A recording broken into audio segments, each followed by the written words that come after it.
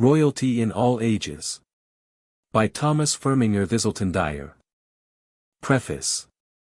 It has been remarked that to write of the private and domestic acts of monarchs while still alive savours of scandal and bad taste, but when dead their traits of character. However strange and eccentric they may have been in their lifetime, at once become matter of history. Adopting this rule, we have confined ourselves in the present work to dealing with royalty in the past, and, in a field so wide, we have, as far as possible, endeavoured to make each chapter concise and representative of the subject treated. The following pages, whilst illustrating the marvellous versatility of royalty, when seriously analysed tend to show how vastly superior the latter-day sovereigns have been when compared with those of earlier times. Many of whose extraordinary freaks and vagaries as much degraded the throne, as the refined and cultivated tastes of Her late Majesty Queen Victoria elevated and beautified it.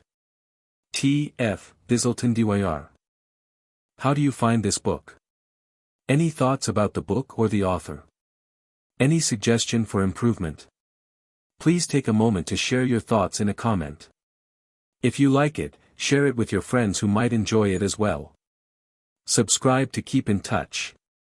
Visit completeaudiobooks.com for more quality content. Chapter 1. Royalty at Play.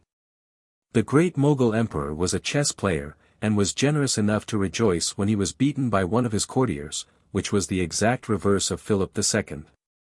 Of Spain, who, when a Spanish grandee had won every game in which he had played against the king, could not conceal his vexation.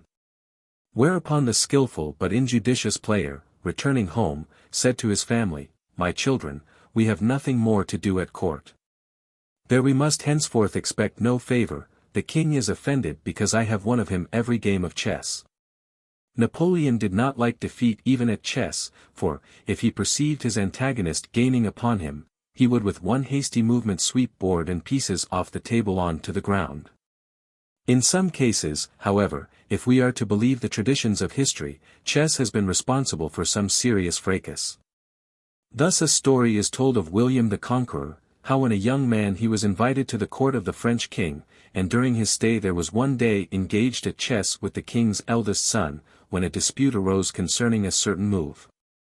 William, annoyed at a certain remark made by his antagonist, struck him with the chessboard, which obliged him to make a precipitate retreat from France to avoid the consequences of so rash an act. A similar anecdote is told of John, the youngest son of Henry II, who quarrelled over the chessboard with one Fulco Guerin, a Shropshire nobleman, receiving such a blow as almost to kill him. John did not easily forget the affront, and long after his accession to the throne showed his resentment by keeping him from the possession of Whittington Castle, to which he was the rightful heir. It is also said that Henry was engaged at chess when the deputies from Rouen informed him that the city was besieged by Philip, King of France, but he would not listen to their news until he had finished his game. A curious accident happened to Edward I. When he was playing at chess at Windsor, for, on suddenly rising from the game, the next moment the centre stone of the groined ceiling fell on the very spot where he had been sitting. An escape which he attributed to the special protection of Providence. It is further recorded that Edward I received from one of the dignitaries of the Temple, in France, a chessboard and chessmen made of jasper and crystal, which present he transferred to his queen. Hence it has been concluded that she, too, was skilled in the noble game. But his son, Edward II, got into disrepute by playing at chuck-farthing, or cross and pile, which was held to be a very unkingly diversion, and sufficient to disgust the warlike peers who had been accustomed to rally round the victorious banner of his father. In one of his wardrobe accounts these entries occur: item, paid to Henry, the king's barber, for money which he lent to the king to play at cross and pile, 5 shillings.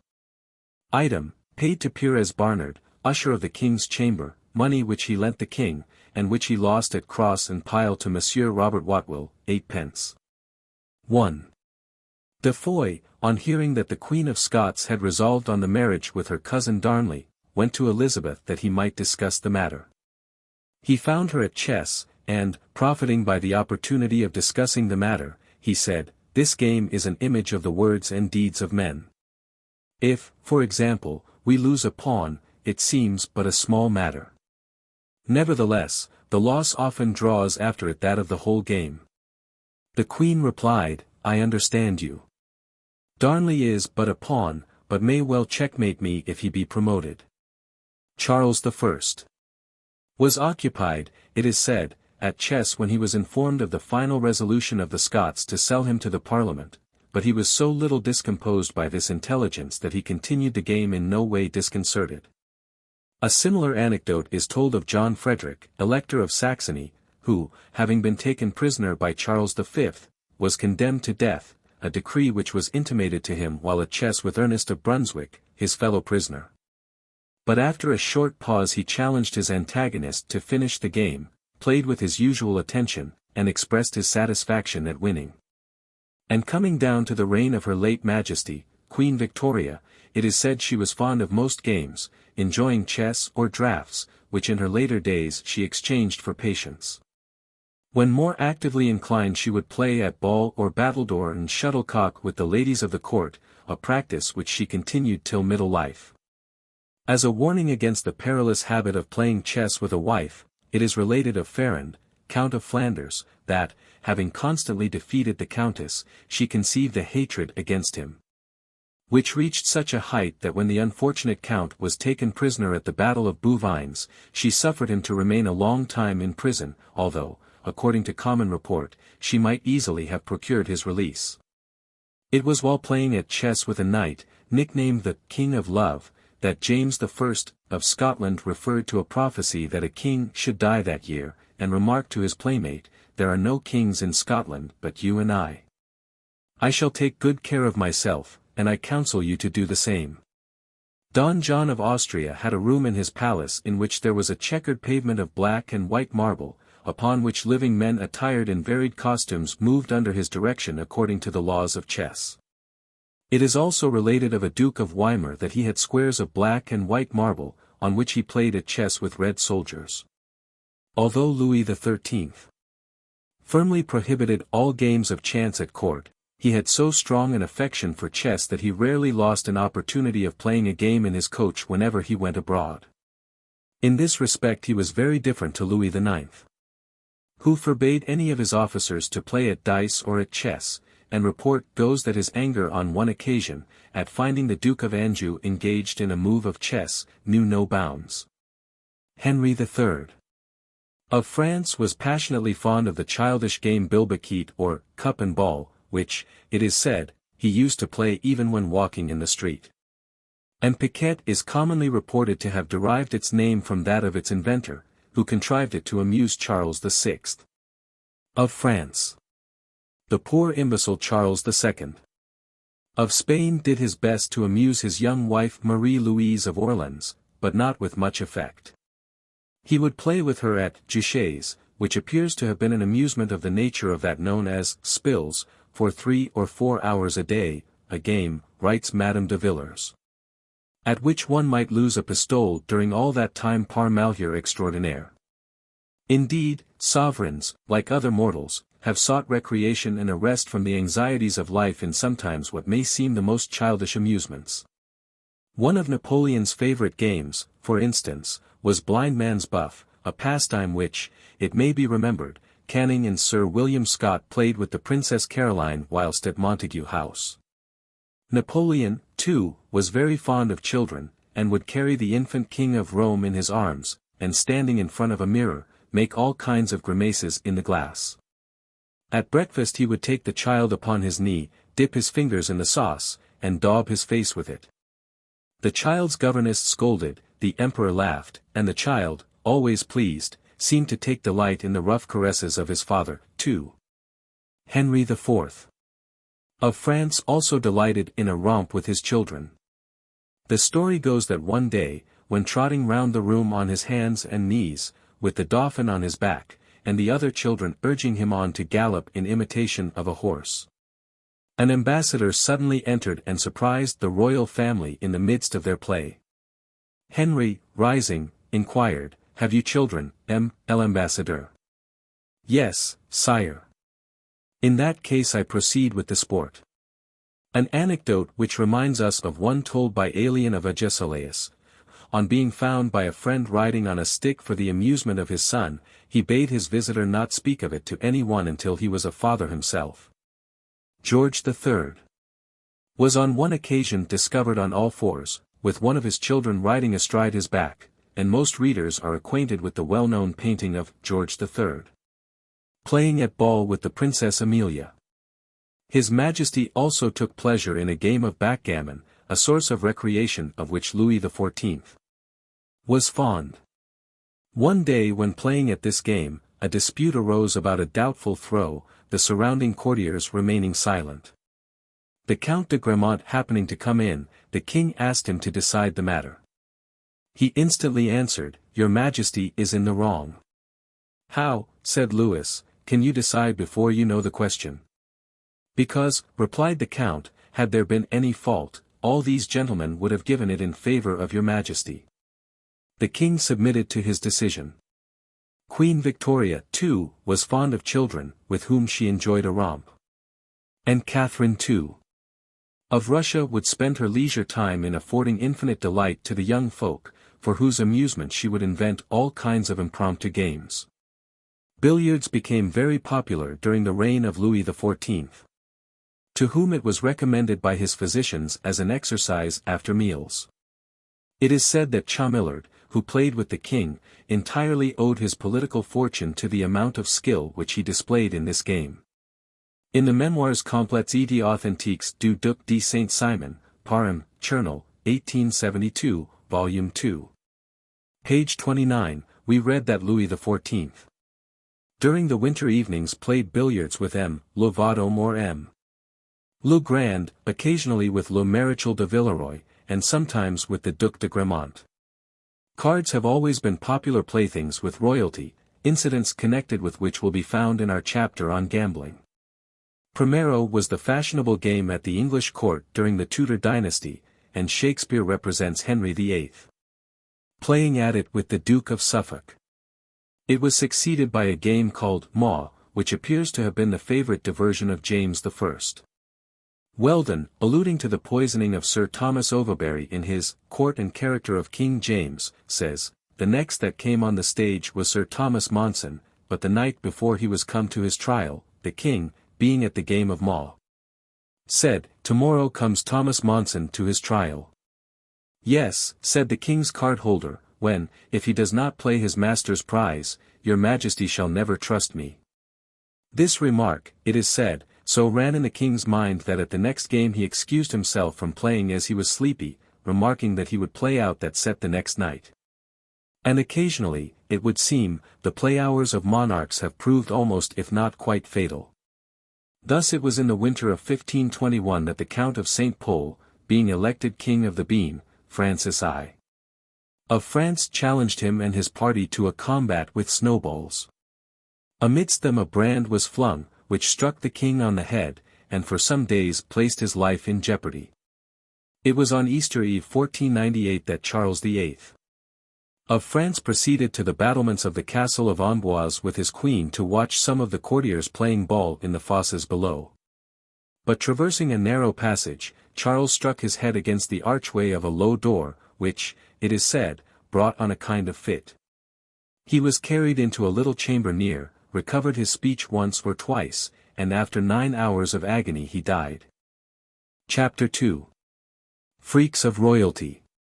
It is impossible to account, in many cases, for the strange and extraordinary freaks of bygone sovereigns on any other ground than eccentricity or madness. It is true that Charles the Fat used to excuse himself for the atrocities into which he plunged, by asserting that he was possessed of a devil, but this, of course, was in banter rather than sincerity. But, whatever the motives which prompted such peculiar vagaries on the part of certain monarchs, foibles of this kind, if not instructive, are certainly amusing. Thus it is related of Marie Casimir, wife of Sobieski, King of Poland, that one of her amusements was to let herself be drenched by the rain, although at the time she might be magnificently dressed. On one occasion, when Monsieur le Comte de Thiel, Consigliere du Parlement de Paris, who had been sent to Poland by the King of England, happened to be near the Queen when it rained very heavily, she said to him, "Monsieur l'Envoy, let us take a walk, a request which he did not dare to refuse. He wore on that day a fine wig, nevertheless he endured the rain for some time, and then said to her, "Madam, your majesty is getting wet." "Say, rather," answered the queen, "that you are learning how to spoil your fine wig," and she continued walking in the rain maliciously a full half-hour. This, however, was a comparatively trivial and harmless amusement compared with the cruel and outrageous freaks of the Russian Emperor, Ivan IV. Who has been described as one of the most savage, yet one of the most enlightened monarchs that ever reigned. He was only in his teens when he had one of his attendants worried to death by dogs on the public highway. And in one of the so-called frolicsome moods he would let slip wild bears among the affrighted citizens in the streets, and would calmly say his prayers whilst gazing at the slaughter, making compensation for any irregularity in the matter by flinging a few coins to the wounded after he rose from his knees. It is even said that Ivan went so far in his insane freaks as to compel parents to slay their children, and children one another. And where there was a survivor, the amiable monarch, if he was not too weary, would slay him himself, and would laugh at this conclusion to so excellent a joke. It is not surprising that partial madness eventually overtook him, for what can be said of a ruler who is reported to have sent to the city of Moscow to provide for him a measure full of fleas for a medicine? They answered it was impossible. And if they could get them, yet they could not measure them, because of their leaping out. Upon which he set a mulct upon the city of 7,000 rubles.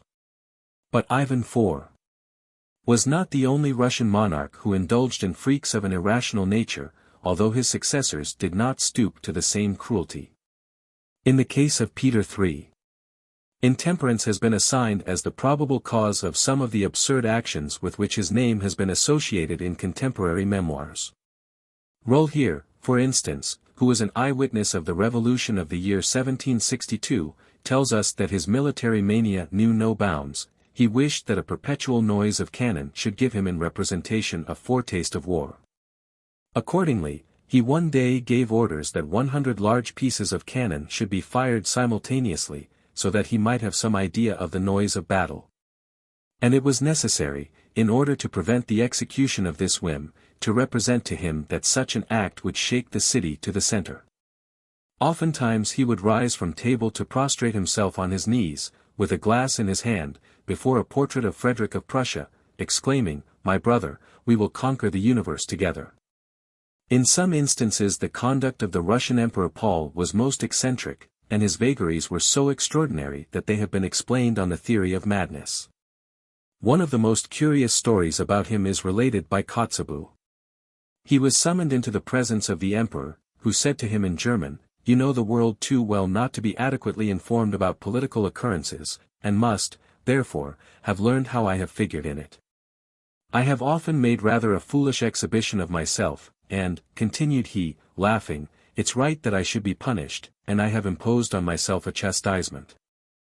I want this," he held a paper in his hand, "to be inserted in the Hamburg Gazette and other newspapers." He then took him confidentially by the arm, and read to him the following paper which he had written in French. On apprend de Petersburg que l'empereur de Russie voyant que les puissances de l'Europe n'y pouvaient s'accorder entre elles et volant mettre fin à une guerre que la dissolution de puissance ans veloit proposer en lieu ouil inviteroit tous les autres souverains de s'y rendre et y combattre en champ classe ayant avec eux pour acquire jug de camp. Et heroes d'armes leurs ministers les plus éclairs et les généraux les plus habiles téléphones que messrs. Thugest, Pitt, Bernstoff, Louis-même se proposant de prendre avec lui les généraux c. De Palin et Kutuzov, en any skate si en doit y adjuter foi, tout fois la chose n'y pourrait pas destituer de fondement en portnet l'empreinte de ce dont il a souveraineté taxe 3. We may compare this eccentricity with that of Charles I. of England, who would bind himself to a particular line of conduct by a secret obligation. One day he drew aside Dr. Sheldon, afterwards Archbishop of Canterbury, and placed in his hands a paper which detailed certain measures he proposed to adopt for the glory of God and for the advancement of the Church, intimating that he had privately bound himself by the most awful vow to ensure their accomplishment. And one particular obligation which the document contained was to perform public penance for the injustice he had been guilty of to Lord Strafford, in consenting to his death. In delivering this paper to Dr. Sheldon, Charles solemnly conjured him to remind him of his contract, should he hereafter ever find him in a condition to perform any one of the articles which it contained. In his moments of irritation Peter the Great, like William III of England, would not hesitate to strike the person who had given him offence, whatever might be his rank, and, as his Majesty was easily upset, he was at times very lavish of his blows. His subjects, it is said, did not consider a blow from the Emperor an affront, and thought themselves honoured by an apology. But this was not the case with foreigners, for Leblond, a French architect whom the Tsar had invited into his dominions, having received the stroke of a cane in the first transport of imperial anger, took it so much to heart that he sickened of a fever and died. The Tsar Nicholas was fond of frightening or fascinating people by his eyes, and it is said that one of his terrible glances once terrified a Swedish admiral into the Russian service. On another occasion, we are told how happening to encounter a poor fellow who had strolled into the private part of the imperial park, Nicholas gazed at him with so fierce a glance that the trespasser was stricken with brain fever. This strange peculiarity of the Tsar reminds us of Augustus, who, according to Suetonius, was always well pleased with those persons who, when addressing him, looked upon the ground, as though there were a divine splendor in his eyes, too dazzling for them to gaze upon. Eric 14. Of Sweden in early life was stunned by a violent fall, a circumstance which, it is said, in after years accounted for his lack of judgment, and occasional eccentricity of conduct. His highly suspicious turn of mind made him at times morose, and almost maniacal, causing him to interpret the most natural and insignificant of gestures as some dreadful telegraphing of hideous treason. At such seasons his violence was frantic, and, after a day marked by acts of frightful outrage, he would make record against himself in his journal that he had sinned, and would then start to commit further crime. By a terrible irony of fate, when deposed by his brother John, he was thrown into a horrible dungeon, and there were placed over him men whom he had offended, and who claimed to be avenged. The vengeance which they exacted was diabolical, for they aggravated as far as in them lay the horrors of his position, one of them fastening to his crippled limbs a mass of iron which may yet be seen in the museum at Abo. For but can this be wondered at, when it is remembered how Eric when possessed of power had in his moments of frenzy and freaks of passion sent innocent men to the scaffold, and like a lunatic had, after the performance of some diabolical act, wandered about the fields likening himself to Nero, and heaping execration upon his own head. He was his own enemy, and as such incurred his own destruction. Some of the characteristics of one of his successors on the throne, the celebrated Christina, were uncommon, for having been educated by men, and brought up under the guardianship of men, she gradually imbibed a dislike of all that was womanly. Her ambition seems to have been to be as much like a man as possible, and nothing seems to have pleased her more than to don male attire. For womanly refinements, too, she had the most profound contempt, and it only coincided with this trait of character that she expressed her conviction of the utter disability of woman to conduct the affairs of a nation. In short, it is said that there was nothing of the woman in her save her sex, and that her presence, voice, and manners, were altogether masculine. Many of her strange freaks of conduct were attributable to this peculiar whim, in accordance with which she not only swore like a dragoon, but encouraged conversation of a by no means refined character. Thus a writer states that one of his friends used to entertain her with stories of a very unseemly nature, with which she was abundantly delighted, and adds, "Yet because there were some of his narrations which did sometimes require more modest expressions than the genuine or natural, chiefly before a royal majesty and in a maid's presence. As she saw him going about his circumlocutions and seeking civil terms, she would boldly speak out the words, though they were never so filthy, which modesty forbids me to write here."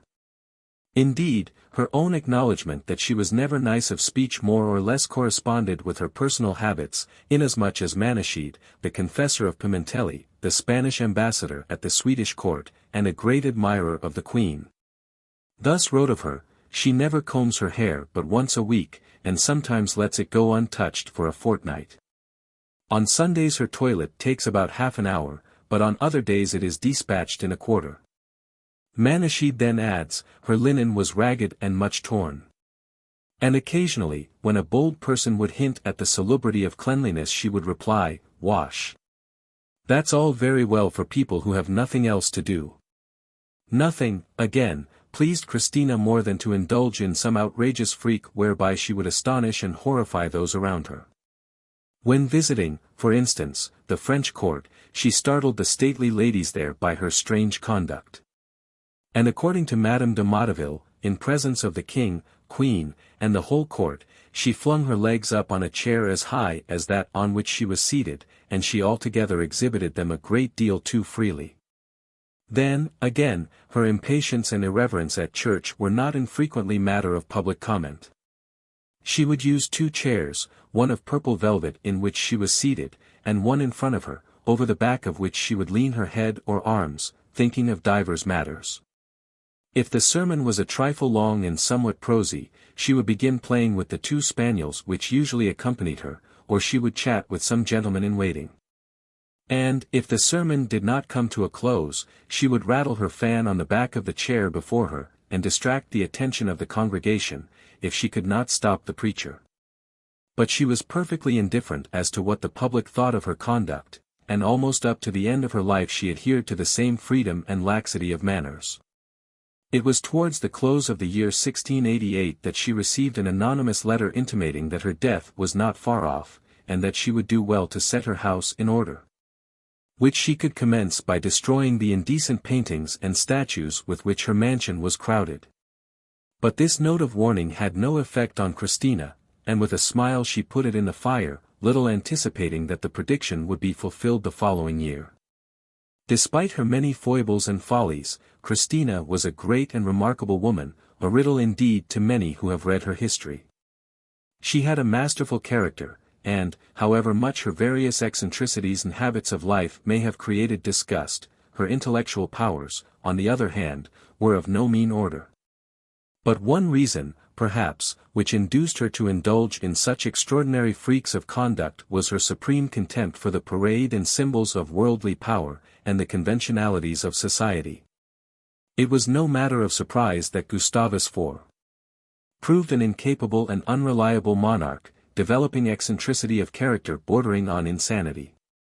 What could be expected of one who in his young life was so overdone with religious teaching that he pored over the book of Revelations till he became nearly insane, recognized himself as one mysteriously alluded to in Scripture, and hailed in his own person that coming man, who as prophet, priest, and king was to rule the world. Thus on his wedding day, at the completion of the marriage ceremony, he took his bride, Princess Frederica of Baden, to her apartment, and opening the book of Esther, bade her read aloud the first chapter. She obeyed, and then wonderingly asked for an explanation of his strange conduct. Gustavus at once expounded the passage, warning the queen that should she ever disobey her lord and master she would be punished as Vashti had been, and her dignity would be given to another. This was not a happy inauguration of married life, and the young queen soon found to her bitter disappointment what a miserable existence was enforced upon her. On one occasion, when Gustavus discovered his young wife having a romp with her German maids, he immediately dismissed her playful attendants, and introduced in their place cold and formal-aged Swedish ladies. Who would have scorned even the idea of such frivolities? But it was in his public as well as his private life that Gustavus indulged in these strange freaks, alienating by his conduct the sympathies of the aristocracy, many of whom, to mark their indignation, threw up their patents of nobility, while the people generally did not shrink from showing in an unmistakable manner their annoyance and disgust. The climax of his follies and freaks was reached when he absented himself from his kingdom, from 1803 to 1806, so that he was advertised for on the walls of Stockholm as a stray king, a suitable recompense being promised to any who should restore him to his disconsolate subjects. Ultimately, as is well known, he was deposed, his uncle, the Duke of Sudermania, ascending the throne as Charles XIII, and imprisoned in the castle of Gripsholm, where he amused himself by drawing a portrait of himself seated on a white horse, trampling upon the beast. 5. The Duc d'Alençon, afterwards Duke of Anjou, and his brother Henry III, regarded each other with puerile hatred, a circumstance which led to the most absurd rivalry between themselves. Each bestowed his favor and time, and lavished his resources, on a band of young, handsome, swaggering gallants, to whom the king especially set the example of great extravagance, and, at the same time, effeminacy of dress. The freaks of folly they committed seem scarcely credible, for it is reported that they painted their cheeks, adorned their necks with the most outrageous frills of enormous dimensions, and curled their hair with a nicety and care which exceeded male pretensions. Indeed, Henry III carried this absurdity so far as actually to appear accoutred in a female garb. These acts of idiocy, writes Crowe, 6, the people construed to be indicative not merely of perverted taste, but of degrading crime. And the king's mignons were the object of such universal execration that when they perished by the hands of each other, or of more invidious foes, and when Henry III consoled himself for their loss by the performance of splendid funeral rites, and the erection of superb mausoleums, the public applauded the acts of vengeance by which these base parasites were slain.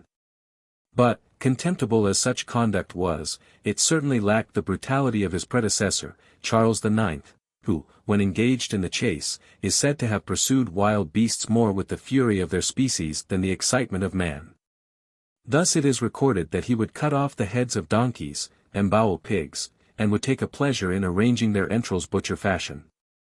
Another of the freaks of Charles IX consisted in his hiring 10 young thieves, whom he brought to the Louvre, where he set them to rob the guests of their swords and jewelry, laughing heartily, as he witnessed their success, or saw the unconsciousness of the victims, or beheld their surprise and indignation after they had been despoiled.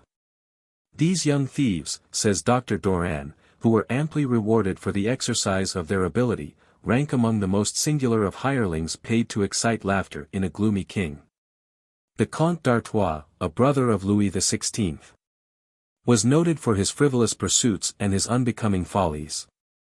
One anecdote about him shows the levity of his conduct. And, as it has been observed, a royal duke, who had tried the same jest in England would have been summoned before the next justice of the peace. The Comte d'Artois has taken it into his head to pull down a country house in the Bois de Boulogne, and to rebuild it from top to bottom. It is to be newly furnished, and a fête is to be given there to the Queen. Everybody thought it absurd to attempt to finish such a piece of work in 6 or 7 weeks, yet it has been done, 900 workmen having been employed day and night. The most extraordinary part of the case is that, as there was a deficiency of materials, especially of stones, lime, and plaister, and that time was not to be lost in procuring them elsewhere, Le Comte d'Artois gave orders that patrols of the Swiss Guards should search the main roads, and seize every cart containing materials of this kind which they came across. At 60 years of age, Louis I, or Ludwig, King of Bavaria, took under his protection the notorious dancing woman, Lola Montez, under whose wretched influence the misguided monarch was guilty of the most inconceivable follies. She so outraged every idea of propriety, that on one occasion the mob threatened to pull her house to the ground. But she treated the matter with a high hand, and, to show her contempt for the crowd, flung a dog among them, and she is even said to have thrust her tongue in her cheek at the people. And, when it is remembered that there was scarcely a freak of folly which Ludwig did not do at her bidding, it is not surprising that the public indignation was unbounded. She succeeded, however, in dragging the weak-minded king with her in her fall, whose position, after the terrible scandal and disgrace, had become so unbearable that he found himself forced to abdicate, which took place in the year 1848. In his time of retirement one of the pleasantest associations of his past was the velvet-covered mattress stuffed with beards and mustaches, which the soldiers of his father's regiment had cut off for the express purpose, and presented to him. But one of the strangest and most eccentric of modern kings was Ludwig II, known as the Mad King of Bavaria, who from his earliest youth appears to have been a dreamer and a visionary. The romantic legends which charmed him as a boy retained their influence over him in after years, and he grew up with the most morbid propensities, never taught to control himself, or to keep his nerves in check. He disliked physical exertion, and an aversion to anything disagreeable became in him a monomania, for he could not endure even the sight of a cripple or of an ill-formed person. 7. As a boy, we are told, the castle of Hohenschwangau in the Bavarian Alps fascinated his imagination, for if knights in armor spoke to him, Rhine maidens drew him into their arms. He saw his ancestors, the old Wittelsbach heroes, seated upon their war horses, their swords drawn, fighting their way into Rome, or resting under the palms by the banks of the Nile. At 22 he betrothed himself to his cousin, Sophie Charlotte, daughter of Maximilian of Bavaria and sister of the Empress of Austria, who afterwards became Duchesse d'Alençon, and perished in the fire at the Bazaar de la Charite. But for some reason the match was broken off, and henceforth he became more melancholy, more enamored of solitude, dwelling, in pathetic loneliness, with little society save his brooding dreams, his days, or rather his nights. For he had already begun to invert the division of the 24 hours, peopled with the heroes and legends of myth. Once only, it is said, did he really rouse himself, when he threw in his lot with Prussia in 1870. But after all it was only a fictitious enthusiasm, for he would not accompany his army, backing out on the plea that he had strained a sinew. He grew tired of life and disgusted with everything, and there seems to have been in his unbalanced mind some jealousy of the Crown Prince Frederick, who had performed the deeds which had ever been the subject of his dreams. And his extraordinary eccentricities got gradually worse, and he acquired the habit of drinking a mixture of champagne and Rhenish wine in which violets floated, consorting only with his servants. Finally, when it was announced to him that his deposition had been decided, he exclaimed, "Let the traitors be thrown into the deepest dungeon, loaded with chains, and leave them to die of starvation." But not very long afterwards he was removed to the Chateau of Berg, where he was mysteriously drowned in the Starnberg lake. At an early age Alfonso VI. of Portugal had the misfortune to have his limbs and his reason partially paralyzed by fever, a circumstance which must account for his wicked and vicious life in after years. On any other ground it is impossible to excuse his conduct, which was infamous and contemptible. But some of his freaks were so outrageous as to be attributable only to insanity, and it is surprising that they should have been tolerated for any length of time. What would be said of a monarch at the present day who, with a set of ruffianly companions, roamed the streets at night, assaulted passengers, fired into the coaches of the nobles, and routed religious processions at the point of the sword? We nowadays can scarcely realize a responsible ruler attending midnight orgies of the most disreputable and repulsive kind, and afterwards returning to his palace with flaunting females of the most dissolute and repulsive character. On one occasion, however, in one of his mad freaks he encountered 2 passengers, and drawing his sword attacked them. But they drew in return, and, after giving his majesty far more than he bargained for, they left him to be picked up by his followers, who carried him home to bed. A humiliation of this kind was lost on a monarch who was too depraved to have any feeling of self-respect. For, when he was summoned to the bedside of his dying mother, he tarried so long on the way to amuse himself, that when he arrived she had lost the power of sight and speech. Despite his natural gifts, which were great, there can be no doubt that the texture of Don Sebastian's mind was inwoven with the threads of that hereditary insanity which broke out so tragically in his cousin, Don Carlos. One of his eccentric freaks was to have the body of John II lifted from its quiet resting place in the Abbey of Batalha, where it had lain 3/4 of a century. And which, being found entire and uncorrupted, was placed erect on its feet, clad in kingly robes, and was armed with the rusty sword it had once wielded.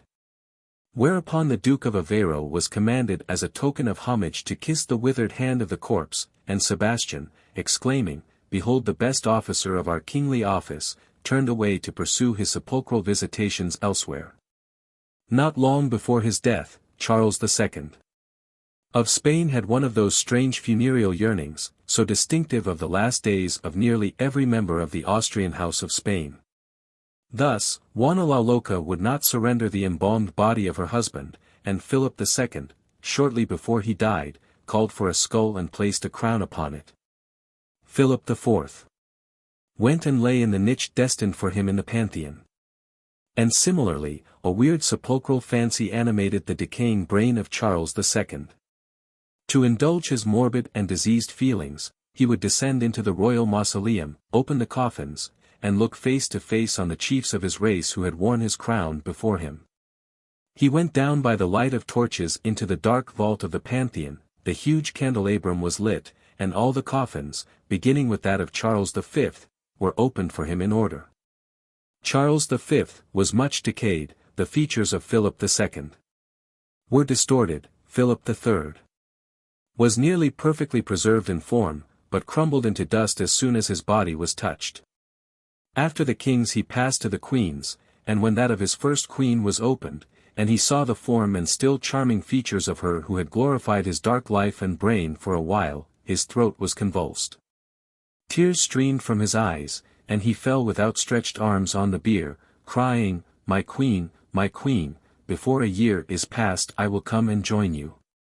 8. This visit of the last descendant of the House of Austria to view the corpses of his race is one of the strangest scenes in history. Charles V had his funeral rites celebrated before him, but, as Dr. Doran writes, the spectacle of the ex-emperor celebrating his own funeral service has been divested of much of its apparent absurdity by the simple statements of eyewitnesses and modern writers who have reproduced their statements. It was a ceremony, however, on which even Charles did not venture till he had received ecclesiastical permission. He did not attend it in his shroud, nor lie down in his own coffin. There were the ordinary ornaments which the Romish Church uses at the usual services for the dead, and nothing more. The only exception to the ordinary service was when Charles, extinguishing the light which he held, surrendered it into the hands of a priest, in token of yielding up his life to the will of God. And similarly, we are reminded how Maria Theresa, who survived her husband 15 years, lived amid the emblems of perpetual mourning.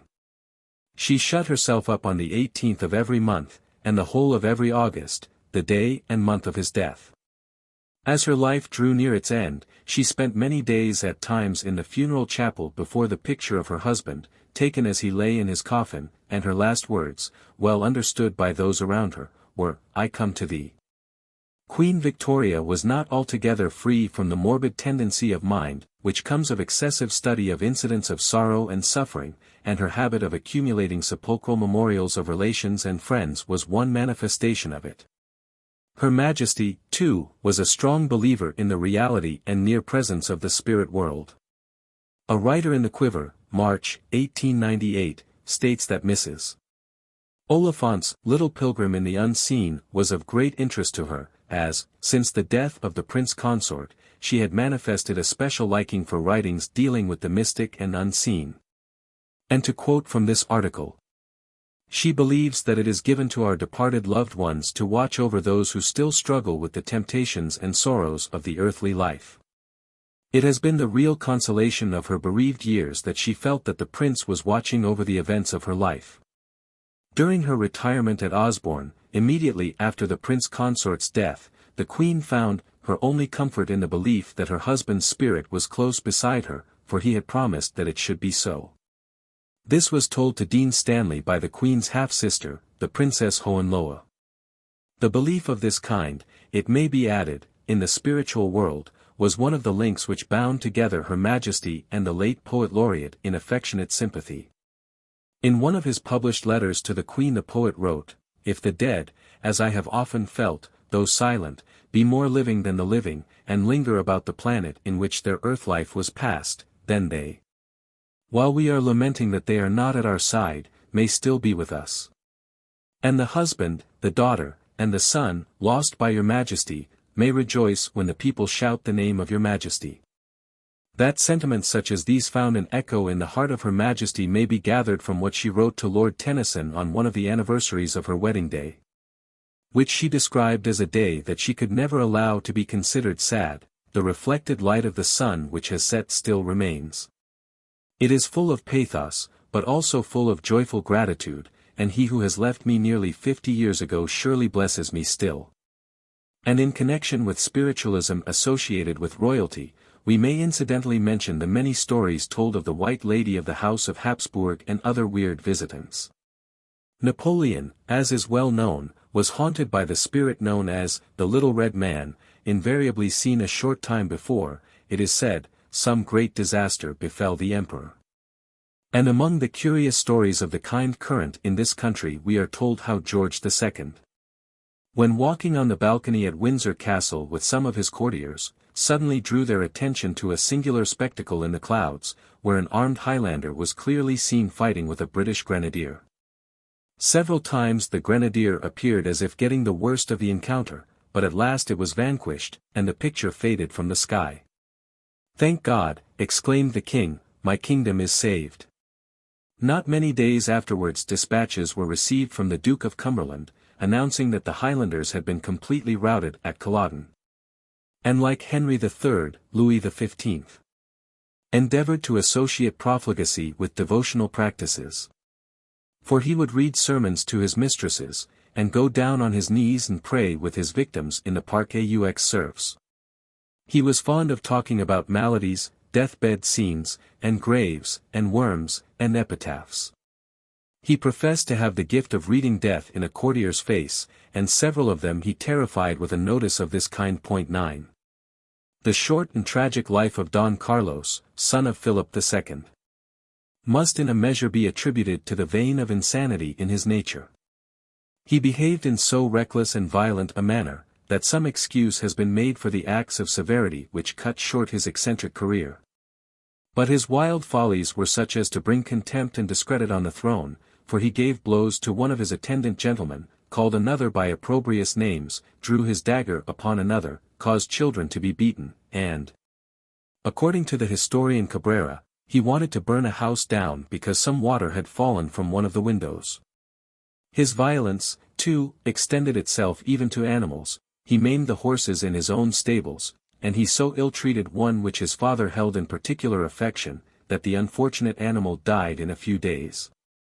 And yet his cruelties and eccentricities were not unaccompanied with kindness, for he paid the charges of the education of children thrown on the world without resources, although at the time he was himself much embarrassed with debt. Many anecdotes are told of Edward I of England and his strange doings, and of his merry pranks in the royal household. One day, when the Queen went to her palace at Waltham, the King, so runs the story, espied her laundress, Matilda of Waltham, among the lookers-on in the courtyard while the hounds were coupling and the hunters were mounting. Thereupon, in a mischievous mood, he made a wager that Matilda could not ride hunting with them, and be in at the death of the stag. To his surprise she accepted the challenge, mounted the horse, and rode with such success that Edward was fain to pay his fine of 40 shillings. In the earlier part of his life Edward appears to have been subject to violent fits of rage. And at the nuptials of his daughter Margaret, having given one of his esquires a rap with his wand without just cause, he afterwards paid him as compensation £13 SXS. 8d. He is also said on more than one occasion to have thrown coronets behind the fire. But among the merry scenes which took place between Edward and the Queen's ladies, with whom he now and then indulged in romping, was his being heaved on Easter Monday, 1290. It is recorded how 7 of Queen Eleanor's ladies unceremoniously invaded the chamber of the king, and seizing their majestic master, proceeded to heave him in his chair, till he was glad to pay a fine of £14 to enjoy his own peace, and be set at liberty. Levity of deportment has been laid to the charge of Edward II. And in one of his freaks he is accused of having made a party on the Thames in a returned faggot barge, and of buying cabbages of the gardeners on the banks of the river to make his soup. On one occasion, when he was keeping his court with his queen at Westminster during the Whitsuntide festival of 1317, as they were dining in public in the great banqueting hall, a masked woman entered on horseback, and riding up to the royal table, delivered a letter to King Edward, who, thinking it contained some elegant compliment, ordered it to be opened and read aloud for the amusement of his courtiers. But, to his great disgust and mortification, it was a cutting satire on his unkingly propensities, setting forth the various calamities which his misgovernment had brought on the country. But Edward's frolics were nothing compared with the wild dissipation and mad pranks of Henry V, when Prince of Wales. His poverty, it has been urged, made him reckless, and forced him into company below his rank. Thus one of his freaks caused him to see the inside of a London prison. In one of the street uproars common at the period, the Lord Mayor arrested his favourite servant and carried him before Judge Gascoigne. As soon as the Prince of Wales heard of the detention of his servant, he rushed into the Court of Justice, where the man stood arraigned at the bar, and endeavoured there and then with his own hands to free him from his fetters. And on the judge interposing he struck him. Gascoigne fearlessly reproved the prince, and committed him to the prison of the King's Bench, a punishment to which he submitted with so good a grace that Henry IV made the well-known remark, he was proud of having a son who would thus submit himself to the laws, and that he had a judge who could so fearlessly enforce them.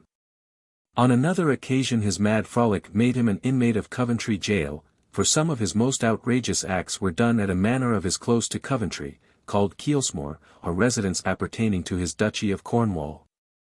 But John Hornsby, the mayor of Coventry, disregarding his royal position, took him and some of his friends into custody for raising a riot.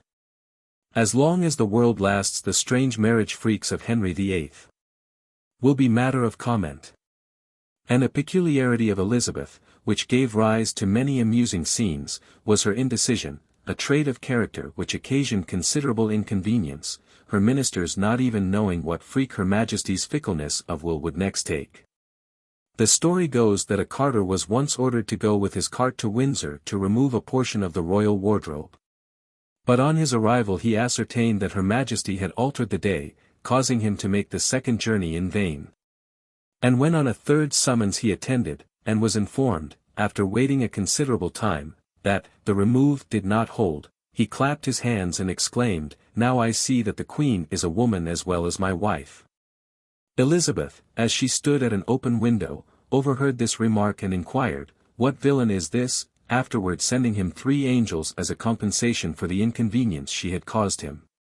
A bit of mischief. Her successor, James I, much enjoyed was to listen to personal allusions in the pulpit. Among those who pandered to this freak was Neil, Bishop of Lincoln, and afterwards Archbishop of York.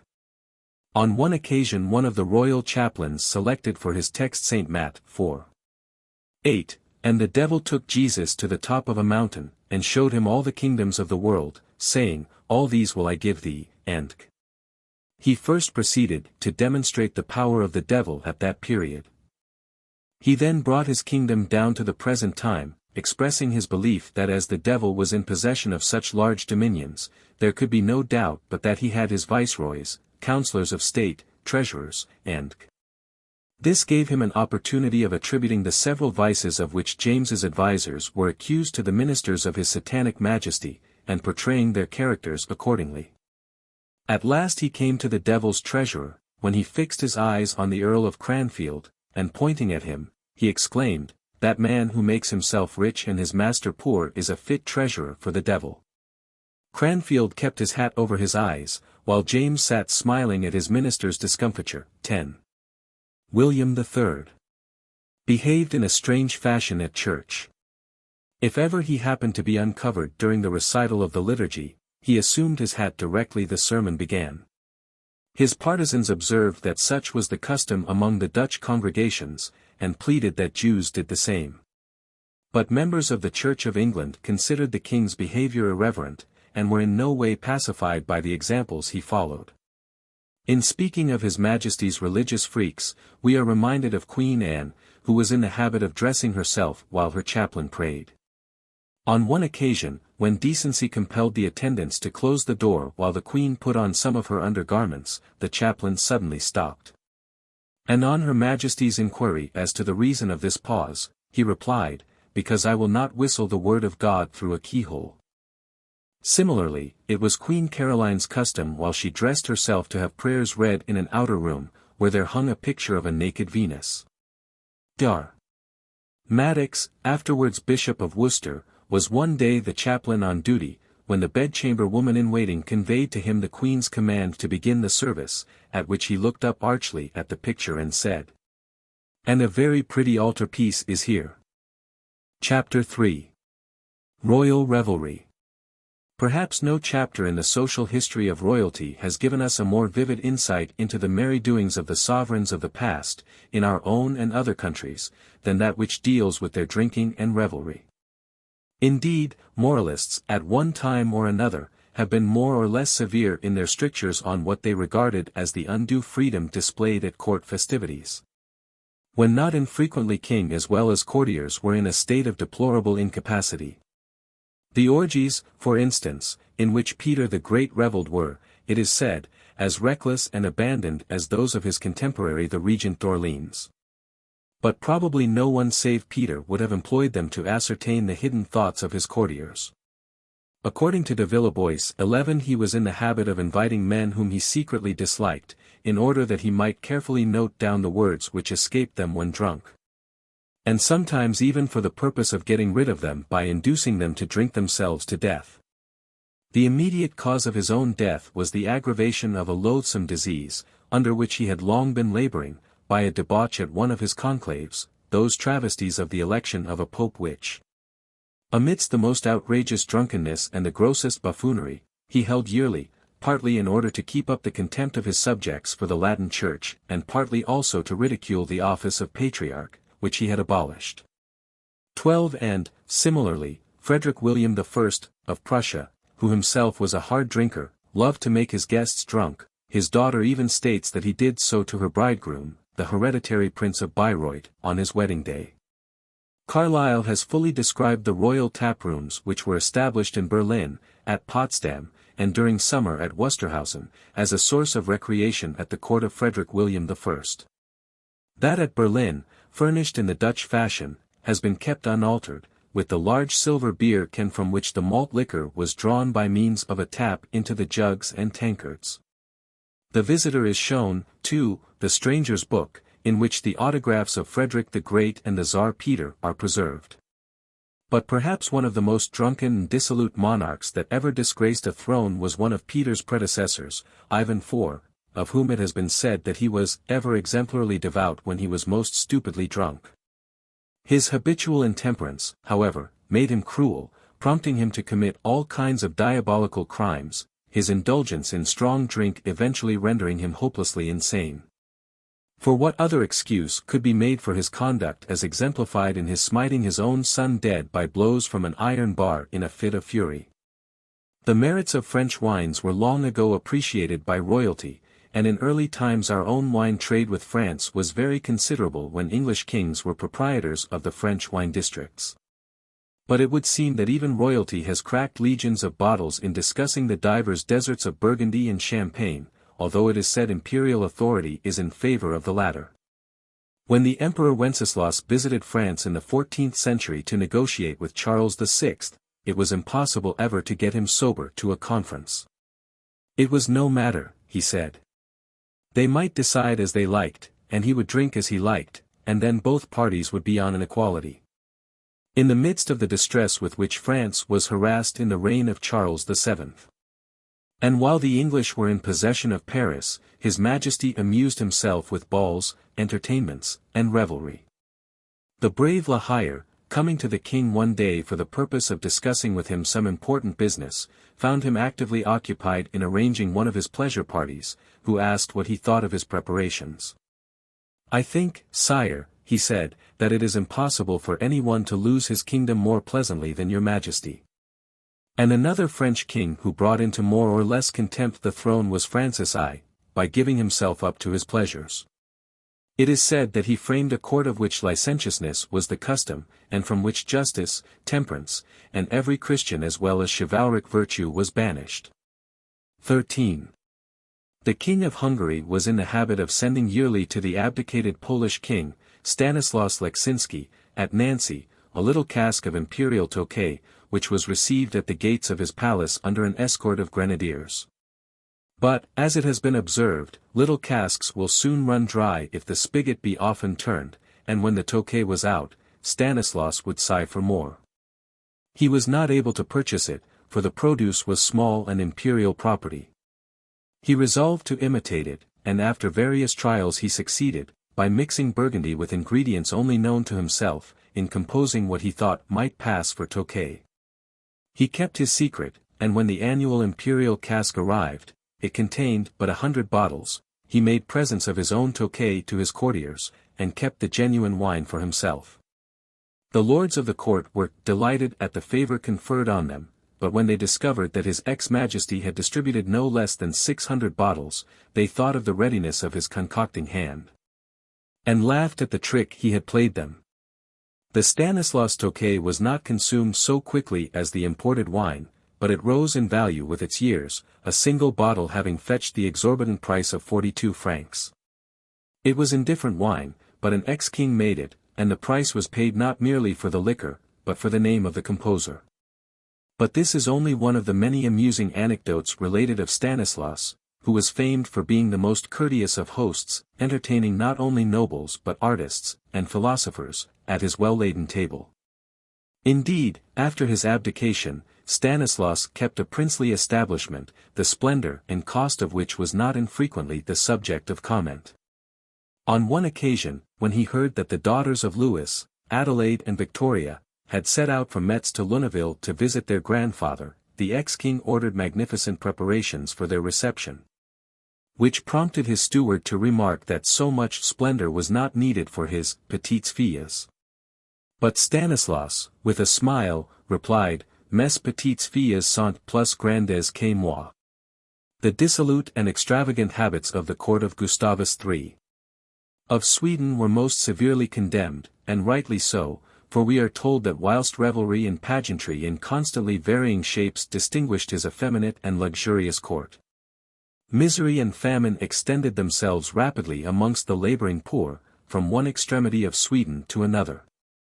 The groans of the wretched who perished of want, the curses of the degraded paupers who were reduced to seek for such food as the king's well-fed hounds would have turned from with loathing, produced not the least retrenchment. Meanwhile Gustavus continued his guilty magnificence, heedless of, and indifferent to, the misery around him, and which, it is said, was greatly aggravated, if not actually caused, by his wasteful magnificence and profligacy. It is not surprising that the excessive taxation necessary to support the king's expenditure and extravagances found vent in dangerous disturbances.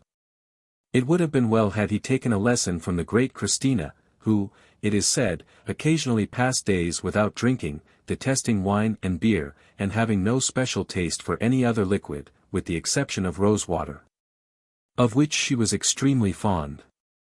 Oftentimes when young she would repair to the dowager's toilet table, and there refresh herself with her favorite cosmetic, until she was one day caught in the act, when the dowager lady administered to her such a whipping that Christina could never think of it, to her latest hour, without a feeling of uneasiness.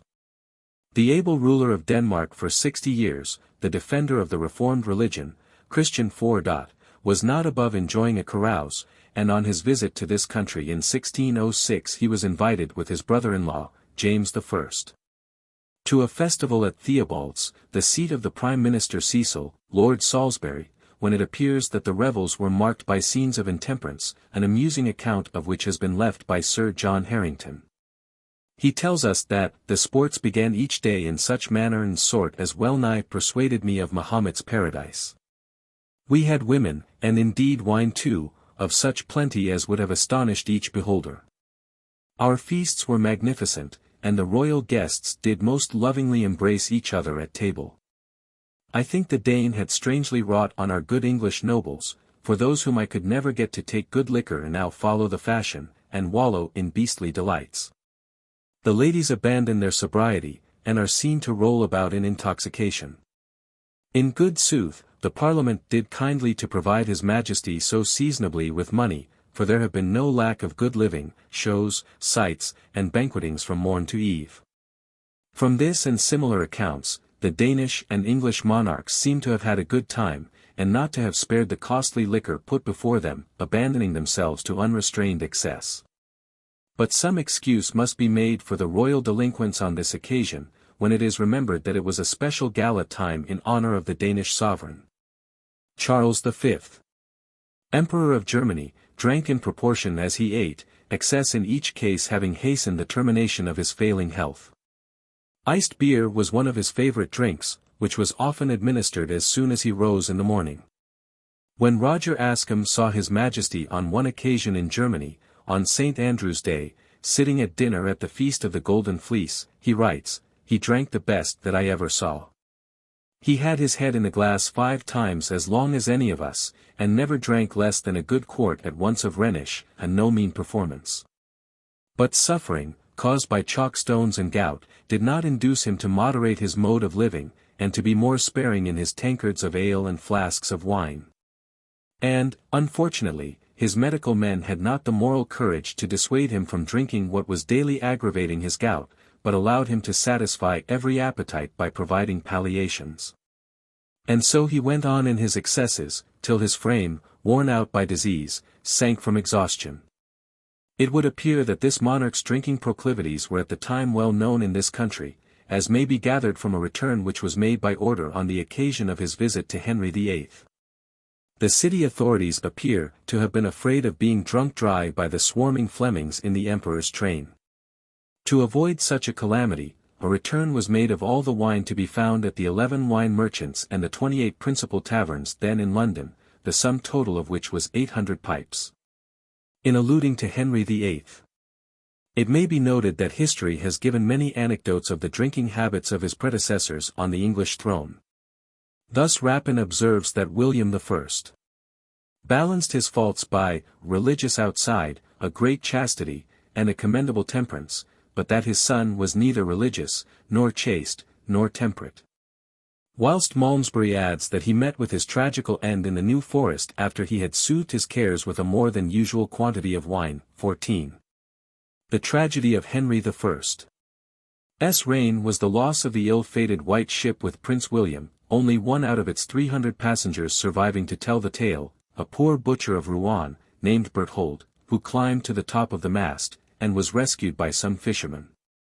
To quote an oft-told story, King Henry and his heir embarked at Barfla for England in separate vessels, when the prince, to make the passage pleasant, not only took with him a number of the young nobility, but ordered 3 casks of wine to be given to the crew, with the result that the sailors were for the most part intoxicated when they put to sea at nightfall, and allowed the vessel to strike upon a rock.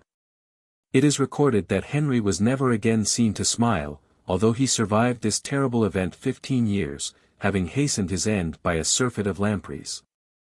Unlike their father Henry II, Geoffrey, Richard, and John were far from abstemious. According to Giraldus, so dissolute and hot was Geoffrey in his youth, that he was equally ensnared by allurements and driven on to action by stimulants. Whilst one of the metrical romances of the period has left a graphic picture of the royal Yuletide revelry at this period, which lasted for 12 days, during which time excess rather than sobriety was the rule. D'Aubigne, quoting from Matthew Paris, declares that John died of drunkenness and fright, a statement endorsed by Sir Walter Scott in his Ivanhoe, where he writes, "It is well known that his death was occasioned by a surfeit upon peaches and new ale." An amusing anecdote tells how, when King John made his last visit to Nottingham, he called at the mayor's residence, and at the house of the priest of St. Mary's.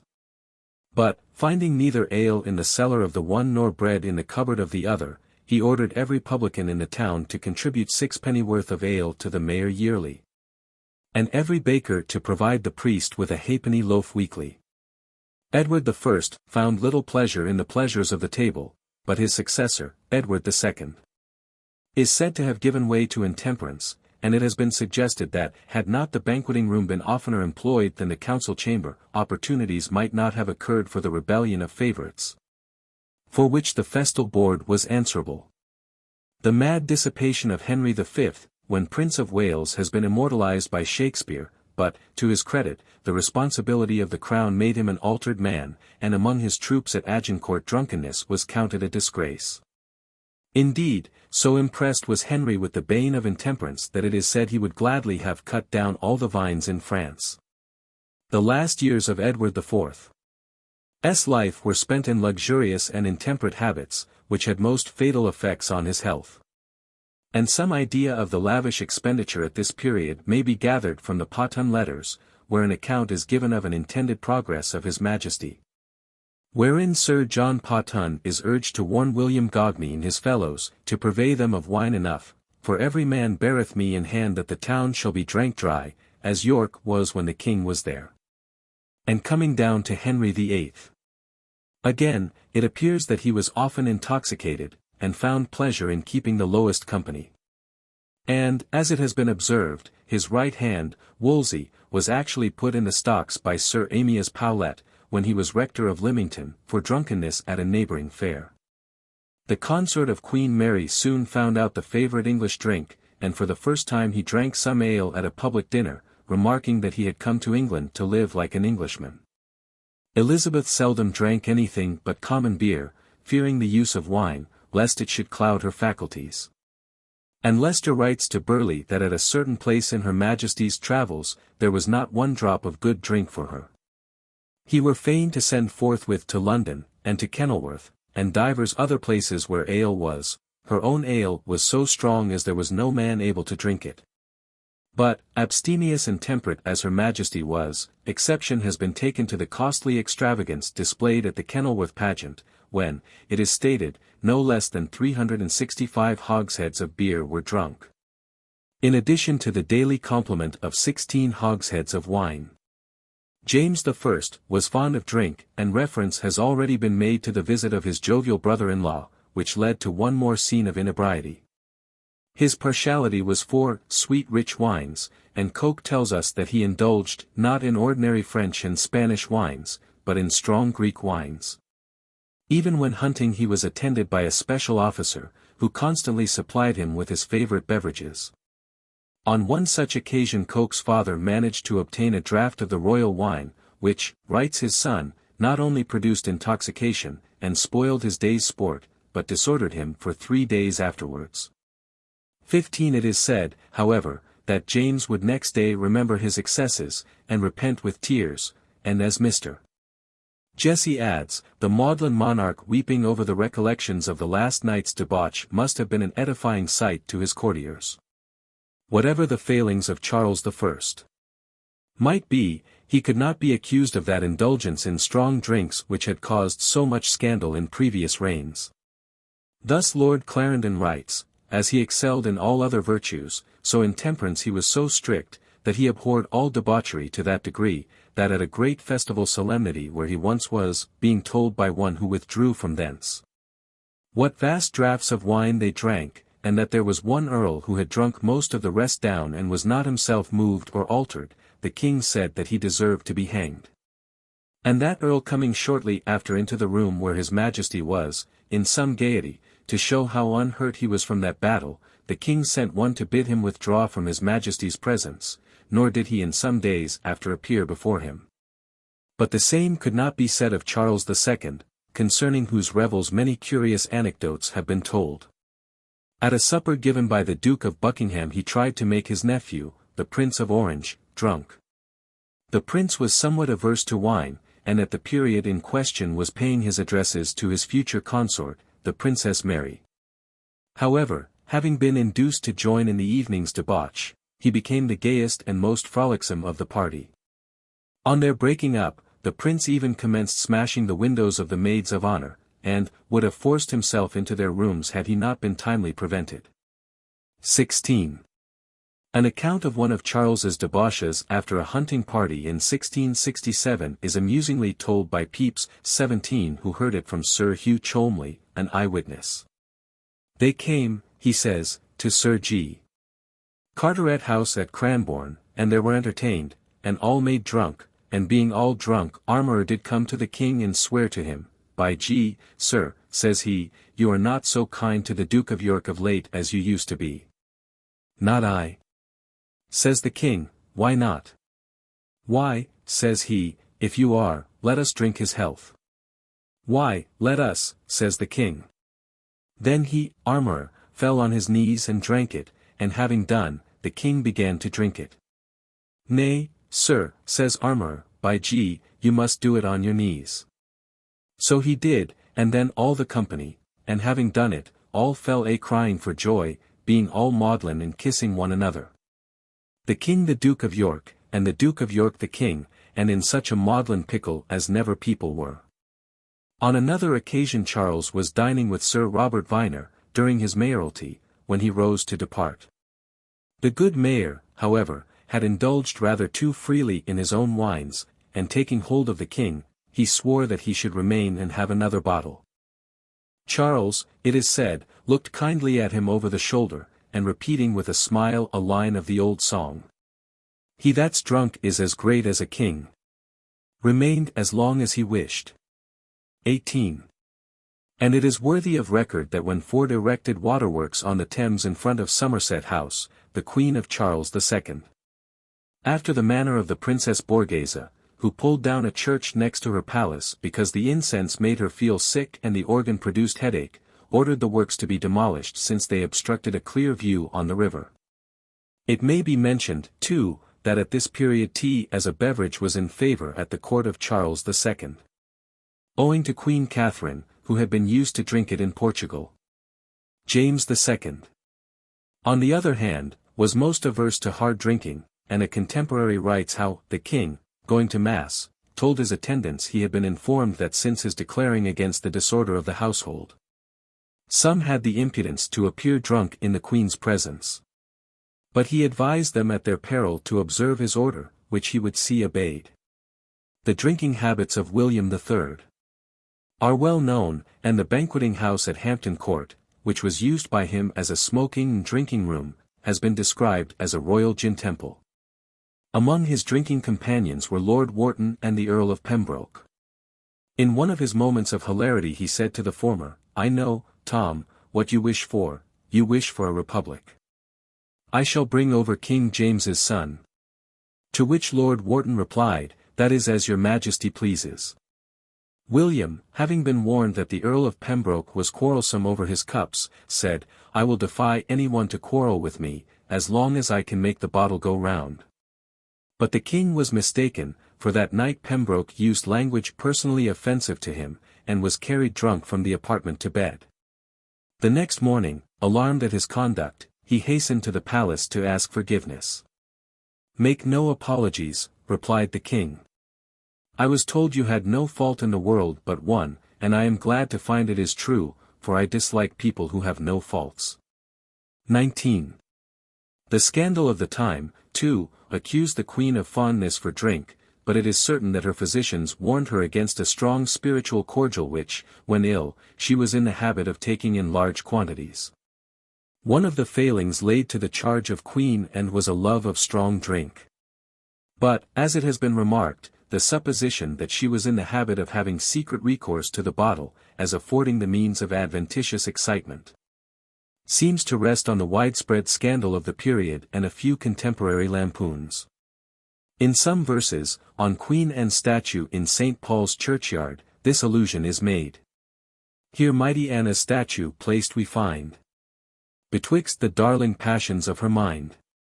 A brandy shop before, a church behind.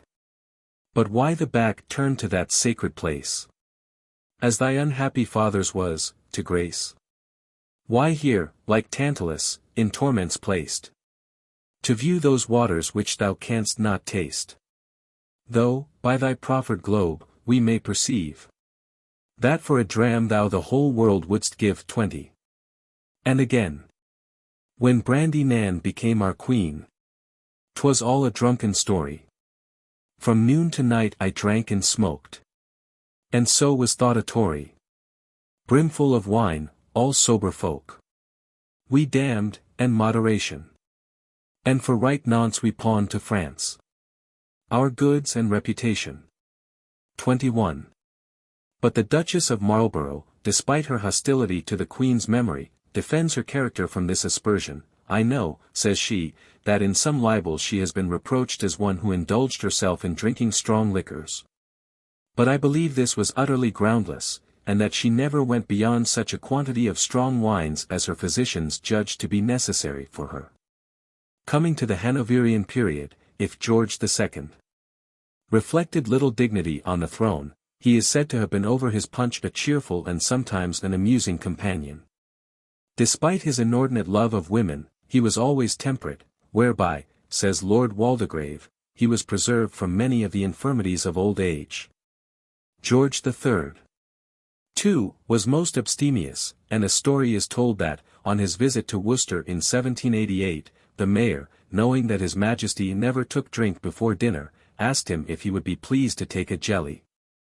Whereupon the king replied, I do not recollect drinking a glass of wine before dinner in my life, yet upon this pleasing occasion I will venture. A glass of rich old mountain was served, when His Majesty immediately drank, prosperity to the corporation and citizens of Worcester. That the king continued to adhere to his rigid habit may be illustrated by an incident which happened 12 years afterwards. One morning, when visiting his stables, he heard this conversation between the grooms: "I don't care what you say, Robert, but every one agrees that the man at the 3 Tons makes the best purl in Windsor." "Purl, purl," said the king promptly. "Robert, what's purl?" Which on His Majesty being informed was warm beer with a glass of gin, caused him to add, "I dare say, very good drink, but too strong for the morning, never drink in the morning." But George IV was the opposite of his predecessor, for intemperance, as it has been said, was a feature of his moral career, a proclivity which Hewish informs us very nearly cost him dear while yet a youth.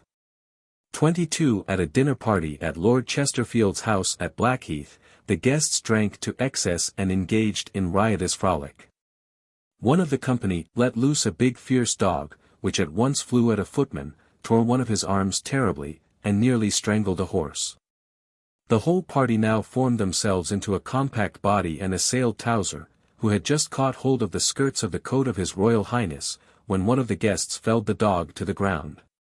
In the confusion the Earl of Chesterfield tumbled down the steps leading to his house, and severely injured the back of his head.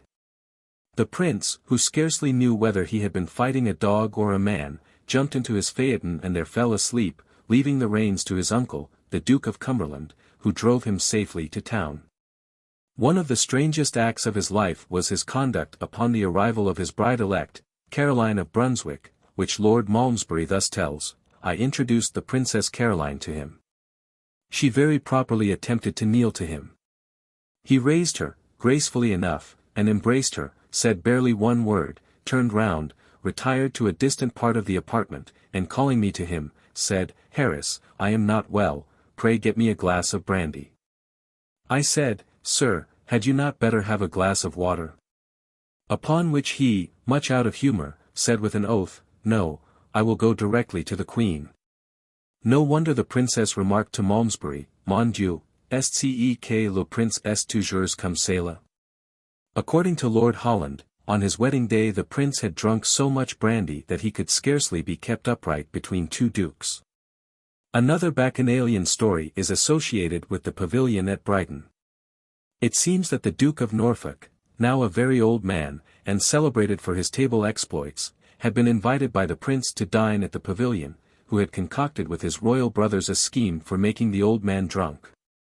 Every person at table was enjoined to drink wine with the duke, a challenge which the old toper did not refuse. But he soon began to see that there was a conspiracy against him. He drank glass for glass, he overthrew many of the brave. At last the first gentleman of the empire proposed bumpers in brandy. One of the royal brothers filled a glass for the duke. He stood up and tossed off the drink. 'Now,' said he, 'I will have my carriage and go home.' The prince urged him to remain, but he said no, for he had had enough of such hospitality. The carriage was called, and he staggered in as best as he could, and bade the postilions drive to Arundel. They drove him for half an hour round and round the pavilion lawn. The poor old man fancied he was going home, the liquor had proved too potent for him. And when he awoke that morning he was in bed at the pavilion. 23. The king's successor, William IV, was a strong advocate for temperance, although he enjoyed his wine and entered heartily into the merriment of the social board. It is related how, on the death of the keeper of Bushy Park, William, then Duke of Clarence, appointed the keeper's son to succeed him. This young man broke his leg, a circumstance which elicited the practical sympathy of the Duke. But on his recovery the young man took to drinking, to check which propensity the Duke required his attendance every night at 8, when, if he appeared the worse for drink, he reprimanded him the following morning. The prince's efforts were fruitless, for the keeper died of intemperance soon afterwards. Chapter 4. Royal Epicures. Royalty in times past has had many an accomplished epicure, as learned in culinary lore as in the practice of the cuisine. Charlemagne took a warm personal interest in the management of his table, and Hardicanute, one of our Danish kings, was so great a gourmand that he was designated swine's mouth, his table, it is said, having been covered 4 times a day with the most costly viands that the air, sea, or land could produce. It was Henry de Valois who brought into fashion aromatic sauces and various spicy dainties, inheriting his taste for cooking from Catherine de Medicis, who introduced into France not only ices, but much of the culinary art from Italy. While the Prince de Soubise, immortalized by the sauce named after him, was a connoisseur of no mean order. He could boast of an excellent cook, but a man with princely notions of expenditure. One day the prince announced his intention to him of giving a supper, and demanded an estimate. The first article on which the prince cast his eyes was this, 50 hams, whereupon he inquired, "Are you going to feast my whole regiment?" "My lord," replied the cook, "you do not understand our resources, give the word, and these 50 hams which confound you, I will put them all into a glass bottle no bigger than my thumb." Accordingly the prince nodded, and the article passed. Charlemagne once ate cheese mixed with parsley seeds at a bishop's palace, and liked it so much that ever after he had 2 cases of such cheese sent yearly to Aix-la-Chapelle, a device which Gay has noted. Marbled with sage. The hardened cheese she pressed. Charles the Great ate venison with special pleasure, and Henry IV. Of France ate melons and oysters whenever possible, a taste which reminds us of that of Frederick, son of Ernest, the Iron, who on recovering from amputation of the leg one day resolved on dining on melons, his favorite dish. He was told that such a diet would be fatal to him, as it had already been to one Austrian archduke of his house, but he took no heed of the advice. "I will have melons," said he, betide what may. Of melons, accordingly, he ate to his heart's content, and death followed shortly afterwards. Louis XIII. Was fond of early fruit, and he had strawberries in March, and figs in June. Fagon, physician to Louis XIV. Was a famous expert in the culinary art, and in the declining days of his illustrious master devised for him the côtelette à la Maintenon. It appears that the mutton cutlets of Madame de Maintenon were enveloped in curl papers, but Fagon arranged a more artistic and nourishing dish, in which unboned cutlets were spread with nourishing sauce, minced vegetables, and seasoning. The appetite of Louis XIV. In the prime of life had been prodigious, and the Duchess of Orleans tells us in her memoirs that she had often seen him eat 4 plates full of soup, a whole pheasant, a partridge, a plate of salad, mutton hashed with garlic, 2 slices of ham, a dish of pastry, in addition to fruit and sweetmeats. Hence it is not surprising that in this monarch's reign cooking made the most rapid advances, being at one time employed to give a zest to his glories, and at another to console him in their decline. It is fortunate for royalty that the history of gastronomy can boast a few such rash acts as that committed by the ex-emperor Wenceslas, who, when residing at Prague, where he reigned as king of Bohemia, after his ejection from the imperial throne, once punished a cook who had sent up to him an ill-dressed capon by roasting him on a spit before his own fire. The story, as Dr. Doran says 24, might be held to be groundless, were it not that of petty German potentates there are similar stories told which are well authenticated. But a tragic occurrence of a different character happened in the reign of Louis XIV. Who was devoted to gastronomy, and for whose use liqueurs were invented in his old age when, it is said, he could scarcely endure existence without a succession of artificial stimulants. The closing scene of Vattel has often been told, who, to quote the words of the Almanach de Gourmands, immolated himself with his own hands because the sea fish had not arrived some hours before it was to be served. So noble a death ensures you, venerable shade, the most glorious immortality. You have proved that the fanaticism of honor can exist in the kitchen as well as in the camp, and that the spit and the saucepan have also their Catos and Duchesses. Madame de Sévigné, narrating this pathetic instance of self-devotion, thus writes. I wrote you yesterday that Vattel had killed himself. I here give you the affair in detail. The king arrived on the evening of the Thursday. The collation was served in a room hung with jonquils, all was as could be wished. At supper there were some tables where the roast was wanting, on account of several parties which had not been expected. This affected Vattel. He said several times, "I am dishonored, this is a disgrace that I cannot endure." He said to Gourville, "My head is dizzy, I have not slept for 12 nights, assist me in giving orders." Gourville assisted him as much as he could. The roast which had been wanting, not at the table of the king, but at the inferior tables, was constantly present to his mind. Gourville mentioned it to the prince. The prince even went to the chamber of Vattel and said to him, "Vattel, all is going well, nothing could equal the supper of the king." He replied, "Monseigneur, your goodness overpowers me, I know that the roast was wanting at 2 tables. "Nothing of the sort," said the prince, "do not distress yourself, all is going on well." Night came, the fireworks failed, they had cost 16,000 francs. He rose at 4 the next morning, determined to attend to everything in person. He found everybody asleep. He meets one of the inferior purveyors, who brought only 2 packages of sea fish. He asks, "Is that all?" "Yes, sir." The man was not aware that Vattel had sent to all the seaports. Vattel waits some time. The other purveyors did not arrive, his brain began to burn, he believed that there would be no more fish. He finds Gourville, he says to him, "Monsieur, I shall never survive this disgrace." Gourville made light of it. Vattel goes upstairs to his room, places his sword against the door, and stabs himself to the heart, but it was not until the 3rd blow, after giving himself 2 not mortal, that he fell dead. The fish, however, arrives from all quarters. They seek Vattel to distribute it, they go to his room, they knock, they force open the door, he is found bathed in his blood. They hasten to tell the prince, who is in despair. The duke wept, it was on Vattel that his journey from Burgundy hinged. The prince related what had passed to the king with marks of the deepest sorrow. 25. Amidst his other luxuries, Louis XV. was not unmindful of the pleasures of the table, and it is generally understood that tables volantes were invented under his eye. At the petits soupers of Choisy, says the poet Rogers, were first introduced those admirable pieces of mechanism, a table and a sideboard which descended and rose again covered with viands and wines.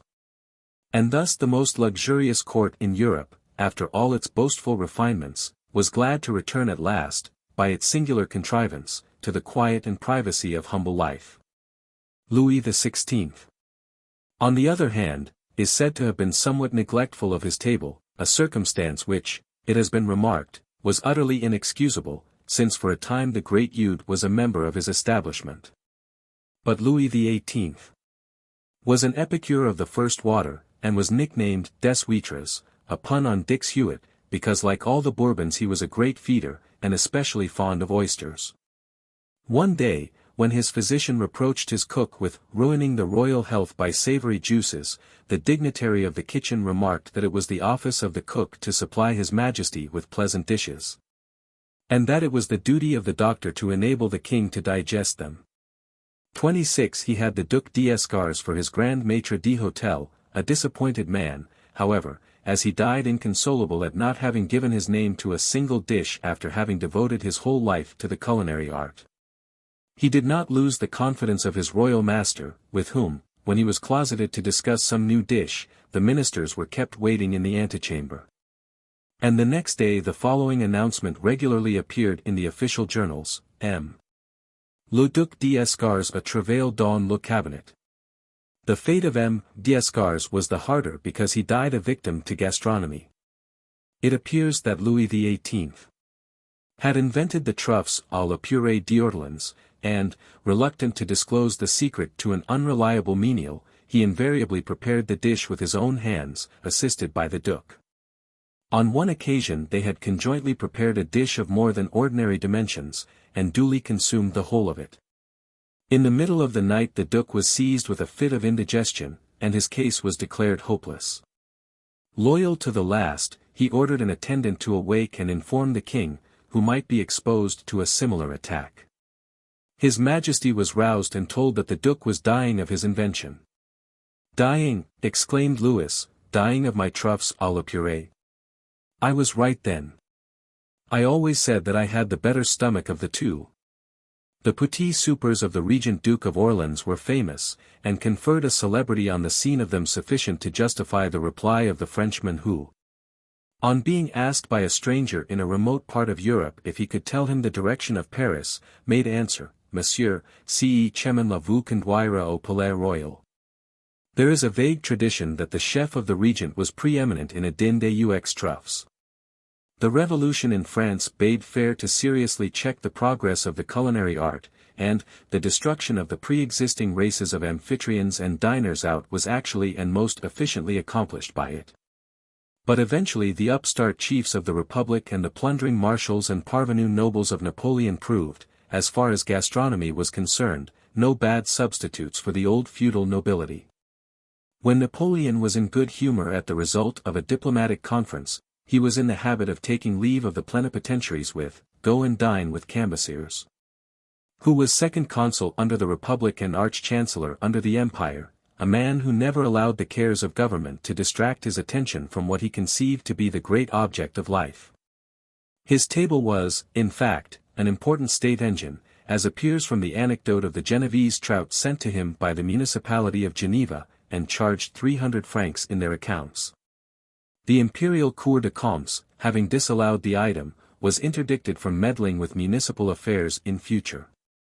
Among the many stories told of Cambyses, it is said that on one occasion, being detained in consultation with Napoleon beyond the appointed hour of dinner, when the fate of the Duc d'Enghien was the topic under discussion, he was observed to grow restless and impatient. At last he wrote a note, the contents of which Napoleon suspecting, nodded to an aide-de-camp to intercept the dispatch, which he found to be a note to the cook, conveying this message, "Gardez les entremets, les rôtis sont produits." Napoleon himself was a very fast eater, and at a grand couvert at the Tuileries, from the moment he and his guests sat down till coffee was served, not more than 43 minutes elapsed. They were then bowed out. It was a rule, too, with Napoleon that the moment appetite was felt, it should be satisfied, and his establishment was so arranged that at all hours chicken, cutlets, and coffee might be forthcoming at a word. But this habit of eating fast and carelessly is commonly supposed to have paralyzed him on two of the most critical occasions of his life, the battles of Borodino and Leipzig, which he might have converted into decisive victories by pushing his advantages as he was wont. On each of these occasions he is known to have been suffering from indigestion. On the third day of Dresden, too, the German novelist, Hoffmann, who was present in the town, asserts that the emperor would have done much more than he did, but for the effects of a shoulder of mutton stuffed with onions. The general order to his household was to have cutlets and roast chicken ready at all hours, night and day, a rule which was carefully observed by his maître d'hôtel, Dunand, who had been a celebrated cook. One day when Napoleon returned from the Conseil d'État in one of his worst tempers, a déjeuner à la fourchette, comprising his favorite dishes, was served up, and Napoleon, who had fasted since daybreak, took his seat. But he had scarcely partaken of a mouthful when, apparently some inopportune thought or recollection stung his brain to madness, and, receding from the table without rising from his chair, he uplifted his foot, dash. Went the table, crash. Went the déjeuner, and the emperor springing up paced the room with rapid strides. Dunand looked on, and quick as thought the wreck was cleared away, an exact duplicate of the déjeuner appeared as if by magic, and its presence was quietly announced by the customary, Sa Majesté est servi. Napoleon felt the delicacy, and, merci bien, mon cher Dunand, with one of his inimitable smiles, showed that the hurricane had blown over. Prince Henry of Condé, in addition to his many other faults, was accused of being too fond of his ease, and when he was reproached with his immoderate taste for the pleasures of the table, he was wont to say, in a dull way, "They affirm that I am always at eating houses since I left Paris. I have been there only twice." Another epicure of a high order was Frederick the Great, who was extremely fond of highly seasoned meats and French or Italian-made dishes. Every morning, and sometimes the evening before, the bill of fare was presented to him, which he often altered himself. And during dinner he would make pencil marks against the different items of the bill of fare, which he discussed afterwards with the maître d'hôtel. In a kitchen account of the year 1784, it was stated that the extra consumption amounted to $25, 10 groschen, 1 1/5 pfennig, but Frederick wrote under it, robbery, for there were about 100 oysters on the table, price $4. Cakes, $2, liver, $1, fish, $2, Russian cakes, $2, total, $11. As there has been an extra dish today, herrings and peas, which may cost $1, everything beyond $12 is barefaced robbery. 27. The king kept at all times a sharp lookout, and one day he remarked to his minister of state, Von Herder, after reprimanding a servant who had put a bottle of wine in his pocket, "Have I not every reason to knock these ragamuffins on the head? Don't you see that if I let them have their own rascally way I should soon not have a penny left to assist my distressed subjects?"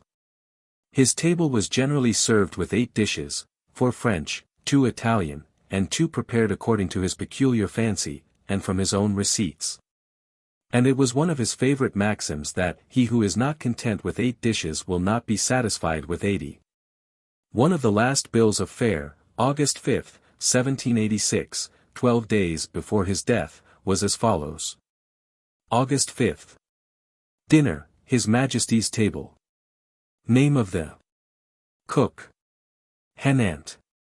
1 soup aux choux à la phoque plus. Fund.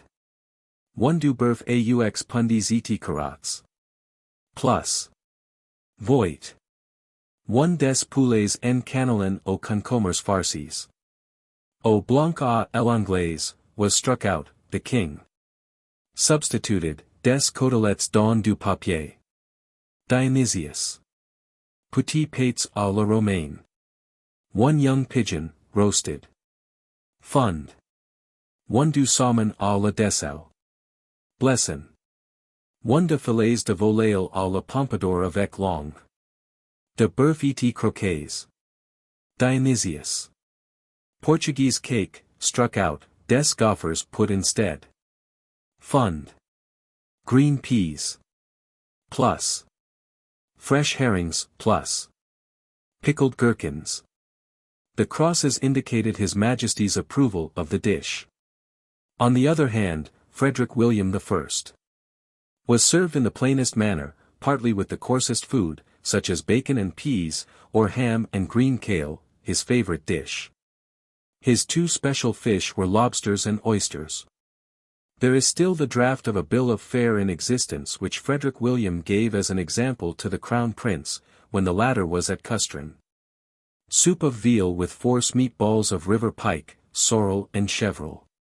Beef with white kale. Mutton carbonade with green peas.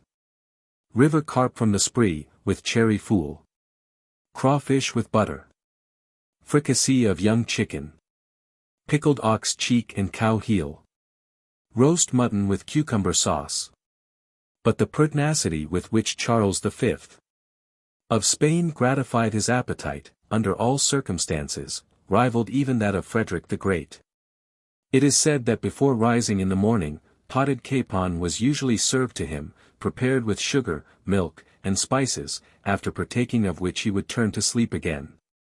At noon he dined on a variety of dishes, soon after vespers he partook of another meal, and later in the evening he supped heartily on anchovies, or some other savory food.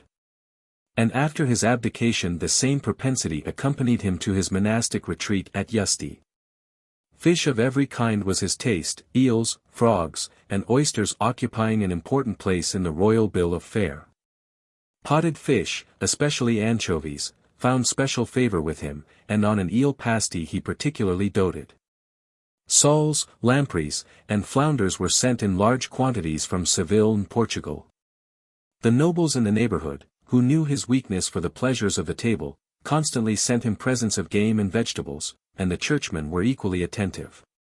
The prior of Our Lady of Guadalupe, the Archbishop of Saragossa, the Bishop of Plasencia, and the Archbishop of Toledo were liberal in their contributions. To wash down this extraordinary quantity of food, Charles drank in proportion.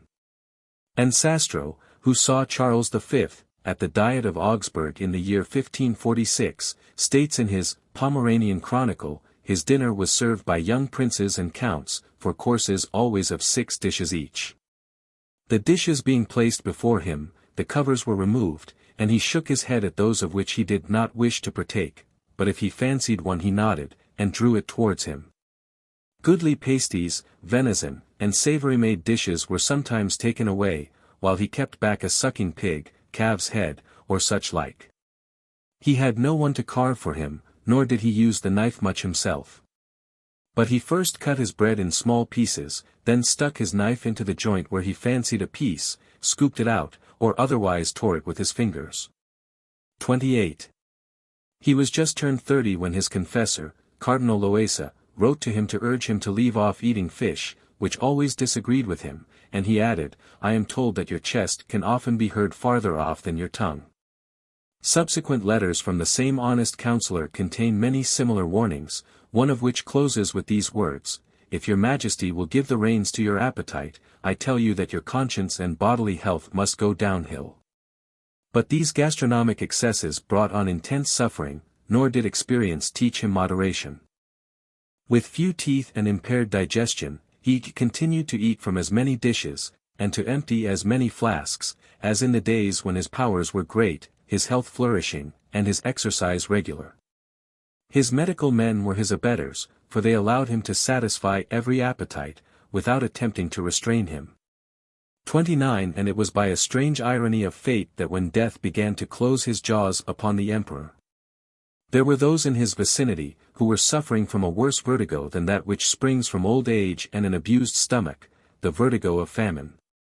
In their sufferings the hungry peasantry forgot their respect for him. They stripped his kitchen garden, plundered his orchards, impounded his cattle, drew the fish from his ponds, and waylaid and rifled his mules which traversed the hunger district laden with dainties. Peter the Great was another very decided epicure, and one of his favorite dinners was the following, a soup with 4 cabbages in it, gruel, pig, with sour cream for sauce, cold roast meat, with pickled cucumbers or salad, lemons and lamprey, salt meat, ham, and Limburg cheese. And, it may be added, there is preserved in Ballard's collection in the Bodleian Library the bill of fare of a breakfast and dinner, which the Tsar and his party, 21 in number, partook of at Godalming on his return from a visit to Portsmouth. Consisting at breakfast of half a sheep, a quarter of lamb, 10 pullets, 12 chickens, 7 dozen of eggs, and salad in proportion, 3 quarts of brandy and 6 quarts of mulled wine. At dinner, 5 ribs of beef, weight 3 stone, 1 sheep, 56 pounds, 3 quarters of lamb, a shoulder and loin of veal boiled, 8 pullets, 8 rabbits, 2 dozen and a half of sack, and 1 dozen of claret. But, as it has been remarked, some of our own countrymen have almost rivaled the Tsar and his companions.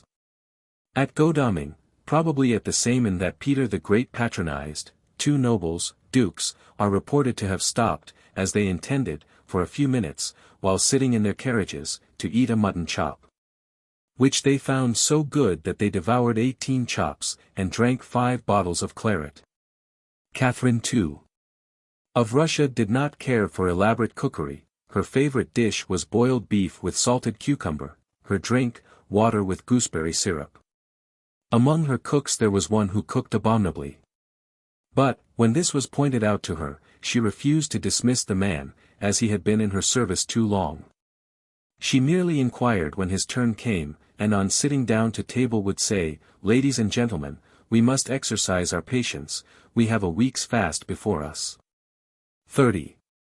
An enthusiastic epicure was the Polish king, Stanislaus Leczinski, who invented many a new dish, and succeeded in vastly improving the style of cooking, astonishing the Lorrainers, amongst other things, by having served up at his table dishes of meat with fruits, both of which had been cooked together, geese which had been plucked and alive, then whipped to death, and marines were set down in his bill of fare as foreign birds.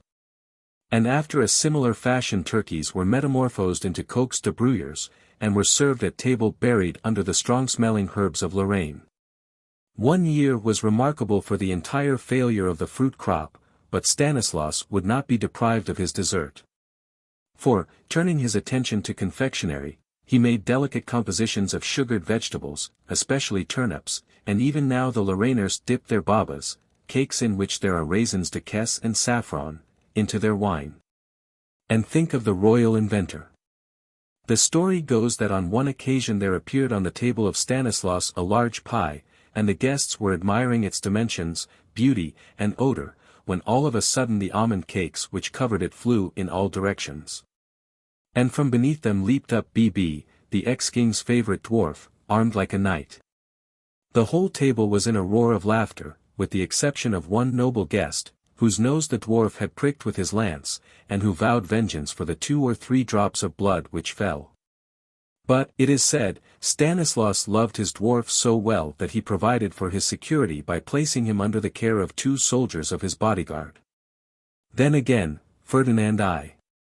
of Naples was an epicure in fruit, and was wont to pride himself on the excellent varieties which were produced in his royal gardens, one of which was designated Paradise. Many years ago, too, Prince Metternich first tasted rhubarb in this country, and was so delighted with it that he had some plants sent to his Austrian garden. On the occasion of a large party in the following year, the prince ordered rhubarb to be served up dressed as it was in this country. But the cook knew nothing of the English mode of cooking it, and selecting the large leaves served them up as spinach. As might be expected, the guests made wry faces at this unsavory dish, and henceforth rhubarb was discarded from the prince's table. And, it may remembered, Ludovico, the Duke of Milan, carried this kind of Epicurean luxury so far that he actually had a travelling fruit garden. The trees being brought to his table that he might gratify his taste by gathering the fruit with his own hands. Charles XII. of Sweden was often satisfied with simple bread and butter, and Joseph II. of Austria with omelettes and hard bread.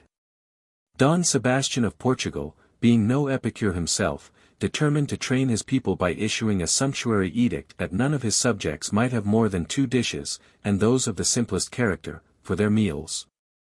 But he forgot that no decree could alter the daily life of his people.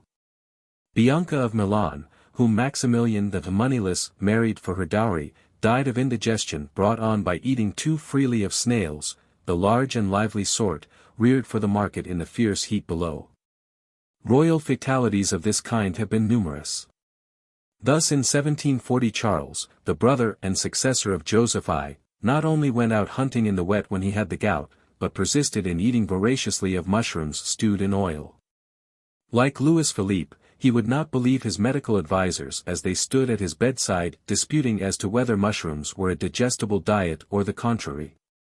But, dismissing them from his presence, he ordered his favorite delicacy, the penalty for eating which was his death. Among our early kings who in some measure patronized the culinary art may be mentioned Richard Coeur de Lion, who loved venison, the stealers of which he punished by the most horrible of mutilations. While his brother John, who was equally fond of venison, is reported to have given great offense to certain clerical gentlemen by a joke at dinner upon a fat haunch, which, he said, had come from a noble heart that had never heard mass. Which was regarded as a reflection on their corpulency. Edward III. paid every attention to good cheer, and as many as 2,000 cooks are said to have been employed in the royal kitchen of Richard II, his chief cuisinier having been known by the initials C.S.S. Under which he wrote a culinary work, on the Firminger of curry, in which Richard II. is spoken of as his royal master, the best and royalest viander of all Christian kinges. A porpoise was a fashionable dish in the time of Henry V. who first had it at the royal table, and England, it is said, had never seen a king who gave dinners on so extravagantly profuse a scale as Edward IV. 31. Henry VIII. was an epicure, and a liberal rewarder, of that sort of merit which ministered to the gratification of his palate, on one occasion having been so well pleased with the flavour of a new pudding that he gave a manor to the inventor. It may be added that Cardinal Campeggio, one of the legates charged to treat with Henry VIII. concerning his divorce from Catherine, drew up a report on the state of the English cookery, as compared with that of Italy and France, for the special use of the Pope. And Bullen appears to have been very much of an epicure, and when staying, in the year 1527, at Windsor, Henry sent her by Heneage, who was the gentleman in waiting, a dish from his own table for supper. And yet even that did not content her, for all the time, it is said, she was hankering after Wolsey's dainties, and expressing her wish for some of his good meat, as carpes, shrimps and other delicacies. And when in the year 1535 Viscountess Lisle, who was ambitious of obtaining appointments for 2 of her daughters in the royal household, sent her some dotterels, which were at that time esteemed a dainty dish, and calculated to tickle the palate of an epicure queen, she received from a friend the following note: "The queen did appoint 6 of your dotterels for her supper, 6 for Monday dinner, and 6 for supper. My lord of Rochford presented them himself, and showed her how they were killed new at 12 of the clock in Dover, of the which she was glad, and spake many good words towards your ladyship's good report, as I was informed by them that stood by." 32. As for the royal table of Elizabeth, nothing could surpass the solemn order in which it was laid out, or the number of triple genuflections which accompanied every movement of the noble waiters. But all this was only for show, as the meat was finally taken off the table into an inner room, where the Queen herself dined in the utmost privacy and simplicity. 33. Her Sunday's dinner on the 19th of November, 1576 consisted of beef, mutton, veal, swan, goose, capons, conies, friants, custards, and fritters for the first course. For the second, lamb, kid, herons, pheasant, fowls, godwits, peacocks, larks, tarts, and fritters. Her average dinner was varied with plovers, veal pies, custards, boiled partridges, boiled beef, snipes, pheasants, chicken pies, and tarts, and cost on an average £4 a dinner. Her fish dinners were of great variety. The first course included long pike, salmon, haddock, whiting, gurnet, tench, and brill; the second, sturgeon, conger, carp, eels, lampreys, chine of salmon, perch, lobster, tarts, and creams. The side dishes were sturgeon, porpoise, fish collops and eggs, dories, soles and lamprey pies, cod, boiled conger, bream, and red fish. The second course occasionally included Warden pie, smelts, boiled veal, boiled mutton, pullets, partridges, and panadou. In the succeeding reign feasting was carried to a riotous extent, and it has been computed that the household expenditure of James I was twice as much as that of Queen Elizabeth, amounting to £100,000 a year. A pig was an animal of which James had an abhorrence, and in his Counterblast to Tobacco he says, that were he to invite the devil to dinner he would place 3 dishes before him: first, a pig; secondly, a pole of ling and mustard; and thirdly, a pipe of tobacco to assist digestion. The state of cookery under Charles II is indicated by the names of Chiffinch and Chowbird, to whose skill Sir Walter Scott has borne testimony in his Peveril of the Peak. But it is questionable whether epicures of the present day would appreciate the Duke of York's taste, who, when instructed by the Spanish ambassador to prepare a sauce, recommended one consisting of parsley, dried toast pounded in a mortar, with vinegar, salt, and pepper. Charles II, however, if not a decided epicure, was fond of gastronomy, and in a ballad of the New Sir John Barleycorn, the knighting of the loin of beef has been ascribed to him. Our second Charles of fame facete on loin of beef did dine. He held his sword, pleased o'er the meat. Arise, thou famed sirloin. But Fuller, in his Ecclesiastical History, relates of Henry VIII. At the Abbey of Reading, how a sirloin of beef was set before him, so knighted, saith tradition, by this King Henry, and, according to another account, James I. On his return from a hunting excursion, so much enjoyed his dinner, consisting of a loin of roast beef, that he laid his sword across it and dubbed it sirloin. And at Chingford, in Essex, is a house called Friday Hill House, in one of the rooms of which is an oak table with a brass plate thus inscribed: "All lovers of roast beef will like to know that on this table a loin was knighted by King James I. on his return from hunting in Epping Forest." When Cosmo III, the Grand Duke of Tuscany, was in England, Charles II, on the evening before his departure, supped with him at the house of His Highness, when a singular adventure occurred, which the Grand Duke thus relates. The entertainment was most superb, both as to the quantity and quality of the dishes. The supper was served up in 80 magnificent dishes, many of which were decorated with other smaller ones, filled with various delicious meats. To the service of fruits succeeded a most excellent course of confectionery, both those of Portugal and other countries famous for the choiceness of their sweetmeats. But scarcely was it set upon the table when the whole was carried off and plundered by the people who came to see the spectacle of the entertainment.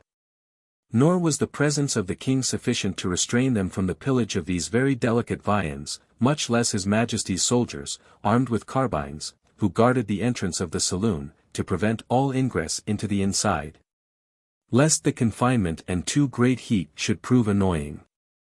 So that his majesty, to avoid the crowd, was obliged to rise from the table and retire to his highness's apartment. An amusing little anecdote is told by Lady Marlborough of William III, who thus writes, "I give an instance of his worse than vulgar behaviour at his own table when the princess dined with him. It was the beginning of his reign, and some weeks before the birth of the Duke of Gloucester. There happened to be just before her a plate of green peas, the first that had been seen that year. The king, without offering the princess the least share of them, drew the plate before him, and devoured them all. The princess confessed when she came home, that she had so much mind for the peas that she was afraid to look at them, and yet could hardly keep her eyes off them." Prince George of Denmark, consort of Queen Anne, was renowned for his appetite, and for the bent of it towards pastry, which reminds us of the readiness with which Charles XII. Was wont to swallow raspberry tarts, and Frederick too. Savoy cakes. Under Queen Anne, who had Lister, one of the editors of the Epicures, for her pet physician, and who achieved the highest honor of gastronomy by giving her name to a pudding, cookery did not suffer from any lack of encouragement. But soon after the accession of the House of Brunswick a fashion was introduced which somewhat threatened to retard the progress of cookery. "The last branch of our fashion," says Horace Walpole, "into which the close observation of nature has been introduced, is our desserts. Jellies, biscuits, sugar plums, and creams have long since given way to harlequins, gondoliers, Turks, Chinese, and shepherdesses of Saxon China. But these, unconnected, and only seeming to wander among groves of curled paper and silk flowers, were soon discovered to be too insipid and unmeaning. By degrees, meadows of cattle, of the same brittle materials, spread themselves over the table. Cottages rose in sugar, and temples in barley sugar, pygmy Neptunes in cars of cockle shells triumphed over oceans of looking-glass, or seas of silver tissue. The intendant of Gascony, on the birth of the Duke of Burgundy, amidst many other magnificent festivities, treated the noblesse of the province with a dinner and a dessert, the latter of which concluded with a representation, by wax figures moved by clockwork, of the whole labour of the Dauphiness, and the happy birth of an heir to the monarchy. 34. George I was fond of good living, and was indiscreet, it is said, in what he ate. His too free indulgence in sturgeon and other strong food, and his custom of partaking of hearty suppers at late hours of the night, counteracted the exertions made by nature in his behalf. On the 3rd of June, 1727 the king left Greenwich for Holland, and on reaching Delden, and taking supper with the Count de Twiddle, he indulged too freely in melons, an act of imprudence to which was ascribed the disorder that caused his death. A characteristic anecdote is told of George II. To the effect that the House of Commons having gratified him on some point in which the interests of Hanover were concerned, he sent for his German cook, and said to him, "Get me a very good supper, get me all the varieties."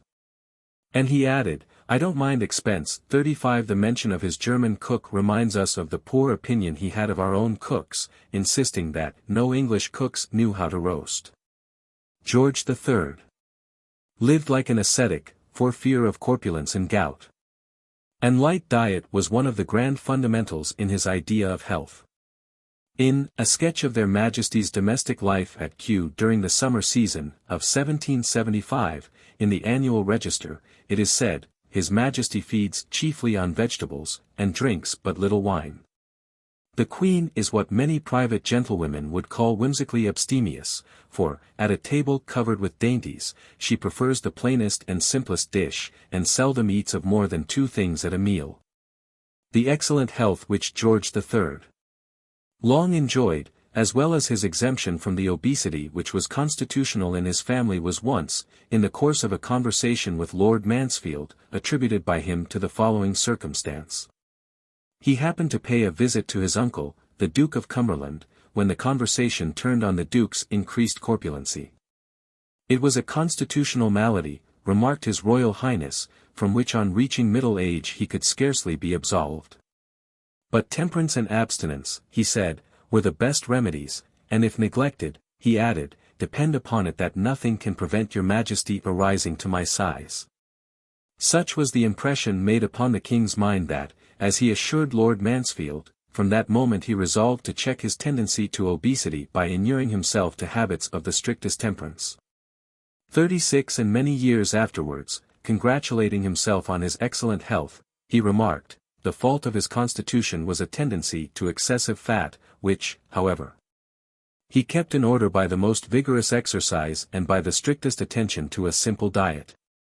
Mrs. Delany, one of the company, commending him for his remarkable forbearance, he exclaimed, no, I only prefer eating plain and little to growing diseased and infirm. 37 It would seem the pet potage of George III was a rich vermicelli soup, with a very few green chevril leaves in it, a preparation which with his more Epicurean successor was also equally a favorite.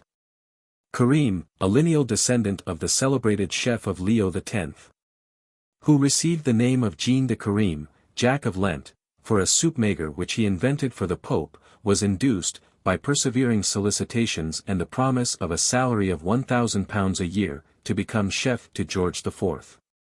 Then regent, but he left him at the end of a few months. The emperors of Russia and Austria then made new advances to him, but in vain, for Karim accepted an engagement with Baron Rothschild of Paris. But, however great an epicure George IV might be, he was of opinion that a roast neck of mutton is a dinner fit for a prince. When Prince of Wales he happened on one occasion to partake of bubble and squeak at a bachelor's table in Shropshire, this homely dish so pleasing him that it was afterwards very often seen at Carlton House.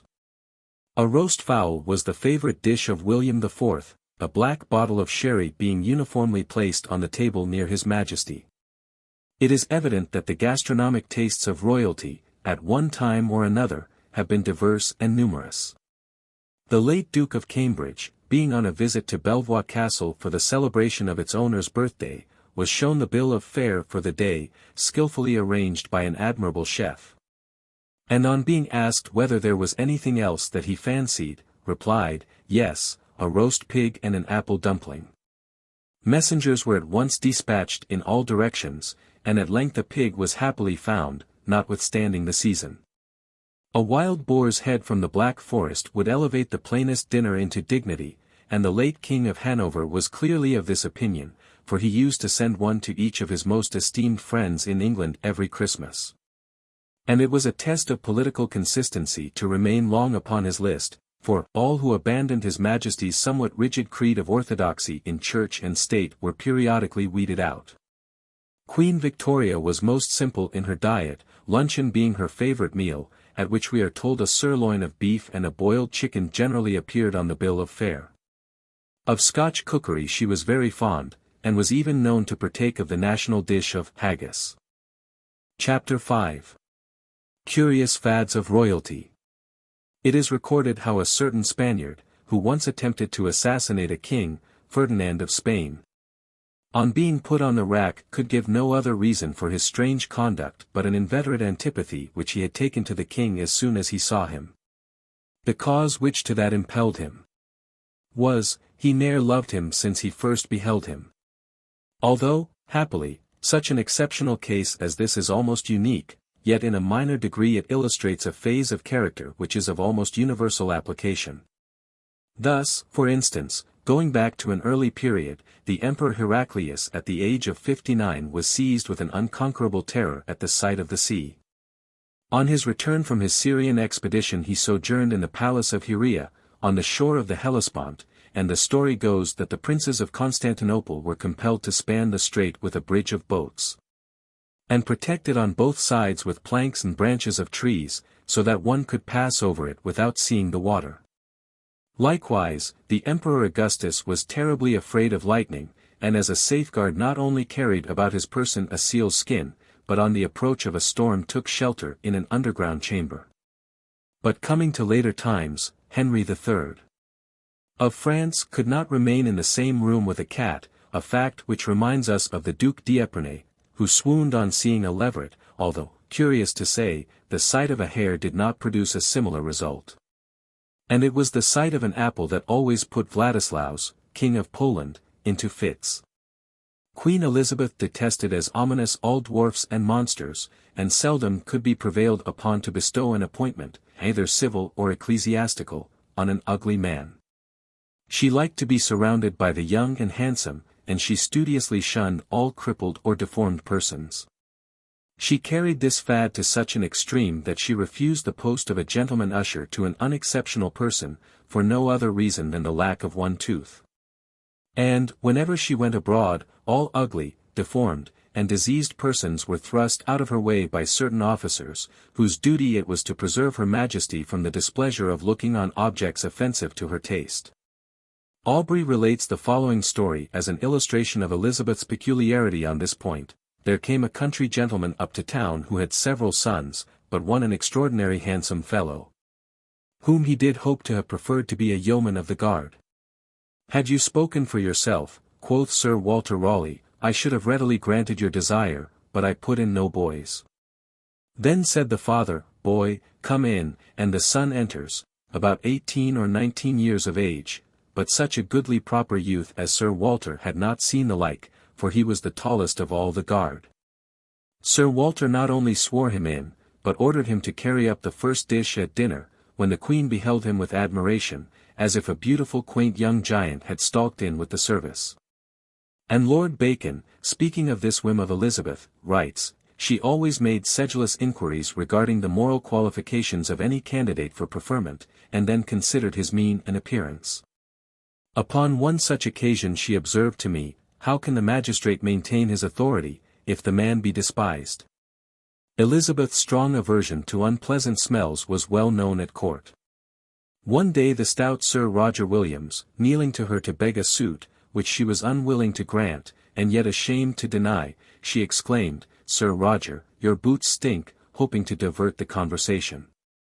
No, no, your Majesty, replied the brave Welshman, it's not my boots, it's my suit. We are reminded of Louis XI, who had a conceit, says Burton, that everything did stink about him.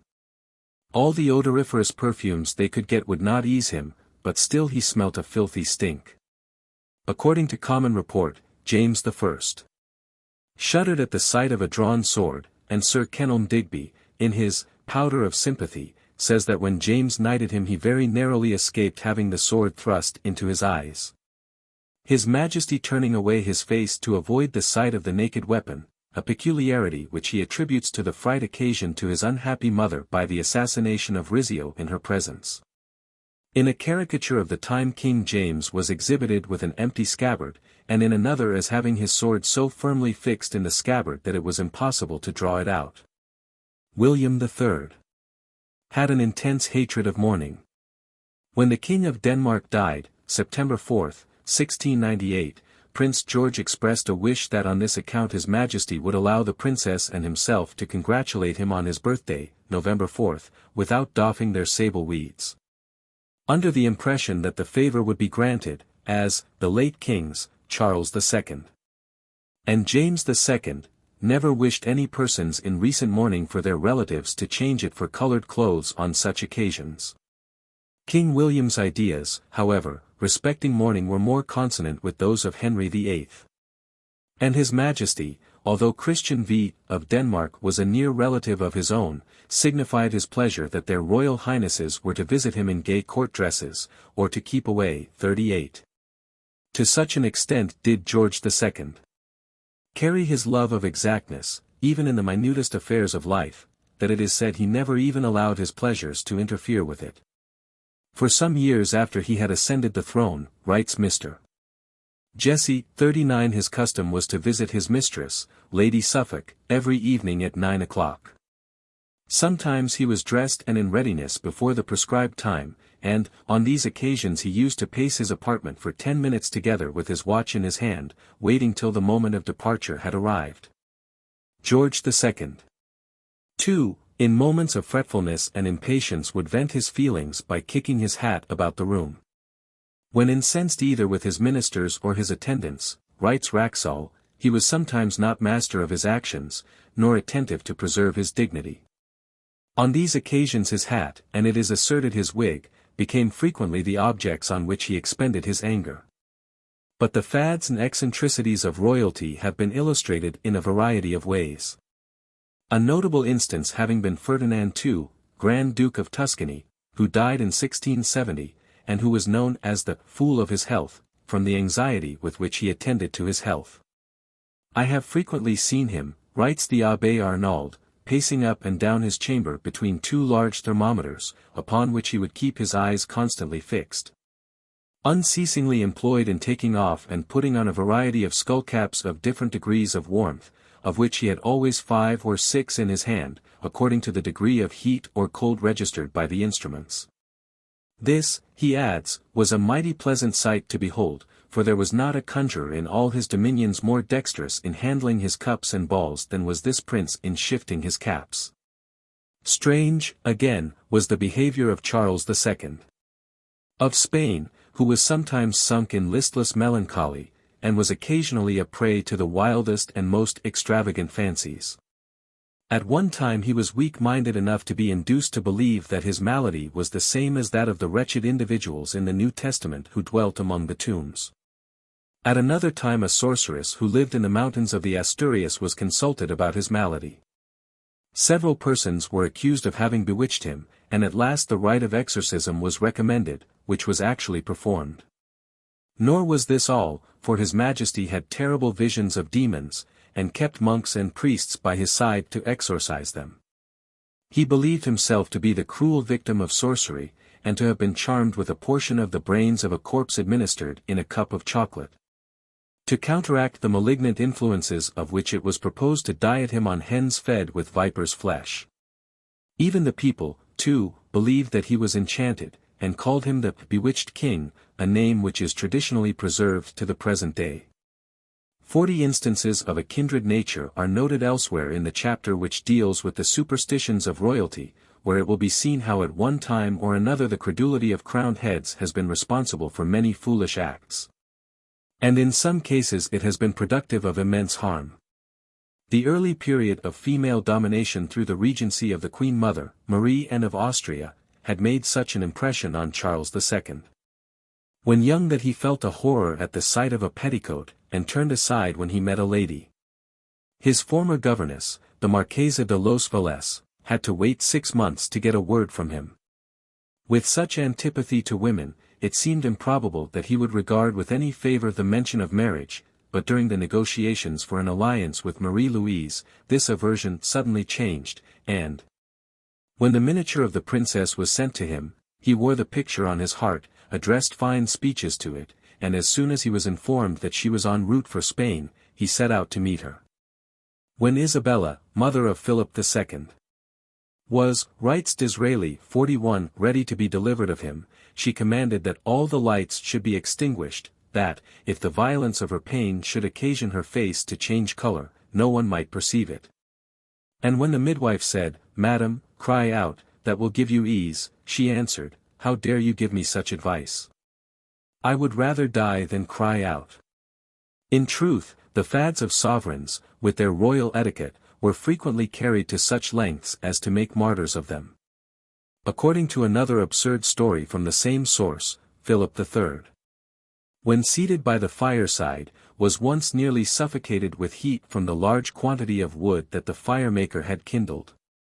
But his grandeur would not suffer him to rise from the chair, and the domestics could not presume to enter the apartment, because it was against the etiquette. At length the Marquis de Potat appeared, and the king ordered him to damp the fire. But he excused himself, alleging that he was forbidden by the etiquette to perform such a function, for which the Duke d'Assata ought to be called upon, as it was his business.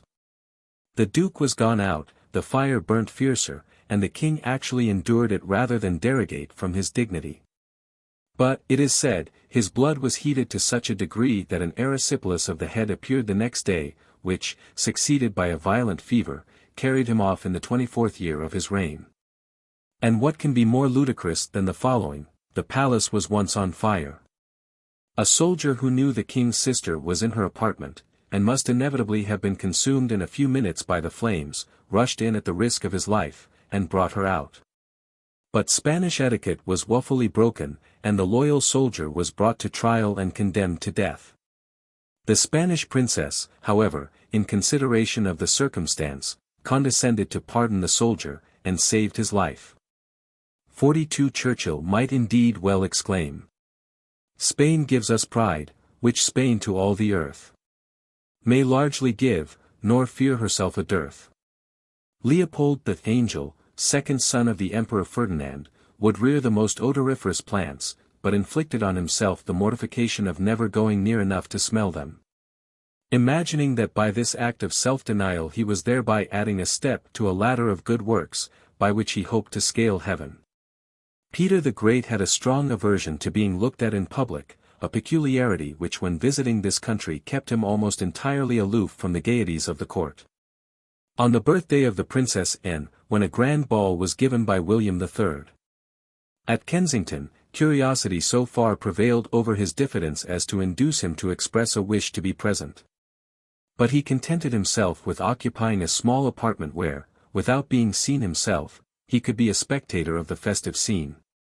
On another occasion, writes Lord Dartmouth, Peter had a mind to see the king in Parliament, in order to which he was placed in a gutter upon the housetop, to peep in at the window, where he made so ridiculous a figure that neither king nor people could forbear laughing, which obliged him to retire sooner than he intended. It was probably from what was styled the lantern in the roof of the old House of Commons that the Tsar witnessed the proceedings below. And many other anecdotes illustrative of this peculiar fad are to be found in the biographies of His Majesty. Immediately on ascending the throne of Prussia, Frederick William's mania for crimping and recruiting giants broke out with such force as to be the talk of Europe, and the terror of every mother of a stalwart youth, not only in his own dominions, but in the neighboring principalities. So violently had his agents gone to work, that before the year 1713 was ended he issued a proclamation not to stop the passengers on the post, as had been done several times. Indeed, a regular manhunt was instituted throughout all the villages, even during divine service. Once a rural pastor died of the shock occasioned by seeing his taller sacramental communicants carried off en masse by a recruiting party, who thought that the Sunday congregation would spare them all further trouble in hunting through the cottages. In 1720 this was repeated, but so violent was the indignation that an insurrection ensued. 43 From 1713 to 1735 it is said that Frederick William sent $12 million for recruiting purposes into foreign countries, in connection with which may be quoted the following humorous but tragic occurrence, in the Duchy of Juliers. A Baron Hompesch, who was crimp-in-chief, once bespoke by way of strategy of a very tall master joiner, who did not know him, a cupboard as long and as broad as the artisan himself. After some days the Baron called to take away the cupboard, but complained that it was of insufficient length. In a fit of alacrity the long-legged joiner laid himself full length within the cupboard as a proof that Hompesch was mistaken. But suddenly the door was fastened by the people whom Hompesch had in waiting, and the unfortunate joiner was carried off as a recruit. On opening the cupboard afterwards he was found dead. Hompesch, however, was condemned to death, but the king commuted his sentence to imprisonment for life. 44. Numerous anecdotes have been told illustrative of Frederick William's other fads and eccentricities. Sometimes he would signify his rejection of what he considered an absurd petition by drawing on the margin an ass's head and ears. One day a baron of ancient patent having complained of another baron taking precedence of him, the king wrote on the petition, "Mere folly, whether a man sits above me or below me, my birth remains the same." Oftentimes he would ask people in the streets who they were, a peculiarity which made nervous people evade the royal presence. One day when a Jew saw the king approaching he took to his heels and ran. But Frederick William pursued him in hot haste, and when he overtook him, asked, "Why did you run away from me?" "From fear," answered the Jew, whereupon his majesty gave him a heavy thwack with his cane, and said that he wished himself to be loved, and not to be feared. And even while distracted with the gout, his eccentricity showed itself. For, as a hymn was being sung to him, at the passage, "Naked shall I go hence," he interrupted the singers and said, "No, I shall be buried in my uniform." Gregory of Tours, speaking of the do-nothing kings of France, says that they sat at home and gourmandized like brute beasts, showing themselves, as Dr. Doran writes, once a year perhaps to the people, in state robes. Such conduct was not to be commended, and so little was Childeric III ever seen that he was known as the Phantom King, his chief amusement having consisted in curling his hair and dressing his beard. Equally apathetic and indifferent to his duties was Ferdinand I of Austria. And, as an instance of his weak mind, one day he remarked in the imperial palace at Vienna, "I once very readily paid a visit to one of the theatres in the suburbs. But I don't know, I can't make out whether they wanted me or not."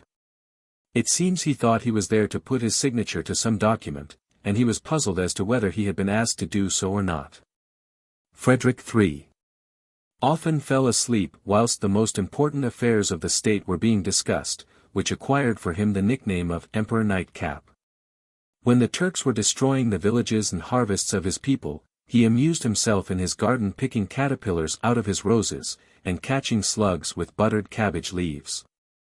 45. His indolence so exasperated his wife Eleanor, that she said to her son Maximilian in a fit of anger, "On my word, if I thought you would be like your father, I should be ashamed of being the mother of such a king." Frederick was too lazy, it is said, to turn the handle of a door, but kicked till someone came to open it, or he burst it in. He paid the penalty of his stupidity, for by so doing he one day hurt his foot, and as mortification threatened the surgeons cut it off. "Ah me," said Frederick, "a healthy boot is better than a sick emperor." His exact opposite was Frederick the Great, who was wont to exclaim, "Nothing is nearer akin to death than idleness.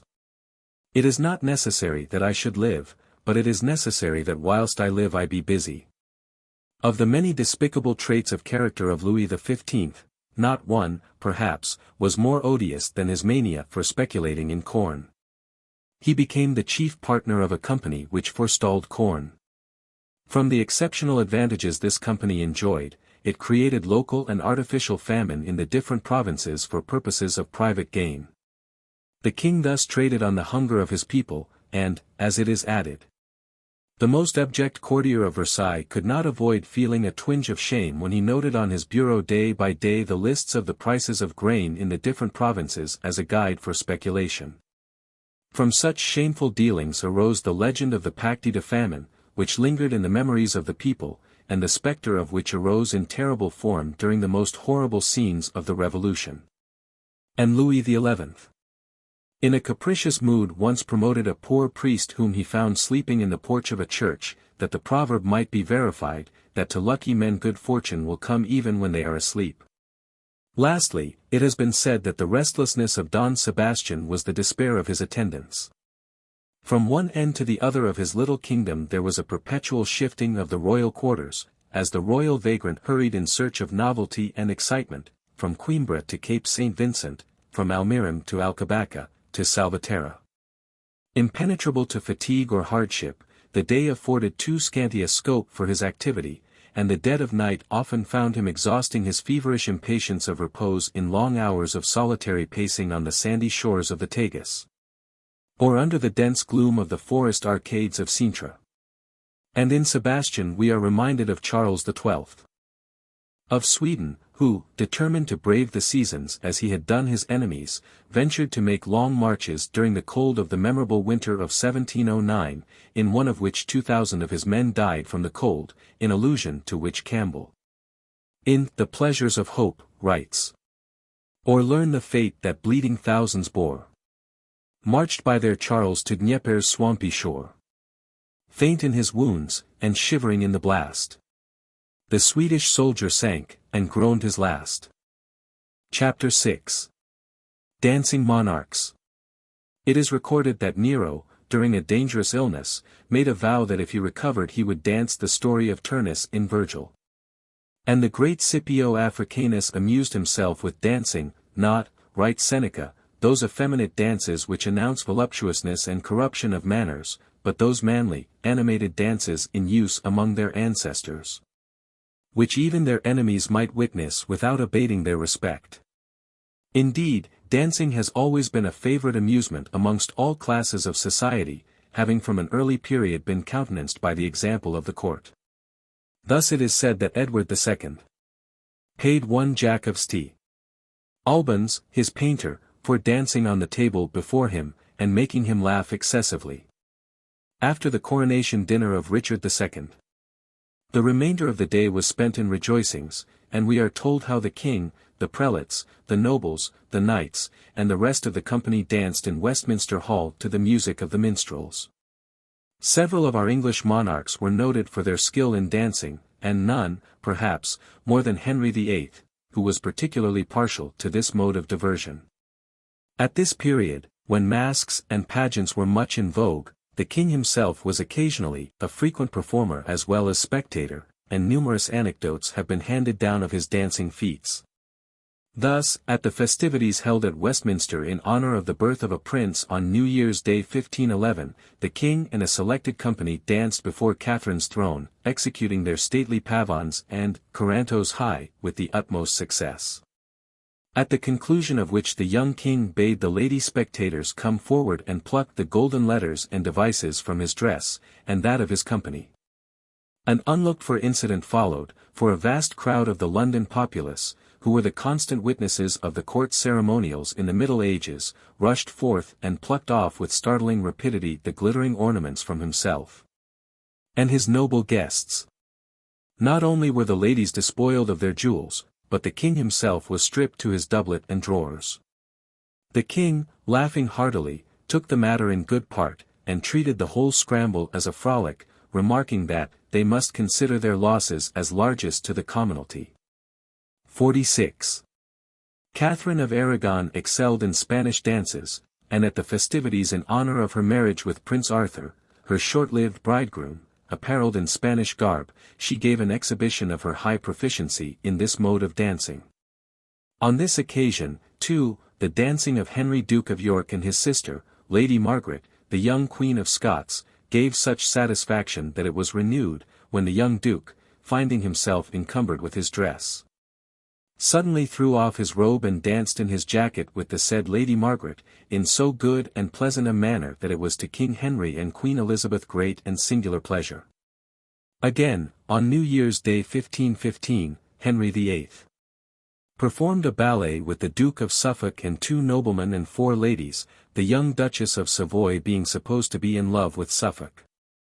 After dancing had been continued for some time, the company took off their visors, and when they were known, the Queen heartily thanked the King's grace for her good pastime, and kissed him. But on the very day this ballet was performed the King of France died, and his fair bride was left a widow, after having been married less than 3 months. Another interesting instance of court dances at this time is given by Hall, who tells how, on the King's visit to France with Anne Boleyn, lately made Marchioness of Pembroke, a magnificent reception was given by him at Calais in honor of the French sovereign, at which, after supper, came in the Marchioness of Pembroke, with 7 ladies, in masking apparel of strange fashion, made of cloth of gold, slashed with crimson tinsel satin puffed with cloth of silver and knit with laces of gold. These ladies were led into the state chamber by 4 damsels dressed in crimson satin, with tabards of pine cypress. Then the Lady Marchioness took the French king, the Countess of Derby the King of Navarre, and every lady took a lord. In dancing, King Henry removed the ladies' visors, so that their beauties were shown. It was then discovered by the French king that he had been dancing with an old acquaintance, no other than the lovely English maid of honor of his first queen. And having conversed with her some time apart, he sent her a present on the next morning of a jewel valued at 15,000 crowns. Queen Elizabeth was a great patroness of the dance, which accounts for its having flourished in her reign. It is said that she bestowed the office of Lord Chancellor on Sir Christopher Hatton, not so much for his knowledge of the law, but because he wore green bows on his shoes, and danced the pavon to perfection. To whom mention is made in Gray's humorous lines. Full oft within the spacious walls, when he had 50 winters over him, my grave Lord Keeper led the brawls. The seals and maces danced before him. His bushy head, and shoe strings green, his high-crowned hat and satin doublet, moved the stout heart of England's queen, though Pope and Spaniard could not trouble it. Many notices occur, too, of Queen Mary's participation in the revelry of her father's court, and we find her figuring, in her young days, as a dancer in court ballets. Some courtly adulator, who had been present at a ball at which many danced with her royal father, appears to have been much struck with her charms, making her appearance the subject of a poetic effusion, wherein he tells us, "Ravished I was. That well was me. O Lord! To me so fain, willing, to see that sight that I did see. I long full sore again. I saw a king and a princess dancing before my face, most like a god and a goddess. I pray Christ save their grace." Charles II was specially fond of dancing. Writing from Cologne to Henry Bennet on the 18th of August, 1655, he says, "Pray, get me pricked down as many new corrents and farabands, and other little dances as you can, and bring them with you. For I have got a small fiddler that does not play ill on the fiddle." The last day of the year 1662 concluded with a grand ball at the Palace of Whitehall, and Pepys tells us that he got into the room where the dancing was to take place, which was crowded with fine ladies. By and by comes the king and queen and all the great ones. After seating themselves, all rose again. The king took out the Duchess of York, the Duke the Duchess of Buckingham, the Duke of Monmouth my Lady Castlemaine, other lords other ladies, and they danced, the brantle. Afterwards the king led a lady a single coranto, and then the lords, one after another, other ladies, very noble it was, and pleasant to see. Then to country dances, the king leading the first, which he called for by name as, Cuckolds all awry, the old dance of England.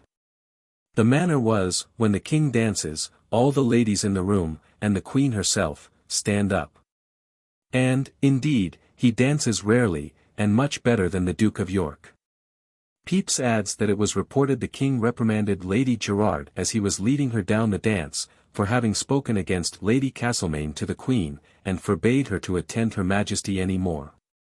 Pepys, too, gives a graphic account of a ball given at Whitehall, in the year 1666, to celebrate the queen's birthday, on which occasion he contrived to climb up to a loft, where he obtained a view of the festive scene.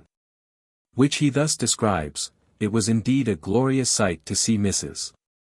Stuart in black and white lace, and her head and shoulders dressed with diamonds, only the queen none, as she was in mourning for her mother, and the king in his rich vest of some rich silk and silver trimming. The Duke of York and all the other dancers wore cloth of silver. Presently, after the king was come in he took the queen, and about 14 more couple there were, and began the brantle. After the brantles a corrent, and now and then a French dance, but that so rare, that the corrents grew tiresome, and I wished it done, only Mrs. Stuart danced mighty fine. And many French dances, especially one the king called, the New Dance, which was very pretty. But, upon the whole, the business of the dancing itself was not extraordinary pleasing. About 12 at night it broke up. Indeed, Queen Catherine is said to have been childishly attached to dancing, and in some verses, entitled The Queen's Ball, published in the State Poems, she is styled ill-natured little goblin, and designed for nothing but to dance and vex mankind. Pepys further tells us how he was admitted by his acquaintance, Lady Peterborough, into the apartments of the Duchess of York at Whitehall when the young Mary Stuart was taking her dancing lesson. Which incident he thus describes: "Stepping to the Duchess of York's side to speak to my Lady Peterborough, I did see the young Duchess, a little child in hanging sleeves, dance most finely, so as almost to ravish me, her ear is so good. Taught by a Frenchman that did heretofore teach King Charles II. And all the royal family, and the Queen Mother herself, who do still dance well. It may be added that the first introduction of the royal sisters, Mary and Anne, was their performance of a ballet, written for them by the poet Crown, called Callista, or the Chaste Nymph, acted December 2, 1674. They were trained for this performance by Mrs. Betterton, the principal actress at the King's Theatre, the ballet being remarkable for the future historical parts of the performers. The Lady Mary of York was the heroine, Callista. Her sister the Lady Anne, Knife, Lady Harriet Wentworth performed Jupiter. The epilogue was written by Dryden, and addressed to Charles II. In after years, when Mary assumed the burden of regal dignity, she was exposed to the malevolent misinterpretation of a court to which she was almost as much a stranger as was her husband himself. She was considered too fond of the frivolous gaieties from which in truth she shrank, and she writes, "The world who cannot see the heart began to take notice of the change that was in my life, and comparing my way of living in Holland to that here, were much scandalized to see me grown so remiss." But this kind of criticism, which was unjust, did not prevent her pursuing the course she considered right. And although on the king's birthday in 1689 a ball was given at her desire, she tells us, "I really thought it no proper time, when war was round about, and my father himself engaged against us.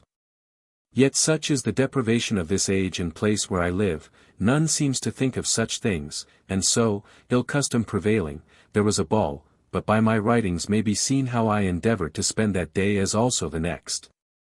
Which was gunpowder treason, God be praised for it."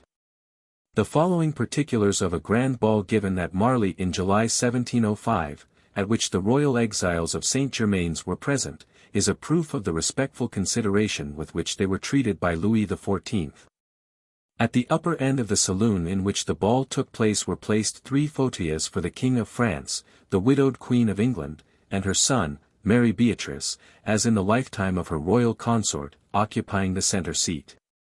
The titular King of England opened the ball with his sister, the King of France standing all the time they were dancing.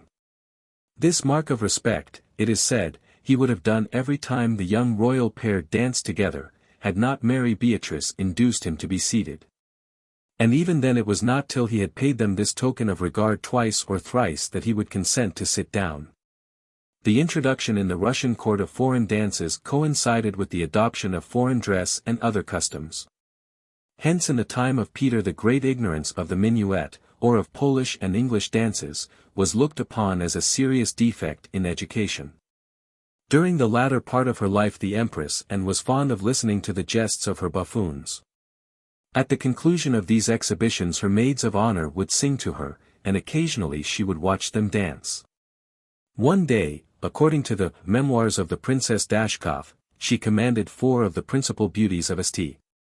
Petersburg to perform a Russian dance before her. But they became so nervous at the stern glance of the Empress that, losing all presence of mind, they forgot the figure of the dance, and amidst the general confusion were electrified by the approach of Her Majesty, who, advancing towards them in a fit of rage, gave each a sound box on the ear, and ordered them instantly to begin over again, which they did, half dead with fear. 47 The Empress Elizabeth was an accomplished dancer, and in order to see the minuet danced to perfection it was commonly said one should go to the Russian court. Catherine too was very fond of the ballet, and gave it every possible encouragement, taking an active pleasure in most kinds of pantomimic ballet. Amongst some of the many anecdotes told of this sovereign, it is related how she treated her maids of honor almost as if they were her own daughters. Noticing one day that Fraulein Potocka, who had lately come to the court, had no pearls, she immediately seized the opportunity of a fancy dress ball, to which the girl came in the disguise of a milkmaid. In order to slip a superb necklace into the pail that she had put down whilst dancing. "It is you, madam, it is your majesty," she stammered on discovering the present. "No," replied the Empress, "the milk has curdled." 48. In the year 1798 a curious and most imposing ballet was given at court in honor of the Tsarina and the Grand Duke. It was called The Conquered Prejudice, and was of a most elaborate character, the most imposing stage effects being introduced. And, coming down to recent years, Théophile Gautier, describing the opening of a court ball in 1866, tells how the spectators in the ballroom of the Winter Palace separated so as to leave free a pathway of which they formed the hedges. Every one in position, the orchestra played a majestic air, and with slow steps the promenade began, led by the emperor giving his hand to some lady whom he was desirous of honoring. They were followed by the rest of the court, all according to precedence, and gradually the cortege of brilliant uniforms goes on increasing. A nobleman leaves the hedge and takes a lady by the hand. And this new couple take their place in the procession, keeping step by step with the leader. And what adds to the originality of the Russian court is, that from time to time a young Circassian prince in his fastidious oriental dress, or a Mongolian officer, will join the cortege. Portuguese dances having long been famous, it is not surprising that at most court festivals dancing was in high repute. King Dom Pedro I is reported to have been a great votary of the dance, and the Portuguese historian, Fernão Lopes, tells how, mad with sorrow at the loss of his wife, Inés de Castro, he would in the weary hours of nighttime, as he lay sleepless, order a troop of soldiers to form a hedge from his palace, and to hold lighted torches that he might dance between them, and thus give bodily expression to the vehemence of his grief. 49 But a monarch who degraded and brought dancing into the lowest repute was Alfonso VI. A wicked and unscrupulous sovereign, whose conduct, as already noted, seemed to savor of insanity. Thus, when his country was in the greatest peril, he indulged in every kind of infamy. While his soldiers and his English allies 50 were spilling their blood in defense of his dominions, he devoted his time to ruin himself and his country. His palace, it is said, particularly his residence at Alcantara, afforded a scene at which the most immodest might blush. He violated the nunneries, assailed the affrighted sisters with rough wooing, and at once terrified and disgusted them by fitting up a stage in the choir of the church at Alcantara, on which he not only had theatrical performances and unseemly dances, but compelled the unhappy nuns to honor them with their presence. This was a pleasing spectacle for a responsible ruler, and one well worthy of the days of a Nero. But one of his successors on the throne, John V. Was of a very different turn of mind. For although a munificent patron of literature and the fine arts, founding the Academy of History at Lisbon, he was a great lover of music and the theatre, and spent large sums in importing singers and dancers from Italy, and actors from France. Dancing was a monomania with Philip III. Of Spain and Portugal, and his prime minister distinguished himself as the best dancer of his time, the result being that the whole aristocracy of Spain and Portugal became affected by the dancing rage, which was ridiculed by Manuel de Mello, the wife of Ferdinand VI. Of Spain, the Infanta of Portugal, was haunted by the fear of death and of poverty, apprehensions which she tried to conquer by the extravagant indulgence of a passion for music and dancing.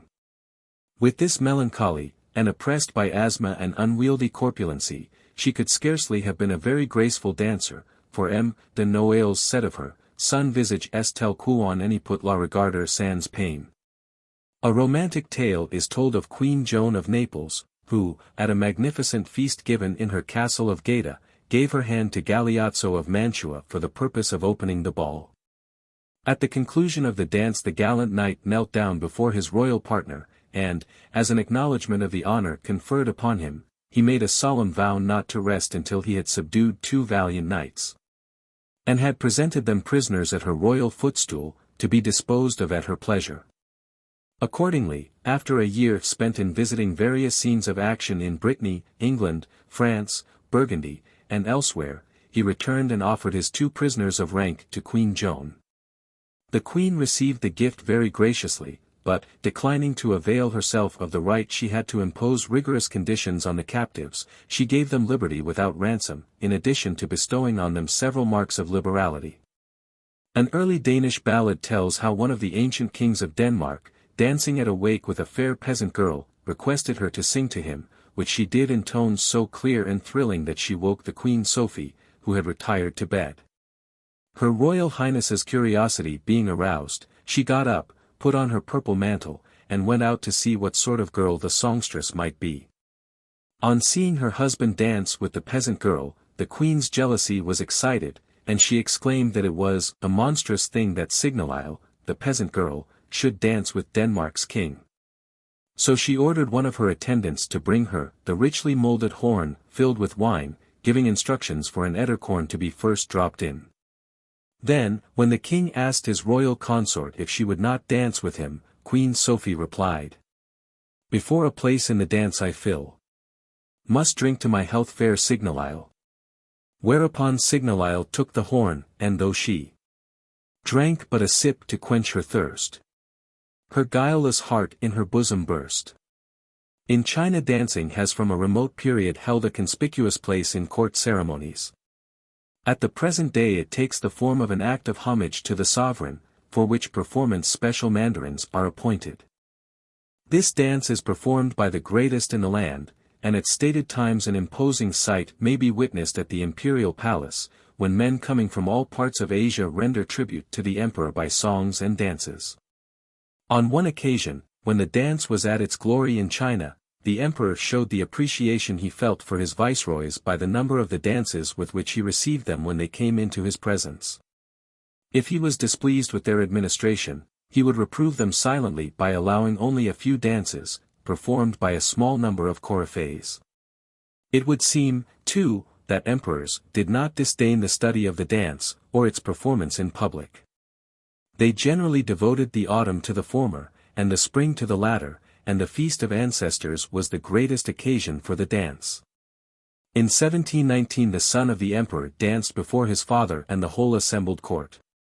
At the French court dancing from an early period was in high repute, and the intermezzi or entremets, from which sprang dances, performances held at banquets to entertain the guests whilst waiting for the courses, can be traced back to the year 1237. When St. Louis gave a wedding feast to his brother Robert at Compiègne. It is related that at this feast a knight rode across the hall on horseback over a large tightrope stretched above the heads of the guests. 51 With the Medicis the splendid dance entertainments were introduced into France, and we read how Catherine de' Medicis, while plotting the massacre of St. Bartholomew, amused herself by witnessing the antics of a troupe of Italian players, called I Gelosi, which consisted of mimic acting varied with comic dances. It is said that Jacques Cotier, a French physician, was the only person who could curb the uneven spirit of Louis IX, which he did by making an artful use of that dread of death to which the king was subject. Thus Cotier, trading on this peculiarity, would often say to his majesty, "I suppose one of these days you will dismiss me, as you have done many other servants, but mark my words, if you do, you will not live 8 days after it." By repeating this menace from time to time, Cotier not only kept himself in his station, but actually succeeded in persuading the king to bestow upon him valuable presents. He paid, however, considerable attention to the mind of his royal master, and to divert his attention and to amuse him during his indisposition, he would arrange to have rural dances performed under his window. Henry IV and his great minister, Sully, were lovers of the ballet, and Louis XIII danced on the stage with all his court. Louis XIV enjoyed performing various characters in the ballet, a recreation he pursued till he became too corpulent, when he abandoned it for fear of making himself an object of ridicule. Some idea of the importance of dancing at the court of Louis XIV can be gained from Molière, who goes so far as to say in the Bourgeois Gentilhomme, that the destiny of nations depends on the art of dancing. Monsieur de Lauzun, the favorite of Louis XIV, owed his fortune to his grace in dancing in the king's quadrille. And, as Dumas writes, many more than one nobleman owed the favor he enjoyed at court to the way he pointed his toe, or moved his leg. Indeed, Louis XIV not only busied himself with the composition of ballets, but danced in them, and took dancing lessons from Beechams for 20 years. 52 Until he was 32 he danced with professional ballet dancers, a fad which, it has been said, suggested itself to him from some lines in Racine's Britannicus, wherein Nero's dramatic proclivities are ridiculed. His last appearance was on February 13, 1669, in the ballet of Flora. Indeed, so devoted was Louis to the pastime, that in one ballet he actually played no less than 5 successive characters, those of Apollo, Mars, a Fury, a Dryad, and a Courtier. And actually submitted to the fatigue of assuming the several costumes, frequently as often as 3 times during the week. 53 Masquerades had the exclusive privilege of composing the libretti of these ballets, which, it is said, were one continued ovation to the young monarch, who was not in his own person exempted from the delivery of the most exaggerated and fulsome self-praise. But such was the taste of the time. The Allemande Française, a medieval German dance introduced into France about the year 1600, was a favorite of Louis XIV. And of Napoleon. Louis XIV was also specially fond of the courante, which he is said to have performed better than anyone else. And it may be added that on the 21st of January, 1681, when the then Dauphiness, the Princess de Conti, and some other ladies of the first distinction in the court of Louis XIV, performed a ballet with the opera, called Le Triomphe de l'Amour, it was received with so much applause, that on the 16th of the following May, when the same opera was acted in Paris, at the Theatre of the Palais Royal, it was thought indispensable for the success of this kind of entertainment to introduce female dancers, who have ever since been a support of the opera.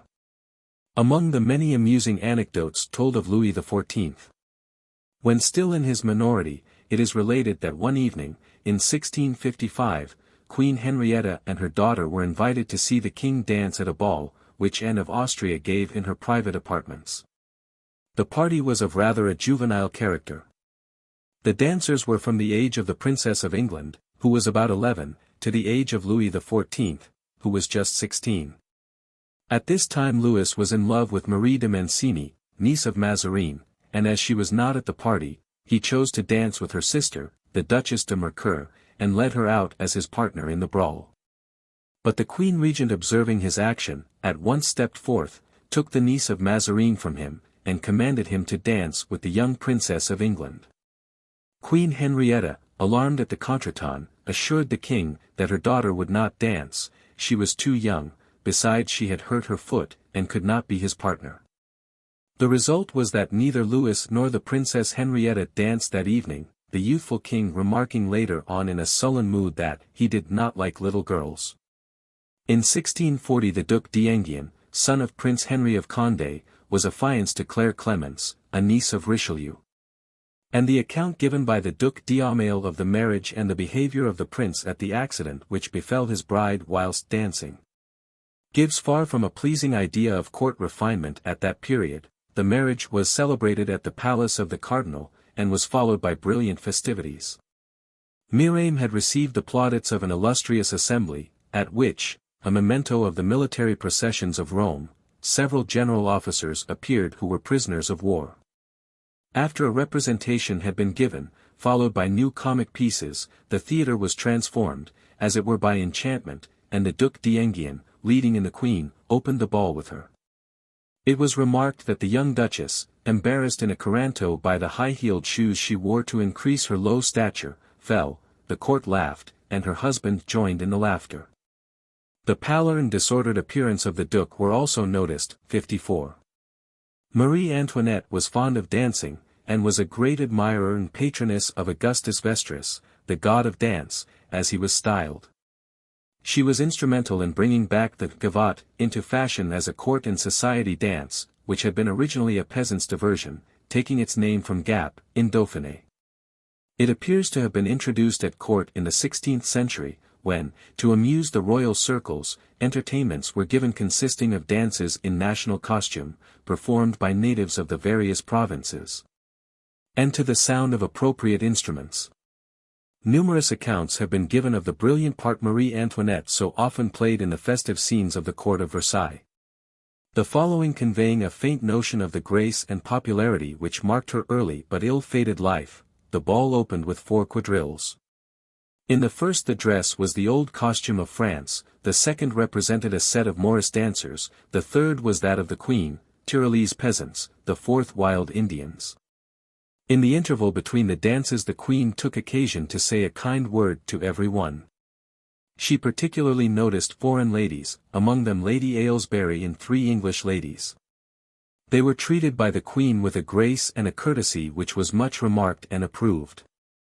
I shall only add that the Queen every day brings the elegance of the court to a higher degree of perfection.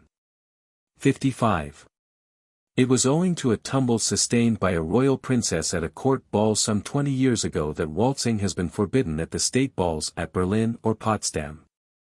And that the polka is not considered altogether free from danger is shown by the fact that the German emperor one day summoned the generals commanding the various troops stationed in and around Berlin, and directed them to instruct those officers who were not able to dance properly to abstain from attempting to do so at imperial receptions.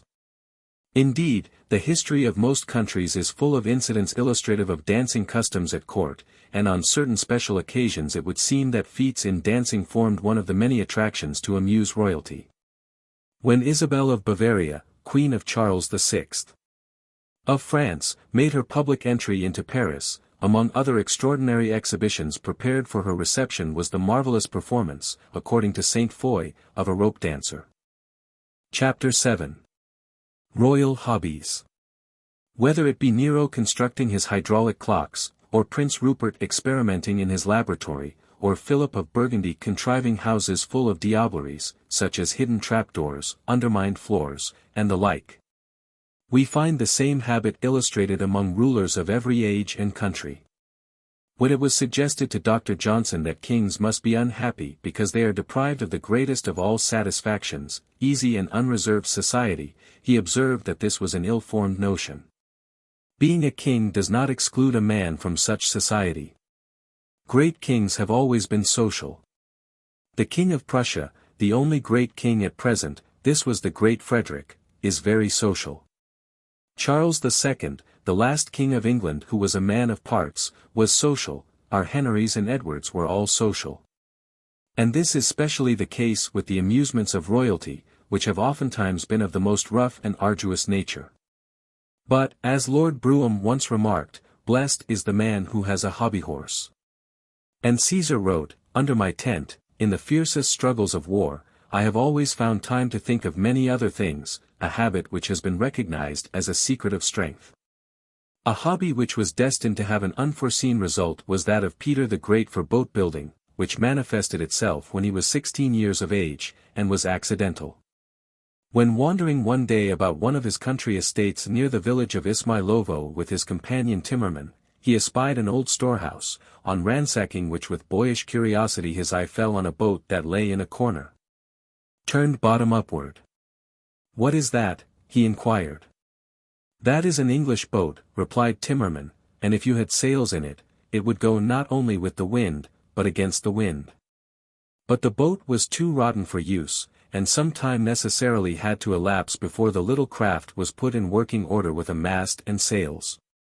The difficulty, however, was soon overcome by Karsten Brandt, who some years previously had been brought from Holland by the Tsar Alexis for the purpose of constructing vessels on the Caspian Sea.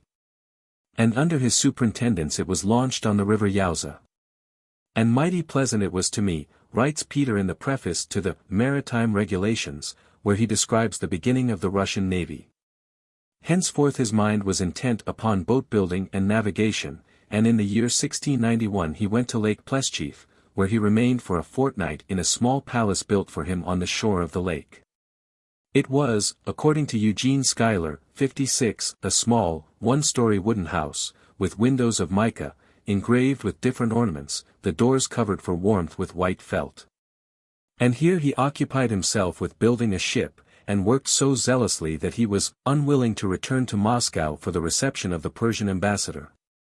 And it was necessary for Leo Narishkin and Prince Boris Golitsyn to go expressly to Pereyaslav to show him the importance of returning for the reception, in order not to offend the Shah. The boat which he found at Ismailovo has ever since borne the name of the grandsire of the Russian fleet, and is preserved with the greatest care in a small brick building near the cathedral of SS Peter and Paul within the fortress of St. Petersburg. In the year 1870, on the celebration of the 200th anniversary of his birth, it was one of the chief objects of interest in the Great Parade of St. Petersburg. And in 1872 it was conveyed with much pomp and ceremony to Moscow, where for a time it formed a part of the Polytechnic Exposition. But, as it has been observed, perhaps one of the most interesting and extraordinary circumstances in the history of mankind is that the despotic monarch of a mighty dominion should descend from his throne and travel as a private person in the train of his own ambassador sent to Holland. On arriving there, he first took up his abode in the Admiralty at Amsterdam, and afterwards enrolled himself among the ship carpenters, and went to the village of Saardam, where he wrought as a common carpenter and blacksmith with unusual assiduity, under the name of Master Peter. He was clad and fed as his fellow workmen, for he would not allow of vain distinctions. In the following year he passed over to England, where, in the space of 4 months, he completed his knowledge of shipbuilding. After receiving every mark of respect from William III, he left this country accompanied by several English shipbuilders and carpenters, whom he treated with great liberality in his naval dockyards, and subsequently he is said to have written several essays on naval matters. John Evelyn, in his diary, alludes to the emperor's visit, and under January 1698 makes this entry: the Tsar of Muscovy being come to England, and having a mind to see the building of ships, hired my house at Sayes Court, and made it his court and palace, new furnished for him by the king. And while the emperor was in his house, one of Evelyn's servants thus wrote to him: there is a house full of people, and right nasty. The Tsar lies next your library and dines in the parlor next your study. He dines at 10 o'clock and 6 at night, is very seldom at home a whole day, very often in the king's yard or by water, dressed in several dresses. The king is expected here this day, the best parlor is pretty clean for him to be entertained in. The king pays for all he has. Peter the Great was also in the habit of frequenting the different workshops and manufactories, and among the places he frequently visited were the forges of Muller at Istia. It was here that he employed himself in learning a blacksmith's business, succeeding so well that on one occasion he forged 18 poods of iron, putting his own particular mark on each bar, one of which is preserved at St. Petersburg. One of his predecessors, Pfeiffer, son of Ivan IV, exercised his strength by ringing church bells, which was one of his favorite hobbies. Alexander III of Russia also took great delight in manual labor, and one of his favorite pastimes was to fell huge trees, saw them into planks, plane them, and generally prepare them for the cabinet maker. His physique, which was exceptionally powerful, enabled him to indulge in this hobby. Some idea of his strength may be gathered from the fact that he could twist and break thick iron pokers and bars with his hand, render pewter tankards into bouquet holders, whereby he justified his title of the Russian Samson. In his younger days he was able to bend a bar of iron across his knees, or to burst in a strong door with his shoulder. In this respect he was not unlike William the Conqueror, of whom it is said that no one but himself could bend his bow, and that he could, when riding at full speed, discharge a long bow with unerring aim. And Edward I, it is reported, was so adroit and active, that he could leap into his saddle by merely putting his hand on it. Charlemagne is reputed to have been so strong as to be able to take a horseshoe in his hands and snap it. Augustus the Strong of Saxony was a man of Herculean muscular powers, who could lift weights, straighten horseshoes with his 2 hands, and go through other exercises which astonished his subjects. And such was the muscular strength of Don Sebastian that, by the mere pressure of his knees, he could make his charger groan and sweat. And it may be added that all manly exercises which required vigor and agility were favorite hobbies of Don Sebastian. When the wind blew hurricanes and the waves dashed wildly over the bar of Lisbon, the inhabitants of the capital watched often with eager suspense the progress of a small vessel, having at the main the royal standard. As it ploughed its way through the foaming waters, for on board that frail ship was the hope of the nation, King Don Sebastio. There is no bravery, nor merit, nor profit to be gained by going on board in a calm, replied the king to the expostulation of his council. 57 It may be added, too, that Cimberga of Poland, who was married to Ernest the Iron, cracked her nuts with her fingers, and when she trained her fruit trees, she hammered the nails into the wall with her clenched knuckles. The Albanian prince, George Castriot, better known as Skanderbeg, was a strong man, for he could cut off a bull's head at a single stroke. Mahomed II invited him to send the sword which had performed so remarkable an exploit. It was sent, but the Sultan, finding that it differed not from any other weapon of the kind, expressed his dissatisfaction. Skanderbeg retorted that he had sent him his sword as desired, but could not send the arm which had wielded it. Charles V of Spain had a decided taste, and, as it would seem, talent for mechanical pursuits, and when in Germany had invented a carriage for his own accommodation. After his abdication he would often amuse himself, with his companion Toriano, in making little puppets, soldiers performing their exercises, girls dancing with their tambourines, and if the account be true, wooden birds that could fly in and out of the window. 58 When he entered Nuremberg, of the many forms of welcome which he there encountered, none pleased him more than the artificial eagle which flew to meet him. 59. He had also a turn for the mathematical sciences, and, like Louis XVI, a passion for timepieces. And the difficulty which he found in adjusting his clocks and watches is said to have drawn from the monarch a philosophical reflection on the absurdity of his having attempted to bring men to anything like uniformity of belief in matters of faith, when he could not make any two of his timepieces agree with each other.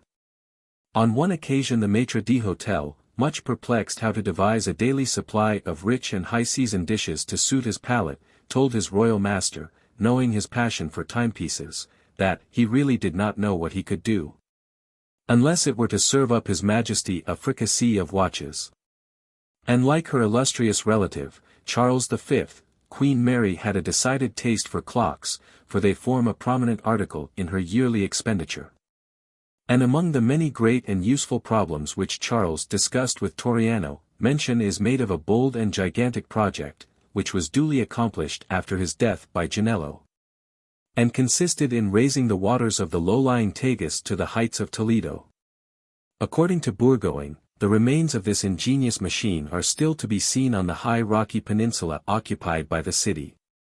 And, near them, ruins still more ancient, which must have formed part of an aqueduct designed to convey water to the height of Alcazar, from springs 7 or 8 leagues distant, a legacy at once useful and magnificent, by which the Romans have marked their residence in more than one place in Spain.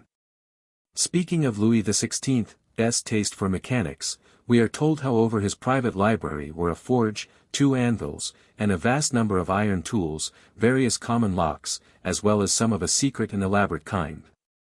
It was here that, the infamous Gammon, who afterwards accused the king of having tried to poison him, and was rewarded for his calumny with a pension of 1,200 livres, taught him the art of lock-making. When teaching the king his trade, Gammon took upon himself the tone and authority of a master. The king, according to Gammon, was good, forbearing, timid, inquisitive, and addicted to sleep. He was fond to excess of lock-making, and he concealed himself from the queen and the court to file and forge with me. In order to convey his anvil and my own backwards and forwards, we were obliged to use 1,000 stratagems, the history of which would never end. 60. In his private apartments were his collection of instruments, charts, spheres, globes, and also his geographical cabinet. And, in addition to these, there were to be seen drawings of maps which he had begun, and others that he had finished. He inherited some from Louis XV, and he often busied himself in keeping them clean and bright. 61. We may note that amongst the earliest pieces of modern mechanism associated with royalty was a curious water clock presented to Charlemagne by the Caliph Harun al-Rashid. In the dial plate there were 12 small windows, corresponding with the divisions of the hours. The hours were indicated by the opening of the windows, which let out little metallic balls which struck the hour by falling on a brazen bell. The doors continued open till 12 o'clock, when 12 little knights, mounted on horseback, came out at the same instant, and, after parading the dial, shut all the windows, and returned to their apartments. Another automaton was that of the philosopher John Muller, and most elaborate, consisting of an artificial eagle which flew to meet the Emperor Maximilian when he arrived at Nuremberg on the 7th of June, 1470. After soaring aloft in the air, the eagle is stated to have met the emperor at some distance from the city, and to have returned and perched upon the town gate, where it waited his approach. On the emperor's arrival the eagle stretched out its wings, and saluted him by an inclination of its body.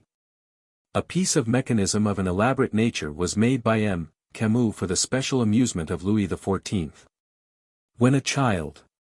It consisted of a small coach, which was drawn by 2 horses, and contained the figure of a lady within, with a footman and page behind.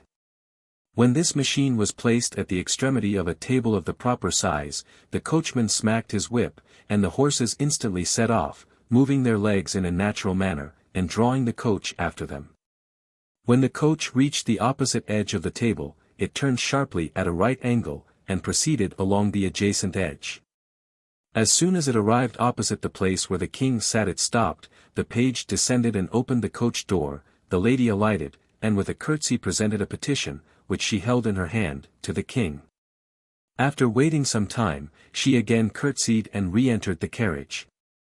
The page closed the door, and having resumed his place behind, the coachman whipped his horses and drove on. The footman, who had previously alighted, ran after the carriage and jumped up behind into his former place. 62. Louis XIV. Had an inordinate passion for jewels. His most costly possession was the famous crown of Agrippina, a work of consummate art, composed of 8 tiers of immense brilliance in a transparent setting. In his private cabinet Louis XIV. Had 2 immense pedestals of rosewood, in the interior with shifting shelves, in which he kept the most precious of the crown jewels, in order that he might examine and admire them at his ease, an occupation in which he took great delight. Nor did he ever hear of a gem of price, either in Asia or Europe, without making strenuous efforts to secure the prize. But this crown was the cause of a tragic and apparently mysterious occurrence. When the Princess of Modena passed through France on her way to England, where she was about to become the wife of the Duke of York, Louis gave her a costly reception. Nothing on his part being left undone to make her brief sojourn at his court as enjoyable as possible. It happened that the conversation turned on the forms and fashions of jewellery, which prompted the Marquis de Dangeau, who prided himself on his antiquarian knowledge, to observe that it was in the time of Nero the imperial crown was first arched. Whereupon Louis added that he possessed one himself, and which the Marchioness de Montespan would produce. In due time the glittering circlet was brought forth to excite universal admiration, but when Louis obtained a close view of it, he exclaimed to the Marchioness, "How is this, madam? This is no longer my crown of Agrippina. All the stones have been changed. The setting was intact, but the brilliance had been replaced by paste." The mystery was before long solved, it being proved that the maker of the casket had effected an attachment for one of the waiting women of the Marchioness de Montespan, who during his visits, having free access to where the crown of Agrippina was kept, had substituted the mock for the true diamonds. He was convicted and hanged, upon which occasion Louis XIV.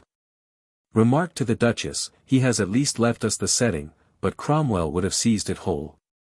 63. The Elector Frederick, surnamed the Wise, was an indefatigable collector of relics. After his death one of the monks employed by him solicited payment for several parcels he had purchased for the Wise Elector, but the times had changed. He was advised to give over this business. The relics for which he desired payment, it was argued, they were willing to return, that the price had fallen considerably since the Reformation of Luther, and that they would be more esteemed and find a better market in Italy than in Germany. 64. The only expensive personal fancy, it is said, of Frederick the Great was for collecting snuff-boxes, of which he left as many as 130, valued at $1,300,000. Lord Malmesbury says that, one could hardly approach the king without sneezing. 2,000 pounds weight of Spanish snuff had always to be kept in store. Smoking, on the other hand, says Vase 65, was an abomination to Frederick ever since the tobacco in his father's time. A female sovereign who indulged in this habit was Catherine II. of Russia. And in the reign of Alexis the penalty for a man who smoked a pipe of tobacco was to have his nose cut off. This sovereign seems to have had a great dislike of tobacco, but times were to change, and a well-known portrait of Peter the Great represents him sitting in a sailor's dress enjoying a pipe. Augustus the Strong of Saxony was a great china fancier, and his credulity in the transmutation of metals was accidentally the cause of the discovery of the celebrated Dresden ware. An apothecary's lad, named Bodiger, composed a tincture that was supposed to be capable of being transformed into gold. But the reputation of a successful alchemist was fatal to his liberty, and the lad of 17 was by order of Augustus placed under lock and key, with a complete laboratory at his disposal, a restraint which almost made him mad. The governor of Königstein reported on the 12th of April, 1702 that he foamed at the mouth like a horse, roared like a bull, knocked his head against the wall, and trembled so violently that 2 soldiers could not hold him. He considered the commandant to be the archangel Gabriel, he blasphemed, and drank 12 cans of beer a day without getting drunk. Accordingly, the lad was removed to Dresden, where he was allowed a certain liberty, and owing to his flow of animal spirits he had the art of enchanting everyone he met. Augustus himself sought his acquaintance, without giving him full liberty. It was whilst pursuing his experiments that Bodiger discovered the Meissen porcelain, commonly called Dresden china, which to Augustus, who, as already stated, was a great china fancier, was as welcome as gold itself. For he had expended vast sums on what is known as the Japan Palace. Many workmen were engaged from Delft to work the new ware, and in 1710 the manufactory of Meissen commenced the supply of the demand, which soon became European.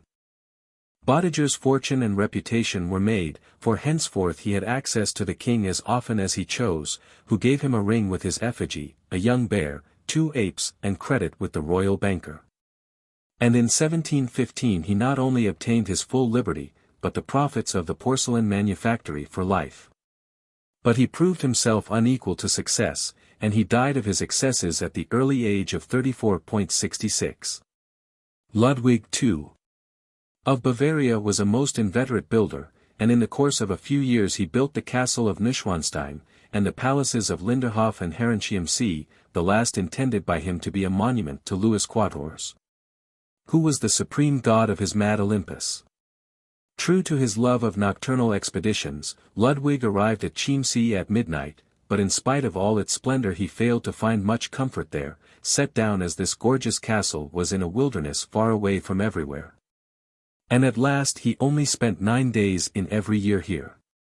Another sovereign who became a great builder was Stanislaus Leczinski, who, to gratify his hobby, demolished churches, chapels, ducal palaces, castles, towers, and town-houses. According to some, his greatest glory is the church of Notre Dame de Bon Secours, in which he and his consort, Caroline Obzinska, were entombed.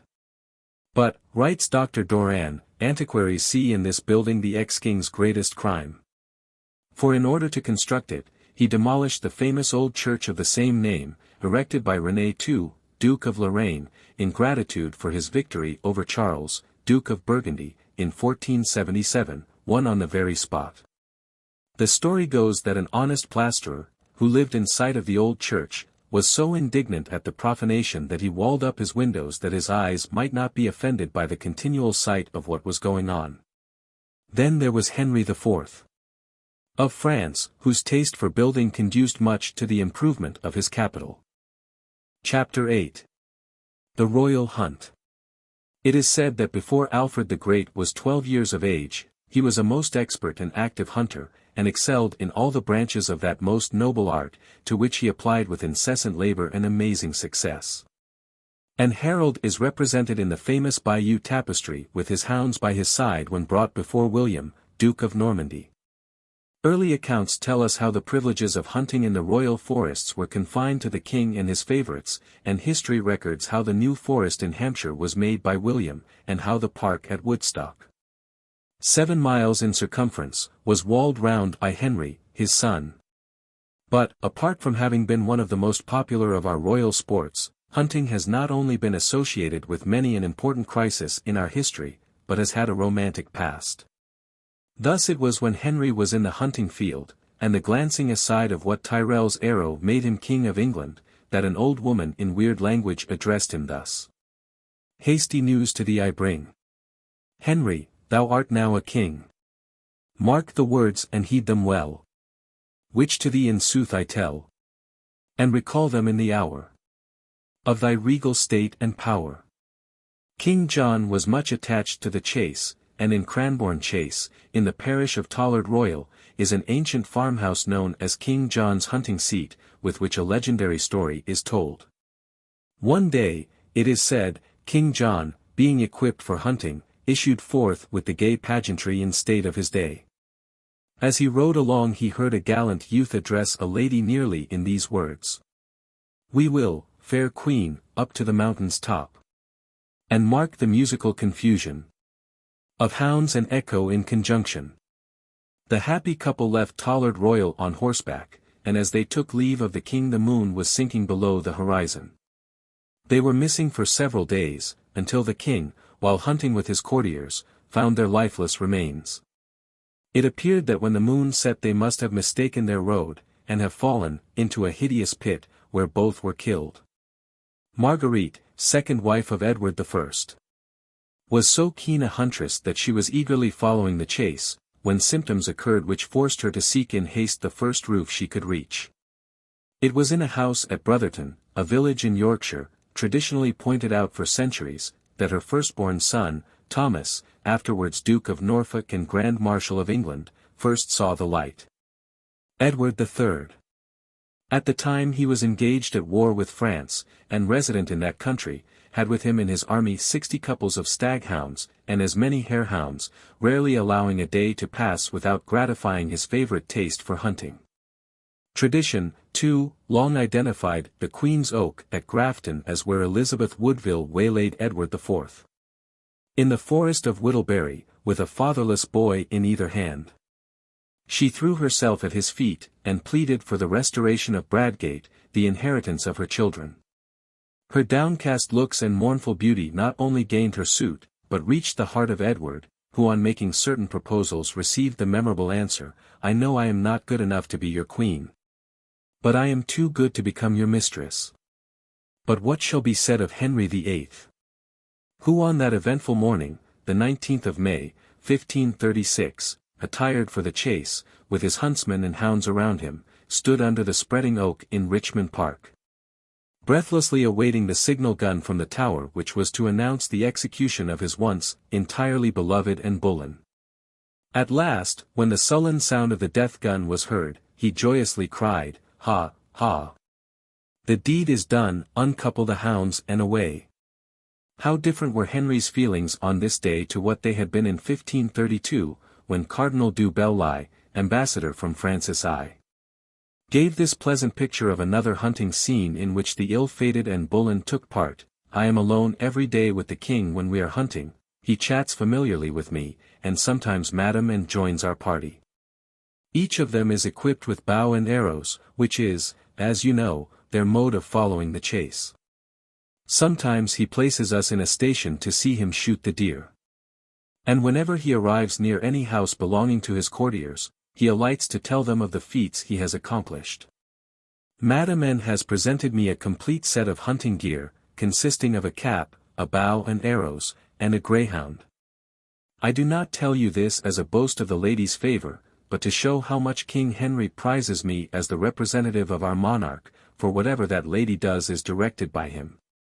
Elizabeth was fond of hunting, and the nobility who entertained her in her different progresses made large hunting parties, which she usually joined if the weather was favourable.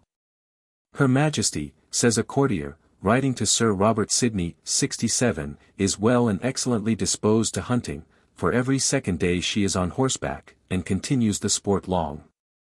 At this time Her Majesty had just entered her 77th year, and she was then at her palace at Oatlands. And oftentimes, when she was not disposed to hunt herself, she was entertained with the sight of the pastime.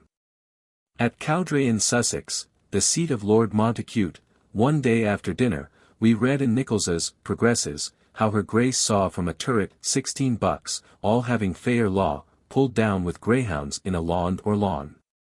And many other accounts have been left us of the interest Elizabeth always took in the chase. James I found much enjoyment in hunting, and it was a common expression of our ancestors on taking leave of their friends, God's peace be with you, as King James said to his hounds. Scaliger observed of him, the King of England is merciful except in hunting, where he appears cruel. When he finds himself unable to take the beast, he frets and cries, God is angry with me, but I will have him for all that. His favorite pastime once nearly cost him his life, for he was thrown headlong into a pond, and very narrowly escaped drowning. On another occasion his bad horsemanship nearly proved fatal to him, for Mr. Joseph Mead writes to Sir Martin Stuteville, January 11, 1622, the same day His Majesty rode by coach to Theobald's to dinner. And after dinner, riding on horseback abroad, his horse stumbled, and cast His Majesty into the New River, where the ice brake, he fell in so that nothing but his boots were seen. Sir Richard Young went into the water and lifted him out. Indeed, Sir Richard Baker informs us the king's riding was so remarkable that it could not with so much propriety be said that he rode, as that his horse carried him. He often hunted in Cranbourne Chase, and in a copy of Barker's Bible, printed in 1594, which formerly belonged to the family of the Cokers of Woodcotes, in the Chase, are entries of the king's visits, the 24th day of August. Our King James was in Mr. Butler's Walk, and found the buck, and killed him in Vernedick, in Sir Walter Vaughan's Walk. In the painting of Queen Anne of Denmark in her hunting costume, her dogs are introduced by Van Summers. They wear ornamental collars, round which are embossed in gold the letters, R. They are dwarf greyhounds. The Queen holds a crimson cord in her hand in which two of these dogs are linked, and it is long enough to allow them to run in the leash by her side when on horseback. A very small greyhound is begging, by putting its paws against her green-cut velvet farthingale, as if jealous of her attention. Catherine of Braganza, Queen Consort of Charles II. Loved sport, and from all accounts her hunting establishment was carried on in an elaborate manner, for mention is made of the Master of Her Majesty's Bows, with a salary of £61 attached to his office. A Yeoman of Her Majesty's Bows, a Master of Her Majesty's Bucks, and at Oxnead a venerable oak was long pointed out, beneath which, according to local tradition, King Charles and his queen stood when they shot at the butts. In the year 1676 a silver badge for the Marshal of the Fraternity of Bowmen, of which she was the patroness, was made, weighing 25 ounces, with the figure of an archer drawing the long English bow to his ear, with the inscription Regini Catharini Sagittarii, having also the arms of England and Portugal, with 2 bowmen for supporters. James II. Oftentimes hunted 2 or 3 times a week, and a contemporary thus writes, His Majesty today, God bless him, underwent the fatigue of a long fox chase. I saw him and his followers return, as like drowned rats as ever appendixes to royalty did. In the year 1686, when pursuing the dangerous designs which led to his expulsion, he still indulged in the chase. And Sir John Bramston in his autobiography tells us how on the 3rd of May James hunted the red deer near Chelmsford with the Duke of Albemarle, Prince George of Denmark, and some of the lords of his court. After a long chase, the king was in at the death between Romford and Brentwood. The same night he supped at Newhall with his fellow hunters. And on the next day he hunted another stag which lay in Newhall Park, and a famous run they had, for the gallant creature leaped the paling, swam the river, ran through Brampfield, Pleshy, and the Roothings, and was at last killed at Hatfield. On this occasion, too, James was in at the death, although most of the lords, including the Duke of Albemarle, were thrown out, much to his delight. But as his horse was spent, and royalty in some need of a dinner, Lord Dartmouth advised to make for Copthall, the seat of the Earl of Dorset. And accordingly he sent a groom to apprise his lordship that his Majesty would take family fare with him that day. It happened that the Earl was dining out at Rockholt's, and the Countess about to pay some visits in the neighbourhood, when the messenger met them, stopped the coach, and announced the royal intent. As her cook and butler were gone to Waltham Fair, she would have excused herself on the plea that her lord and servants were out, but a second messenger following close on the heels of the first, she drove home, and sent her carriage to meet his Majesty.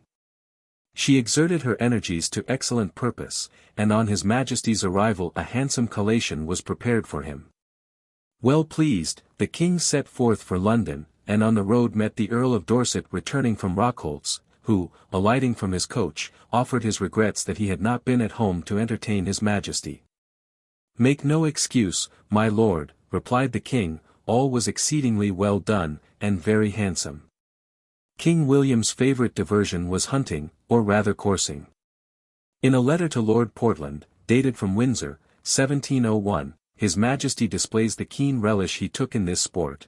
"I am hunting the hare every day in the park with your dogs and mine.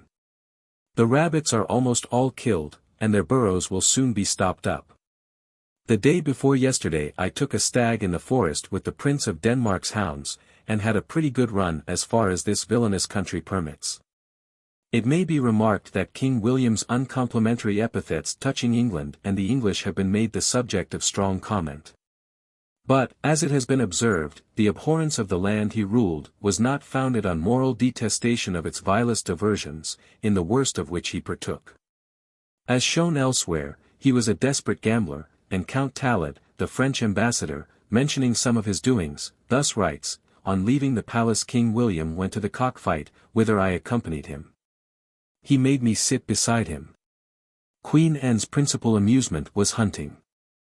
On the 31st of July, 1711 Swift writes to Stella from Windsor, "The Queen was abroad today in order to hunt, but finding it disposed to rain, she kept in her coach. She hunts in a chaise with one horse, which she drives herself, and drives furiously, like Jehu, and is a mighty hunter, like Nimrod." On the 7th of the following month Swift writes to Stella, "I dined today with the gentlemen ushers, among scurvy company. But the Queen was hunting the stag till 4 this afternoon, and she drove in her chaise above 40 miles, and it was 5 before we went to dinner. Her Majesty must have had some skill in driving, or she would probably have met with a series of disasters similar to one which befell her friend the Duchess of Somerset, who was overturned.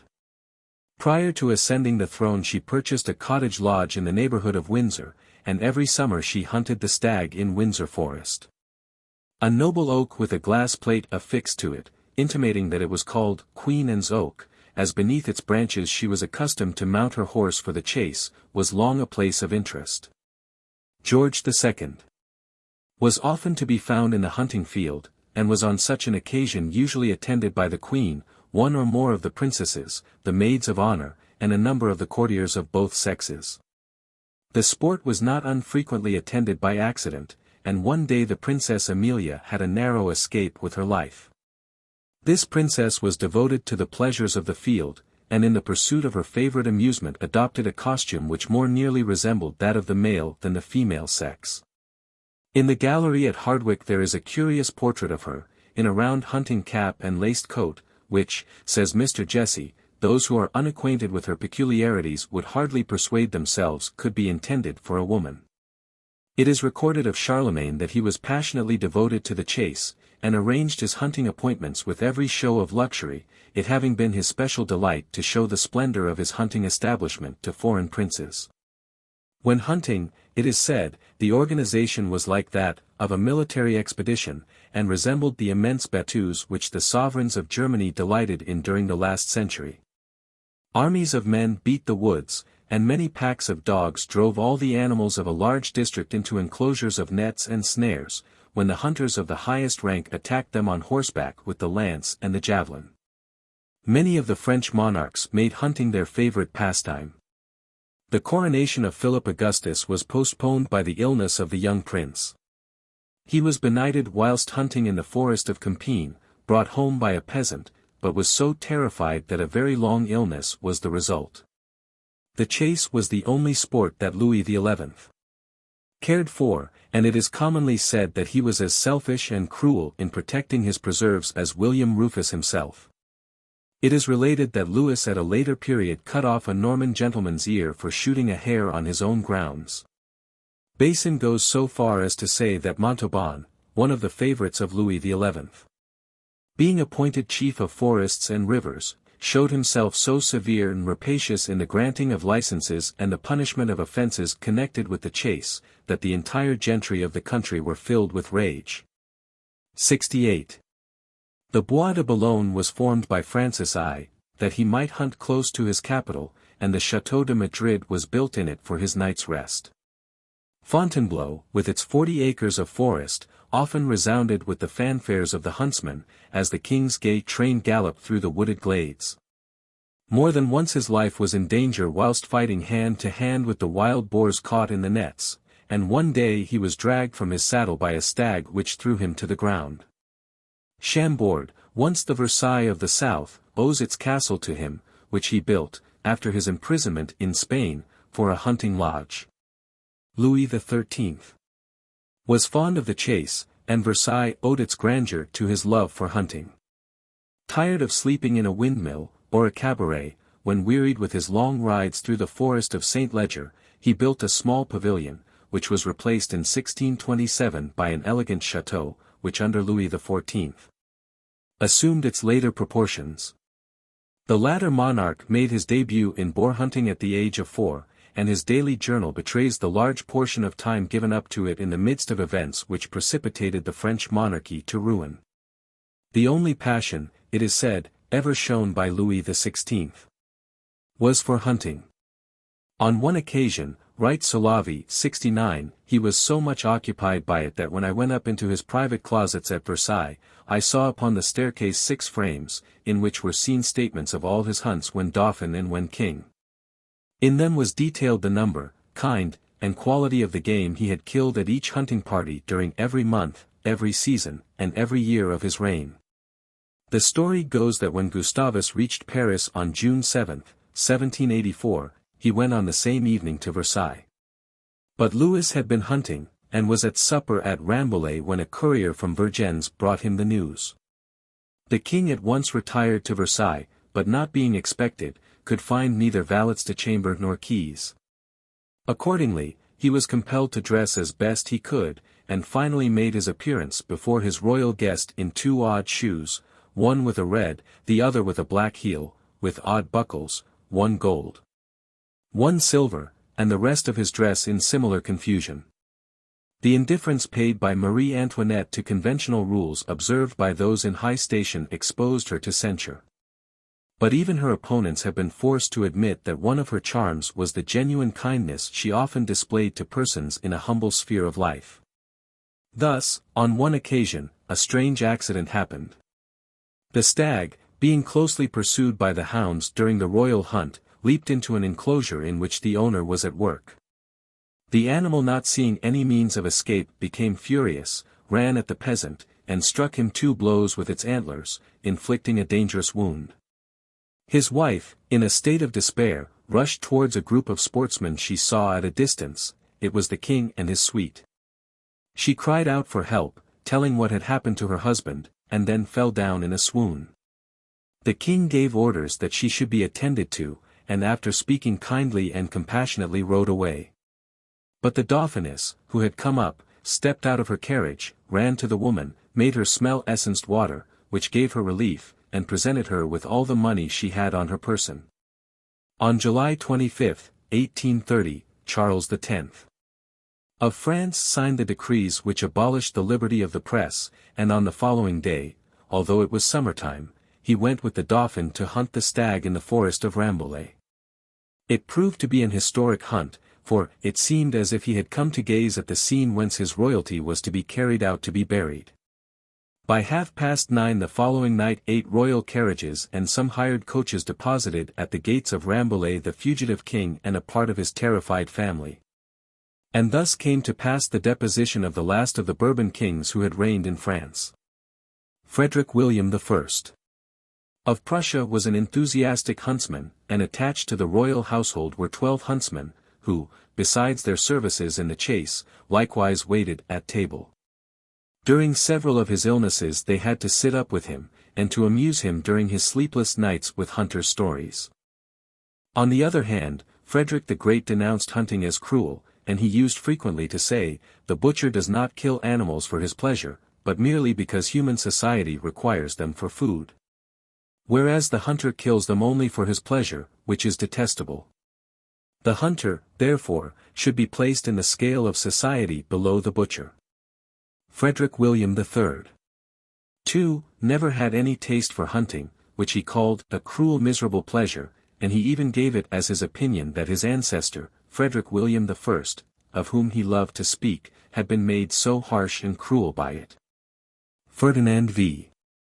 The Catholic, who united the kingdoms of Castile and Aragon by his marriage with Isabella, cared for no other amusement save that of hunting, especially falconry, and Charles V. was fond of the chase. Maximilian II. found his chief pleasure in hunting, and he acquired the celebrated Prater, the Hyde Park of Vienna, which was originally a forest park with preserved game. In one of his letters to his brother-in-law, Albert of Bavaria, dated September 28, 1568, he writes, "I have several times wished from all my heart that you were with us in the Prater, where lots of fine stags have shown themselves. And particularly on Tuesday last, when I had a boar hunt there, at which I bagged 30 head of game." Hunting the boar in the forests which surrounded the royal residence of Sintra was the great delight of Don Sebastian. We are told that he always dismounted to give the coup de grace to the boar.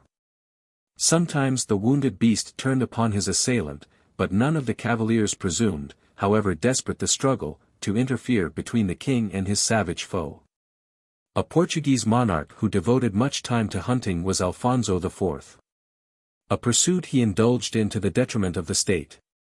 But his presence one day being essential at Lisbon, he entered the council chamber full of the adventures of the chase, with which he entertained the nobles present. After concluding his narrative, a nobleman of the first rank thus addressed him. "Courts and camps are allowed for kings, not woods and deserts. Even the affairs of private men suffer when recreation is preferred to business.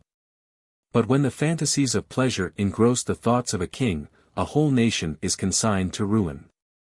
If your majesty will attend to the wants and remove the grievances of your people, you will find them obedient subjects. If not, they will look out for another and a better king."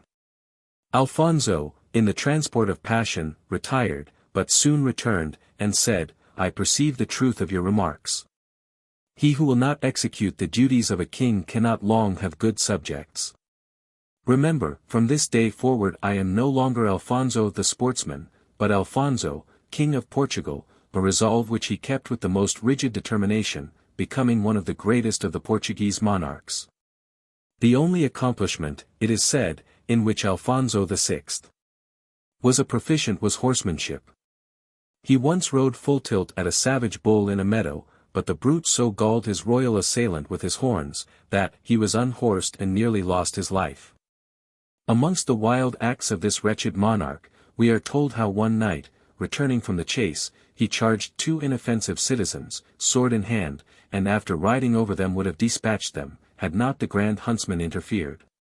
Charles III. of Spain was more attached to the sports of the field than the splendor of the monarchy, and it is said that no weather, however bad, could keep him at home.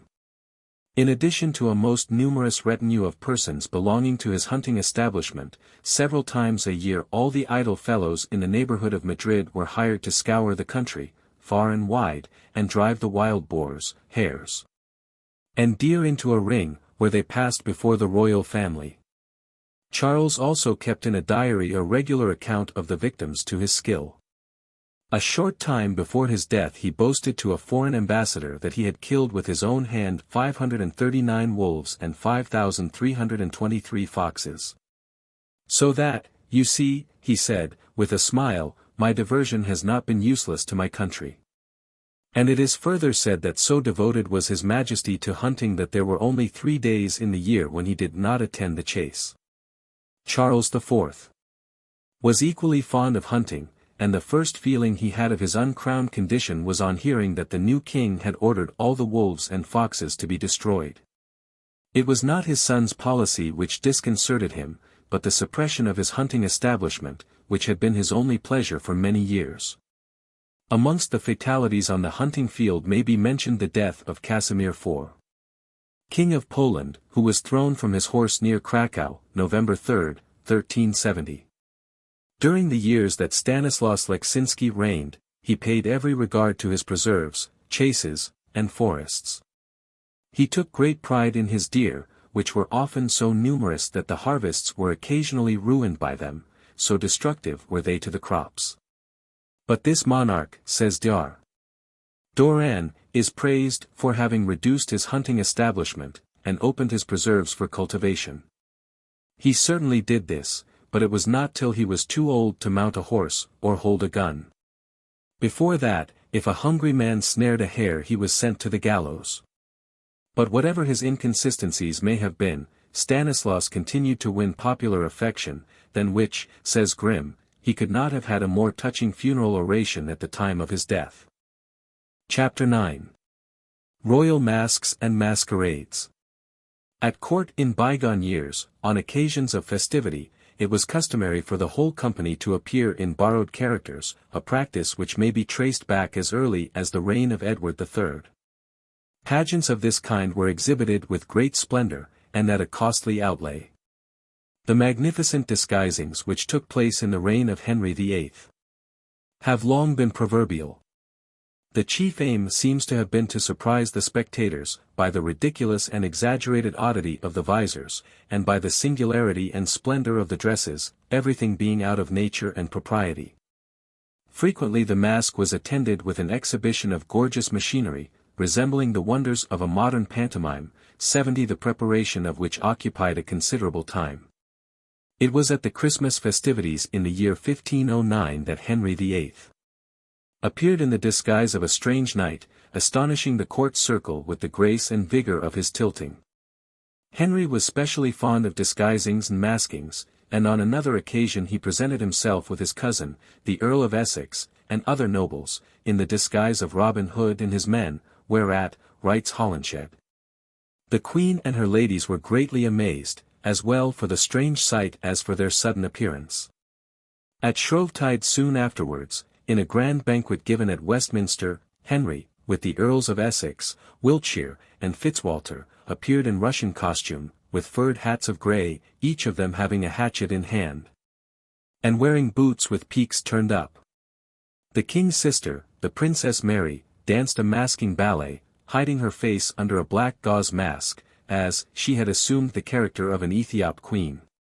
In the early part of the year 1510 a royal masque was given to celebrate the birth of Prince Henry, on which occasion Sir Charles Brandon, afterwards Duke of Suffolk, introduced himself before Queen Catherine in the garb of a hermit poor, craving permission to tilt in her honour.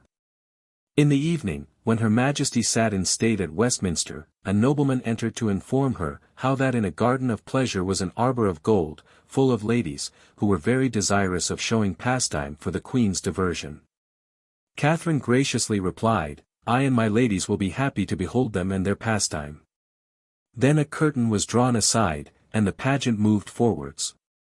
It was an arbour, covered with gold, above which were twined branches of hawthorn, roses, and eglantines, all made of silk and satin to resemble the natural colours of the flowers. In the arbour were 6 ladies, dressed in gowns of white and green satin, covered with gold letters of H and K. Near the bower stood the king himself and 5 lords, dressed in purple satin, likewise covered with the same monograms in solid bullion, and every one had his name in letters of bullion. Then the king and his company danced before Catherine's throne. In honour of the marriage of Arthur, Prince of Wales, with Catherine of Aragon, 3 pageants were exhibited in Westminster Hall. The first was a castle with ladies. The second, a ship in full sail, that cast anchor near the castle, and the third, a mountain with several armed knights upon it, who stormed the castle and obliged the ladies to surrender. The pageant terminated with a dance.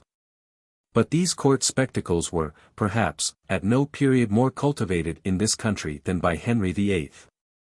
And his favourite, Wolsey, in whose strangely contrived shows a moving mountain would sometimes enter the great hall, adorned with trees, flowers, and herbage, and studded with wild beasts and savage men, which, opening suddenly, would send forth a gay throng of knights and ladies, or allegorical personages, who, having sung and danced before the guests, retired again to their place of concealment. 71 such performances, as may be imagined, by their novelty and grotesqueness, rarely failed to create as much fun and amusement among the royal circle as among the privileged persons invited to see them. When an inventory was taken after the death of Henry VIII, of all the tapestry, pictures, plate, jewels, and other goods of which he died possessed, it was found that he had no less than 99 visors, or masks of sundry sorts, besides many sets of masking's heads, at Greenwich, which he and his courtiers were in the habit of wearing.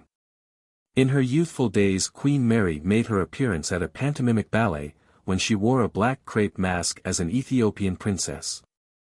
In the year 1527 she exhibited herself before the French ambassadors at Greenwich Palace, with 5 of her ladies, dressed in Icelandic costume, and with 6 lords, in the costume of the same country. The party danced lustily about the hall.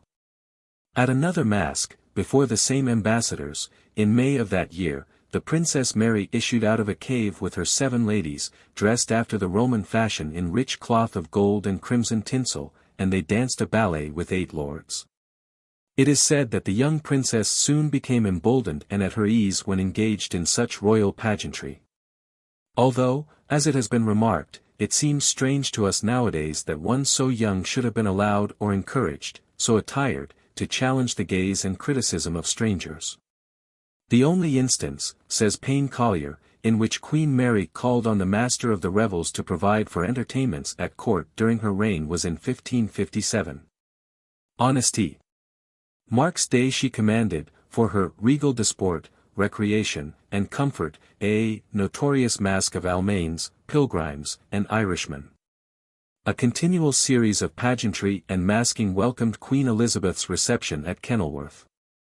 And on Shrove Tuesday, 1594, the members of Gray's Inn got up a burlesque masque for her amusement, with which she was so much pleased that the courtiers, fired with emulation, as soon as the masque was over began to dance a measure, which caused her Majesty to utter this reproof: "What, shall we have bread and cheese after a banquet?" The Earl of Essex, who took good care to propitiate his royal mistress by all sorts of flattery. On the 17th of November, 1596, the anniversary of her accession to the throne, caused a sort of masque to be represented which was thus described by an eyewitness: "My Lord of Essex's device is much commended in these late triumphs. Some pretty while before he came in himself to the tilt, he sent his page with some speech to the Queen, who returned with her Majesty's glove. And when he came himself, he was met by an old hermit, a Secretary of State, a brave soldier, and an esquire.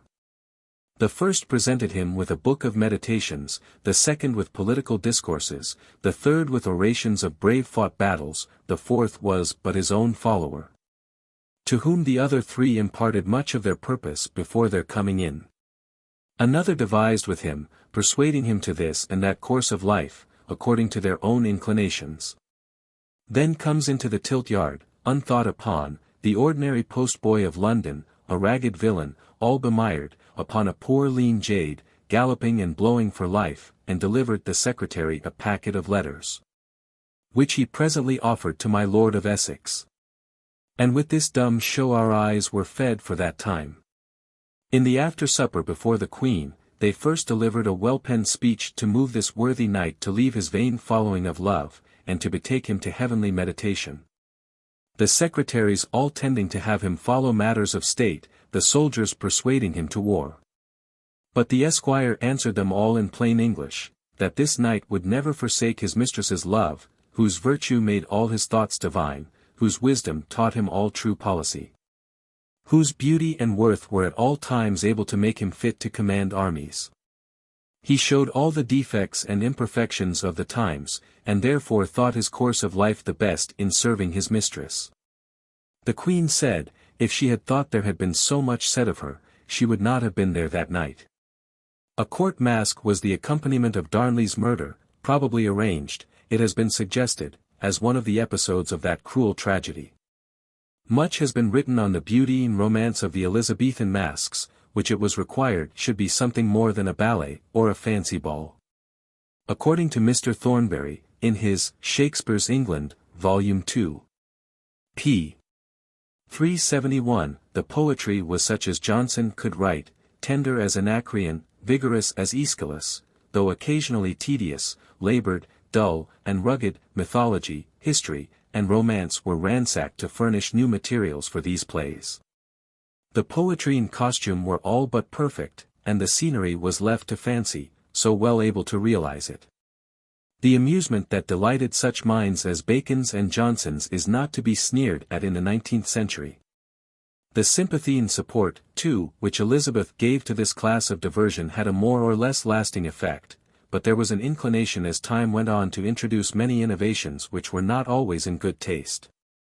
One of the chief amusements of James I and his court were masques and emblematic pageants, and it appears by what is entitled a brief collection of the extraordinary payments of the court of James I. From 1603 to the end of 1609, that the charges for masques amounted to £4,215 and 72 pence. An imposing instance occurred in the year 1610, to commemorate the Queen's eldest son, Henry, being created Prince of Wales.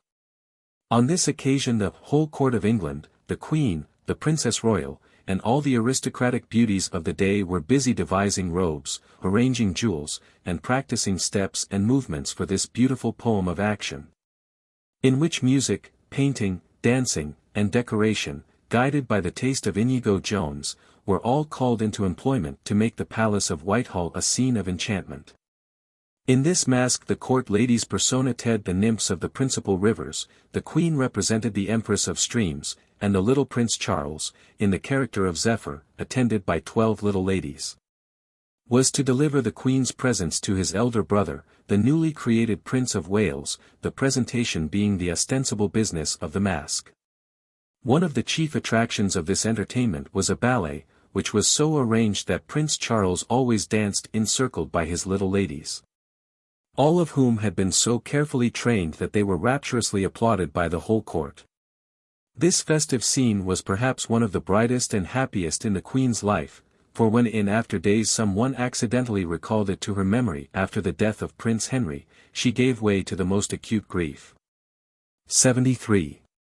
But some of these magnificent masques appear to have been conducted with but little attention to decorum. The Countess of Dorset mentions in her memoirs that there was much talk of a masque which the Queen held at Winchester, and how all the ladies about the court had gotten such ill names, that it was grown a scandalous place. And the Queen herself was much fallen from her former greatness and reputation she had in the world.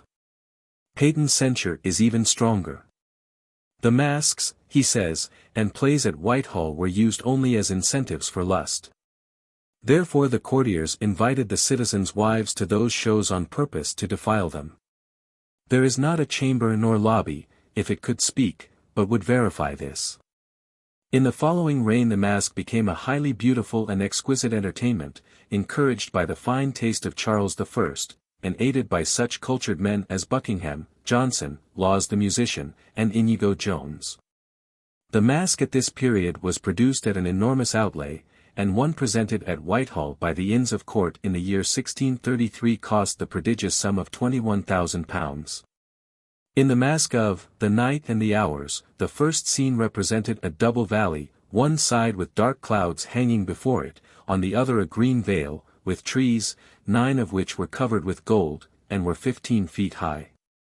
From this grove towards the state, or seat of the king, extended a dancing place, with the bower of Flora on the right, and the house of Night on the left. The bower of Flora was decorated with flowers and leafy branches, whilst Night appears in her house, her long black hair spangled with gold, amidst her hours, their faces black, and each bearing a lighted black torch. On another occasion the Lord's Masque was performed, which was also divided into 2 parts, the lower being first discovered, in which there was seen a wood in perspective. And on the sudden fall of a curtain there appeared a heaven of clouds of all hues, whilst from a bright and transparent cloud 8 maskers descended with the music of a full song. On reaching the ground the cloud broke in twain, and, after the manner of a transformation scene, a series of changes took place. With these gorgeous entertainments was usually presented the anti-masque, a humorous parody of the more solemn show. And to the popularity of this species of exhibition we owe Milton's Comus and Arcades, 74. During the reign of Charles II, masquerading was the rage, and it is recorded how the king and queen and all the courtiers went about masked, and so completely disguised that no one, unless in the secret, could distinguish them. They were carried about in hackney chairs, entered houses where merrymakings were going on, and danced about with the wildest frolic. On one occasion the Queen got separated from her party, and her chairman, not knowing her, went away. Much frightened, she returned to Whitehall in a hackney coach, or, according to some authorities, in a cart. The Earl of Manchester, the Lord Chamberlain, well aware that she was surrounded by spies who were ready to make the most of the slightest indiscretion on her part, did not hesitate to tell her that it was neither decent nor safe for her to go about as she had done of late. The Duke of Buckingham seriously proposed to Charles that in some nocturnal frolic they should carry the Queen off, and send her to the plantations, to which, according to Burnet, the King would have had no objection had she retired voluntarily into a convent. A harmless feature of the frolic and fun of the exiled court at St. Germain's were the balls and receptions given by Mary Beatrice. A lively description, too, has been given of the Shrove Tuesday masquerade at St. Germain's, to which the whole town was admitted, the barriers being thrown open by Her Majesty's command, in order that all classes, high and low, young and old, English and French, might join in the carnival. Etiquette, however, forbade the prince and princess from wearing masks, or assuming any particular characters on these occasions, yet they are represented as dancing merrily in the midst of the motley crowd. On one occasion some indignation was caused when it was discovered that, at a masked ball, the son of the court apothecary, Bondin, had found admittance, at which the Duchess of Burgundy was present. The apothecary's son, concealed under his mask, had the audacity to pass for a marquis, and was bold enough to dance with a princess who was not very remote from the throne. At these balls not only James and his queen, but the young Prince of Wales, were often present. At one of these riotous gatherings the crowd was so great that the little Duc de Berry, son of the Dauphin, nearly lost his life in the pressure by suffocation. Happily he was rescued, but not without some difficulty. It may be noted that the pretended Prince of Wales, as the son of James is invariably called by the English papers of the period, is described as being present at these masked balls, masked, to save him from being tied to ceremonials. And it is recorded that whilst this kind of merriment was going on, the ears of James were deafened by solicitations from his starving disbanded soldiers, whose distress was appalling. Indeed, their condition became so desperate that Louis was petitioned to enroll 100 of them in the French army. And, when this request was refused, an honest captain of gendarmes, expressing himself too freely, was punished with the loss of his personal freedom, and was flung into the Bastille. It is said that James would have had sympathy with the bold speaker thus cruelly punished, but that his attention was, through the force of circumstances, attracted in different directions. 75. Masquerading was general in Scotland as far back as the days of James I. At the celebration of the marriage of James IV. and the Lady Margaret, a company of English comedians, under the management of John English, enlivened the festivities of the court with a dramatic representation. After dinner a moralite was played by the said Master English and his companions, in the presence of the Caoimhín Queen, and then dances were danced. During the regency of Mary of Guise, and the reign of Mary Queen of Scots, when masks became more and more splendid and extravagant, and when the Queen pirouetted in newly introduced French dances which were anything but models of decorum, no wonder the more sober-minded were disgusted, and all amusement of the kind was brought into disrepute.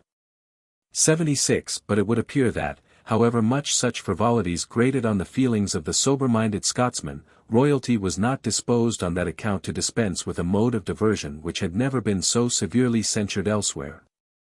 In the year 1681 there were gay doings at Edinburgh, when the Duke and Duchess of York and the Lady Anne, afterwards Queen of England, were present. Balls, plays, and masquerades were introduced. But the last were soon laid aside, the taste of the times being opposed to such ungodly innovations, and there were substituted poetic and dramatic masques and pastorals, in which the Princess Anne, with other young ladies of quality, personated some of the mythological characters. These entertainments included the Comus of Milton, and similar pieces by Ben Jonson, Shirley, Davenant, and other dramatic poets of the last century, and they were interspersed with music, and were set off with splendid dresses and decorations. And coming down to later times, a practical joke which was played by the Duke of Montague on Heidegger, a celebrated conductor of operas and masquerades, is said to have been much enjoyed by George II. A few days previous to one of Heidegger's famous masquerades, at which the king had promised to be present, the Duke of Montagu invited the German to sup with him at the Devil's Tavern in Fleet Street, and plied him with wine till he became helplessly intoxicated. Whilst in this condition, Mrs. Salmon was commissioned to take a cast of his face, which was afterwards painted to the very image of life.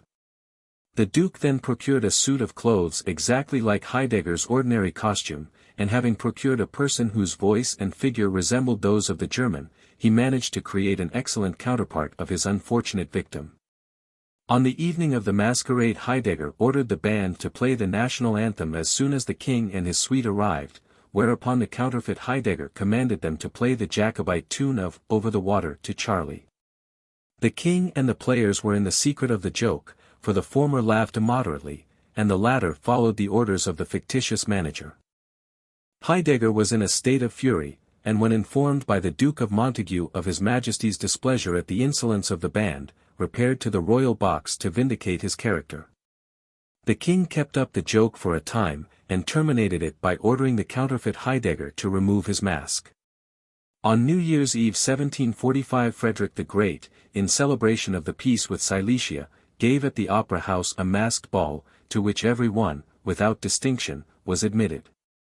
The court and the nobility were entertained at 6 large tables, in addition to which people of every rank and station found on all sides richly furnished buffets.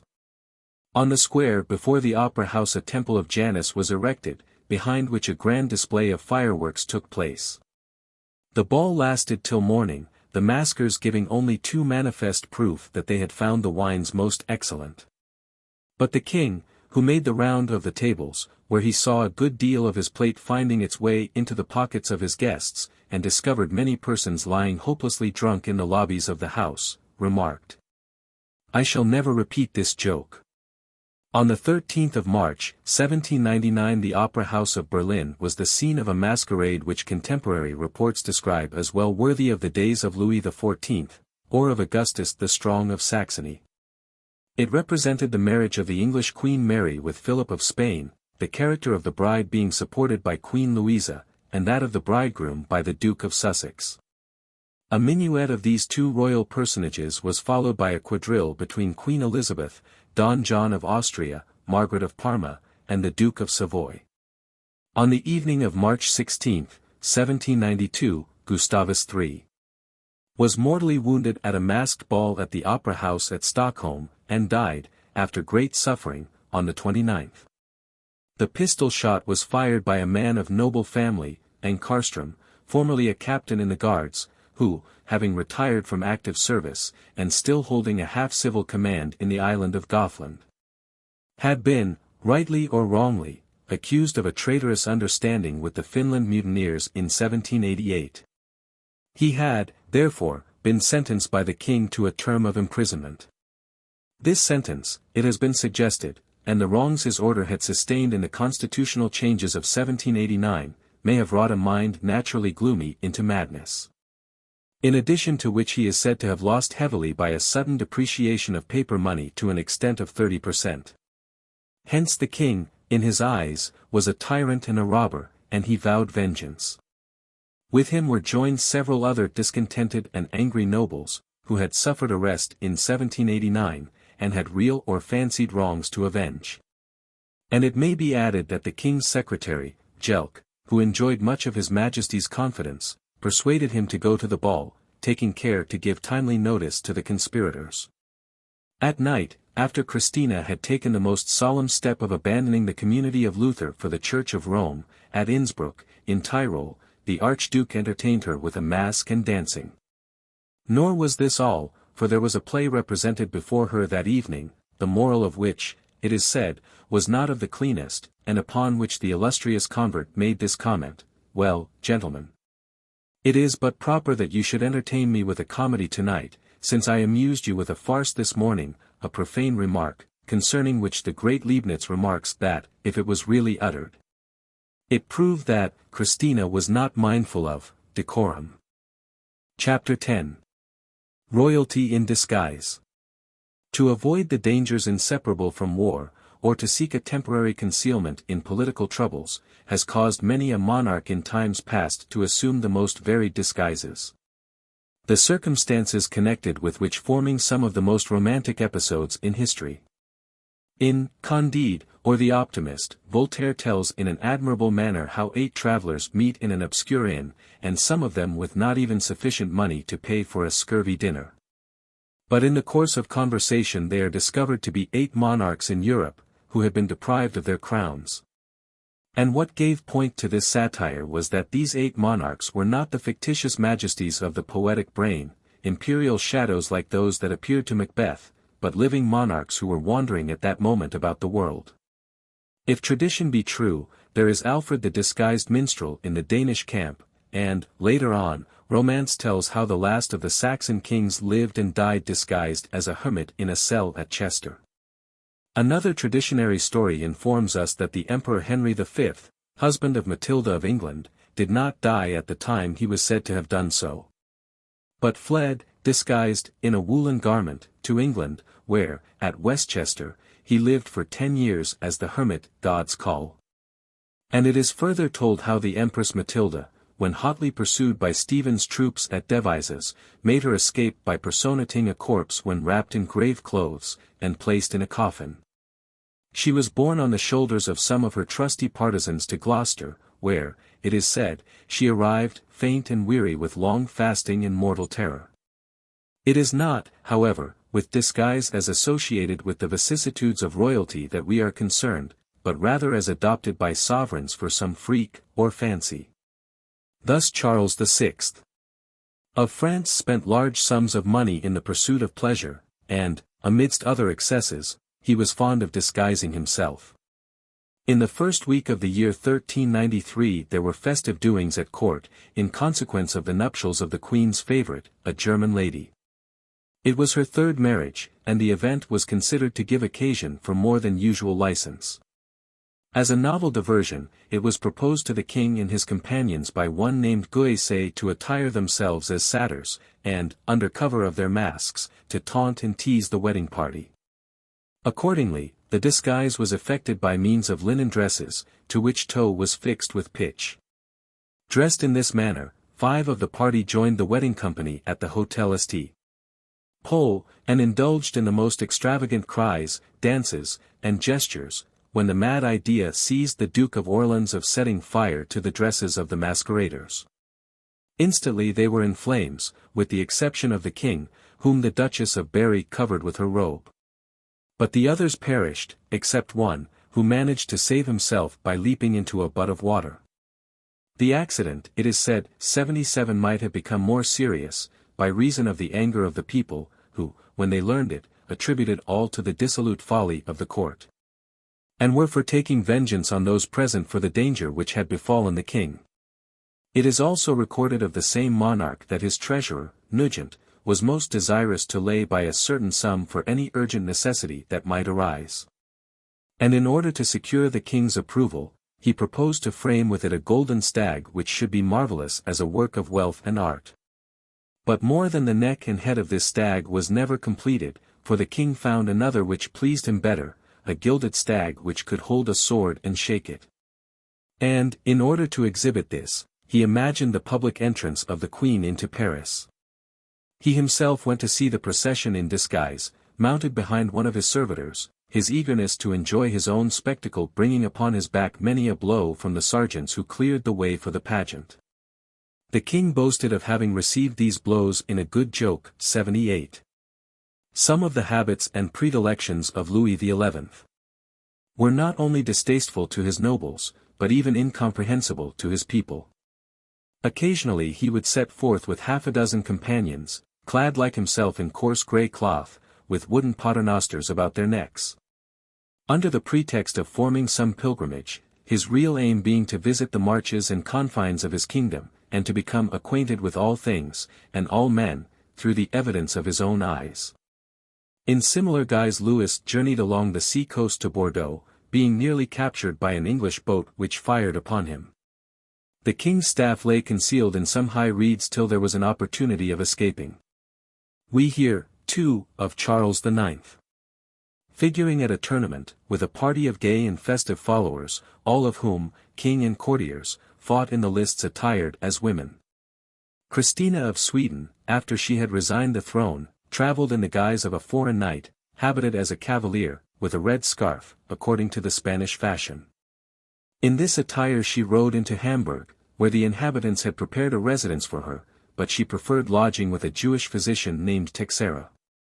That action, says a contemporary writer, much amazed both the Senate, whose honorable entertainment and reception she refused, and the priests of the town, who, inflamed with the zeal of God's house, could not forbear to speak in public against her for her ridiculous and scandalous choice of the house of a man who is professedly a sworn enemy of Jesus Christ. In answer to such objections, Christina urged that Jesus Christ had all his life conversed with the Jews, that he was one of their seed, and that he had preferred their company to that of all other nations. When travelling in male attire, and under the name of the son of the Count of Donna, Madame du Noyer, in her Lettres Galantes, tells how Christina, when staying at an inn, was visited by the Queen of Denmark, who disguised herself as a servant, and in that character waited on the ex-queen. So cleverly did she act her part that Christina had not the slightest suspicion, and, putting no restraint upon her tongue, she occasionally spoke with entire unreserve of the King of Denmark in terms of a not very complimentary kind. But, on her leaving the inn, the Queen of Denmark commanded a page to inform his errant mistress that she had done great injustice to the king. The page hastened to deliver the message, at hearing which Christina laughed aloud, and exclaimed, "What? That servant girl who was standing there all dinner time was the Queen of Denmark. Well, there has happened to her what often happens to curious people, they make discovery of more things than are agreeable to them. It is her own fault, for as I have not the gift of divination, I did not look for her under such a dress as that." The vacillating fortunes of the Polish monarchy seem to have convinced more than one king that a crown is not always the most enviable of possessions. Thus it is recorded that one sovereign, probably Boleslaus II, having quitted his companions in the hunting field, was discovered some days afterwards in the marketplace of the capital disguised as a porter, and lending out the use of his shoulders for a few pence. At first there was some doubt as to whether the porter could be his majesty, but when this was removed, there was some indignation that so great and exalted a personage should debase himself by so vile an employment. He was then entreated to return to his vacant throne, but his majesty replied, "Upon my honor, gentlemen, the load which I quitted is by far heavier than the one you see me carry here, the weightiest is but a straw when compared to that world under which I labored. I have slept more in 4 nights than I have during all my reign. I begin to live, and to be a king of myself. Elect whom you choose. For me, who am so well, it were madness to return to court." The story goes that when search was made for this philosophic ex-monarch he was found only with extreme difficulty. He was elected against his will, and when the scepter was placed in his hand as he was seated on the throne, he exclaimed, with some emotion, "I had rather tug at the oar than occupy such a place." But, as it has been justly remarked, few are the kings of the Poles who might not have given utterance to the same sentiment, whether they were of the country, or as was often the case after Casimir, obtained from foreign countries. It having been the boast of the Polish nobility that they held their kings, and were not holden by them. 79. The marriage of Ulrica, sister of Frederick the Great, with Adolphus Frederick of Sweden was the fruit of a stratagem rather unfairly played off on her sister. The court and senate of Sweden sent an ambassador incognito to Berlin to watch and report upon the characters and dispositions of Frederick's 2 unmarried sisters, Ulrica and Amelia, the former of whom had the reputation of being very haughty, crafty, satirical, and capricious. And the Swedish court had already determined in favor of Amelia, who was remarkable for her personal beauty, and sweetness of character. It so happened that Amelia was much disquieted in her mind on account of her insuperable objection to renounce the tenets of Calvin for those of Luther. In her perplexity she sought the assistance of her sister's counsels to prevent a union so repugnant to her happiness. The wary Ulrica, only too anxious to hold her place, advised her to assume by way of disguise the most insolent and repulsive deportment to every one in the presence of the Swedish ambassador, whose arrival had soon been buzzed abroad, which advice she followed. Whilst her sister adopted all those attractive and amiable qualities which Amelia had for the time being laid aside. Every one, ignorant of the cause, was astonished at the unaccountable change in the conduct of the two sisters. And the ambassador on his return to Berlin informed his court that fame had completely reversed their reciprocal good and bad qualities. The result of this stratagem was that Ulrica was preferred, and mounted the throne of Sweden. And with this ruse we may compare one practiced by Catherine II. of Russia on Joseph II, Emperor of Germany. At the village of Zarskozello, at which is situated the magnificent imperial country palace, there were no inns, an inconvenience which the hospitality of Mr. Bush, the English gardener, prevented being felt by visitors properly introduced to him. Accordingly, when Joseph II, to whom every appearance of show was highly distasteful, expressed his intention of visiting Catherine, she offered him apartments in her palace, which he declined. Her Majesty, fully aware of his dislike to parade, had Mr. Bush's house fitted up as an inn, with the sign of a Catherine wheel, below which appeared in German characters, the Falkenstein arms, Falkenstein being the name which the Emperor assumed. His Majesty knew nothing of the ingenious and attentive deception till after he had quitted Russia. On one occasion, when the Emperor visited Moscow, he is said to have preceded the royal carriage as an avant-coureur, in order to avoid what he felt to be the obnoxious pomp and ceremony which an acknowledgment of his rank would have awakened. And when at Paris he amused himself by frequenting the cafés incognito, one day being asked to play a game of chess. He lost the game and wished to play another, but his opponent excused himself, as he was anxious to visit the opera to see the Emperor. "What do you expect to see in the Emperor?" he inquired, "for he is just like any other man." "No matter," said the stranger, "he is a very great man, and I will not be disappointed." Whereupon the Emperor rejoined, "If that is your only motive for going to the opera, we may as well play another game, for you see him before you." When in London Peter the Great attended a masked ball at the Temple in the costume of a butcher, and Dr. Doran quotes an amusing incident in connection with a Christmas custom in his own country. Formerly, it appears, there was a masquerading ceremony in Russia consisting of a sledge procession, which took place between Christmas and the New Year, in which the clergy, gorgeously attired, stopped at certain houses, sang a carol, and received in return donations from those who wished to be considered peculiarly Orthodox Christians. Peter once witnessed this procession, and was so edified by the amount of the contributions, that he placed himself, suitably attired, at the head of the sledges and the church, sang his own carols, and pocketed the contributions of the loyal and faithful with the most marked satisfaction. An amusing and familiar story is told of Charles V, who, being curious to know the sentiments of his meanest subjects concerning himself, would often go incognito and mix in such companies as he felt inclined. One night, at Brussels, his boot requiring immediate attention, he was directed to a cobbler. It happened to be St. Crispin's Day, and the cobbler was in the height of his jollity among his acquaintances. The Emperor acquainted him with what he wanted, and offered him a handsome gratuity. "What, friend," said the cobbler, "do you know no better than to ask one of our craft to work on St. Crispin? Was it Charles himself, I'd not do a stitch for him now, but if you'll come in and drink Street Crispin, do, and welcome, we are as merry as the Emperor can be." The Emperor accepted the offer, and ere he had sat down the jovial host thus accosted him, "What, I suppose you are some courtier politician or other by that contemplative phiz, but be you who, or what you will, you are heartily welcome. Drink about, here's Charles vs health." "Then you love Charles V, replied the Emperor.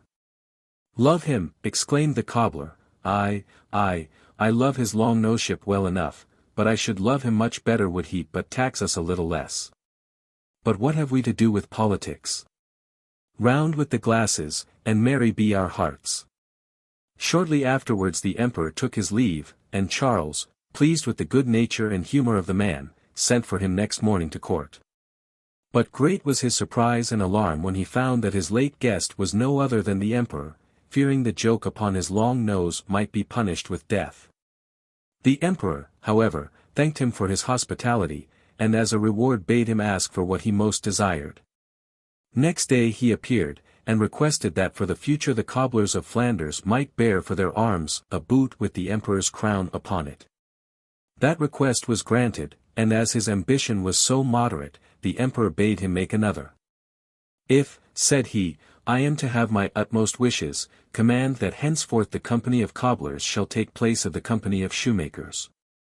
It was permitted, and there may be seen a chapel in Flanders adorned with a boot and imperial crown upon it, and in all processions it was customary for the company of cobblers to take precedence of the company of shoemakers. James IV.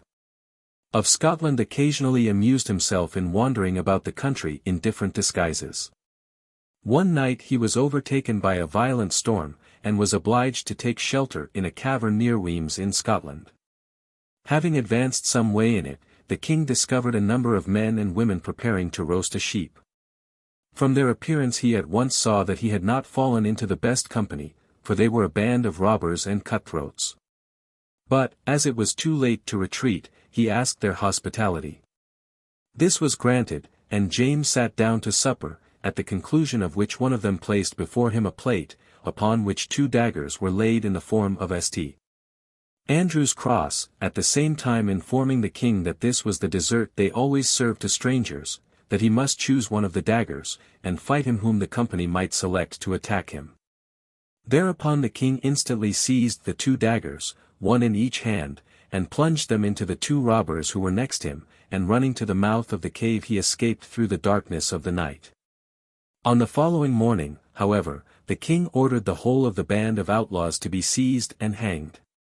The father of the last Duke of Mantua, Charles III, loved to go abroad in the dirtiest of disguises, and accompanied by an escort of equally ill-clad bullies for his defense.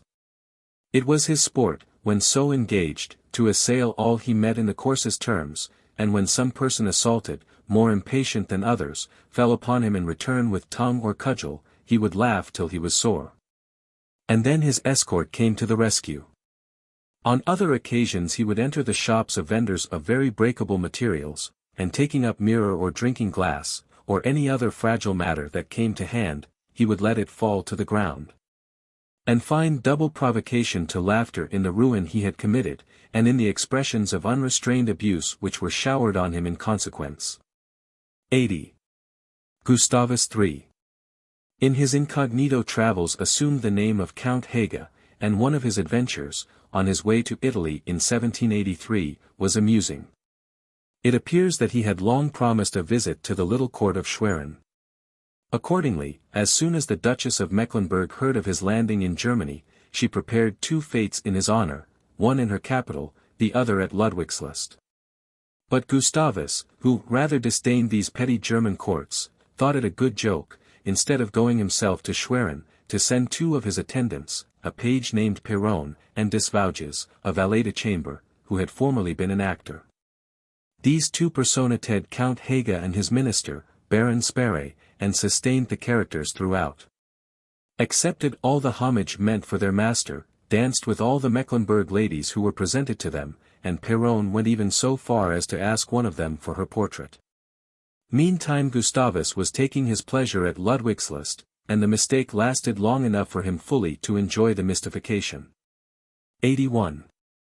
The disguise adopted by Anne of Warwick, the sad and unfortunate girl widow of Edward, Prince of Wales, who fell beneath the Yorkist daggers after the fatal field of Tewkesbury, to elude Richard, Duke of Gloucester, was one of the most romantic incidents in our history. Richard was anxious to make her his wife, but, in order to conceal from him her whereabouts, she put up with every privation, and, with the privity of her brother-in-law, Clarence, she went so far as to descend from the rank of Princess of Wales to the disguise of a servant, a scullery maid, in a mean house in London, under which servile condition the future queen consort was eventually discovered. The incident, as told by the Latin chronicler, is thus recorded: Richard, Duke of Gloucester, wished to discover Anne, the youngest daughter of the Earl of Warwick, in order to marry her. This was much disapproved by his brother, the Duke of Clarence, who did not wish to divide his wife's inheritance. He therefore hid the young lady. Many amusing details have been given of the adventurous journey of Prince Charles when he set out with the Duke of Buckingham in disguise for Spain, in order to see the Infanta. In crossing the river at Gravesend, for want of silver, they had given the ferryman a gold piece, who, imagining that his benefactors were crossing the channel to fight a duel, hinted his suspicions to the authorities.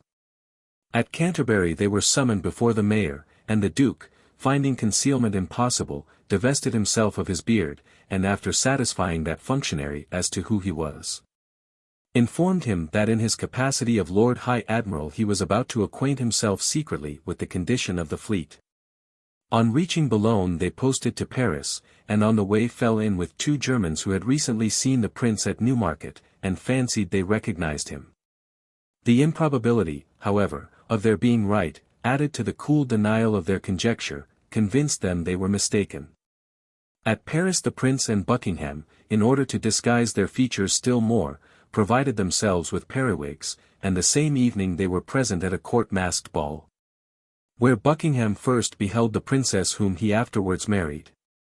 Nothing of importance occurred till they had almost set foot on Spanish soil, when their progress was on the point of being interrupted, and Howell writes from Madrid, the prince's journey was like to be spoiled in France.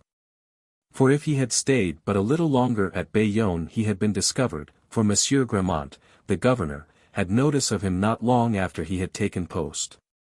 Another escape was from the hospitality of the Duc d'Epernon, who invited them to his chateau. But he was informed that they were persons of such low degree as to be unfit for such splendid society, and thus they eluded the invitation. The people of Madrid were much struck with the romance and gallantry of their visit, and the city soon became a constant scene of magnificence and rejoicing in honor of the Prince and the Duke of Buckingham, who in their disguise had styled themselves Mr. John Smith and Mr. Thomas Smith. One of the most notable frolics of Catherine of Braganza occurred towards the close of September 1671, when the court was at Audley End, the residence of the Earl and Countess of Suffolk, where she and Charles II were with much magnificence entertained for several days. While there she took it into her head to visit, disguised, Saffron Walden Fair with Frances, Duchess of Richmond, and the Duchess of Buckingham. For this purpose they set forth in the costumes of country girls, in short red petticoats and waistcoats, but it seems that they had so overdone their disguise, that they were apparently taken for a strolling company of comedians, until the Queen, going into a booth to buy a pair of yellow stockings for her sweetheart, was discovered to be a foreigner. It was not very long, however, before the mystery was solved, as a person in the crowd, who had seen the Queen at a public state dinner, recognized her, and forthwith proclaimed his knowledge. This soon brought a crowd to get a glimpse of Her Majesty and those accompanying her, with the result that the court party, finding themselves discovered, at once took to their horses as quickly as they could. But, as many of the country people as had horses straightway mounted, with their wives or sweethearts behind them, to get as much gape as they could, and so attended the Queen and her company to the gates of Audley End, greatly to her confusion.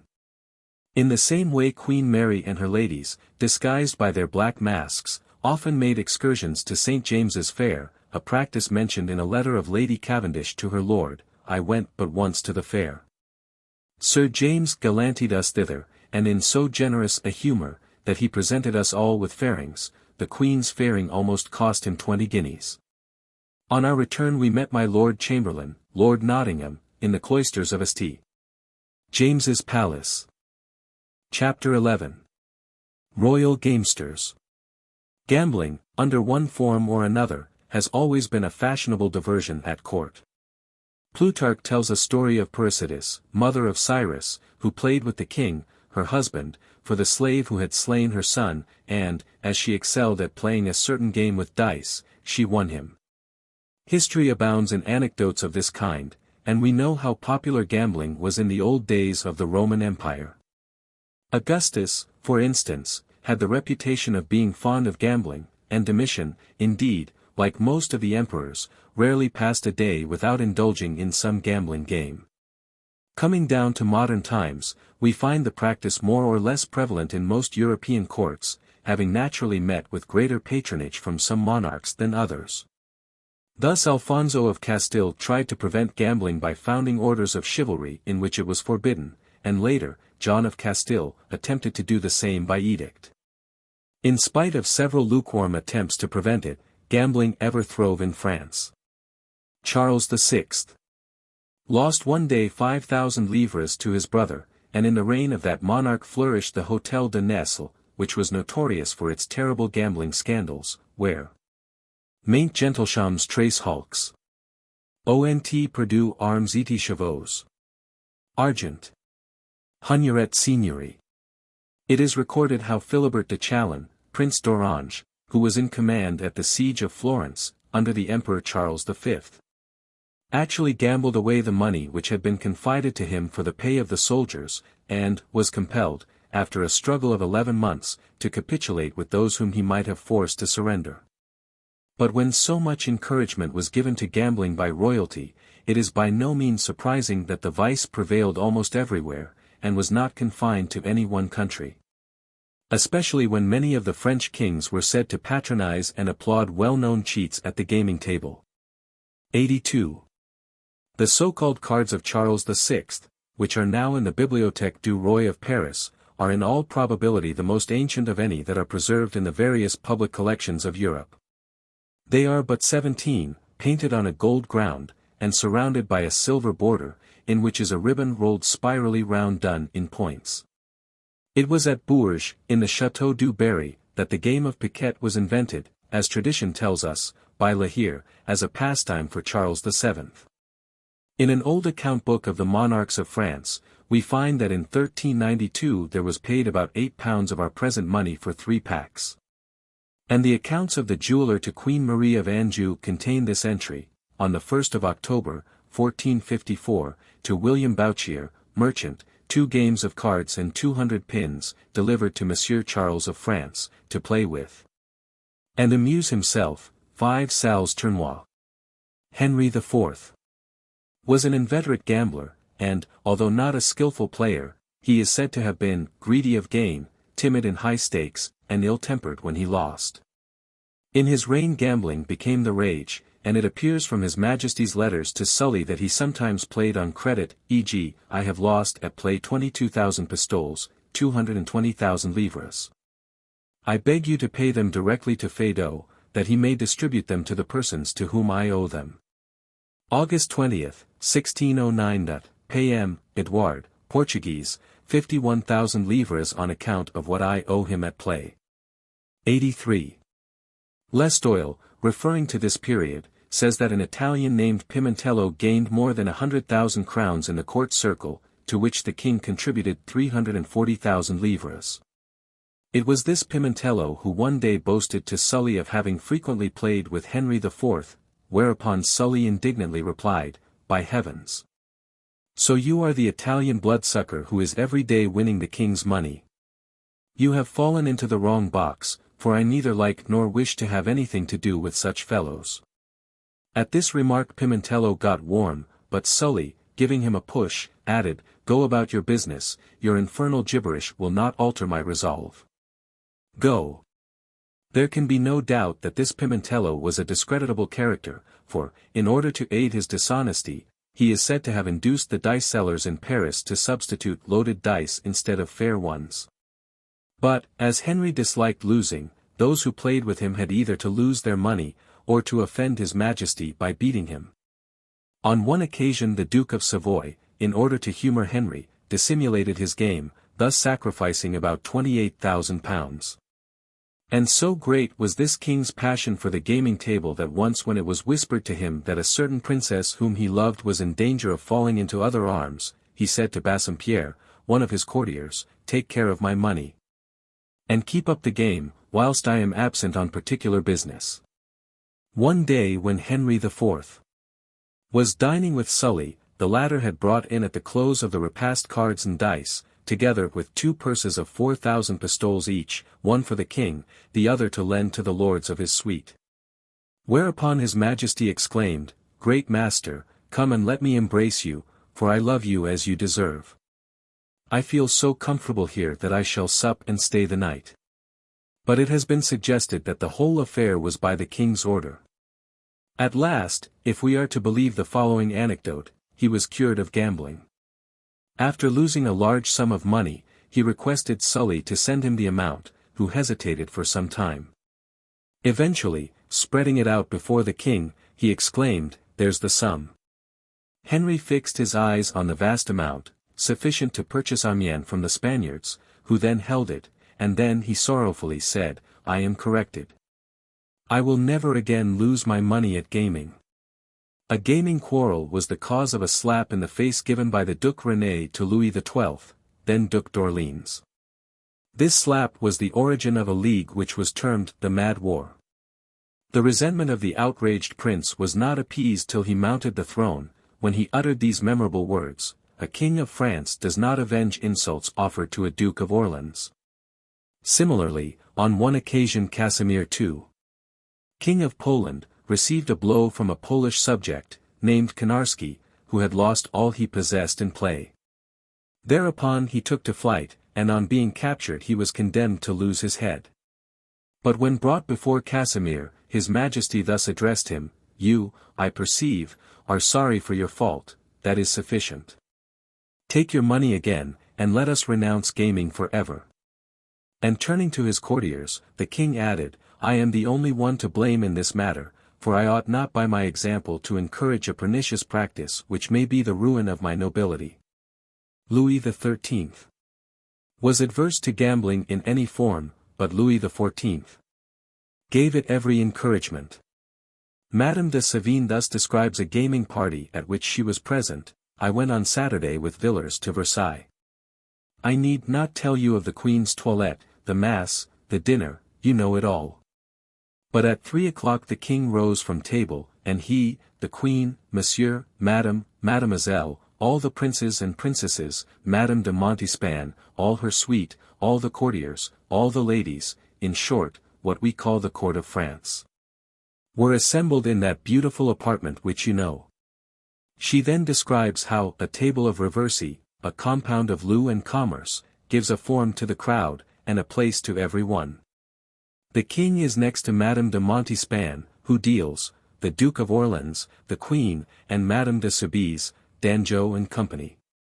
Langy and company, 1,000 louis are poured out on the cloth, there are no such other counters. There is always music going on, which has a very good effect. The king listens to the music, and chats to the ladies about him. At last, at 6 o'clock, they stop playing, they have no trouble in settling their reckonings, there are no counters, the lowest pools are 5, 6, 700 louis, the great ones 1,000, or 1,200. They put in 5 each at first, that makes 100, and the dealer puts in 10 more, then they give 4 louis each to whoever has quinola, the knave of hearts. Some pass, others play.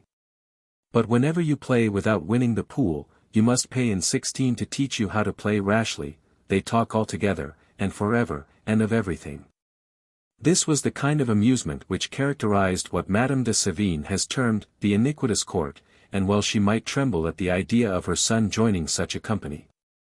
She says, "He tells me he is going to play with his young master, the Dauphin. I shudder at the thought. 400 pistoles are very easily lost." Numerous anecdotes have been handed down of the disputes which arose at court owing to the high play. On one occasion, when excessive gambling was going on at Cardinal Mazarin's, the Chevalier de Rohan lost a large sum to the king. It had been arranged that the money was to be paid only in louis d'ors, and the Chevalier, after counting out 700 or 800, proposed to pay the remainder in Spanish pistoles.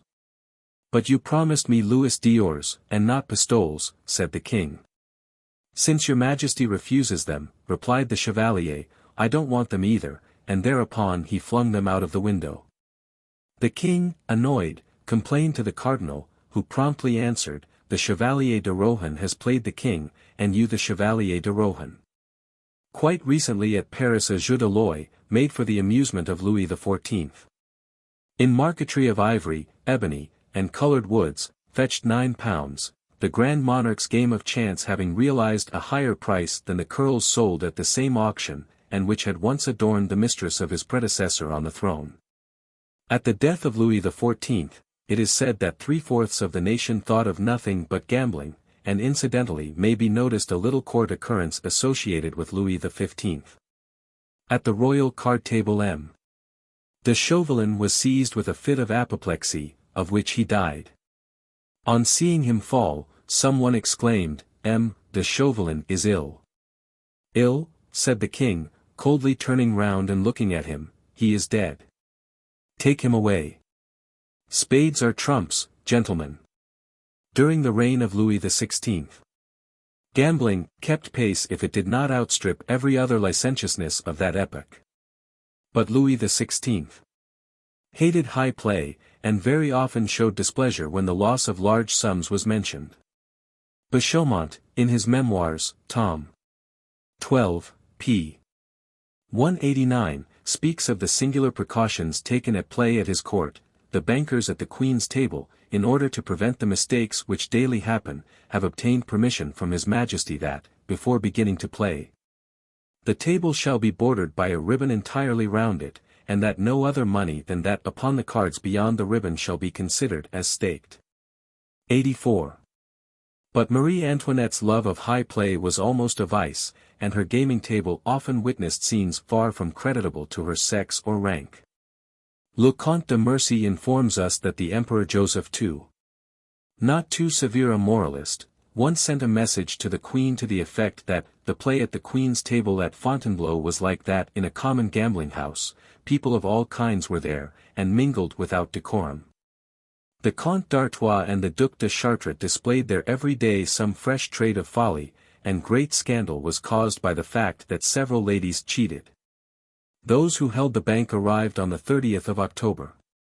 They acted as tellers all night and during the morning of the 31st in the apartments of the Princess de Lamballe. The Queen remained till 5 o'clock in the morning. In the evening the Queen directed the play to begin again, and continued playing until late in the morning of the 1st of November, All Saints' Day. It is not surprising that frivolity and dissipation of this kind were much commented upon, and gave to slanderers much scope for their attacks on her conduct. In order, also, to manage the high play at the Queen's faro tables, it was necessary to have a banker provided with large sums of money. Charles X was an habitual whist player, and on the eve of his deposition enjoyed his rubber. And when as an exile the ex-king was the guest of Cardinal Weld at Lulworth Castle, near Wareham, his principal occupation was whist.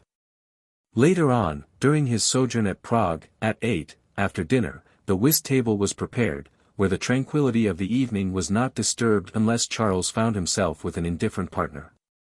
He could lose a crown by his own fault with great reluctance, but to lose a trick by the stupidity of his partner was beyond his patience. But his equanimity was only temporarily ruffled, and then he was full of redundant apology. Strange and pathetic is a well-known anecdote told of the great Napoleon. As the prisoner of Europe, he arrived at his last dwelling-place on the 15th of October, and exactly 1 year before he had been playing at cards with his mother in his little saloon in the island of Elba. And as the illustrious lady was about to rise after losing the game, her imperial son said to her laughingly, "Pay your debts, madam, pay your debts." Since that time, as Dr. Doran writes, Napoleon had played a most serious game against a host of adversaries, and had been defeated. The winners called upon him to pay the penalty. But although Napoleon gambled with kingdoms, he did not do so with cards. Indeed, he despised gamblers, and it is said that when Las Casas in exile admitted that he had played, Napoleon declared that he was glad he had not known it, as gamblers were always ruined in his estimation. A story, however, has been told of his having sent Junot in 1796 to play in order to accumulate funds for the Italian campaign, a statement which there is every reason to disbelieve. Catherine II of Russia enjoyed a game of whist at 10 rubles the rubber. And at one period she would admit the Chamberlain Chertkov to make up the party, whose presence generally afforded some amusement. This individual, it is said, generally got into a rage, reproached her imperial majesty with not playing fair, and sometimes in vexation he threw the cards in her face, an outburst of temper which she invariably took good-humoredly. An amusing story is told of one of the German sovereigns. A stranger, plainly dressed, took his seat at a faro table when the bank was richer than usual. After looking on for a short time he challenged the bank, and tossed his pocketbook to the banker that he might be satisfied of his financial position. It was found to contain bills to a large amount, and on the banker showing reluctance to accept the challenge, the stranger sternly demanded that he should comply with the laws of the game. The cards soon turned up which decided the ruin of the banker. "Heavens!" exclaimed an old infirm Austrian officer who had sat next to the stranger, "the 20th part of your gains would make me the happiest man in the universe." Whereupon the stranger answered, "You shall have it then," and quitted the room. A servant speedily returned, and presented the officer with the 20th part of the bank, adding, "My master, sir, requires no answer." The successful stranger was soon discovered to be no other than the King of Prussia in disguise. Henry VIII's losses at cards and dice are said to have been enormous, but Anne Boleyn appears to have been a more fortunate gamester. A game much played at court was Pope Julius's game, or as it is sometimes called in the privy purse expenses of Henry VIII, Pope July's game. On the 20th of November, 1532 we find this entry in the privy purse expenses, delivered to the King's Grace at Stone, £9, Essex. 8d, which his Grace lost at Pope Julius's game, to my Lady Marquez, Anne Boleyn, Mr. Bryan, and Maester Weston. On the 25th Henry lost 20 crowns to the same party at the same game, and the following day £18, 13s. 4d on the 28th and wins £11, 13s. 4d. In a single-handed game of cards with her royal lover, and on the next day Henry loses £4 at Pope Julius's game. Henry was an inveterate gamester, and Erasmus in some emphatic words addressed to him bears witness that his queen, Catherine of Aragon, did not suffer such vain pursuits to divert her mind from duties. "Your noble wife," says he, "spends that time in reading the sacred volume which other princesses occupy in cards and dice." Henry VIII gambled away the famous Jesus Campanile bell at St.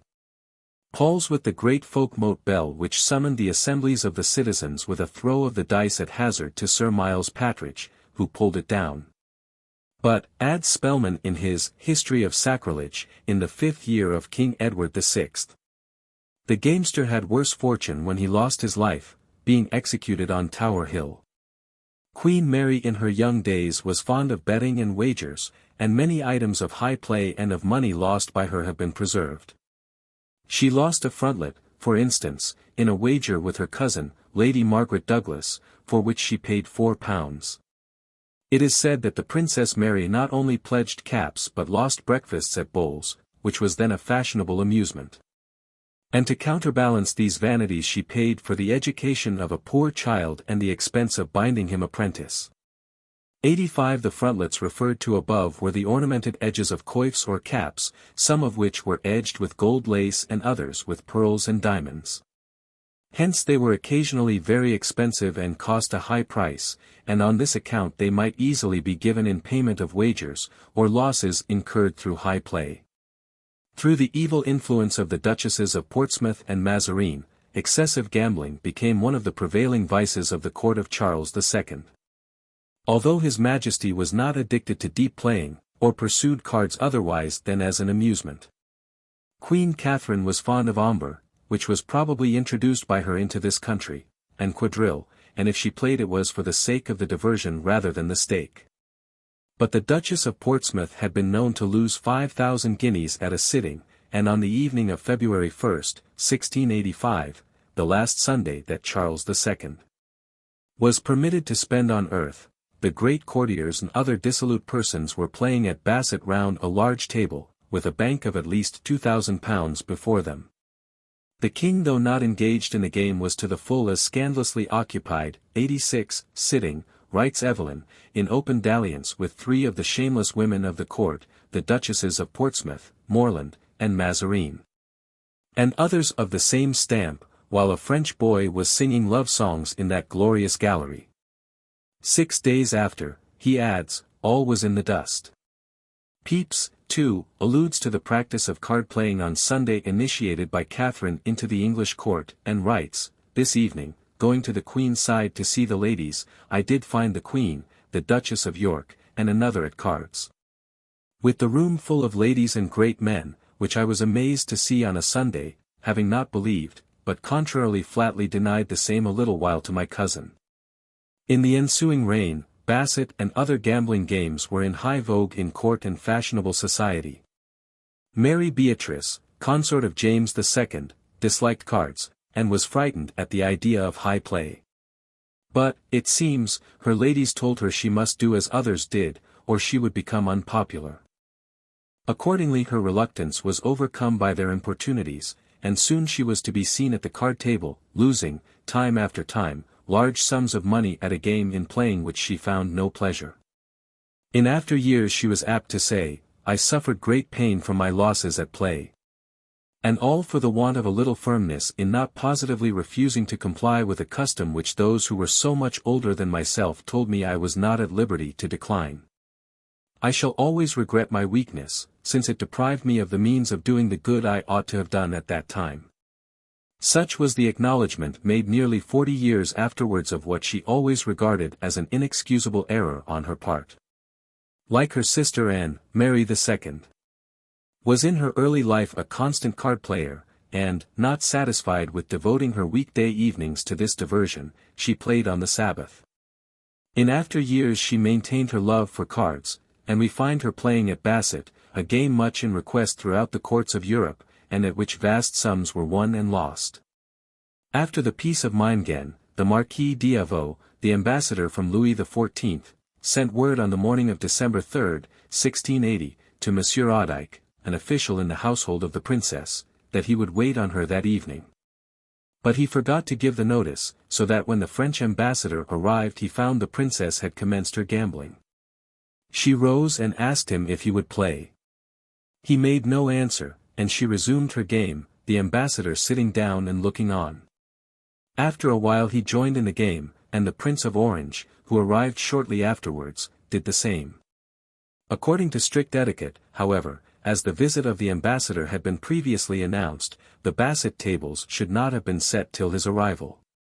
William III, too, was much given to gambling. He passed whole days on the race ground, and in the evenings he gambled, losing at one sitting, it is said, 4,000 guineas at basset. The following morning, in a state of exasperated temper, he gave a gentleman a stroke with his horsewhip for riding in front of him on the race ground. The proceeding was the subject of much comment, and was satirized by a Bonnemote, declaring, that it was the only blow he had struck for supremacy in his kingdoms. William appears to have lost enormous sums at the basset table, and his inveterate habit of gambling, added to the passion of his princess for cards, caused, as might be expected, the scandalmongers of the period to scatter broadcast the most derogatory stories respecting their Sunday gambling parties, a practice which brought down the most unsparing remonstrances of the Church of England clergymen, and caused Mary's old tutor, Dr. Lake, the greatest concern. It would seem that the game of basset occupied a considerable portion of Queen Anne's time, breaking into her hours by day as well as by night. At the basset table the players so closely crowded Her Majesty that she could scarcely put her hand in her pocket, an obligation, it is said, not infrequent, since she was usually unfortunate at play. Allusions to the game occur in her correspondence, as, for instance, in a letter to the Duchess of Marlborough, written in 1703, dated Monday night, and which runs thus: just as I came from basset I received my dear Mrs. Freeman's letter, and though it is very late, I cannot be content with myself without thanking you for it. It is not surprising that there was a great and constant drain on the privy purse when so much was drawn out of it to meet the demands for play money. At the period of George II's reign there were cards everywhere. Gaming has become so much the fashion, writes Seymour, the author of the Court Gamester, that he who in company should be ignorant of the games in vogue, would be reckoned low-bred and hardly fit for conversation. On Twelfth Day it was customary for the court to play in state. This being Twelfth Day His Majesty, the Prince of Wales, and the Knights Companions of the Garter, Thistle, and Bath appeared in the collars of their respective orders. Their Majesties, the Prince of Wales, and 3 eldest princesses went to the Chapel Royal, preceded by the heralds. The Duke of Manchester carried the sword of state. The king and prince made offerings at the altar of gold, frankincense, and myrrh, according to the annual custom. At night their majesties played at hazard with the nobility, for the benefit of the groom porter. And 'twas said the king won 600 guineas, the queen, 360, Princess Amelia, 20, Princess Caroline, 10, the Duke of Grafton and the Earl of Portmore, several thousands. George II was once seated at a card table, when the Countess of Deloraine, who usually formed one of his intimate society, happened to be one of the party at the game. In the midst of the play one of the princesses quietly glided behind Lady Deloraine, and suddenly drawing the chair from under her caused her to fall on the ground. The king, by his excessive laughter, showed himself highly amused at the occurrence, which so enraged Lady Deloraine that, some time afterward seizing the king's chair, she occasioned him the same mishap which she had experienced herself. But George, says Horace Walpole, like Louis XIV, was mortal in the part which touched the ground. Diverted as he had been when the misfortune occurred to another, he regarded the insult as unpardonable when offered to himself, and henceforth Lady Deloraine was banished the court. 87. The Princess Amelia Sophia, daughter of George II, was fond of the card table, and Horace Walpole, who was frequently invited to her card parties, has given many a graphic picture of the princess on these occasions. She was a great snuff-taker, and on one occasion, when playing at cards in the public rooms at Bath, a general officer took a pinch from her box. The princess showing her sense of the liberty he had taken by ordering an attendant to throw the contents of the box into the fire. But the princess's addiction to play was the cause of comment even in the royal circle. Doddington was once conversing with the widow of Frederick Prince of Wales respecting the tastes of her eldest son, afterwards George III. When, she began by saying that she liked the prince should now and then amuse himself at small play, but that princes should never play deep, both for example, and because it did not become them to win great sums. From thence, says Doddington, she told me that, it was highly improper the manner in which the princess behaved at Bath, that she played publicly all the evening very deep. I asked, with whom? She said, with the Duke and Duchess of Bedford. That it was prodigious what work she made with Lord Chesterfield, that when his lordship was at court she would speak to him, but that now at Bath she sent to inquire of his coming before he arrived.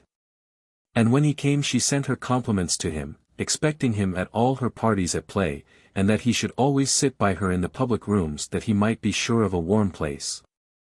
Numerous anecdotes of this kind have been recorded illustrative of the gambling tastes of the princess. And yet notwithstanding the prosecution of her favorite occupation, which frequently kept her from rest till a very late hour, she continued an early riser throughout her life. 88. George IV, when Prince of Wales, surpassed all his predecessors in his gambling propensities, having lost, it is said, not much less than £800,000 before he was 21 years of age, a habit which he probably contracted through his intimacy with Fox. It was with the view, it is said, and in the hope that marriage would cure his love of the gaming table, that his father was so anxious to see him united to Caroline. And it was solely on account of his marriage with that princess constituting the only condition of his debts being paid by the country that he agreed to marry her. Indeed, George IV was, as Thackeray says 89, a famous pigeon for the playmen. They lived upon him. Égalité Orleans, it was believed, punished him severely. A noble lord is said to have mulcted him in immense sums. He frequented the clubs where play was almost universal, and, as it was known his debts of honor were sacred, whilst he was gambling, Jews waited outside to purchase his notes of hand. Wraxall, in the Memoirs of his own time, describing the royal residence at Luneville, of the ex-Polish monarch, Stanislaus Leczinski, says that during the last years of his life he withdrew every night at 9 o'clock. When his departure constituted the signal for commencing faro. All the persons of both sexes, comprising his court and household, joined in the game, which was continued to a late hour. But, as Dr. Doran says, a circumstance seemingly incredible is that the rage for it became such as to attract by degrees to the table all the domestics of the palace, down to the very turnspits or scullions, who, crowding round, staked their ekus on the cards over the heads of the company. Such a fact, according to Wraxall, proves the relaxation of manners which prevailed at the court of Lorraine under Stanislaus. Chapter 12. Royalty on the turf. That horse racing was in vogue, and practiced to some extent by the Saxons, may be deduced from the fact of King Athelstan having received as a present from Hugh the Great, father of Hugh Capet of France, several German running horses, which, it may be presumed, was considered the most worthy present that could be offered, as it was accompanied by a proposal for the hand of Athelstan's sister in marriage. This monarch's estimation of the horse was evidently widely known, and it is recorded how sundry princes sought his alliance and friendship, sending him rich presents, precious stones, perfumes, and the finest horses, with golden furniture. 90. A more distinct indication of horse racing occurs in Fitzstephen's description of London, where we learn how, in Henry II's reign, horses were exposed for sale in Smithfield, when, to prove their excellence, they were usually matched against each other. In the reign of Richard I, horse racing would seem to have been a common diversion during the Easter and Whitsuntide holidays, as in the old metrical romance of Sir Bevis of Southampton, it is thus alluded to. In summer time, at Whitsuntide, when knights most on horseback ride, a course let they make on a day, steeds and palfrey, for to ass I, which horse that best may ren. 3 miles the course was then. Who that might ride him should have 40 pounds of ready gold.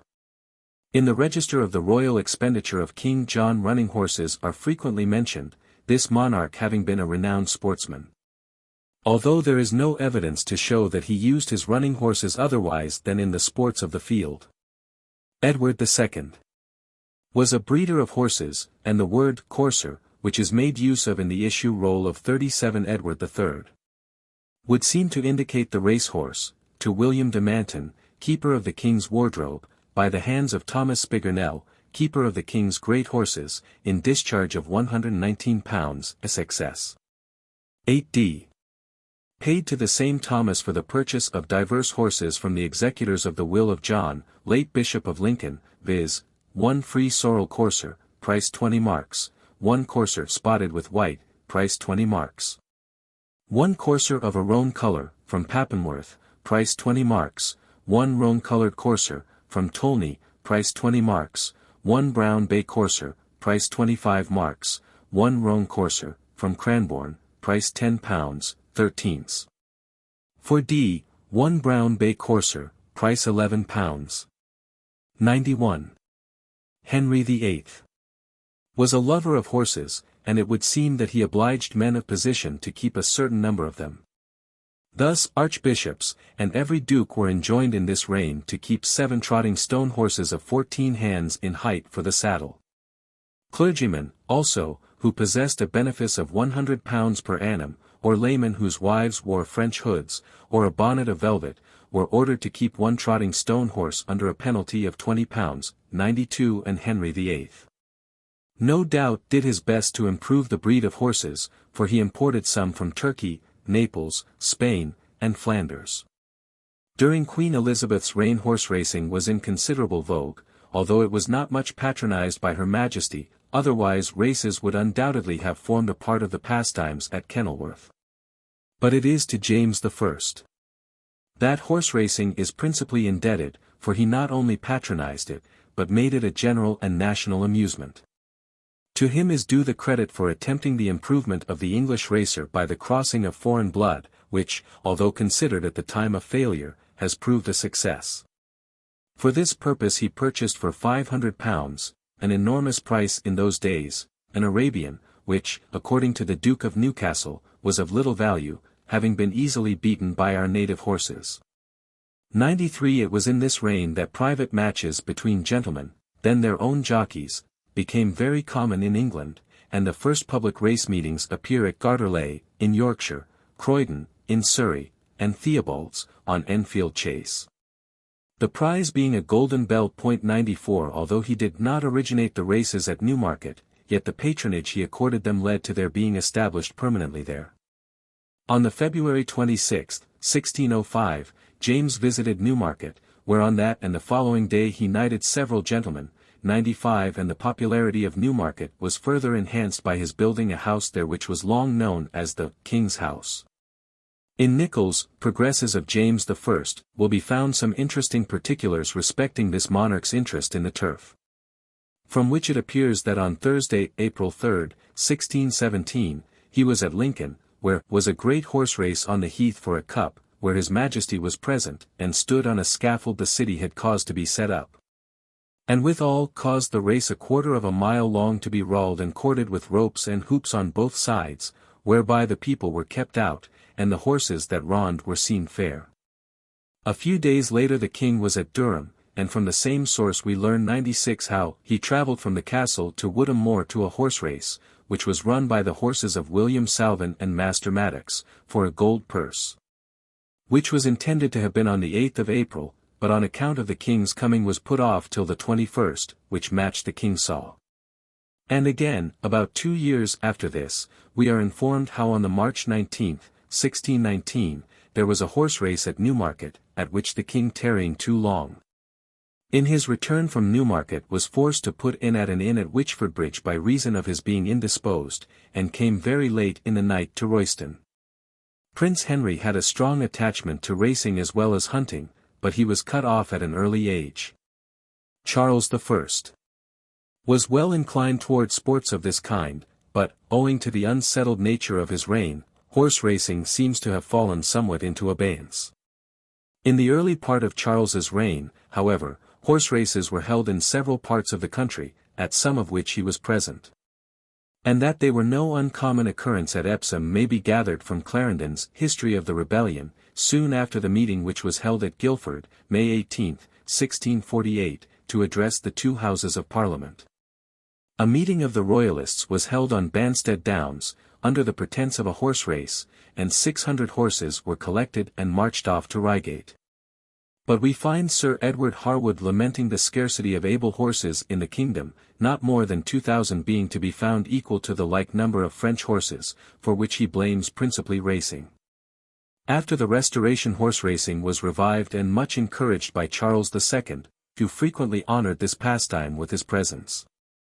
97 Thus, when at Windsor, he appointed races to be run in Datchet Mead, as also at Newmarket, where his horses were entered in his own name, and where he rebuilt the decayed palace of his grandfather, James I. Another popular locality was Burford Downs, since known as Bibury Racecourse, so often frequented by George IV. When regent, and to which old Baskerville alludes in the subjoined doggerel. Next for the glory of the place. Here has been rode many a race. King Charles II I saw here. But I've forgotten in what year. The Duke of Monmouth here also made his horse to sweat and blow. Lovelace, Pembroke, and other gallants have been venturing here their talents. And Nicholas Bainton, or Black Sloven, got silver plate by labour and drudging. But Newmarket was Charles II's favourite racing centre, and at one time there might be seen on Newmarket Heath what was known as the King's Chair, from which the king was wont to enjoy a view of the horses as they took their exercise. Charles often took members of the court there with him, including many of the ladies belonging to it, conspicuous amongst whom was Nell Gwynn. And under October 21, 1671, Evelyn makes this entry: I lodged this night at Newmarket, where I found the jolly blades racing, dancing, feasting, and revelling, more resembling a luxurious and abandoned rout than a Christian court. A journey to Newmarket, however, was not the short run of the present day, and Pepys, under March 8, 1669, tells us how the king set out for the races at a somewhat early hour, to Whitehall. From whence the king and the Duke of York went by 3 in the morning, and had the misfortune to be overset with the Duke of York, the Duke of Monmouth, and the Prince Rupert, at the King's Gate, in Holborn. And the king all dirty, but no hurt. How it came to pass I know not, but only it was dark, and the torches did not, they say, light the coach as they should do. A few weeks after this mishap, Pepys informs us that on the April 26th, the king and court went out of town to Newmarket this morning betimes, for a week. And Evelyn, under the 9th and October 10th, 1671, makes this entry in his diary: "I went after evening service to London, in order to take a journey of refreshment with Mr. Treasurer, to Newmarket, where the king then was, in his coach with 6 brave horses, which we changed thrice, first at Bishop Stortford, and last at Chesterford, so, by night, we got to Newmarket, where Mr. Henry Germain, nephew to the Earl of St. Albans, lodged me very civilly. We proceeded immediately to court, the king and all the English gallants being there at their annual sports. Supped at the Lord Chamberlain's. And the next day, after dinner, I was on the heath, where I saw the great match run between Woodcock and Flatfoot, belonging to the king, and to Mr. Elliot of the Bedchamber, many thousands being spectators. A more signal race had not been run for many years. On Thursday, March 22, 1683, Charles II was burnt out when at Newmarket. It appears that about 9 o'clock in the evening a great fire broke out where the king, the queen, and the Duke of York were residing in the king's house, situate on the Cambridgeshire side of the town. The fire originated on the Suffolk side, but the other one being in danger, it was resolved that the king and his court should that night come to Cambridge. And accordingly word came to the Vice-Chancellor about 1 of the clock on the Friday morning, who immediately gave orders for great St. Mary's bells to jangle, to give notice to the town, and candles, and to be in all places alight, and accordingly the bells did jangle, and candles in abundance in all parts of the public streets on both sides and their windows lighted, and the king and court accordingly expected. But between 2 and 3 that morning, there came the Lord Grandison to the Dolphin and acquainted Mr. Mayor that his Majesty would go, or was gone, to Chieveley, and not come to Cambridge. But his Majesty did not stir from Newmarket, but continued there all night, and went away from thence not till Monday following, being the March 26, 1683. 98 This fire, which destroyed property to the value of £20,000, is said to have defeated the Rye House plot, which is generally supposed to have meditated the death of Charles II. And his brother the Duke of York, at a spot called Rye House, on the road to London from Newmarket, and which was to have been carried out 8 days after the royal party thus unexpectedly left Newmarket for London. Evelyn has not omitted to mention this occurrence in his diary, and under September 23, 1683, he writes, "There was this day a collection for rebuilding Newmarket, consumed by an accidental fire, which removing his Majesty thence sooner than was intended, put by the assassins, who were disappointed of their rendezvous and expectation by a wonderful providence. This made the king more earnest to render Winchester the seat of his autumnal field diversions for the future, designing a palace there where the ancient palace stood. Infinitely, indeed, preferable to Newmarket for prospects, air, pleasure, and provisions. The surveyor has already begun the foundation for a palace, estimated to cost £35,000, and his Majesty is purchasing ground about it to make a park." But Charles II died in February 1685. It should be added that Charles II was a breeder of racehorses, having imported mares from Barbary and other parts, selected by his master of the horse sent abroad for that purpose, and called Royal Mares, appearing as such in the stud book to this day. One of these mares was the Dam of Dodsworth, bred by the king, and said to be the earliest racehorse we have on record, whose pedigree can be properly authenticated. 99. James II was a horseman, but he did not reign long enough over his people to enable them to judge of his inclinations respecting the pleasures of the turf. When he retired to France, however, he devoted himself to hunting, and had several first-rate English horses always in his stud. William III and his queen were patrons of racing, not only continuing the bounty of their predecessors, but adding several plates to the former donations. In Queen and the Turf found a warm supporter, her consort, Prince George of Denmark, keeping a fine stud, the Kerwin Bay Barb and the celebrated Darley Arabian appearing in this reign. It was Queen Anne who first started the Gold Cups in the north, and entered and ran her own horses for them. Thus, at York, in the year 1712, Her Majesty's grey gelding, Pepper, ran for the Royal Cup of £100. And in the following year another of her horses named Mustard, ran for the Royal Cup again, but neither was good enough to win his royal mistress a gold cup. She was destined, however, at last, to win a triumph at York, though it was one of which she never was conscious, for on the very morning of which her brown horse, Star, won for Her Majesty her first great victory on the turf, July 30th, 1714. The Queen was seized with apoplexy, and remained in a state of insensibility until Sunday, August 1st, when she died. George I was no racer, but he discontinued silver plates as prizes, and instituted the King's plates, as they have been since termed, being 100 guineas paid in cash. An alteration which, probably the turf owes more to judicious advisers than to His Majesty's individual inclination. 100 George II neither understood nor appreciated the attractions of horse racing. But, to encourage the breed of horses, as well as to suppress low gambling, he made some good regulations for the suppression of pony races, and running for any sum under £50. 101 And among the curiosities of Ascot records is the fact that on one occasion Frederick, Prince of Wales, son of George II, threw a bottle at a winner as it was coming in. Although George III was fond of hunting, and kept 2 packs of hounds, he was no great lover of the turf. His annual visit with his family to Ascot Heath being all the encouragement he gave the sport, if we accept a plate of 100 guineas to be run for by horses that had been regularly hunted with the royal hounds during the preceding winter. But his son George IV atoned for all the shortcomings of his predecessors in his love of racing, and in the interest he displayed in everything connected with it. It was in the year 1784 that as Prince of Wales he made his first appearance on the course as the owner of racehorses. For 7 seasons he was an enthusiastic patron of the turf, amongst other successes winning the Derby in the year 1788 with Sir Thomas.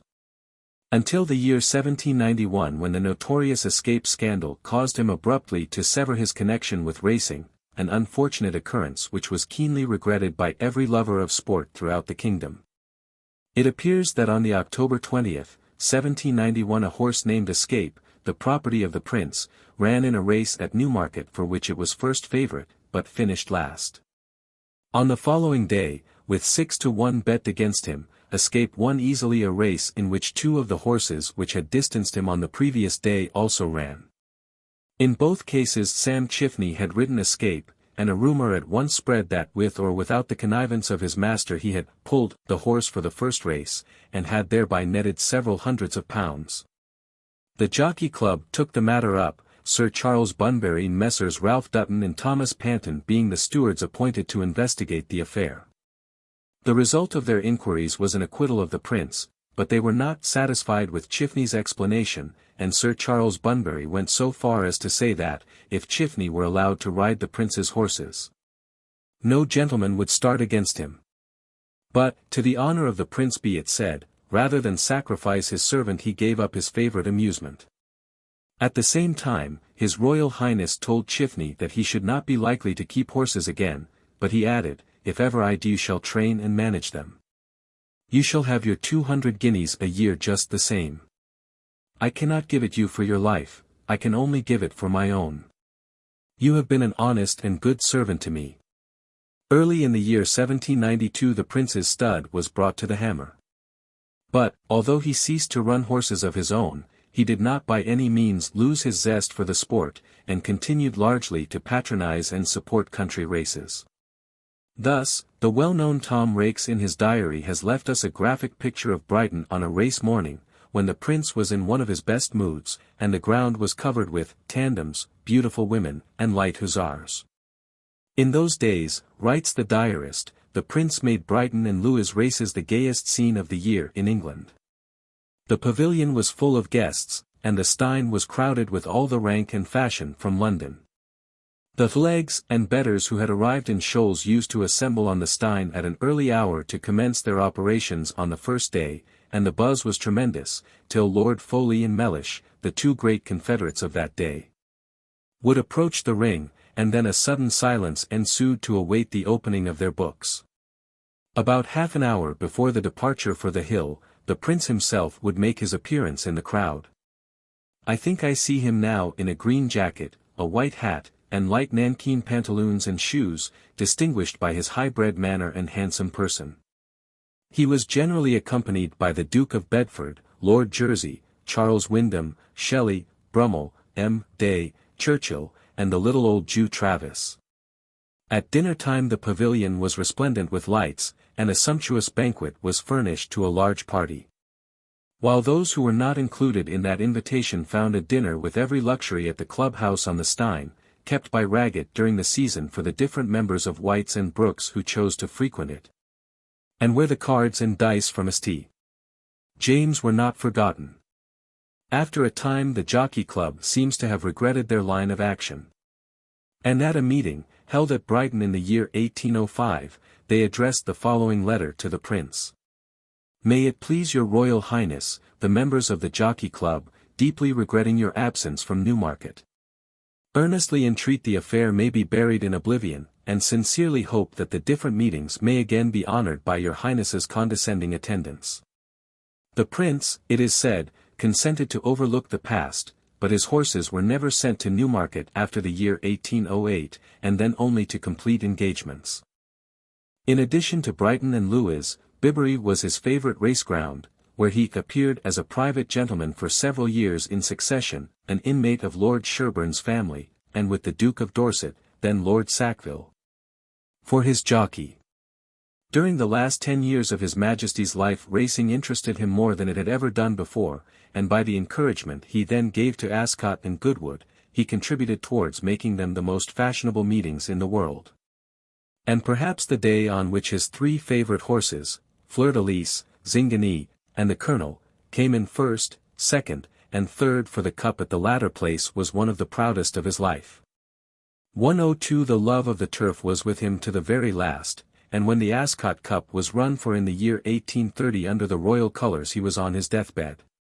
And, so strong was the ruling passion in this awful hour, and His Majesty was well aware his hour was come, that an express was sent to him after every race. 103. His brother, the Duke of York, was almost as keen a lover of the turf as His Majesty himself, jolly, cursing, courageous Frederick, as Thackeray calls him. In the year 1816 he was the winner of the Derby with Prince Leopold, and in 1822 with Moses. But the Duke of York was on the turf what he was everywhere, good-humoured, unsuspecting, and confiding. Qualifications, however creditable to human nature, ill-fitted for a racecourse. Hence His Royal Highness was no winner by his horses, and his heavy speculations were the cause of his pecuniary embarrassments. On February 5, 1827, just 1 month from the date of his death, the Duke's stud of 32 animals, including 7 hacks and 10 grey ponies, was brought to the Hammer. The Duke of Richmond gave 1,100 guineas for Moses, while Mr. Payne bought Figaro, that had run Moses in the Derby, at 200 guineas more. The King also gave 560 guineas for Rachel. But, writes the Druid, racers, hacks, carriages, and dogs only produced 8,804 guineas, a mere molehill compared with the skidda-like pile of debts which he left behind him. Rundell and Bridge, his jewellers, had such an account that Cape Breton was ceded to them in lieu of it by the government of the day, and his taste in their line may be judged of by the fact that his rifle, which brought 50 guineas, had a gold pan and touch-hole. Brought up to the sea, it was not to be expected that William IV should have any strong predilection for horse racing. But he so far interested himself in the sport as to take up his brother's stud and run out his engagements. In connection with which some amusing anecdotes are told illustrative of his simplicity in sporting matters. It seems that previously to the appearance of the royal stud in His Majesty's name, the trainer sought an audience, and requested to know what horses it was the royal pleasure to have sent down. "Send down the whole squad," said the king. "Some of them, I suppose, will win." And yet His Majesty was fully sensible of the importance of the racehorse as a means of keeping up the English breed of horses, for when at Egham races, in August 1836, An address was presented to him for giving a royal purse of 100 guineas to be annually run for there. He said that he regarded horse racing as a national sport, the manly and noble sport of a free people. And that he deeply felt the pride of being able to encourage those pastimes so intimately connected with the habits and feelings of this free country. And to this end he maintained a stud of about 25 blood mares for the purpose of breeding from the best sires, and sold the produce annually as yearlings, a plan he carried out to the last. But shortly after his death the entire stud was broken up and disposed of, despite the remonstrances of certain members of the legislature, and the subjoined memorial from the Jockey Club, signed by 23 of its leading members. We, the undersigned, have heard with great concern of the probability of a dissolution of the royal stud at Hampton Court. We think that the great and permanent attraction of the annual stud sale, by producing competition, enhances the value of thoroughbred horses, and thus promotes the improvement of the breed throughout the kingdom. We trust, therefore, that Her Majesty's government may be induced to advise the Queen to retain the establishment. And we have the less scruple in expressing this hope, because we are persuaded that under judicious management the proceeds of the sale would be found upon an average to cover all the expenses of maintaining the stud. This remonstrance, however, was ineffectual, and the stud was sold by Messrs. Tattersall at Hampton Court on October 25, 1837, the sale realizing a total of 15,692 guineas. And, like many of her royal predecessors, her late Majesty, Queen Victoria, occasionally favoured in the early part of her reign the racecourse with her presence, particularly Royal Ascot. And, on one occasion, it is said, she was so pleased with the performance of a very tiny jockey that she sent for him, and presented him with a £10 note, at the same time asking him his weight. To the great amusement of the royal circle, he replied, "Please, ma'am, master says as how I must never tell my weight." Although horse racing has been much patronized by foreign sovereigns, as a sport it has never acquired abroad the immense popularity it has so long secured with us as a great national institution. Perhaps one of the most curious incidents associated with royalty was that recorded in the history of Poland. On the death of one of their sovereigns, who ruled under the name of Leszko I, the Poles were so perplexed upon the selection of a successor, that they at last agreed to settle the difficulty by allowing it to be determined by a horse race. Many of the French kings patronized horse racing, and found in it a pleasant and exciting diversion from the cares and anxieties of the state, although it does not always seem to have been free from censure. Thus, for instance, the levity of Marie Antoinette in disregarding conventional rules observed by those in high station, exposed her to blame. And Le Comte de Mercy, speaking of her attending horse races, says, "It is a matter for extreme regret that the Queen habituates herself entirely to forget all that relates to outward dignity." The horse races gave occasion to much that was unfortunate and, I will say, unbecoming, as regards the position held by the Queen. I went to the course in full dress and in my carriage. On reaching the royal tent I found there a large table spread with an ample collation, which was, so to speak, fought for by a crowd of young men unfittingly dressed, who made wild confusion and all kinds of unintelligible noises. In the midst of this mob were the Queen, Madame d'Artois, Madame Elizabeth, and Le Comte d'Artois. This last personage kept running about, betting, and complaining whenever he lost, pitiably excited if he won, and rushing among the people outside to encourage his jockeys. He actually presented to the Queen a jockey who had won a race. Chapter 13. Royal Sports and Pastimes. In this country sports and pastimes of most kinds have generally had the patronage of royalty, many of our sovereigns having excelled in such modes of recreation. According to a story told by the old annalists, one of the most interesting events in connection with this game happened when Henry V was meditating war against England. The Dauphin, says Hall, thinking King Henry to be given still to such play and light follies as he exercised and used before the time that he was exalted to the crown, sent him a ton of tennis balls to play with, as he had better skill of tennis than of war. On this incident, Shakespeare has constructed his fine scene of the French ambassador's audience in King Henry V, wherein the English king speaks.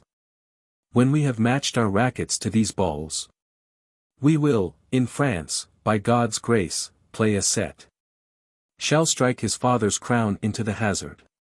Like his father, Henry VIII was much attached to tennis, and it is recorded that his propensity being perceived by certain crafty persons about him, they brought in Frenchmen and Lombards to make wagers with him, and so he lost much money. But when he perceived their craft, he eschewed the company and let them go. But Henry did not give up the game, for from the same source we learn that 12 years afterwards he played at tennis with the Emperor Maximilian for his partner against the Prince of Orange and the Marquis of Brandenburg. And among the additions that he made to Whitehall were divers fair tennis courts, bowling alleys, and a cockpit. When Philip, Archduke of Austria, became King of Castile, he set out from the Netherlands in 1506 to take possession of his new kingdom. Stress of weather compelled him to seek shelter in Falmouth, on hearing of which Henry sent the Earl of Arundel to bring him to Windsor, where for many days he was entertained. During the festivities the two kings looked on, while the Marquis of Dorset, Lord Howard, and two other gentlemen played tennis.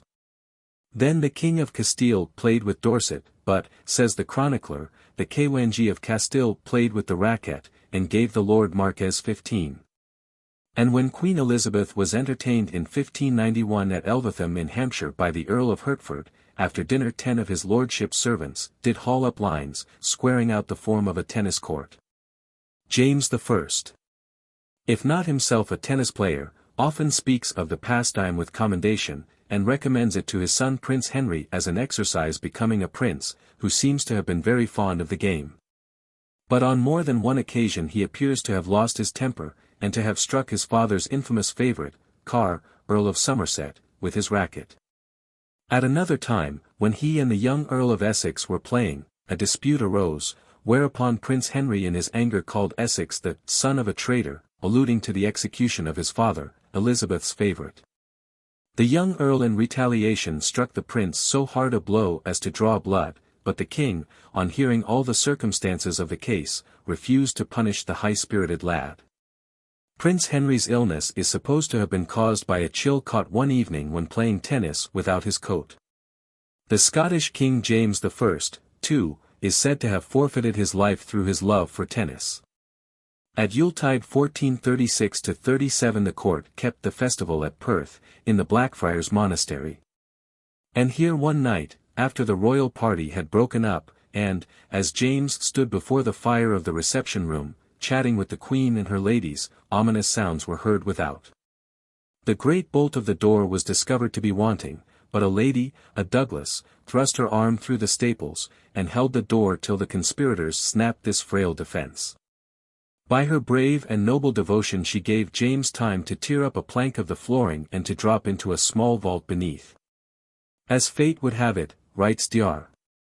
Hill Burton, there had been an opening to it by which he might have escaped, but this had a few days earlier been closed by his own order, because the balls by which he played at tennis were apt to fall into it. Then the conspirators jumped into the vault, and, as Adamson the 17th-century historian of Perth tells us, King James I, of everlasting name, killed by that mischant traitor, Robert Graham, intending of his crown for to have robbed him. With 28 wounds in the breast he stabbed him.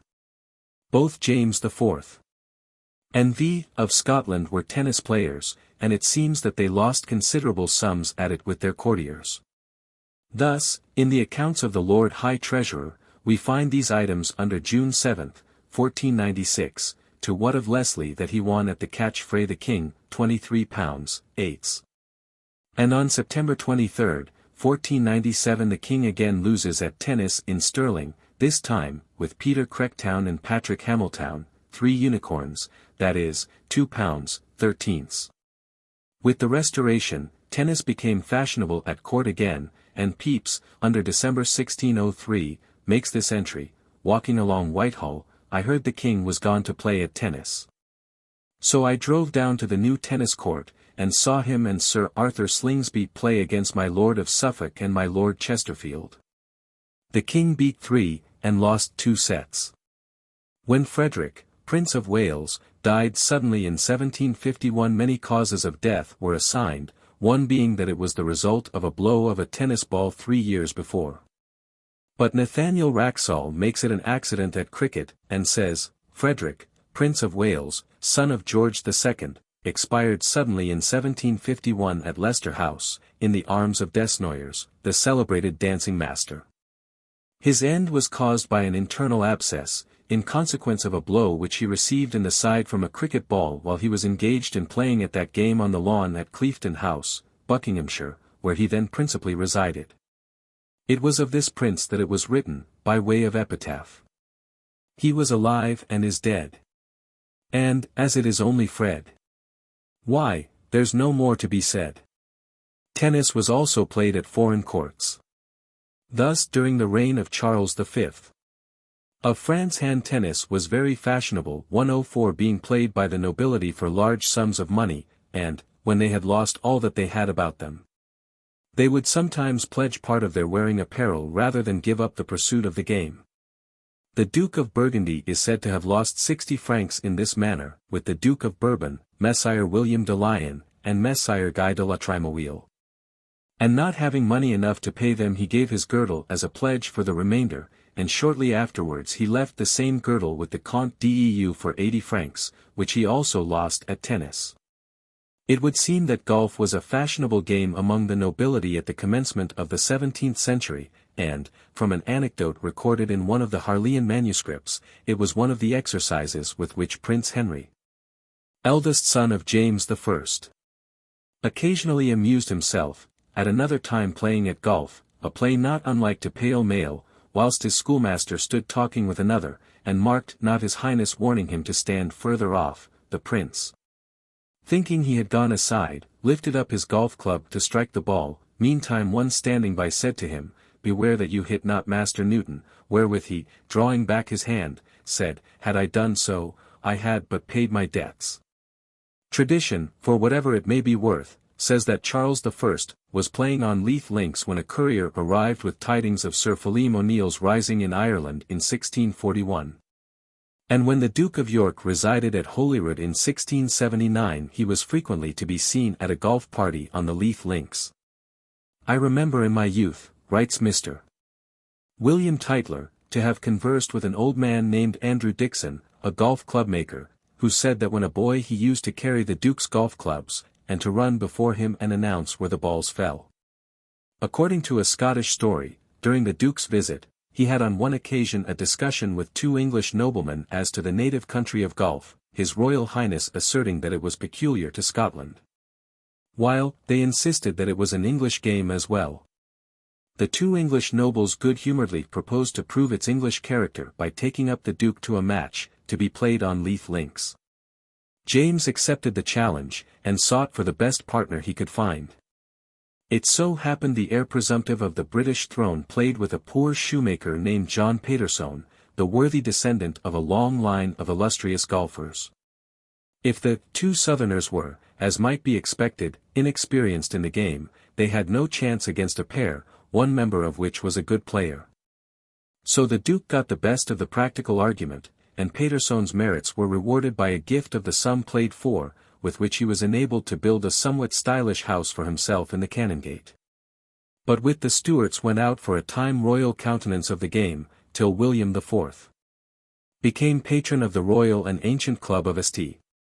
Andrews, and presented to it for annual competition that coveted golfing trophy, the gold medal, the blue ribbon of golf. A game which has of late years been revived is bowls, a pastime which was once the favorite amusement of all classes, most pleasure gardens having in the 16th and 17th centuries had their bowling greens. Of all the English kings, Charles I was the greatest enthusiast in this game. Many anecdotes are told of his great love for it, a love that survived through all his troubles, for we find him alike devoting himself to it while in power, and solacing himself with it while a captive. 105 According to a correspondent of Notes and Queries, in a secluded part of the Oxfordshire hills, at a place called Collins End, situated between Hardwick House and Goring Heath, is a neat little rustic inn, having for its sign a portrait of Charles I. There is a tradition that this unfortunate monarch, whilst residing as a prisoner at Caversham, hearing that there was a bowling green at this inn, rode down to it, and endeavoured to forget his sorrows in a game of bowls. An incident which is written beneath the signboard. Stop, traveller, stop. In yonder peaceful glade. His favourite game the royal martyr played. Here, stripped of honours, children, freedom, rank. Drank from the bowl, and bowled for what he drank. Sought in a cheerful glass his cares to drown. And changed his guinea ere he lost a crown. In Herbert's Memoirs of the Last 2 Years of Charles I there are several allusions to His Majesty's love of bowls. As there was no bowling green at Holmby, he constantly rode over either to Althorpe or Harrowden, the latter a house of Lord Vaux, where he might divert himself with his favourite amusement. Charles was at the Althorpe bowling green when Cornet Joyce arrived at Holmby to take him away. With the Restoration bowls became a fashionable court recreation. And in the Grammont Memoirs, we are told that when the court was at Tunbridge Wells, the company are accommodated with lodgings in little clean and convenient habitations that lie straggling and separated from each other 1.5 miles all round the wells. Where the company meet in the morning. As soon as the evening comes every one quits his little palace to assemble on the bowling green. Another game once countenanced by royalty was skittles or 9 pins, a pastime, it is said, in which Elizabeth, Queen Consort of Edward IV, and her ladies indulged in 1472. And later on we find it among the amusements of the exiled courtiers, for in the Grammont Memoirs, the Earl of Arran writes of his sister-in-law, the Countess of Ossory, Miss Hyde, and German playing at 9 pins to pass the time. At this period, too, a popular game was Pall Mall, being one of the fair and pleasant games that James I recommended to Prince Henry, and which seem to have been much played at court in the early part of the 17th century. On April 2, 1661, Pepys walks to St. James's Park, where he witnessed the Duke of York playing at Pall Mall, the first time he ever saw the sport, and Evelyn speaks of King Charles's fondness for this game. Then there was the running at the quintin, a pastime practiced at most rural festive gatherings, and one of which Laneham, in his Progresses of Queen Elizabeth, gives an amusing account in his description of a country bridal, at which Queen Elizabeth was present at Kenilworth in 1575. And 2 years previously, in 1573, on her visit to Sandwich, it is recorded that certain Walloons that could well swim entertained her with a water tilting, in which one of the combatants did overthrow another, at which the Queen had good sport. Randolph, in a letter to Sir William Cecil, December 7, 1561, describes this pastime as celebrated at the Scottish court of Queen Mary, and narrating part of a conversation he had with de Foix, the French ambassador. He writes, "From this purpose we fell in talk of the pastimes that were the Sunday before, when the Lord Robert, the Lord John, and others ran at the ring, 6 against 6, disguised and apparelled, the one half like women, the other half like strangers, in strange masking garments. The Queen herself beheld it, and as many others as listed. When King James's brother-in-law, Christian of Denmark, visited England in 1606, we read how he excelled before all others in running at the ring in the Tiltyard at Greenwich. Charles I is said to have been perfect in vaulting, riding the great horse, running at the ring, shooting in crossbows, muskets, and sometimes great pieces of ordnance. And Howell, writing from Madrid, says that the prince was fortunate enough to be successful at the ring before the eyes of his mistress the Infanta. Charles II was an indefatigable walker, and nothing pleased him more than to divest himself of the trappings of state and indulge in this pastime. Burnet mentions his walking powers, and says that His Majesty walked so fast that it was a trouble to keep up with him. One day, when Prince George of Denmark, who had married his niece, afterwards Queen Anne, complained that he was growing fat, "Walk with me," said Charles, "hunt with my brother, and do justice to my niece. And you will not long be distressed by growing fat." 106 And during his walks His Majesty would converse freely with those who attended him, oftentimes arresting some familiar countenance that encountered him in his walk. Among the additions made by Henry VIII to Whitehall was a cockpit, the first of which, according to a correspondent of Notes and Queries, there is any record. And so partial was James I to this diversion of cockfighting that he amused himself by seeing it twice a week. It appears, too, that on his progress in 1617, James I, being at Lincoln, did come in his carriage to the sign of the George to see a cocking there, where he appointed 4 cocks to be put in the pit together, which made his Majesty very merry. Exclusive of the royal cockpit there were others in St. James's Park, Drury Lane, Shoe Lane, and Jermyn Street. By an Act of Cromwell, in 1654, cockfighting was prohibited, but with the Restoration it again flourished.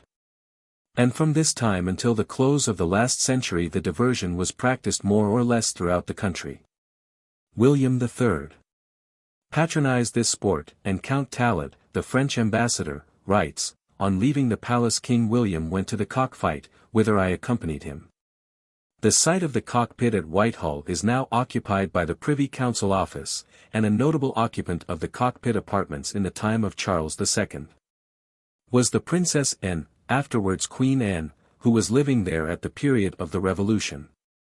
It was from here that, on the approach of the Prince of Orange, November 26, 1688, she flew down the back stairs at midnight, in nightgown and slippers, with Sarah, Duchess of Marlborough, as her companion, and drove away in a coach, on either side of which Lord Dorset and Bishop Compton rode as escort. 107. George IV. In his early life was a great patron of the ring, as his granduncle, Culloden Cumberland, had been before him. But being present at a fight at Brighton, where one of the combatants was killed, the prince pensioned the boxer's widow, and declared he never would attend another battle. But, nevertheless, it is said, he thought it a manly and decided English feature, which ought not to be destroyed. His Majesty had a drawing of the sporting characters in the Fives Court placed in his boudoir, to remind him of his former attachment and support of true courage. And, when any fight of note occurred after he was king, accounts of it were read to him by his desire. At this period there was a famous boxer, John Jackson, known as Gentleman Jackson, the son of a London builder. He appeared only 3 times in the prize ring. His first public fight took place June 9, 1788, near Croydon, when he defeated a noted Birmingham boxer, in a contest lasting 1 hour 7 minutes, in the presence of the Prince of Wales. At the coronation of George IV, he was employed with 18 other prize fighters, dressed as pages, to guard the entrance to Westminster Abbey in Hull. But it is in continental courts that boxing has been most favored. The elder brother of the late Tsar of Russia died on the eve of the day appointed for his marriage from the effects of a blow received in a boxing encounter with Alexander. And on one occasion, when a bout took place between the Prince Waldemar and the late Tsar, between the acts in the private tea room at the Court Theatre at Copenhagen, Alexander was thoroughly knocked out. Archery appears to have been a fashionable sport during the reign of Henry VIII, who, according to Holinshed, shot as well as any of his guard. Edward VI and Charles I are known to have been fond of this exercise, which retained its attractions during the succeeding reigns, and was occasionally sustained by the presence and practice of the sovereign. Mary Queen of Scots was as fond of archery as was her cousin, Elizabeth of England. One story of Queen Mary's shooting has often been cited against her, since the time Sir William Drury wrote to Mr. Secretary Cecil from Berwick, telling how Mary, a fortnight after Darnley's murder, had been shooting with Bothwell at the butts of Tranent against Huntley and Seaton for a dinner, which the latter pair had to pay, a story proved to be untrue. 108. In a letter from the Queen of Bohemia, sister of Charles I.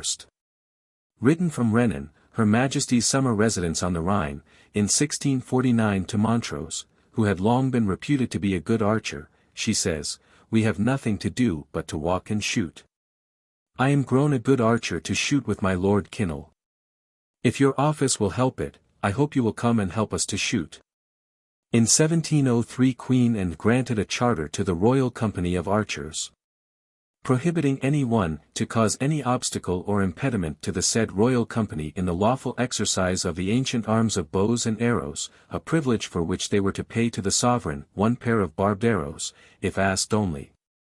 These, it seems, have twice been delivered to the sovereign, first to George IV, during his visit to Edinburgh in 1822, and when Queen Victoria and the Prince Consort went to Scotland in 1842.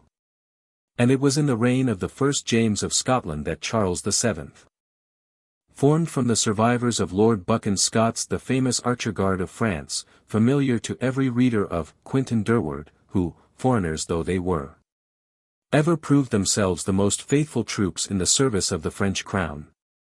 Hawking, again, was practiced with much vigor by many of our sovereigns, and Alfred the Great, who is commended for his proficiency in this, as in all other fashionable amusements, is said to have written a treatise on the subject, which has not come down to us.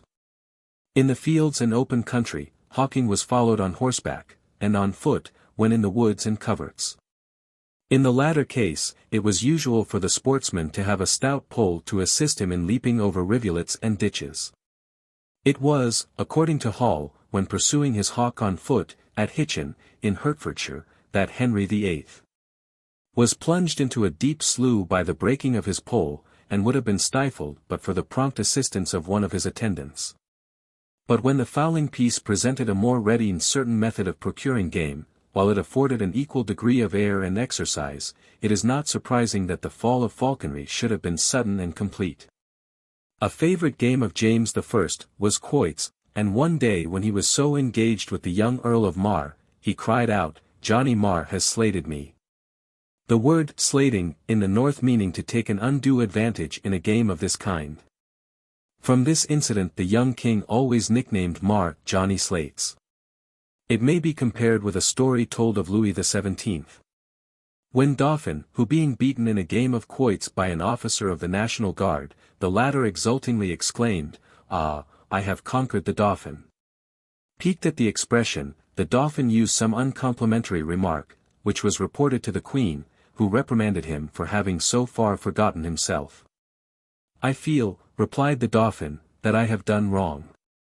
But why did he not satisfy himself with saying that he had won the match?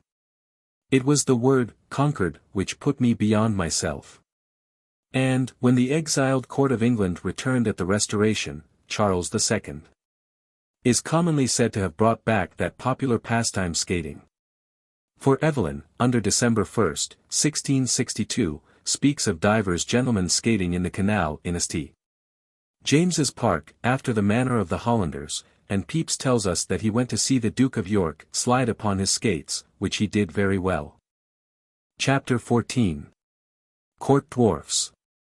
The custom of keeping dwarfs as retainers to ornament the homes of princes, and to provide amusement, which was much in fashion in the old days of the Roman Empire, has survived at most courts until a comparatively recent period.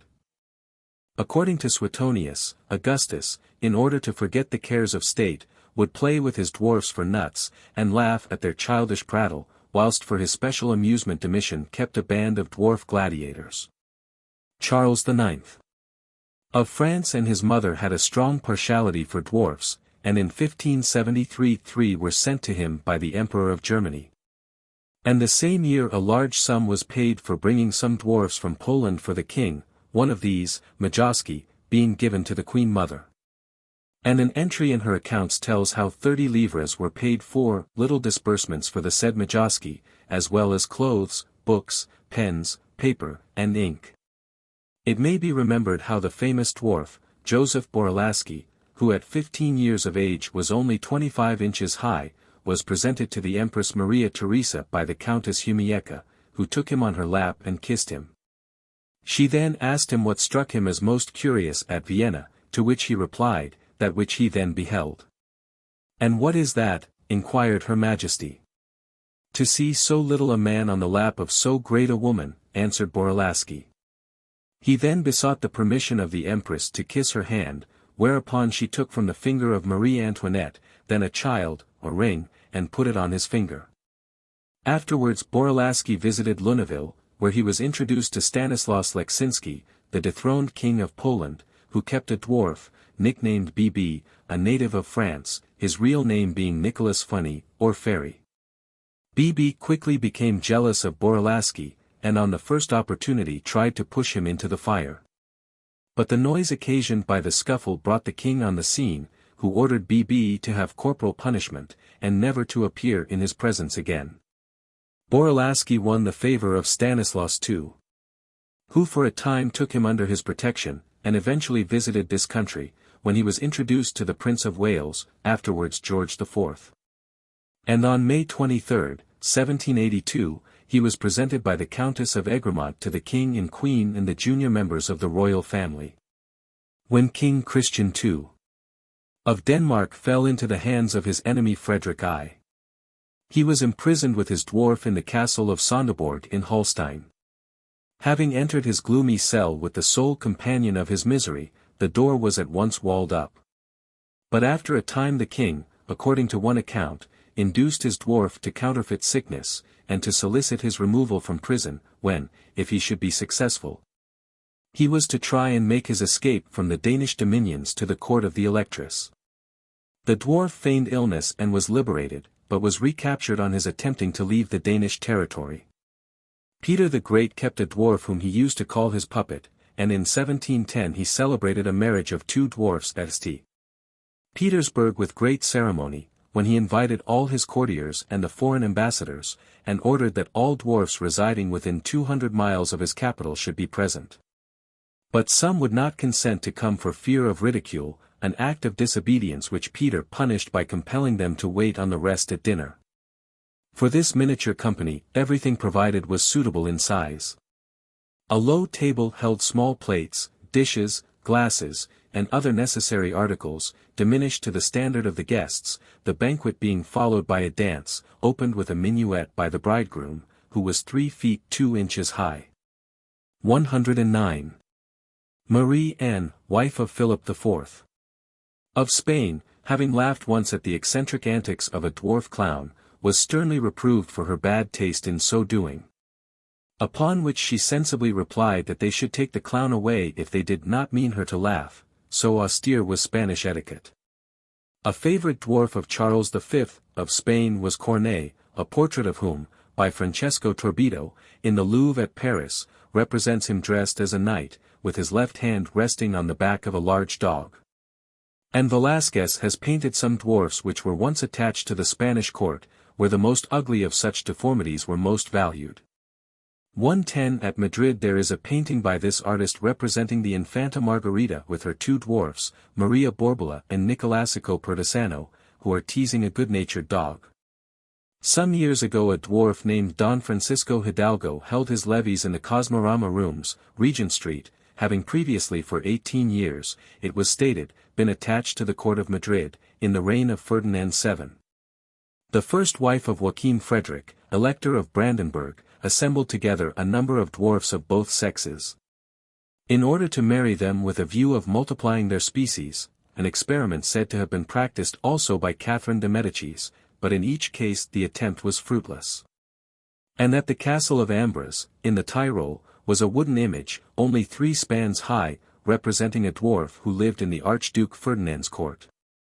From an early period dwarfs were kept in Turkish palaces, an amusing reference to this custom being given by Lord Byron, who, describing the Sultan's palace in Turkey, says, "This massy portal stood at the wide close of a huge hall, and on its either side 2 little dwarfs, the least you could suppose, were sate, like ugly imps, as if allied, in mockery to the enormous gate which rose o'er them in almost pyramidic pride. The gate so splendid was in all its features. You never thought about those little creatures until you nearly trod on them, and then you started back in horror to survey the wondrous hideousness of those small men, whose color was not black, nor white, nor gray, but an extraneous mixture, which no pen can trace, although perhaps the pencil may. They were misshapen pygmies, deaf and dumb monsters, who cost a no less monstrous sum, and dwarfs formed part of the retinue of William, Duke of Normandy, at which period it was customary for them to hold the bridle of the king's horse in state processions.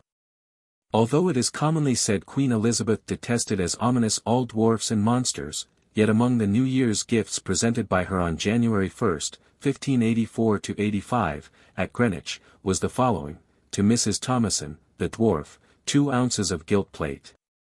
Henrietta Maria, Queen Consort of Charles I, had a great fancy for dwarfs. And on the occasion of a royal progress, during which Charles I and herself were entertained by the Duchess of Buckingham, the Queen was induced to partake of a noble venison pasty in the centre of the table, when, on the removal of the crust, the dwarf Geoffrey Hudson, only 18 inches high, rose out of the pie, entreating to be taken into her service, a favour she granted. He seems to have proved a valuable acquisition to the court household, being sent to France to fetch a midwife for Queen Henrietta Maria.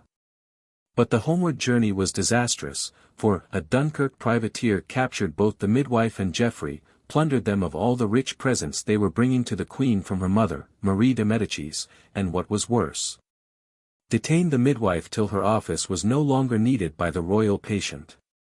About 1615 was born Richard Gibson, who became court dwarf to Charles I, and married Anne Shepherd, who was court dwarf to Queen Henrietta Maria. Her Majesty was present at the marriage, Charles I giving away the bride, and the Queen presenting her with a diamond ring as a bridal present. These married dwarfs both attained celebrity as miniature painters. They had the honour of teaching Mary II and Princess in drawing, and they died in the service of the former. And coming down to modern times, it may be mentioned that the dwarf Matthew Bookinger was patronized by George I. And the London Gazette for January 10, 1752, records that, on Wednesday evening Mr. John Cone, the Norfolk dwarf, was sent for to Leicester House by Her Royal Highness the Princess Dowager of Wales, and was immediately introduced before her, His Royal Highness the Prince of Wales, Prince Edward, Princess Augusta, and all the other princes and princesses being present, where he stayed upwards of 2 hours. And we are assured by the pertinency of his answers, actions, and behaviour, their Royal Highnesses were most agreeably entertained the whole time, and made him a very handsome present. On March 23, 1844, Charles S. Stratton, popularly known as General Tom Thumb, visited the Queen, Prince Albert, and the Duchess of Kent at Buckingham Palace, where he went through his performances, repeating them again on April 2 before Her Majesty. When there also were present the Queen of the Belgians, the Prince of Wales, the Princess Royal, and the Princess Alice. At the conclusion of the entertainment Her Majesty presented the General with a souvenir of mother of pearl, set with rubies, and bearing the crown and the initials VR, and subsequently she presented him with a gold pencil case. On April 19 he appeared for the 3rd time before the Queen, Prince Albert, the King and Queen of the Belgians, and Prince Leiningen at Buckingham Palace, and sang on this, as on previous occasions, a comic song to the air of Yankee Doodle, in which he introduced the royal personages. On May 21, 1846, 3 Highland dwarfs performed their national dances, and sang at Buckingham Palace before the Queen, Prince Albert, and the Duchess of Kent. And in 1848 a dwarf, called Admiral Van Tromp, was patronized by Her Majesty, Prince Albert, the Duchess of Kent, the Duchess of Gloucester, the Duke and Duchess of Cambridge, the Prince and Princess of Parma, the Prince of Orange, and the King and Queen of Holland. And lastly, in 1853, the 2 Aztec children appeared before the Queen, Prince Albert, and the Prince of Wales at Buckingham Palace. And subsequently before the Emperor Napoleon and his family at the Tuileries, the Emperors of Austria and Russia, the Kings and Queens of Prussia, Bavaria, Holland, Hanover, and Denmark, and other illustrious personages. Chapter 15. Royal Pets. It has often been remarked that persons of the most rough and unfeeling disposition have displayed extraordinary tenderness towards their favorite animals, illustrations of which are of frequent occurrence in the pages of history. And perhaps one of the most touching pictures of animal love is that given by Homer, who tells how, unrecognized by his wife, the wayworn monarch Ulysses, though disguised in squalid rags, is at once remembered by his noble hound. Even in the last moments of existence. Cautioned by his guide at the palace entrance of the wrong and insult he might encounter, Ulysses pauses at the door, but only to see his faithful dog perishing in want, misery, and neglect, yet still remembering his long-lost master.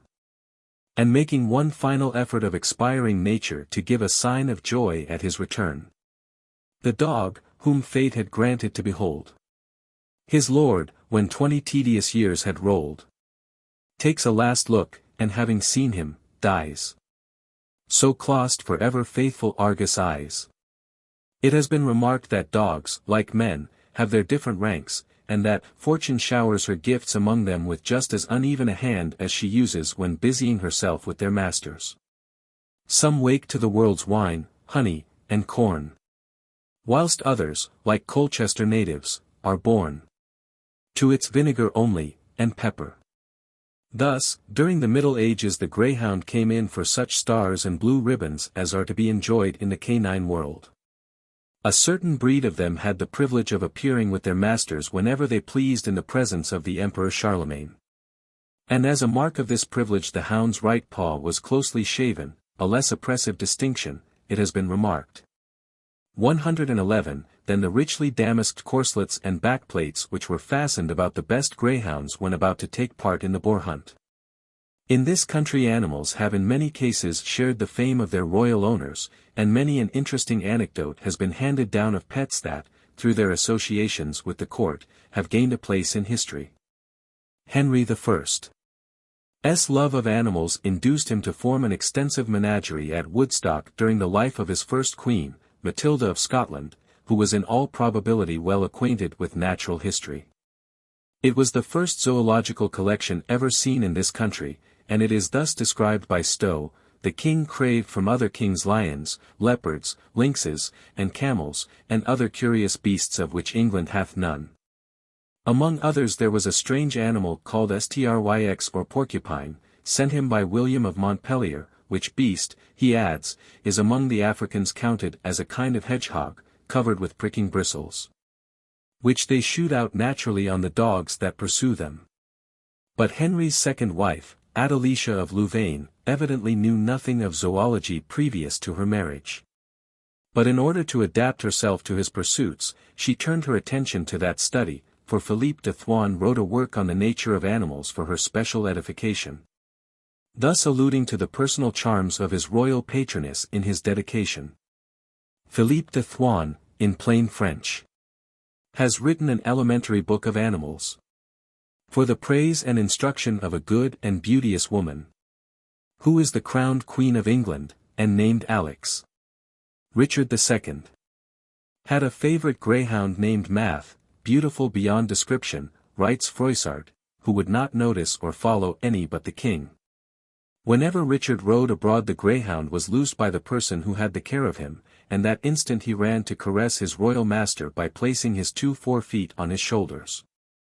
It fell out that as the king and his cousin Henry Bolingbroke were conversing in the courtyard of Flint Castle, when their horses were preparing, the greyhound Math was untied, but, instead of running as usual to King Richard, he passed him and leaped to Henry's shoulders, paying him every court, the same as he used to his own master. Henry, not acquainted with this greyhound, asked the king the meaning of his fondness. "Cousin," replied Richard, "it means a great deal for you and very little for me." "How?" said Henry, "pray explain it." "I understand by it," added the unfortunate king, "that this my favourite greyhound Math fondles and pays his court to you this day as King of England, which you will be, and I shall be deposed. For that the natural instinct of the creature perceives. Keep him therefore by your side, for, lo, he leaveth me, and will ever follow you."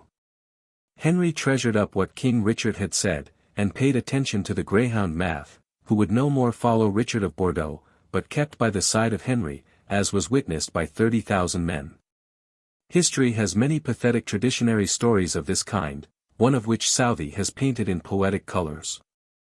Roderick, the last king of the Visigoths, having escaped from the battlefield in the guise of a peasant, where he had been defeated by Count Julian and his Moorish allies, finally returned to his shattered kingdom after a hermit life of 20 years. His dog Theron alone knew him, yet not even he at once, but only after eyeing him long and wistfully, did he recognize at length his master. Changed as he was, and in those sordid weeds, His royal master. And he rose and licked his withered hand, and earnestly looked up, with eyes whose human meaning did not need the aid of speech, and moaned as if at once to court and chide the long-withheld caress.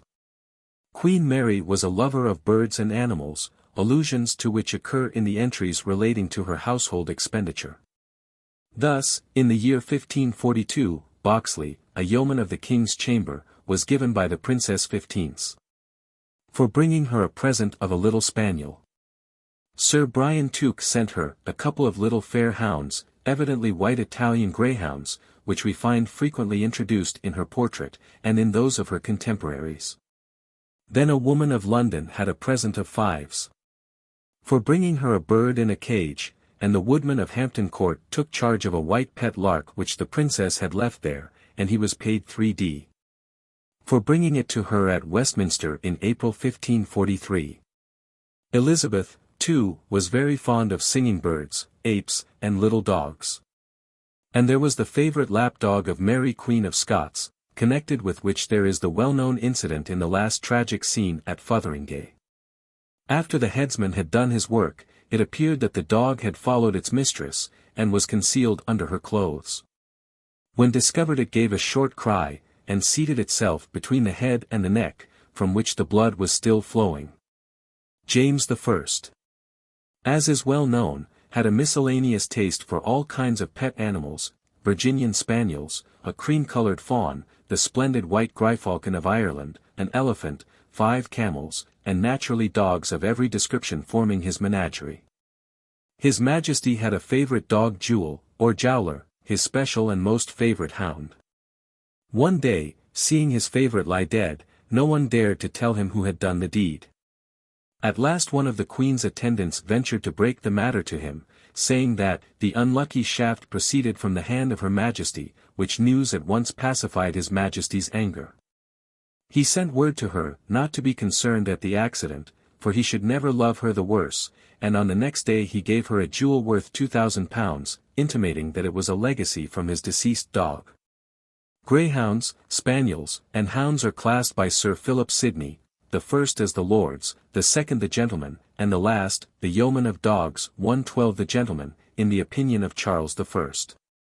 Were the more courtly, though not for this reason the better companions. Methinks, writes Sir Philip Warwick, who was in attendance on the king at Newport, because it shows his disesteem of a common court vice, it is not unworthy the relating of him that, one evening, his dog scraping at his door, he commanded me to let in Gypsy, whereupon I took the boldness to say, Sir, I perceive you love a greyhound better than you do a spaniel.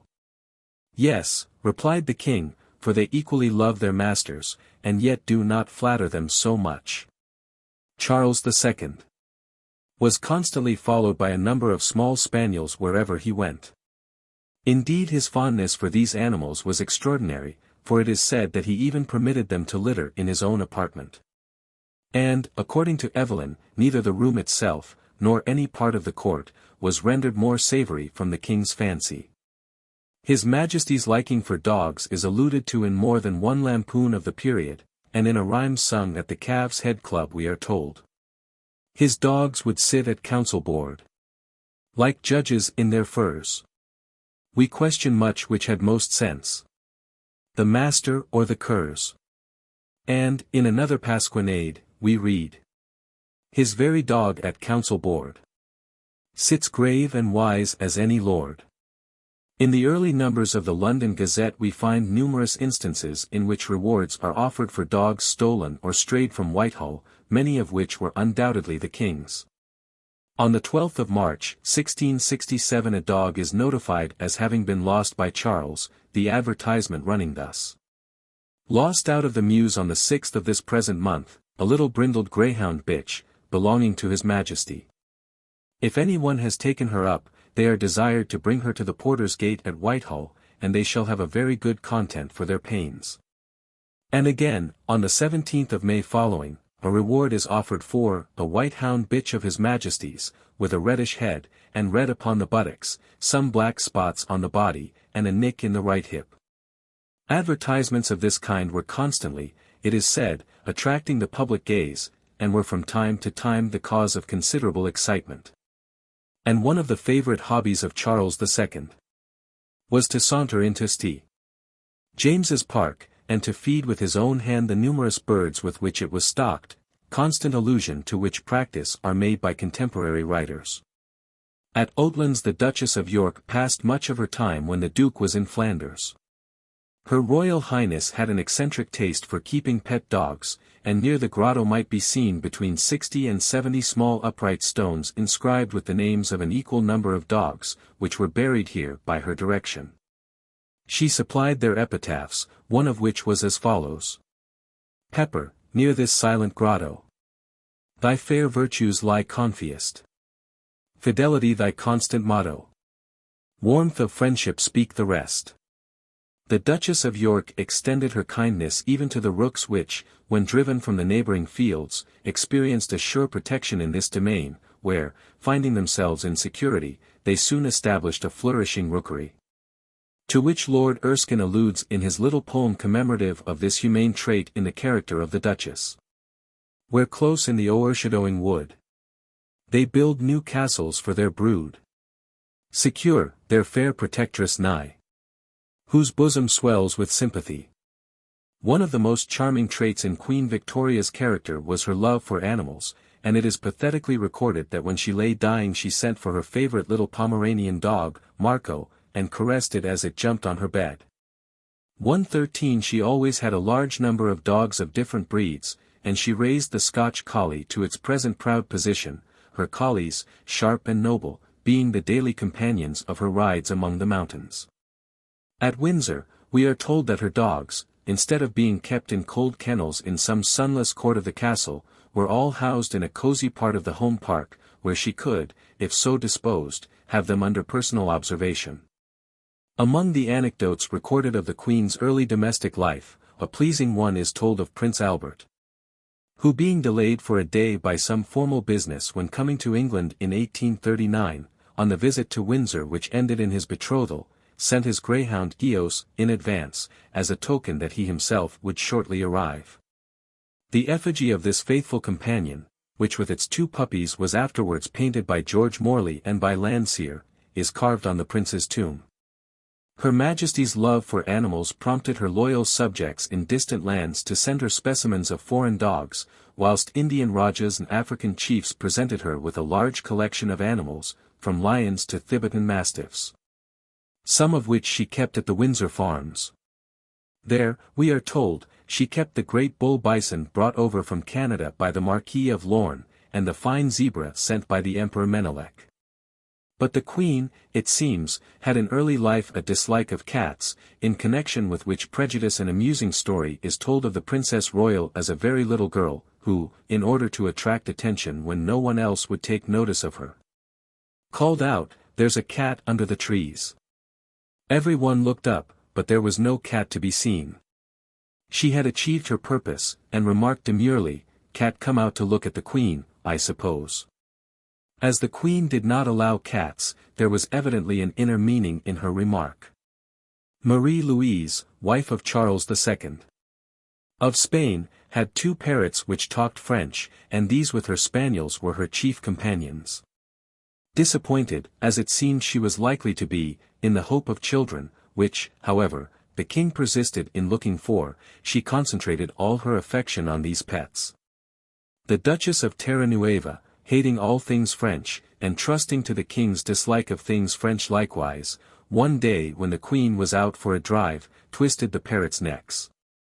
But on her return the Queen as usual called for her birds and her dogs. At the mention of her birds, the maids of honor look at each other without speaking, but the truth was told. Accordingly, when the Duchess of Terranueva appeared to kiss the Queen's hand as customary, the meek spirit of Marie-Louise could endure no longer, and she gave her 2 or 3 slaps on either cheek. The rage of the Duchess was unbounded, and collecting all her 400 ladies, she went at the head of them to the king to ask for redress. Thereupon the king betook himself to the Queen, and demanded an explanation.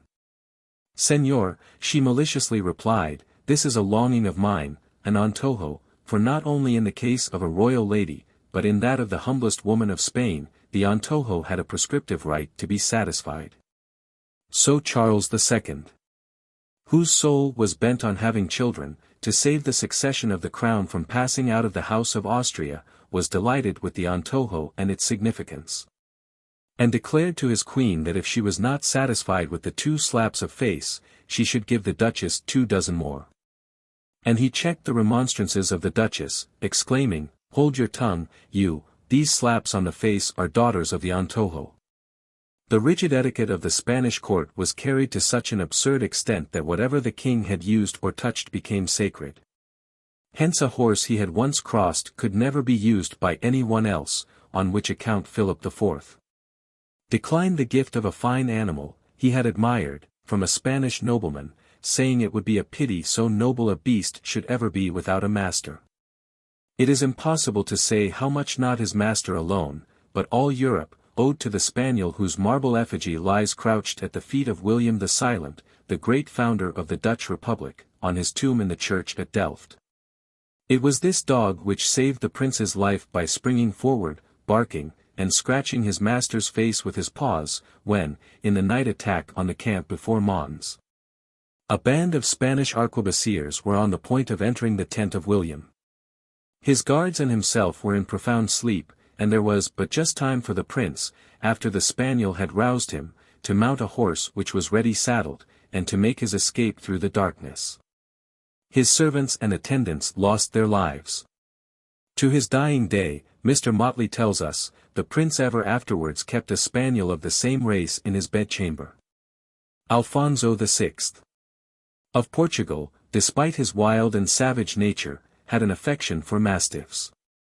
Hearing, by accident, that the Jesuits kept some fine specimens of those animals, he once rode over at night to the convent where the fathers resided. He had alighted from his horse, and was waiting for torches to be conducted to the kennels, when, impatient of waiting, he strolled into the streets and almost immediately he got engaged in a quarrel, whereby, instead of seeing the mastiffs, he was carried to bed wounded. Charles XII of Sweden, when scarcely 7 years old, was handing a piece of bread to his favorite dog, when the hungry animal, snapping at it too greedily, accidentally bit the prince's hand. But the young prince, sooner than betray his dog, which he knew intended no mischief, kept the matter a secret to himself, until an officer who attended at table perceived what had happened. For the prince had grown pale with the pain and loss of blood, and he could not but admire his nobility of character. Frederick the Great's greyhounds had quite a standing at court, and supplied the place of the monkeys which, as crown prince and for a short time after his accession, he kept in his room strangely dressed. His dogs were his constant companions at home, in his walks, in his journeys, and in the field. Of these animals, Bitch and, above all, Alcmene were the favourites, and with the former he once concealed himself from the pandurs under a bridge, where she crouched close to him without betraying him by the least sound. But, alas! Poor Bitch died, as Frederick said, because 10 doctors were trying to cure her. About 1780, when His Majesty went to the review in Silesia, he left Alcmene very ill at Sans Souci, and every day a courier was sent with the latest news of its condition. When informed of the poor animal's death, Frederick gave orders for the dead body to be placed in a coffin in the library, and after his return he would for 2 or 3 days look at it for whole hours, in silent grief, weeping bitterly. After which he had it buried. Frederick's favorite dogs and their companions had for their attendant one of the so-called royal, small footmen, who fed them and led them for exercise on fine days in the garden, and on wet ones in a large hall. For their amusement small leather balls were provided, and $2 a month were allowed for the keep of each dog. One evening in 1760 the Marquis d'Argens found the king in his winter quarters at Leipzig, sitting on the floor with a dish of fricassee before him, from which the dogs made their repast, and holding a small stick in his hand with which he kept order, and pushed the best bits towards his favourites. In addition to his dogs, His Majesty took great interest in his horses, one of his favourites being the long Malwitz Grey, which had belonged to his father, on which he retreated from the battlefield, and which he never afterwards rode, but kept till its death. Then there was Caesar, a roan, that walked freely about in the garden of the palace of Potsdam, and was so accustomed to Frederick that it followed him to the parade, where His Majesty would occasionally order a different movement rather than disturb his old steed. Another pet horse was Condé, which was almost daily brought out before the king, who fed it with melons, sugar, and figs, other favorites being Choiseul, Kaunitz, Brule, and Pitt. Another very fine horse, writes Vase in his Memoirs of the Court of Prussia, was Lord Bute, and when the English minister had discontinued the subsidies, revenge was taken on the horse, which had to help the mules in drawing orange trees.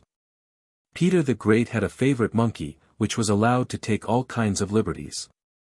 During His Majesty's stay in this country, William III made the Tsar a visit to his lodgings in York Buildings, in which an odd incident happened. The Tsar had his monkey, which sat upon the back of his chair, writes Lord Dartmouth, and, as soon as the king was sat down the monkey jumped upon him in some wrath, which discomposed the whole ceremonial. And most of the time was spent afterwards in apologies for the monkey's behavior. 114 Alexander III was much attached to animals, and would tramp for miles through forest and marsh with his favorite setters, Spot and Juno, for sole companions. The imperial kennels and stables were models of order and propriety. After children, dogs and animals in general were a great delight to Catherine II of Russia, in connection with which many anecdotes have been recorded. In 1785, we are told how she took a fancy to a white squirrel, of which she made a pet, and about the same time she became possessed of a monkey of whose cleverness she would often boast. You should have seen, she writes to Grimm, the amazement of Prince Henry one day when Prince Potemkin let loose a monkey in the room, with which I began to play. He opened his eyes, but he could not resist the tricks of the monkey. Her Majesty also had a favorite cat, which seems to have been a wonderful animal, the most tomcat of all tomcats, gay, witty, not obstinate. In one of her letters she writes, "You will excuse me if all the preceding page is very badly written. I am extremely hampered at the moment by a certain young and fair Zeemeyer, who of all the Thomasins is the one who will come closest to me, and who pushes her pretensions to the point of having her paws on my paper." Henry III of France was never happy unless a whole kennel of puppies yelped at his heels, and Dumas has given an amusing sketch of His Majesty as he travelled with his fool Schicket in the same litter drawn by half a dozen mules. The litter, he writes, contained Henry, his physician, his chaplain, the jester, 4 of the king's minions, a couple of huge hounds, and a basketful of puppies, which rested on the king's knees, but which was upheld from his neck by a gold chain. From the roof hung a gilded cage, in which there were white turtle doves, the plumage of their necks marked by a sable circlet of feathers. Occasionally 2 or 3 apes were to be seen in this Noah's Ark, as it was called. Henry IV was fond of dogs, and when King of Navarre, was found one day in his cabinet by his great minister, Sully, with his sword by his side, his cloak on his shoulders, carrying in a basket suspended from his neck 2 or 3 little pugs. Even in his sports, one of the early exploits of Louis XV gives a painful impression of his wanton character. He had a pet white doe at Versailles, at which one day he fired in mere mischievousness.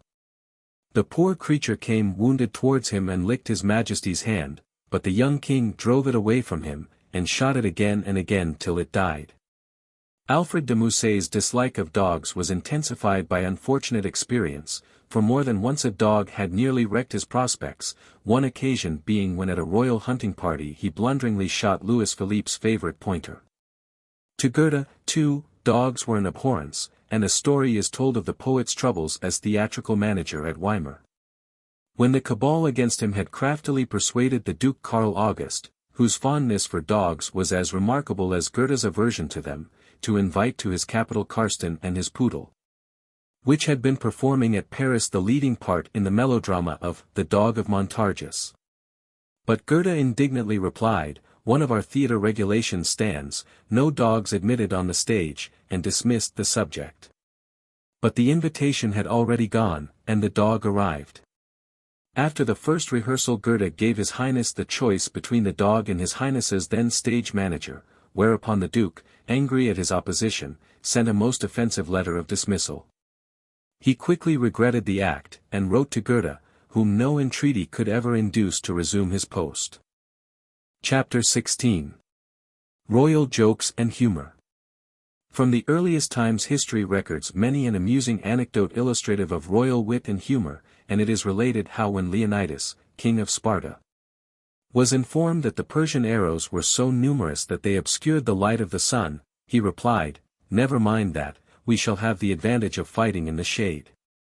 But, coming down to later times, if monarchs have occasionally indulged in wit at the expense of their subjects, they have themselves not infrequently resented a joke when levelled at them, as in the case of Henry I. of England, who, once being ridiculed in a clever lampoon, rejoined by having the author's eyes put out.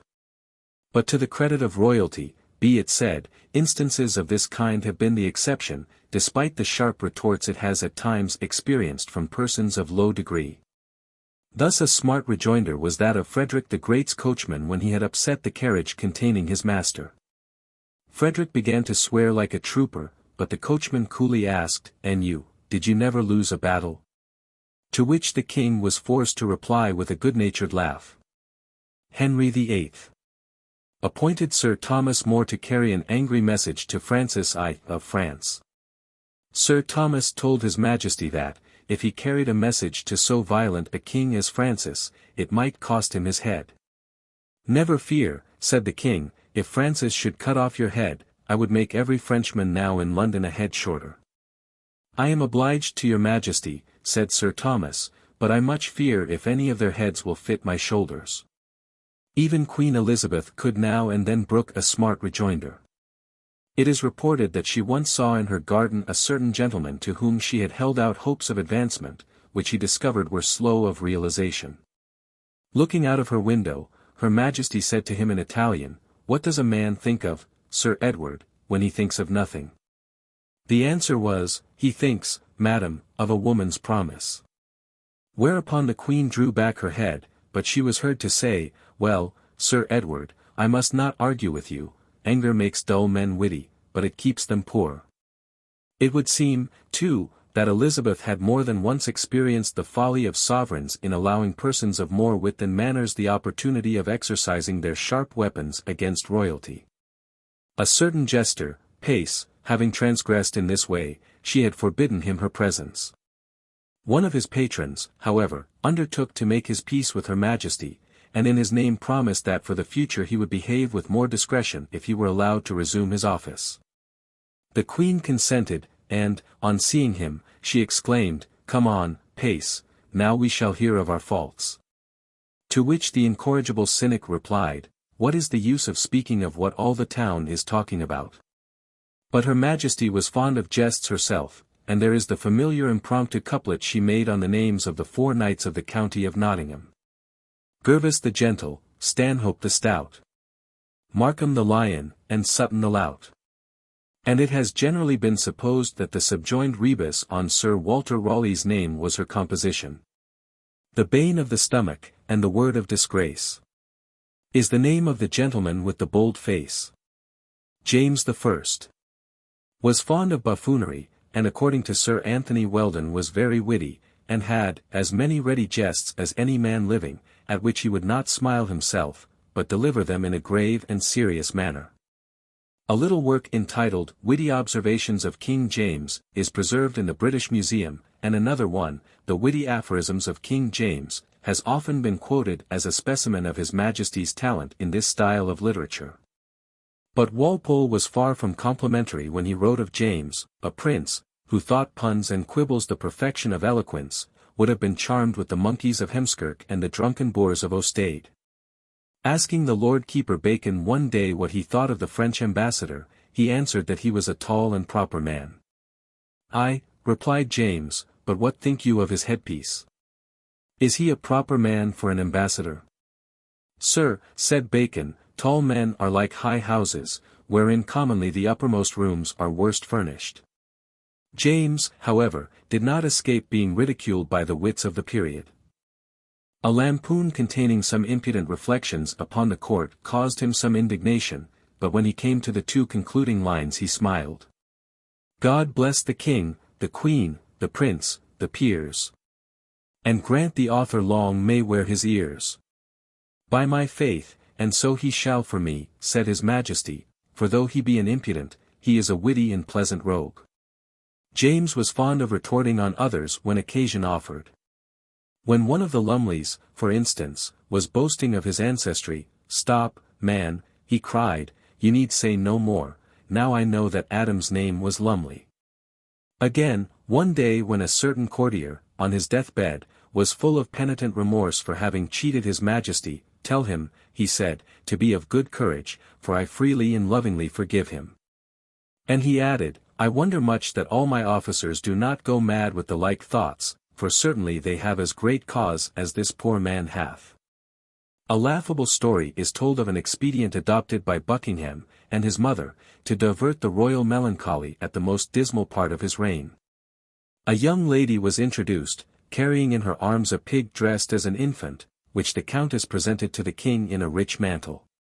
One Turpin, robed as a bishop, commenced reading the baptismal service, while an assistant stood by with a silver ewer filled with water. The king, for whom the joke was intended as a pleasing surprise, hearing the pig suddenly squeak, and recognizing the face of Buckingham, who personated the godfather, exclaimed, "Away, for shame, what blasphemy is this?"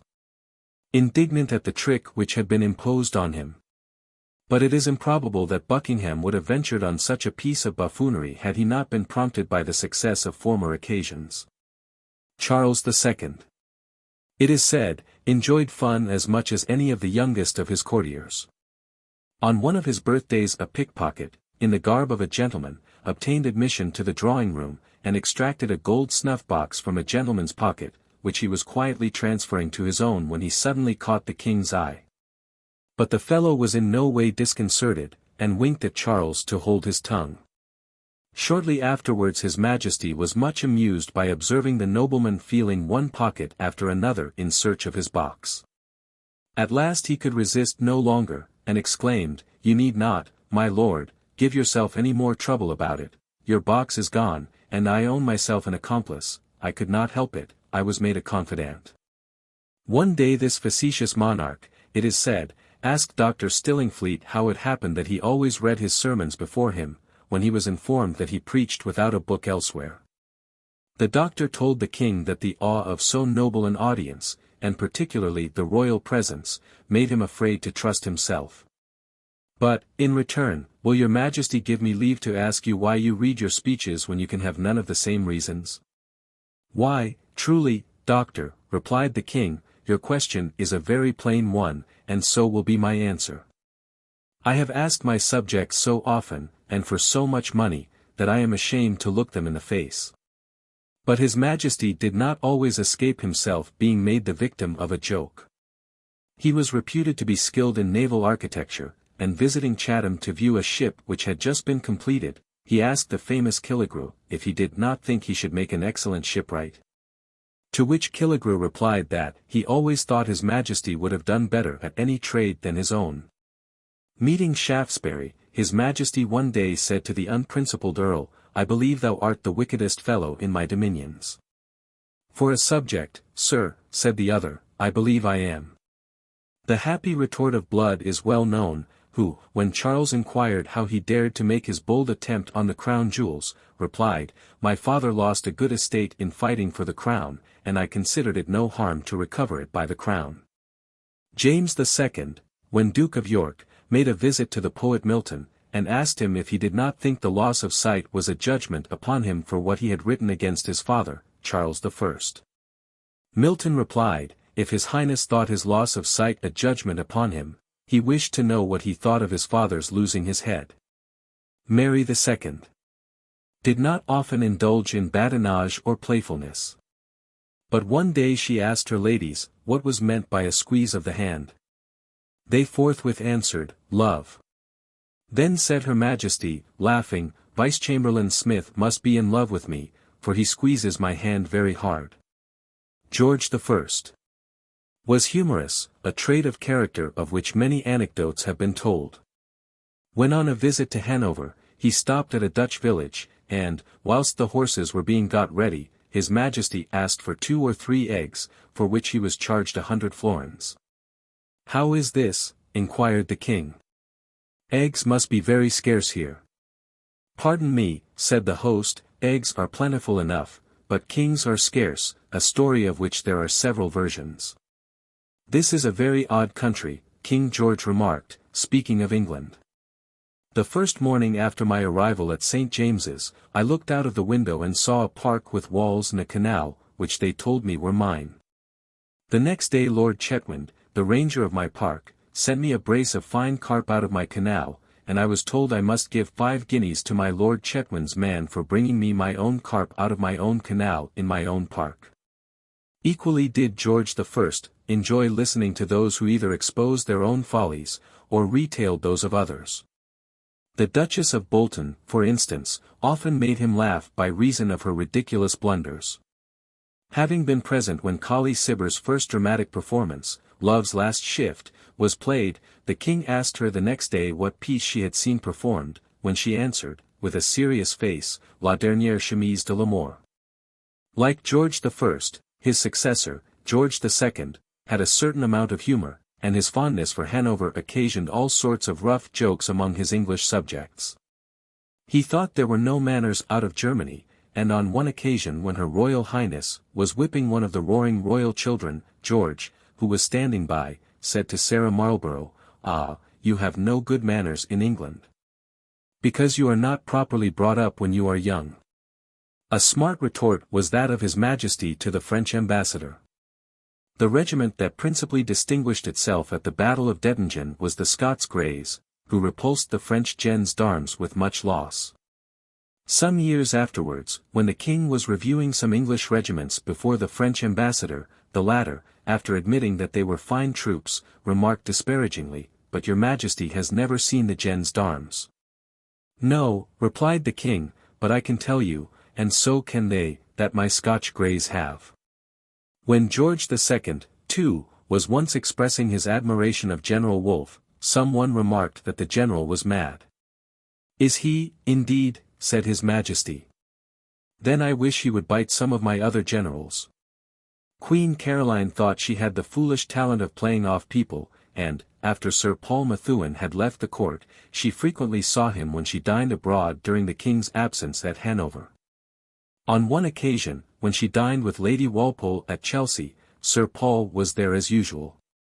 The Queen still harped upon the same string, her constant topic for teasing Sir Paul being his passion for romances, and she addressed him with the remark, "Well, Sir Paul, what romance are you reading now?" "None, madam. I have gone through them all." "Well, what are you reading then?" "I am got into a very foolish study, madam, the history of the kings and queens of England." Her Majesty was fond of surrounding herself with men of wit, and her levees, it is said, were a strange picture of the motley character and manners of a queen and a learned woman. She received company while she was at her toilette. Prayers and sometimes a sermon were read, the conversation turned on metaphysical subjects blended with repartees, sallies of mirth, and the tittle-tattle of a drawing-room. Many anecdotes have been handed down of George III. and his love of humour. When the Temple companies had defiled before him, writes Earl Stanhope in his Life of Pitt, His Majesty inquired of Erskine, who commanded them as lieutenant colonel, what was the composition of that corps. "They are all lawyers, sire," said Erskine. What, exclaimed the king, "all lawyers, all lawyers. Call them the devil's own, call them the devil's own." And the devil's own, they were called accordingly. The Duke of York was one day conversing with his brother, George III, when the latter remarked that he seemed in unusually low spirits. "How can I be otherwise," said the Duke, "when I am subjected to so many calls from my creditors, without having sixpence to pay them?" The king, it is said, immediately gave him £1,000 note, every word of which he read aloud in a tone of mock gravity, and then he marched out of the room singing the first verse of "God Save the King."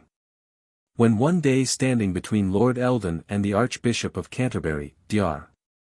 Sutton, His Majesty gravely remarked, I am now in a position which probably no European king ever occupied, for, he afterwards explained, I am standing between the head of the church and the head of the law in my kingdom, men who ought to be the patterns of morality, but who have been guilty of the greatest immorality.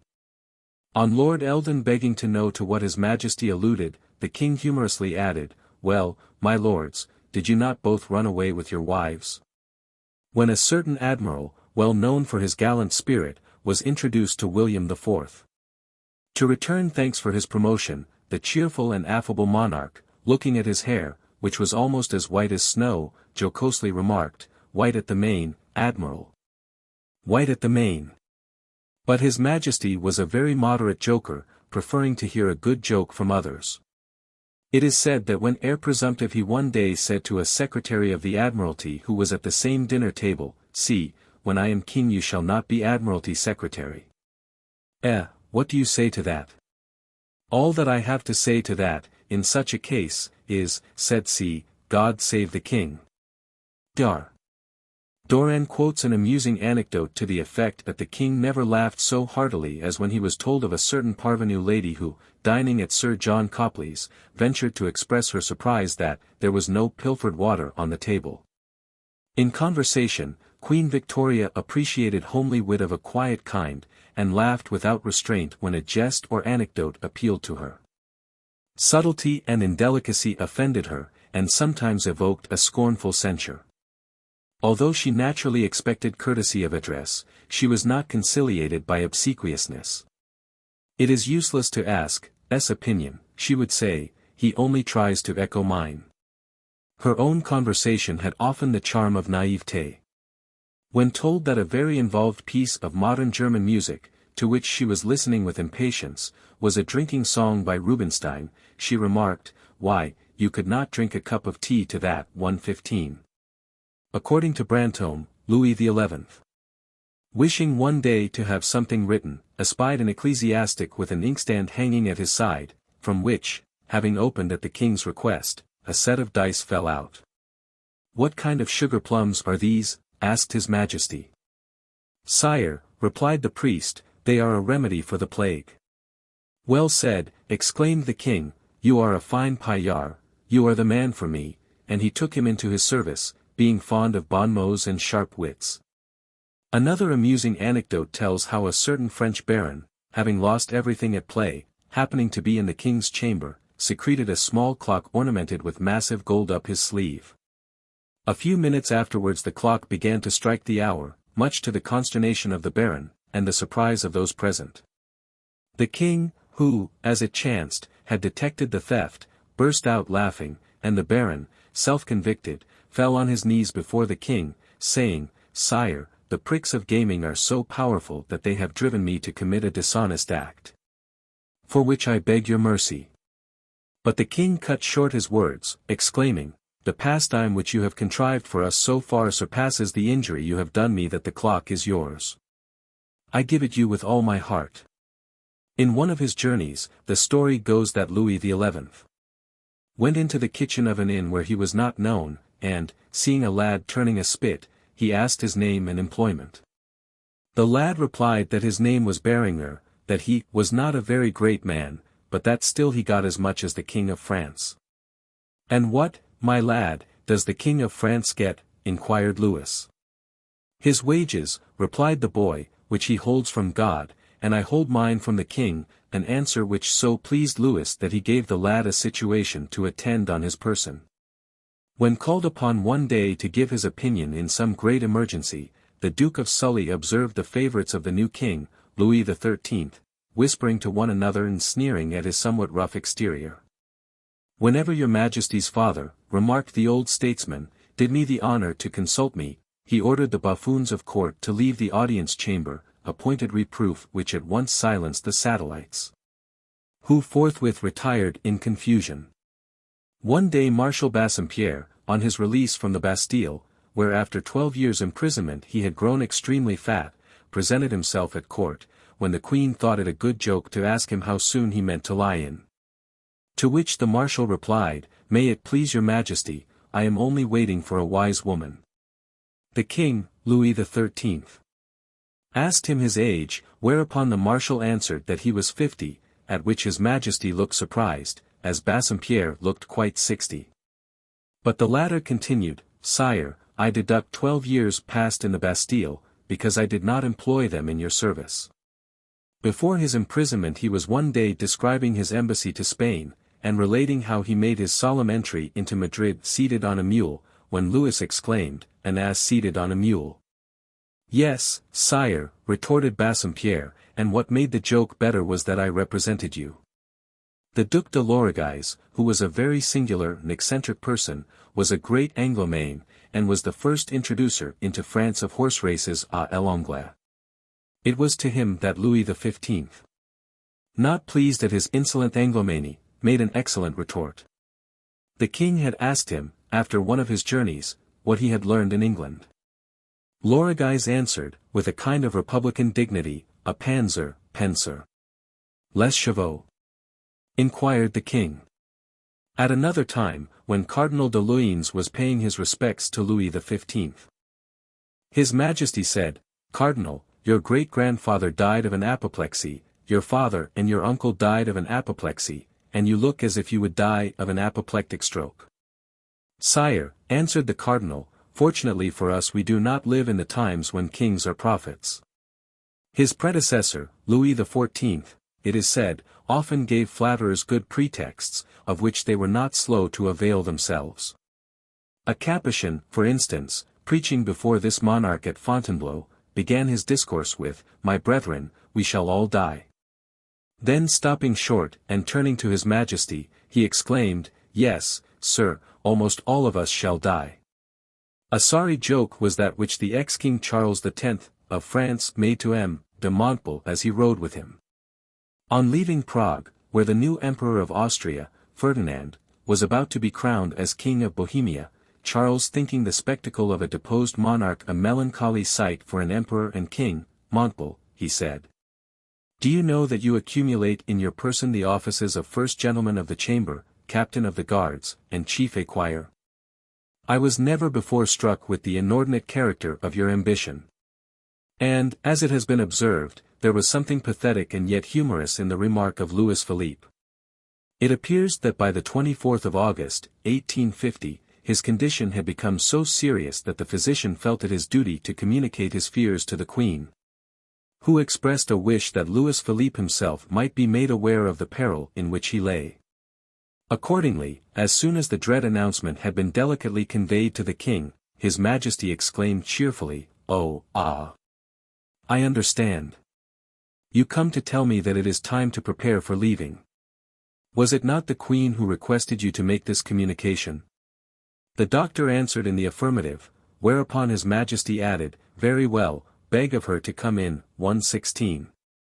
An amusing story tells how Charles V. one day fell in with a peasant who was carrying a pig, the noise of which irritated him. On inquiring of the peasant if he had not learnt the method of making a pig be quiet, he was answered in the negative. Take the pig by the tail, said the emperor, and you will see that it will soon be silent. The peasant did as he was told, and said to the emperor, You must have learnt the trade much better than I, sir, for you understand it a great deal better. Two ladies once contended for precedence in the court of Charles V. Unable to agree, they appealed to the monarch, who decided the matter by the command, Let the elder go first. Which recalls a similar anecdote told of the Prussian sovereign, who, being told by one of his courtiers that two ladies of high rank had disputed about precedence, replied, Give the precedence to the greatest fool. Such a dispute, it is affirmed, was never known afterwards. And speaking of precedence, we are reminded how, when King William landed, he said to Sir Edward Seymour, the Speaker, Sir Edward, I think you are of the Duke of Somerset's family? No, sir, he is of mine, was the Speaker's reply. The licensed humorist of the court of Augustus the Strong was General Cayenne, the adjutant of the king, concerning whom many amusing anecdotes are told. One day at table his Majesty asked him to pour out some rare Hungarian sweet wine. Cayenne placed the king's glass in the center, and those of the other great state and financial officials all round. The outer glasses were filled to the brim, but in the king's were only a few drops. "What does all this represent?" asked the king. "The collection of the state revenues," said Kian. On another occasion, when Kian wanted a snug berth for his old age, at table he asked permission to change position with the king for a few minutes. This His Majesty granted, on which Kian sat up in his chair with the king's hat on his head, and began a speech to the king, whom he harangued as General Kian, eulogizing his merits, and granting him a post of governor of the fortress of Königstein. The king was so taken with the fancy that the patent was made out, and he died in his post at 80 years of age. Frederick William I was fond of the broadest practical jokes, and the Tobacco College was his favorite leisure resort, where he was highly delighted when foreign princes got drunk, or when the unaccustomed weed made them sick. This tobacco club met every day at 5 or 6 o'clock, and a stranger's book was kept in which the names of visitors were entered, and among them that of the Tsar Peter is still shown. The ex-king of Poland, Stanislaus, father-in-law of Louis XV, was often present, and Francis I, when still Duke of Lorraine, smoked his pipe when canvassing His Prussian Majesty as Elector of the Empire, before his election to the imperial crown. A singular personage, Jacob Paul von Gundling, who was elected President of the Academy of Sciences, was the butt of the most amusing, coarse, and even cruel practical jokes. He was made to read to the company at the Tobacco Club some of the most insulting articles against his own person, which His Majesty had sent to the daily papers for insertion. A monkey in a dress, the exact counterpart of that worn by Gundling, was placed by his side, and declared by the king to be a natural son of Gundling, who was then forced to embrace his alleged offspring before the whole company. Frederick William caused, too, Gundling to be ridiculed in his death, for a large wine cask was selected as his resting place, and in this, attired in his dress of state, he was buried, notwithstanding the remonstrances of the clergy. It seems that when a child His Majesty was noted for his wit, for at a fancy ball held at Charlottenburg, July 12, 1790, he appeared as a conjurer, performing his tricks so cleverly as even to be praised for his wit by the celebrated Leibniz. A year before, the Duchess of Orleans had written, "I am always concerned when I see children prematurely witty, as I take it for a sign that they will not live long. I therefore tremble for the little Electoral Prince of Brandenburg." On one occasion a general, proverbial for his stinginess, excused himself from entertaining at dinner His Majesty on the plea of not keeping an establishment. But Frederick William directed him to Nikolai, the landlord of the King of Portugal Hotel, where he made his appearance with a large company. The dinner and wines were excellent, and on rising from the table the general, calling in the landlord, asked him the charge for each guest. 1 florin a head without the wine, answered Nikolai. Well then, the general said, here is 1 florin for myself and another for His Majesty. As to the other gentlemen whom I have not invited, they will pay for themselves. Here's a fine joke, the king exclaimed good-humoredly. I thought I should take in the general, and now I'm taken in myself. He then discharged the whole score from his own purse. His son, Frederick the Great, rarely indulged in any familiarity with ordinary people, although, as already stated, he did not resent a repartee from one of his servants. He once asked a physician, "How many men have you sent into the other world?" When the unexpected reply came, "Not nearly so many as your Majesty, and with infinitely less glory." Inspecting his finance affairs, and questioning the parties interested, Frederick, writes Thomas Carlyle, notices a certain convent in Cleves which appears to have, payable from the forest dues, considerable revenues bequeathed by the old dukes for masses to be said on their behalf. He goes to look at the place, questions the monks on this point, who are all drawn out in 2 rows, and have broken into Te Deum at sight of him. Hushed. You still say those masses, then? Certainly, your Majesty. And what good does anyone get of them? Your Majesty, those old sovereigns are to obtain heavenly mercy by them, to be delivered out of purgatory by them. Purgatory. It is a sore thing for the forests all this while. And they are not yet out, those poor souls, after so many 100 years of praying. Monks have a fatal apprehension they are not, and reply, no, when will they be out, and the thing be complete? Monks cannot say. Send me a line whenever it is complete, sneers the king, and he leaves them to their Te Deum. One of the severest rebuffs administered to Frederick was that by General Ziethen, who having been invited to dine with His Majesty on Good Friday, declined, excusing himself on the plea that he was in the habit of taking the sacrament on that day. When Ziethen next dined at the royal table, the king sarcastically said to him, "Well, how did the sacrament on Good Friday agree with you? Have you digested well the real body and blood of Christ?" This question provoked much laughter, but Ziethen, shaking his hoary head, rose and addressed the king thus: "Your Majesty knows that in war I have never feared any danger, and that, wherever it was required, I have resolutely risked my life for you and the country.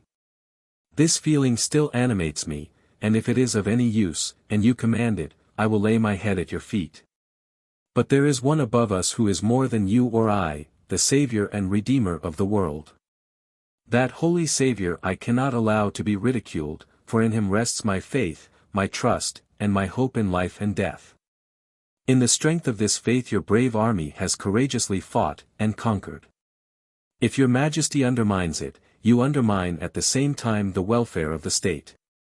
This is a true saying indeed." A deathlike silence prevailed, and Frederick, with evident emotion, grasping the general's right hand, said, "Happy Ziethen, I wish I could believe like you. Hold fast to your faith, it shall be done no more." Peter the Great, as is well known, loved a bit of fun, and one day seeing a number of men swarming about the law courts at Westminster Hall, is said to have inquired who they were, and what they were about. And being informed that they were lawyers, he jocosely exclaimed, "Lawyers, why I had but 4 in my whole kingdom, and I design to hang 2 of them as soon as I get home." Many amusing stories are told of the wit and humor of the ex-Polish sovereign, Stanislaus Leczinski. Walpole, in a letter to Man, dated 1764, writes, "I love to tell you an anecdote of any of our old acquaintance, and I have now a delightful one relating, yet indirectly, to one of them. You know, to be sure, that Madame de Crayon's daughter, Madame de Boufflers, has the greatest power with King Stanislaus. Our old friend, the Princess de Crayon, goes seldom to Lunéville for this reason, not enduring to see her daughter on that throne which she so long filled with absolute empire. But Madame de Boufflers, who from His Majesty's age cannot occupy all the places in the palace that her mother filled, indemnifies herself with His Majesty's Chancellor." One day the lively old monarch said, "Regardez quel joli petit pied, et la belle jam. Mon chancelier vous dira le reste." You know this is the form when a king of France says a few words to his parliament, and then refers them to his chancellor. But Stanislaus, as Dr. Doran says, could be just as well as witty. Voltaire presented to him his history of Charles XII, expecting to be overwhelmed with compliments. Stanislaus, after reading the book, humiliated the philosopher by asking how he dared to present to him, an actor in the scenes described, a book in which veracity was outraged 1,000 times over. It is related, too, of Charles XII. That at the Battle of Narva, being told that the enemy were as 3 to 1 when compared with his own army, he replied, "I am glad to hear it, for then there will be enough to kill, enough to take prisoners, and enough to run away." Christina of Sweden was noted for her wit and repartee, and often astonished persons by her piquant anecdotes. When she visited Fontainebleau, in 1656, in her half-male attire, it is said she appeared to some of the ladies like a pretty but rather forward boy, who was addicted to swearing, flung himself into an armchair, and disposed of his legs in a way which shocked the not very scrupulous dames of the court. But these same ladies smothered Christina with kisses, which prompted her to say, "What a rage they have for kissing, I verily believe they take me for a gentleman." Her highly spiced stories, too, were not confined to her own sex, for she was as ready to discuss with gentlemen improper subjects as any other. But her collection of 1,200 maxims is a proof of her talent in this direction, a few instances of which we subjoin, which, by the by, are not always very complimentary. Thus, she says, change of ministry, change of thieves. And she warns us that, if animals could speak they would convince men that the latter were as great beasts as themselves. Speaking of royalty, she writes, there are princes whom men compare with Alexander the Great, and who are not worthy of being compared with his horse Bucephalus. And she adds, there are peasants born with royal souls, and kings with the souls of flunkies. Sciences, she maintains, are often the pompous titles of human ignorance, one is not the more knowing for knowing them. And, the secret of being ridiculous, she was wont to affirm, is by priding yourself on talents which you do not possess. And, to give one further instance of her maxims, she tells us that, princes resemble those tigers and lions whose keepers make them play 1,000 tricks and turns. To look at them you would fancy they were in complete subjection, but a blow from the paw, when least expected, shows that you can never tame that sort of animal. Charles IV. Of Spain had all the spirit and wit of his father. On requiring the presence of Losada at his toilet, and when told that Spanish etiquette forbade the presence of any one lower in quality than a Spanish grandee, he exclaimed, very well, I now make him one. So let him come in and help me on with my shirt. When Charles ascended the throne, Louis XVI was about to sign a letter of congratulation to him, but he remarked, it is hardly worth signing, for this king is no king, but a poor cipher, completely governed and henpecked by his wife. Charles never forgave the jest, and when news of the execution of Louis reached him, he remarked that, the gentleman who was so ready to find fault with others, did not seem to have managed his own affairs very cleverly. Chapter 17. Royalty and Fashion. Some 250 years ago, a fashionable color was a peculiar shade of brown known as the couleur Isabelle. And this was its origin. Soon after the siege of Ostend commenced at the beginning of the 17th century, Isabella Eugenia, gouvernante of the Netherlands, is said to have made a vow that she would not change her chemise till the town surrendered. Despite the fact that the siege lasted over 3 years, the ladies and gentlemen of the court, in no way dismayed, resolved to keep their mistress in countenance, and hit upon the expedient of wearing garments of the presumed color finally attained by that which clung to the imperial archduchess by force of religious obstinacy. This is only one of many instances in which royalty has been responsible for inaugurating silly and eccentric fashions from some circumstance of an untoward nature. Thus when Francis I, owing to a wound he received in his head, was obliged to wear his hair short, this became a court fashion. Charles V suffered so intensely from headache that he had his hair cut close, and thence arose the mode of wearing it short. Charles VII of France introduced long coats to hide his ill-made legs, and full-bottomed wigs were invented by a French barber, named Duveller, to conceal an elevation in the shoulder of the Dauphin. Tradition, too, tells how Queen Blanche provided her consort, Louis IX, with a wig to hide his baldness, for, said she, our bald kings have never been lucky, and it ill befits a sovereign that he should not be better provided with flowing locks than a mendicant at the gates of Notre Dame. It shall never be said that Louis, our well-beloved consort, went about with as little hair on his crown as a monarch retired from his vocation, and shut up in a cloister. By this incident the perruque was popularized in France, and Louis became the patron of artists in hair. When Louis XIII succeeded Henry IV, at the age of 9 years, the courtiers, because the new king could have no beard, resolved that they would have none themselves. And every wrinkled face appeared at court as beardless as possible, with the exception of the honest Sully, who, although jeered at for his old-fashioned appearance, made no change. Shoes with very long points were invented by Henry Plantagenet, Duke of Anjou, to conceal a large excrescence on one of his feet. Whereas the charming Isabella of Bavaria introduced the fashion of leaving the shoulders and part of the neck uncovered to show off her beautiful skin. The reign of Charles II, it has been remarked, was the dominion of French fashions, and the custom of baring the bosom was made the subject of frequent comment by the moralists of the day. Catherine of Braganza, it is said, exposed her breast and shoulders without even the gloss of the lightest gauze, and in one of her portraits, the tucker instead of standing up on her bosom, is with licentious boldness turned down, and lies upon her stays. 117 and Bullen is said to have had on her throat a large mole, which she carefully concealed with an ornamental collar band, a fashion which was imitated by the ladies of the court, who had never thought of wearing anything of the kind before.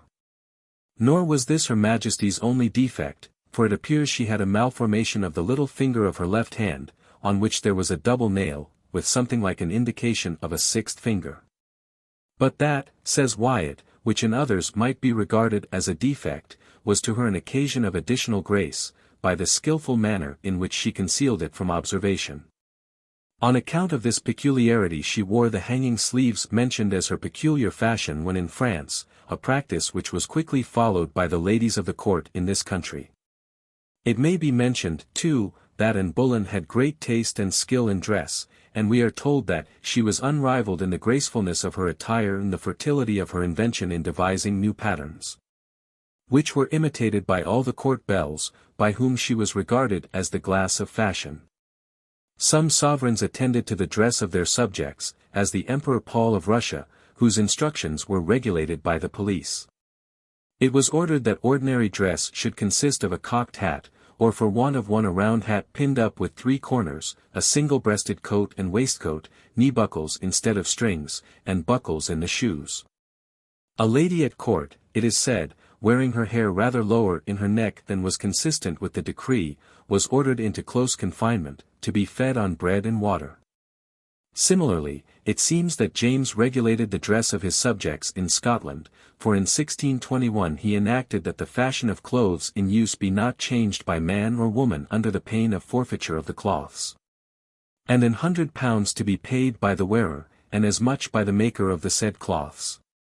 According to the fashion in use, no person could wear lawns or cambrics, or cloth trimmed with gold, or feathers on their heads, or pearls and precious stones, But, to make this law more arbitrary and invidious, it exempted from its operation noblemen, prelates, lords of session, barons of quality, their wives, sons, and daughters, as also heralds, trumpeters, and minstrels. And, it may be remembered, short and tight breeches were so much the rage in France that Charles V was compelled to banish this fashion by edict. Louis XI greatly disliked finery, and on one occasion dismissed a gendarme from his service for appearing before him in a velvet doublet, and His Majesty had an open quarrel with the Duke of Cleves by showing his disapprobation of his extravagance in dress. Similarly, Ferdinand V, the Catholic, is reported one day to have turned to a gallant of the court noted for his finery, and, laying his hand on his own doublet, to have exclaimed, "Excellent stuff this, it has lasted me 3 pair of sleeves." But this spirit of economy was carried so far as to bring on him the reproach of parsimony. 118 Henry IV of France curtailed as much as possible his wardrobe expenses, usually wearing a plain grey habit, with a doublet of either satin or taffeta, without any ornament. Oftentimes, when he saw a courtier in his costly apparel, he would humorously remark that he carried his castle and his wood on his shoulders. During the closing years of his life Charles V was singularly indifferent to his apparel, and, according to a contemporary account, when he rode into the towns, amidst a brilliant escort of courtiers and cavaliers, the emperor's person was easy to be distinguished among the crowd by the plainness of his attire. In the latter part of his reign he dressed wholly in black. Roger Ascham, who was admitted to an audience by him some years before his abdication, says that His Majesty had on a gown of black taffety, and looked somewhat like the parson of Epperstone. His natural parsimony came in aid of his taste. It is told of him that once being overtaken by a storm in the neighborhood of Naumburg, he took off his new velvet cap and remained uncovered whilst he sent into the town for an old one. Poor emperor, thought one of the company, who tells the anecdote, spending tons of gold on his wars and standing bareheaded in the rain for the sake of his velvet bonnet. But His Majesty had not always shown this disregard of dress, having been inordinately fond of finery, especially of jewellery. At one time, writes Doran, his toilet table was covered with miscellaneous articles, like that of Charles of Burgundy, and there was as much variety in its drawers. Frederick William I in his early life ignored fashion, and showed a great aversion to regal pomp and luxury. One day he threw a dressing gown of gold brocade into the fire, and, it is said, he would often lie for hours in the sun with his face greased to give it a tanned, soldier-like appearance. Frederick the Great was slovenly in his person, a defect that increased as he grew older, for he so far disregarded fashion as to wear ragged linen, dirty shirts, old clothes, and cracked boots. Similarly, James I of England was quite indifferent to his dress, and is said to have worn his clothes as long as they would hang together. On one occasion, when a pair of shoes adorned with rosettes were brought to him, he inquired whether it was intended to make a rough-footed dove of him. And at another time when a new-fashioned Spanish hat was shown him, he pushed it contemptuously away, remarking that he neither liked the Spanish, nor their fashions. It is even said that on one occasion he went so far as to borrow a pair of scarlet stockings with gold clocks from one of his courtiers when he was anxious to make a special impression on the French ambassador. According to Walpole, James hunted, in the most cumbrous and inconvenient of all dresses, a ruff and trouser breeches, which must have presented a somewhat quaint appearance. Perhaps one of the greatest sensations made by royalty in the matter of dress was that of Christina of Sweden, who on passing through France on her visit to Louis XIV. In her strange dress and uncurled wig, looked, according to public criticism, very like a half-tipsy gypsy. Her coat has been described as a garment neither of man nor woman, and it fitted so ill that her higher shoulder appeared above the neck of the dress. Mesdames de Montpensier and de Motteville describe her chemise, which was made according to the fashion of a man's shirt, as appearing and disappearing through, under, or over, other parts of the royal costume in a very puzzling way. But what most astonished and horrified the ladies of fashion, who wore trains from the moment they rose in bed, were the short petticoats worn by Christina, which left her ankles exposed to the sight and criticism of all who chose to look at them. 119. But if some sovereigns have been naturally parsimonious in their dress, some were so from force of circumstances, as in the case of Isabella of Angoulême, consort of King John, for, although his Majesty never spared his own personal expenses, he was mean to his queen. Thus we find in one of his wardrobe rolls an order for a grey cloth pelisse for Isabella, guarded with 9 bars of grey fur. There is another order for cloth to make 2 robes for the queen, each to consist of 5 ells, one of green cloth, the other of brunette. Also cloth for a pair of purple sandals and 4 pairs of women's boots, 1 pair to be embroidered round the ankles. The richness, however, of his own dress and the costly splendor of his jewellery partly occasioned the demands he made on the purses of his people. Edward I, on the other hand, disliked show, and, according to his chronicler, he went about in the plain garments of a citizen, excepting on days of festival. When remonstrated with by a bishop on his unkingly attire, his Majesty answered, "What could I do more in royal robes, father, than in this plain gabardine?" And Catherine of Aragon apparently was much of the same opinion, for she was accustomed to say that she considered no part of her time so much wasted as that passed in dressing and adorning herself.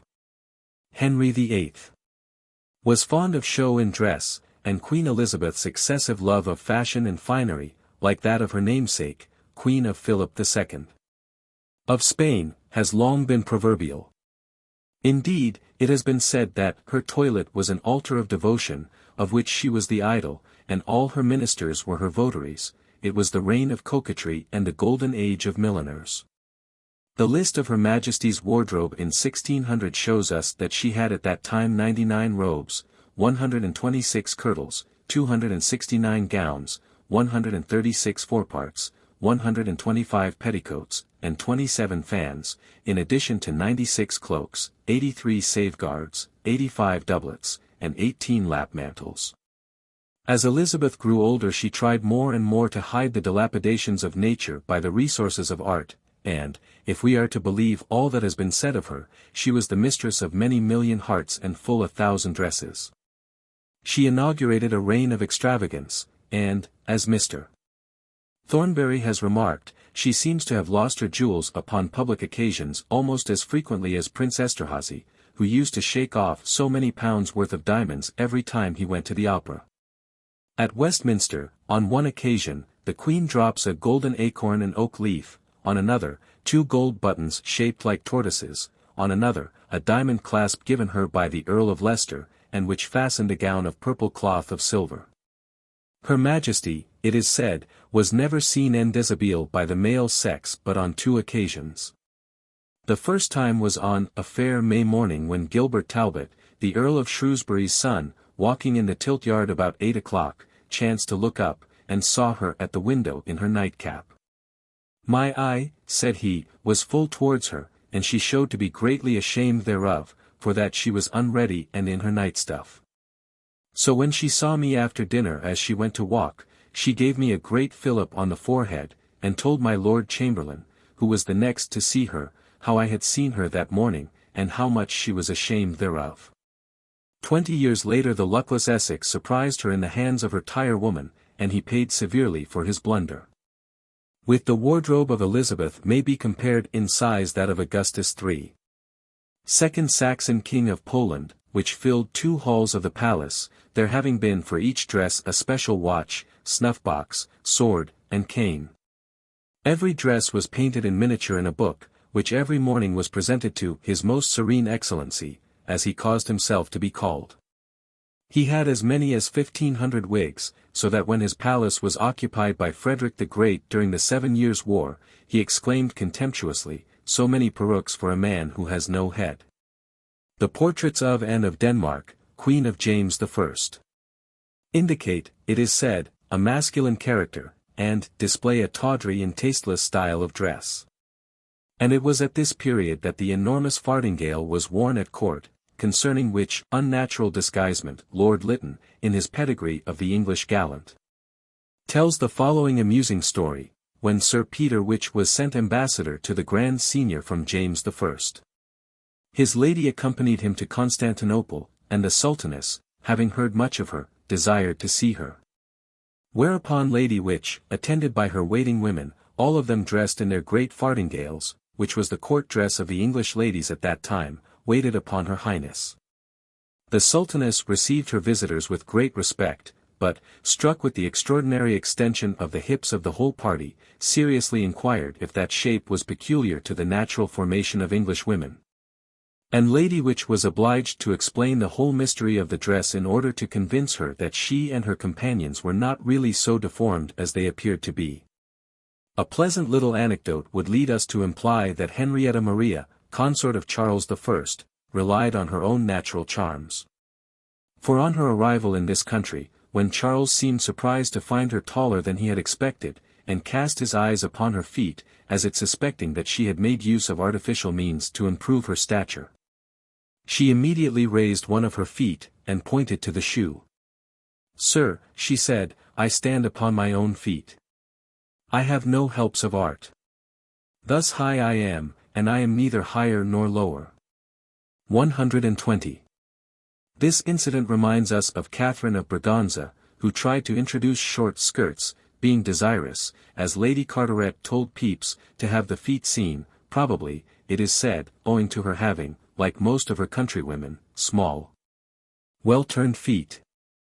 But, despite her exhibiting herself in this new fashion, she found few imitators, the ladies of the court adhering to their long flowing draperies.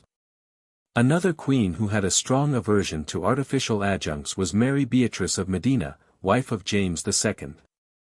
It was the fashion for the ladies of the court to paint, and, when the king told her that he wished her to do the same, she refused not only as a matter of taste, but from a religious scruple.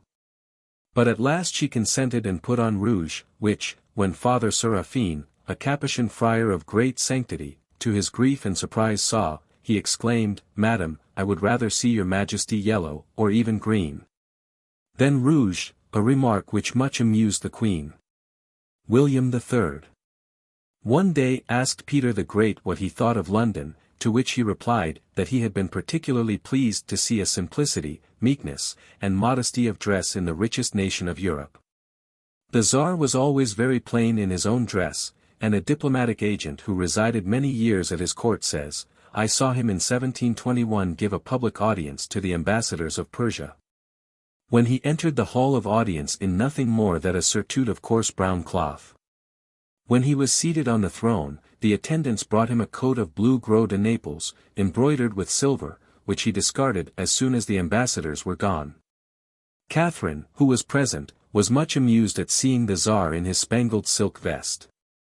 He introduced the dress of Western Europe among his courtiers, but his subjects generally, it is said, were not so easily reconciled to the new fashion, which necessitated his laying tax on long coats, as he had already done on long beards.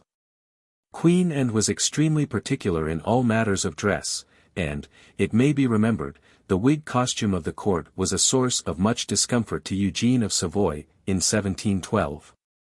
When Lord Bolingbroke once appeared before her in a simple tie wig instead of a full-bottomed one, having been summoned in the utmost haste, she exclaimed, "I suppose that the next time his lordship appears at court he will come in his nightcap." Addison speaks in high praise of the coiffure then in fashion, which, as may be seen by the later portraits of Queen Anne, was elegant, the hair clustering in graceful curls down the back of the neck, and though hair powder was worn by some, Her Majesty's chestnut ringlets are unsullied by that composition. 121. An amusing anecdote is told of George I, who was somewhat indifferent to the fashions of dress. During the War of 1743, a victory gained over the French was celebrated by an ode written and set to music for the occasion, and performed several nights before His Majesty in the great council chamber. On these occasions George appeared in a hat, coat, sword, and scarf which he had worn at the Battle of Oudenarde, and as after 40 years fashion had much changed. It can be easily understood that the company assembled could with difficulty refrain from laughing on seeing their king attired in these antiquated habiliments. And when the following couplet proclaimed that, "Sure such a day was never known. Such a king, and such a throne," there was a general titter, which soon exceeded all the bounds of court decorum, at which one of the lords of the bedchamber clapped his hands. The company took the hint and joined in a general plaudit, at which the old king was highly pleased, without knowing the real cause of the compliment. "Our tars," writes Mr. Planch, "are too gallant to feel annoyed by the fact that their uniform was first worn by a lady."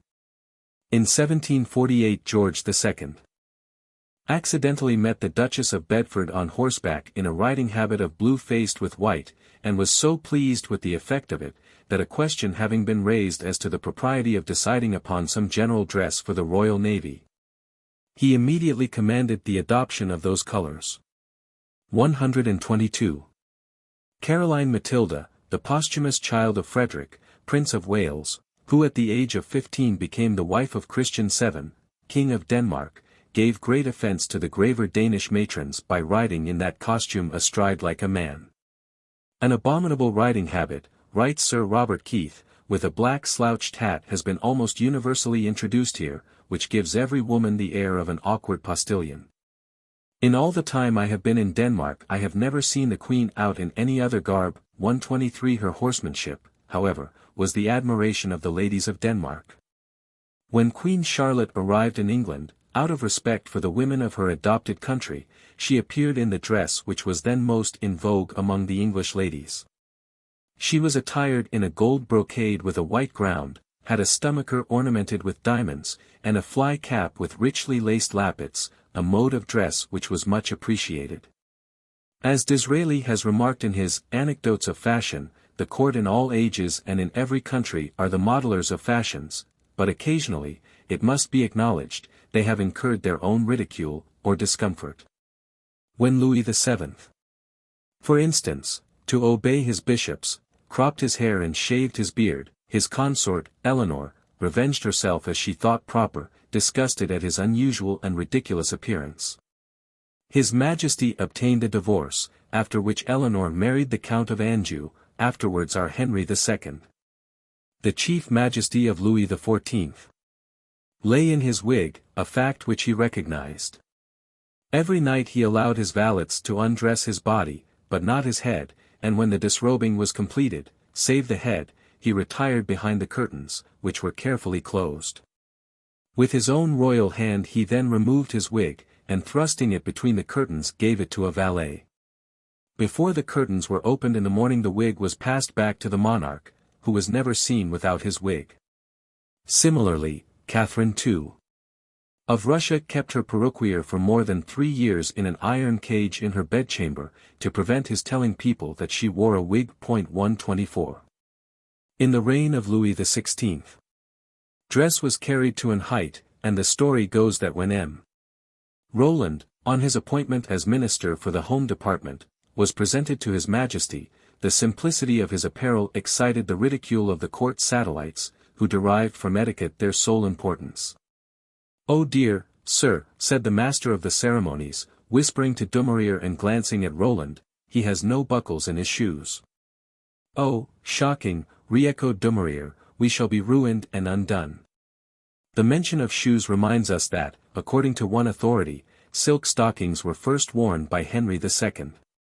Of France at the marriage of his sister in 1559, but before that time Edward VI. had secured a pair from Sir Thomas Gresham, who imported them from Spain, where they were first manufactured. The story goes that a loyal-minded grandee thought he could not do better than present a pair of silk stockings to his queen, and to that end placed them in the hands of the first minister of the crown, who astonished him by returning them, bidding him remember that the Queen of Spain had no legs. Another version tells us how when Maria Anne, mother of Charles II, was on her way across Spain as the bride of Philip IV, she stopped at a town famous for the manufacture of stockings, some of which the alcalde of the place offered her, when he was thrust out by the mayordomo with the words, "You must know the Queen of Spain has no legs." Upon hearing which the young queen began to cry, saying, "I must go back to Vienna. If I had known before I set out that they would have cut my legs off, I would have died rather than come here." This remark made even Philip smile, although he is said to have laughed only 3 times in his life. Before Mademoiselle Bertin became so celebrated as Marie Antoinette's milliner, she was not only very plain in her attire, but very economical. A circumstance which she was wont to say gave great umbrage to the other princesses of the court of Versailles, who never showed themselves from the moment they rose till they returned to bed, except in full dress, while she herself made all her morning visits in a simple white cambric gown and straw hat. Many amusing anecdotes have been recorded in connection with Her Majesty's toilette. It appears that Mademoiselle Bertin had invented a new head ornament of gauze, ribbons, flowers, beads, and feathers for Her Majesty. But when the royal hairdresser, according to custom, attended on her, he had with him some steps of which she did not perceive the use. "What are these steps for?" exclaimed she to the tire woman. The knight of the comb advanced, and making a most profound bow, humbly represented to Her Majesty that Mademoiselle Bertin, having so enormously increased the height of the head ornaments, it would be impossible for him to establish them upon a firm foundation unless he could have a complete command of the head they were to be fixed upon. And being but of the middle size and Her Majesty very tall, he could not achieve the duty of his office without mounting 3 or 4 steps, which he did to the great amusement of the Queen and the party present. 125. According to another anecdote, on the day of the great fete of the cordon bleu, when it was the etiquette to wear diamonds and pearls, Her Majesty had omitted putting them on. As there had been a greater affluence of visitors than usual that morning, writes Princess Lamballe, and Her Majesty's toilette du chamber was overthronged by princes and princesses, I fancied that the omission proceeded from forgetfulness. Consequently, I sent the tire woman in the Queen's hearing to order the jewels to be brought in. Smilingly Her Majesty replied, "No, no. I have not forgotten these gaudy things, but I do not intend that the luster of my eyes should be outdone by the one, or the whiteness of my teeth by the other. However, as you wish art to eclipse nature, I'll wear them to satisfy you, ma belle dame." Alas! As it has been often remarked, who would have dared on such an occasion, and among those smiles, to have prognosticated the cruel fate of the head which then attracted such general admiration. Chapter 18. Royalty whipped and married by proxy. Few of the old court customs practiced in past years were more curious than that of whipping by proxy. It appears that the office of whipping boy doomed its unfortunate occupant to undergo all the corporal punishment which the heir apparent to the throne, whose proper person was, as the Lord's anointed, considered sacred, might chance to incur, in the course of travelling through his grammar and prosody. One of the most celebrated instances of the observance of this custom was the appointment of Barnaby Fitzpatrick as King Edward VI's whipping boy, to which we find numerous allusions. Thus, Burnet 126 says, this Fitzpatrick did afterwards fully answer the opinion this young king had of him. He was bred up with him in learning. And, as it is said, had been his whipping boy who, according to the rule of educating our princes, was always to be whipped for the king's faults. He was afterwards made by Queen Elizabeth, Baron of Upper Ossory in Ireland, which was his native country. Stripe 127 makes several allusions to Barnaby Fitzpatrick, and relates how he was much favoured by King Edward VI. Having been bred up with him from a child. Him the king sent into the French king's court, furnished him with instructions under his own hand for his behaviour there, appointed him 4 servants, gave him 300 French crowns in his purse. And a letter to the French king in his favour, declaring that the king had sent him thither to remain in his court to learn fashions, for the better serving him at his return. Burnet 128 further speaking of Elizabeth Dysart, who afterwards became Duchess of Lauderdale, tells us that her father, William Murray, had been page and whipping boy to Charles I. But, as it has been pointed out, we hear nothing of such an office being held by any one in the household of Prince Henry, the elder brother of Charles I. It appears, too, that it was customary to have such a substitute in France, for Fuller says that Dosat and Du Perron, afterwards cardinals, were whipped by Clement VIII. For Henry IV. of France. Louis XIV. However, on one occasion when he was conscious of his want of education, exclaimed, Est ce qu'il of 8 point de verges dans mon royaume, pour me forcer à étudier. A remark which seems to show that such a practice was not always observed in France. It may be remembered how Sir Walter Scott, 129 on introducing Sir Mungo Malagrother, of Girnigo Castle, to his readers, gives a graphic account of this custom. After narrating how he had been early attached to court in the capacity of whipping boy to King James VI. And trained to polite learning with his majesty, by his celebrated preceptor, George Buchanan, he adds, under his stern rule, for he did not approve of the vicarious mode of punishment, James bore the penance of his own faults. And Mungo Malagrother enjoyed a sinecure. But James's other pedagogue, Master Patrick Young, went more ceremoniously to work, and appalled the very soul of the youthful king by the floggings which he bestowed on the whipping boy when the royal task was not suitably performed. And be it told to Sir Mungo's praise that there were points about him in the highest respect suited to his official situation. He had, even in youth, a naturally irregular and grotesque set of features which, when distorted by fear, pain, and anger, looked like one of the whimsical faces which present themselves in Gothic architecture. His voice was also high-pitched and querulous, so that when smarting under Master Peter Young's unsparing inflictions, the expression of his grotesque physiognomy, and the superhuman yells which he uttered, were well suited to produce all the effects on the monarch who deserved the lash, that could possibly be produced by seeing another and an innocent individual suffering for his derelict. We can easily understand that such a custom would afford our old dramatists abundant opportunity for enlivening their audience by the witty introduction of it. As they generally contrive to gain popularity for their performances by upholding or ridiculing any foolish usage of the time. In an old play, entitled, When You See Me, You Know Me, the custom is thus noticed. Prince, Edward VI. Why, how now, Brown? What's the matter? Brown. Your grace loiters, and will not ply your book, and your tutors have whipped me for it.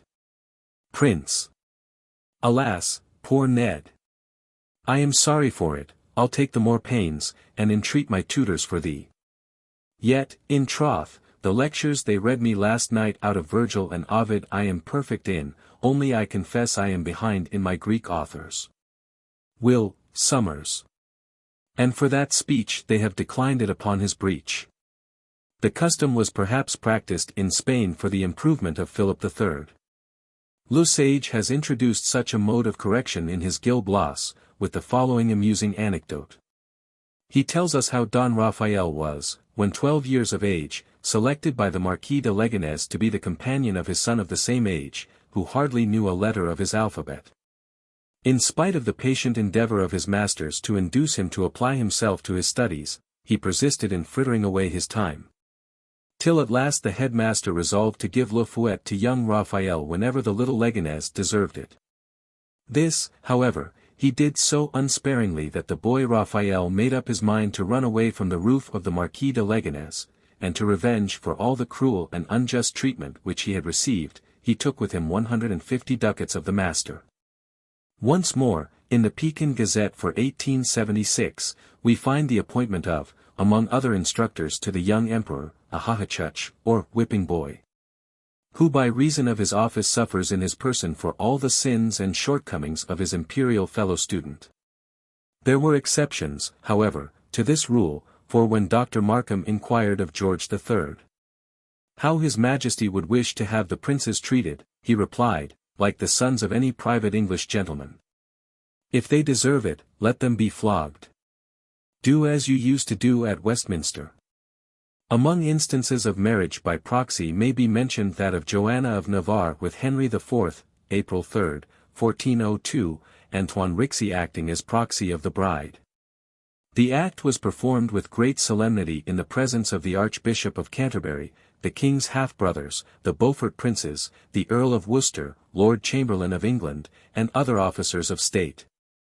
And pronounced in these words, I, Antoine Rixey, in the name of my worshipful lady, Joanna, the daughter of Charles, lately King of Navarre, Duchess of Bretagne, and Countess of Richmond, take you, Henry of Lancaster, King of England, and Lord of Ireland, to be my husband, and thereto I, Antoine, in the spirit of my said lady, plight you my troth. Suffolk espoused the Lady Margaret of Anjou as the proxy of Henry VI, and King James I and the princess and were married by proxy at Cronenburg. In 1673 the marriage of Mary Beatrice of Modena with the Duke of York was solemnized by proxy. In 1791 Lord Malmesbury married a princess of Prussia as proxy for the Duke of York. And the same practice prevailed from an early period on the continent. Thus when Clovis was married to the Princess Clotilde, he offered by his proxy a sceau and a denier, which became by law the usual marriage offering in France. The Archduke Maximilian married Anne, Duchess of Bretagne, by proxy. And he consummated the union by his ambassador attending with a train of lords and ladies, bearing his leg to the knee, and putting it into the bed of the Duchess, thereby taking possession of her bed and body. The marriage, however, was annulled, and she afterwards in 1491 became the wife of Charles VIII of France. It may be added that Henry II of France was killed in a tournament in 1559, in honor of the nuptials of Philip II to the Princess Elizabeth of France. It appears that the Duke of Alva, as proxy for Philip, had espoused Elizabeth on the 20th of June. The nuptials of the Duke of Savoy with Margaret were to follow. On the 27th, 28th, and 29th the lists were opened in the Rue Saint-Antoine. The king, the Dukes of Guise and Nemours, were the holders, and had shown their usual prowess and address. The tournament, writes Crowe, 1:30 was at an end, when Henry declared he must break another lance, and ordered Montgomery, one of the captains of the guard, to tilt with him. The latter declined, but the king forced him. Both lances were duly broken in the shock, but, as the horses and riders passed on in their headlong career, the king was struck by the broken end of the lance which Montgomery, against rules, retained in his hand. On reaching the end of the course the monarch fell, a splinter had penetrated his eye, and the king, on being conveyed to the palace, only lingered for 11 days, expiring on the 10th of July, 1559. Marie-Louise in her engagement to Charles II of Spain looked upon herself as a victim of state policy, and appealed in vain to Louis XIV. She had seen the portrait of her future husband, whose character and imbecility were as well known at Fontainebleau as at Madrid. But her protestations were in vain. After a marriage by proxy at Fontainebleau, the Comte de Harcourt was commissioned to conduct her to the frontier, where in the famous Isle of Pheasants, on the Baie de Soie, the sad-hearted bride was delivered over to the tender mercies of the Duchess of de Terranueva and the Marquis de Astorgas. Chapter 19. Court Jesters and Fools. The fashion of keeping court and household fools, writes Voltaire in his Age de Louis XIV, was for a time the grande mode of all the courts of Europe. Some sovereigns, however, discarded the practice, and when Charles Louis, Electoral Prince of the Rhine, was asked why he did not keep a court fool, he replied, "Well, it is easily accounted for. When I am inclined to laugh, I send for a couple of professors from college, set them an argument, and laugh at their folly." The Emperor Henry III, surnamed the Black, despised the court fool, a licensed scoundrel, he said, who obtained for his nonsense rewards that had never properly been showered on the benefactors of mankind. And Christian I. of Denmark once remarked, that if he were in want of court fools he had only to give license to his courtiers, who were capable of exhibiting themselves as the greatest fools in Europe. Frederick Barbarossa hated court fools. And in France, Philip Augustus and Charles VII had no sympathy for mirth-makers of this description. On the other hand, few sovereigns extended greater favor to their fools than Maximilian I. And yet, as it has been remarked, he found as much peril as profit in his intercourse with them. On one occasion, when he was loading a fowling piece, his house fool coming into his presence with a lighted candle was about to place it on an open cask of powder. And at another time his Majesty was playing at snowballs with his fool, when the latter threw one so violently at his right eye, that the imperial sight was damaged for a month. His principal fool or jester was Conrad, popularly styled the soldier and wit of Maximilian, for, on more than one occasion, he proved himself wiser in his generation than some of the political advisers who counseled their imperial master. Sometimes, however, Conrad's jokes were of so astounding a nature that he would scarcely have dared to make them on his own responsibility. Such an instance occurred at a banquet given in honor of the Venetian ambassadors, and their government, who had presented to the emperor a costly goblet of the purest crystal. When Conrad, in the midst of the revelry and mirth, contrived to hook his spur in the tablecloth, and dancing off to pull with him everything on the table, the crystal goblet lying in fragments on the ground. The ambassadors demanded the immediate punishment of Conrad, but Maximilian refused to gratify them, for he remarked, "The thing was only of glass, and that glass is very fragile. Had it been of gold, it would not have broken. And, even if it had, its fragments at least would have been valuable." A somewhat similar story is told of the French wit Brusquet, at a banquet given in the house of the Duke of Alva, when the Cardinal of Lorraine had negotiated the peace of Cateau Cambresis with Philip II of Spain. Brusquet at the close of the dessert jumped on the table, and, laying himself flat, rolled himself up in the cloth with plates, spoons, and fell off at the other end of the table. Philip II took the matter in good part, and laughed immoderately, ordering that Brusquet should be allowed to leave the room with what he had carried off under the cloth. Although oftentimes Conrad was open to reproach for his extraordinary conduct, there can be no doubt he loved his imperial master, and in emergency Maximilian had no truer friend.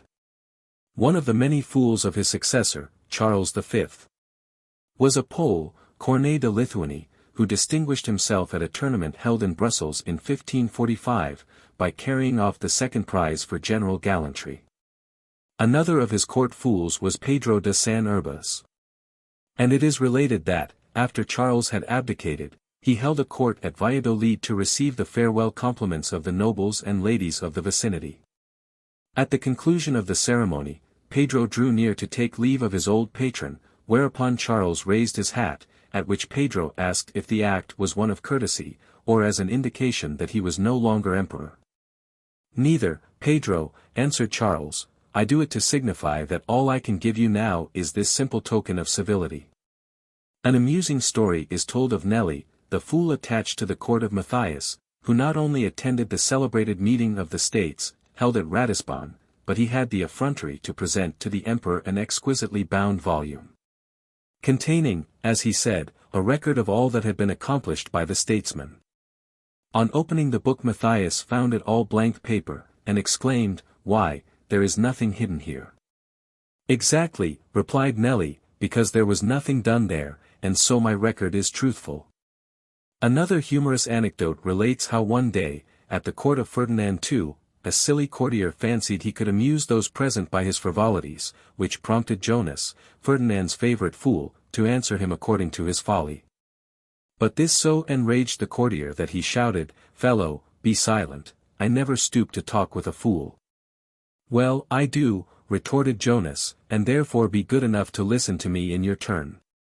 Maximilian, son of Frederick III, was taken prisoner when a revolt broke out at Bruges. His jester formed a scheme for his liberation. He provided horses for flight, and a rope ladder by which he might descend from the window of his prison. Then the jester plunged into the canal which encircled the castle to swim across.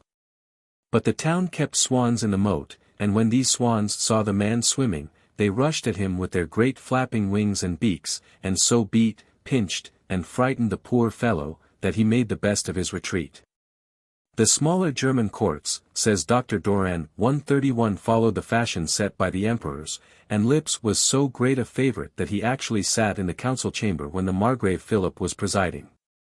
As may be gathered, however, from the following incident, the position of a fool was not always an enviable one.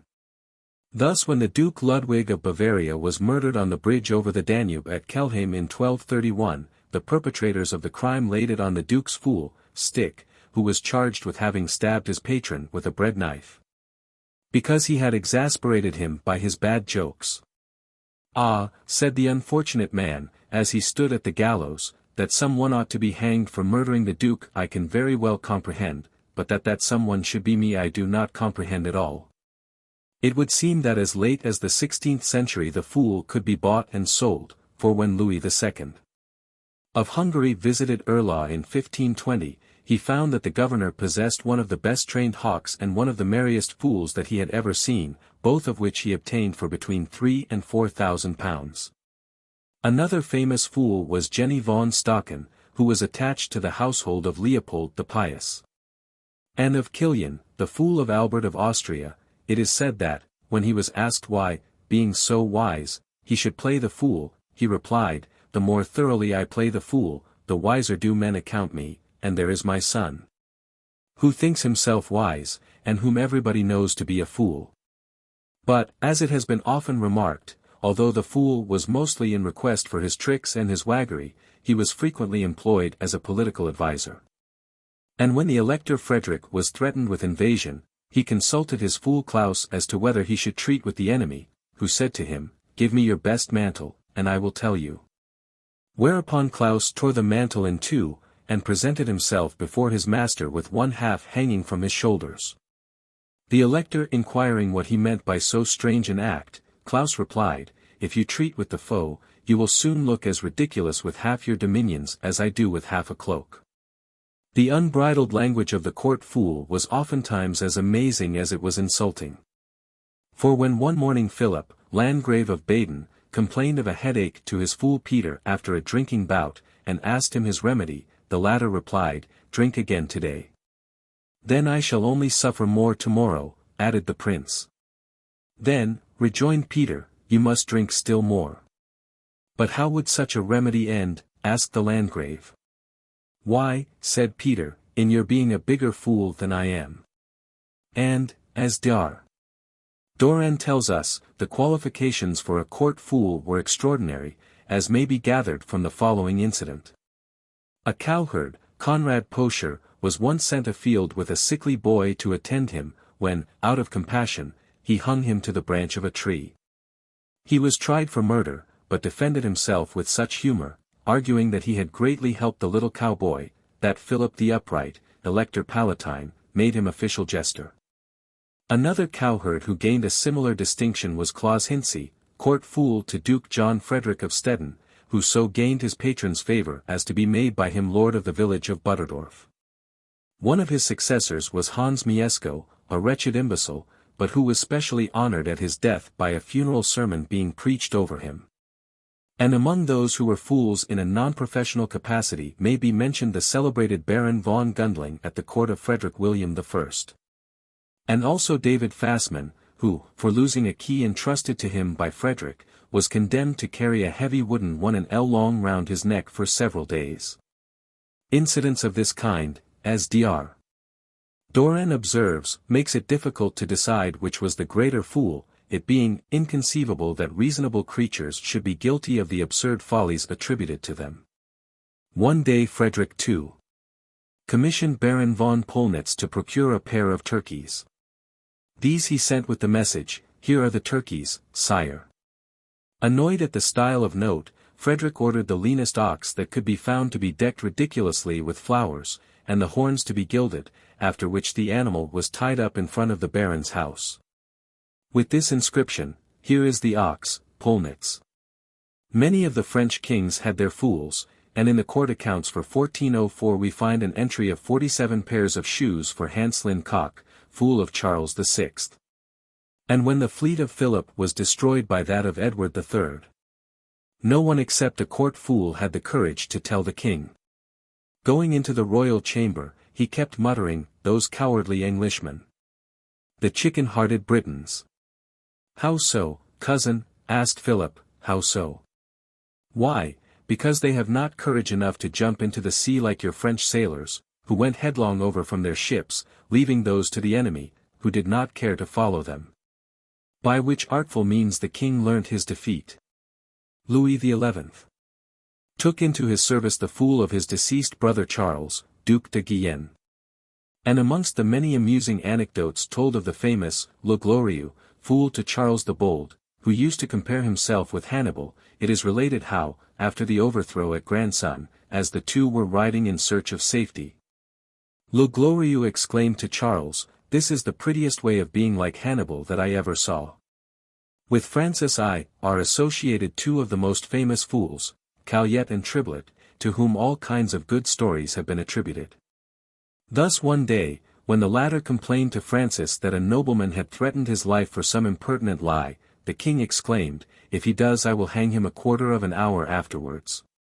"Ah, sire," replied Triblet, "couldn't you contrive to hang him a quarter of an hour previously?" On the death of the Duke of Orleans, Henry II raised his fool Thony to the rank of patented buffoon. And a personage who, without being a professional fool, was the source of much merriment at Henry's court, was Mendoza. It appears that Henry celebrated the obsequies of his predecessor in a grand manner, and, when the priest in his funeral oration asserted that the soul of King Francis had gone to paradise without passing through purgatory, he was accused of heresy. But Mendoza, then a chief officer of the court, by a witty speech turned into a humorous ending what might have been just the reverse, remarking, "Gentlemen, if you had known the good King Francis as well as I did, you would better have understood the words of the preacher. Francis was not a man to tarry long anywhere, and if he did take a turn in purgatory, believe me, the devil himself could not persuade him to make anything like a sojourn," words which were greeted with general laughter. A jester to three kings, Henry II, Francis II, and Charles IX. Was Brusquet, originally, as some say, a hard-up lawyer, and, according to others, a quack doctor. By his wit he managed to gain court favor, being made by Henry Posting-Master General of Paris. When on a visit to Flanders at the Peace of Cateau-Cambrésis, Brusquet met the ex-emperor Charles V. Who, recognizing him, said, "Brusquet, do you remember the day when the Constable de Montmorency wanted to have you hanged?" "Right well do I remember it," he replied. "It was the day on which your Majesty purchased those splendid rubies and carbuncles which now adorn your imperial hand," alluding to the inflamed gouty swellings which disfigured the emperor's fingers. Philip II of Spain was so delighted with Brusquet that he sent his own fool to France to learn wit from associating with him, and during this visit Brusquet seems to have used every opportunity for imposing on and cheating him. But Brusquet in turn met his match in Strozzi, the son of a Princess de Medicis, his great antagonist, to whom he probably owed his fall in 1562, when he was obliged to fly, accused of being a Huguenot, and of suppressing dispatches which contained news unfavorable to the Huguenot cause. A noted fool of Henri III was Chiquet, who, indeed, was not only his jester but his friend, and, according to Dumas, his protector. In the same capacity he entered the service of Henri IV. And it was his bravery at the siege of Rouen that cost him his life. It appears that he made Henri of Lorraine, Count of Coligny, prisoner, and leading him to the king, said, "Here I make you a present of the count, keep what I took and now give you." So enraged was the count at being captured by a court fool that he gave Schicket a violent blow on the head with the hilt of his sword, from the effects of which he died. Jeanne, Queen of Charles I. of France, maintained a female fool named Artaud Dupuis. At the court of Henri IV, there was a Mathurin who held the office of female fool for the amusement of the court, and who is said to have employed her wit in laughing people out of the Huguenot faith into Roman Catholicism. But this sort of foolery almost cost her her life. It seems she was present in 1594 when Jean Chastel wounded the king, and almost shared the fate of the would-be assassin. Henri, well aware of her zeal for the Roman Catholic Church, and that she only regarded him as half a Romanist, ordered her arrest as an accomplice, but she proved her innocence, and was set free. Much merriment was caused at the court of Louis XIII. by Marat, who imitated the Gascon twang of Gascon nobles, and with Louis XIV. We come to the last of the official jesters, L'Angely, originally a stable boy, and whose memory has been thus immortalized by Boileau. Un poète à la cour fait jadis à la mode. Mais de faux aujourd'hui c'est le plus incommode. Et l'esprit le plus beau, et la tour le plus poli. Ne parviendra jamais aux sortes de l'Angely. Although on the death of L'Angely in 1640 Louis XIV. appointed no successor, we occasionally meet with amateur fools who kept the court amused. Thus Vardis, after throwing the whole court and household of the king into confusion by his audacious gallantries, was exiled to Provence for nearly 30 years. And the Duc de Roquelaure figures in many jest books as a buffoon at the court of Louis XIV. When Don John of Austria accompanied Pimentel to Paris to negotiate the marriage of Maria Theresa of Spain with the young Louis XIV, he introduced at court Capitan, a Spanish fowl, whose wit and jokes were much appreciated. Louis enjoyed her fun and merriment, and she was so popular that no party was thought complete without her. According to a Spanish decree, from ancient times it has been lawful for mimes or jesters to reside in princes' households, for the execution of their office is a provocative to gladness.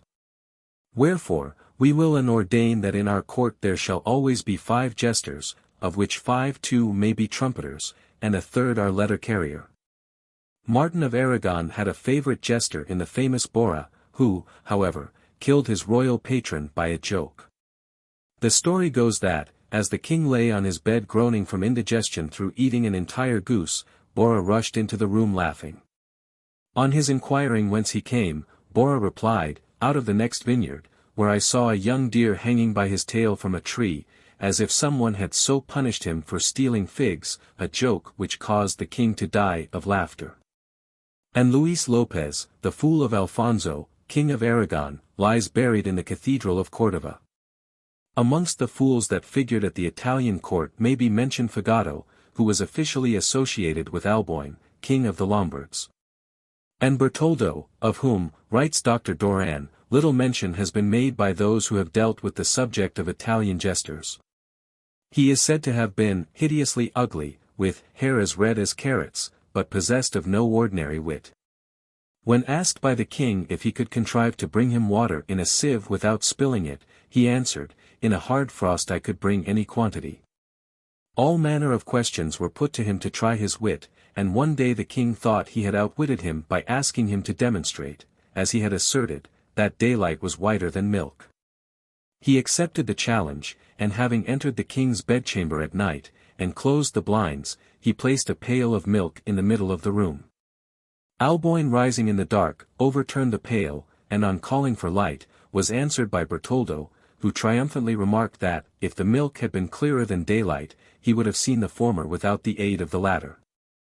Another well-known fool was Ganella, jester of Borso, Duke of Ferrara, whose post seems to have been a profitable one. From the fact of his betting 100 crowns with his master that there were more doctors in Ferrara than there were members of any other profession. "Fool," said Borso, "there are not half a dozen to be found in the city directory." "I will bring you a more correct list in 3 or 4 days, replied Ganella. Whereupon he went with his face bound up and sat at the church door, and, as the passers-by learnt he had the toothache, they severally prescribed an infallible remedy, Ganella writing down the name and address of each instead of the prescription. In this way the fool managed to get a list of 299 names. And, on his appearing before his master with his head still bound up, he was informed there was no remedy but extraction, at which he added his name to the list of Ferrara doctors, which now numbered 300.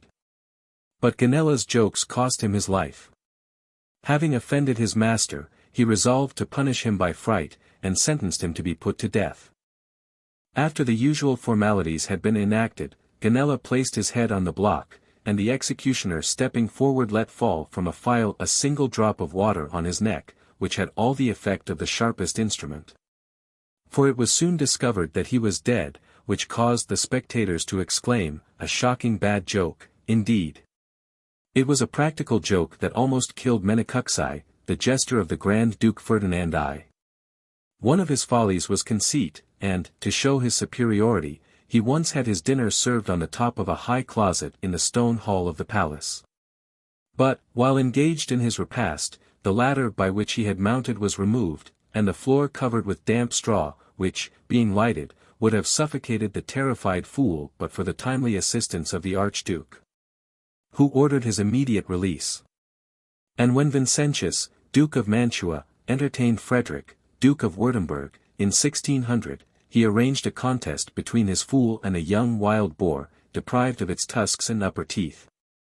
A strange mode of diversion, which apparently gave much satisfaction. But some of the most extraordinary scenes in connection with court fools were those witnessed in Russia, where the position of jester was no sinecure.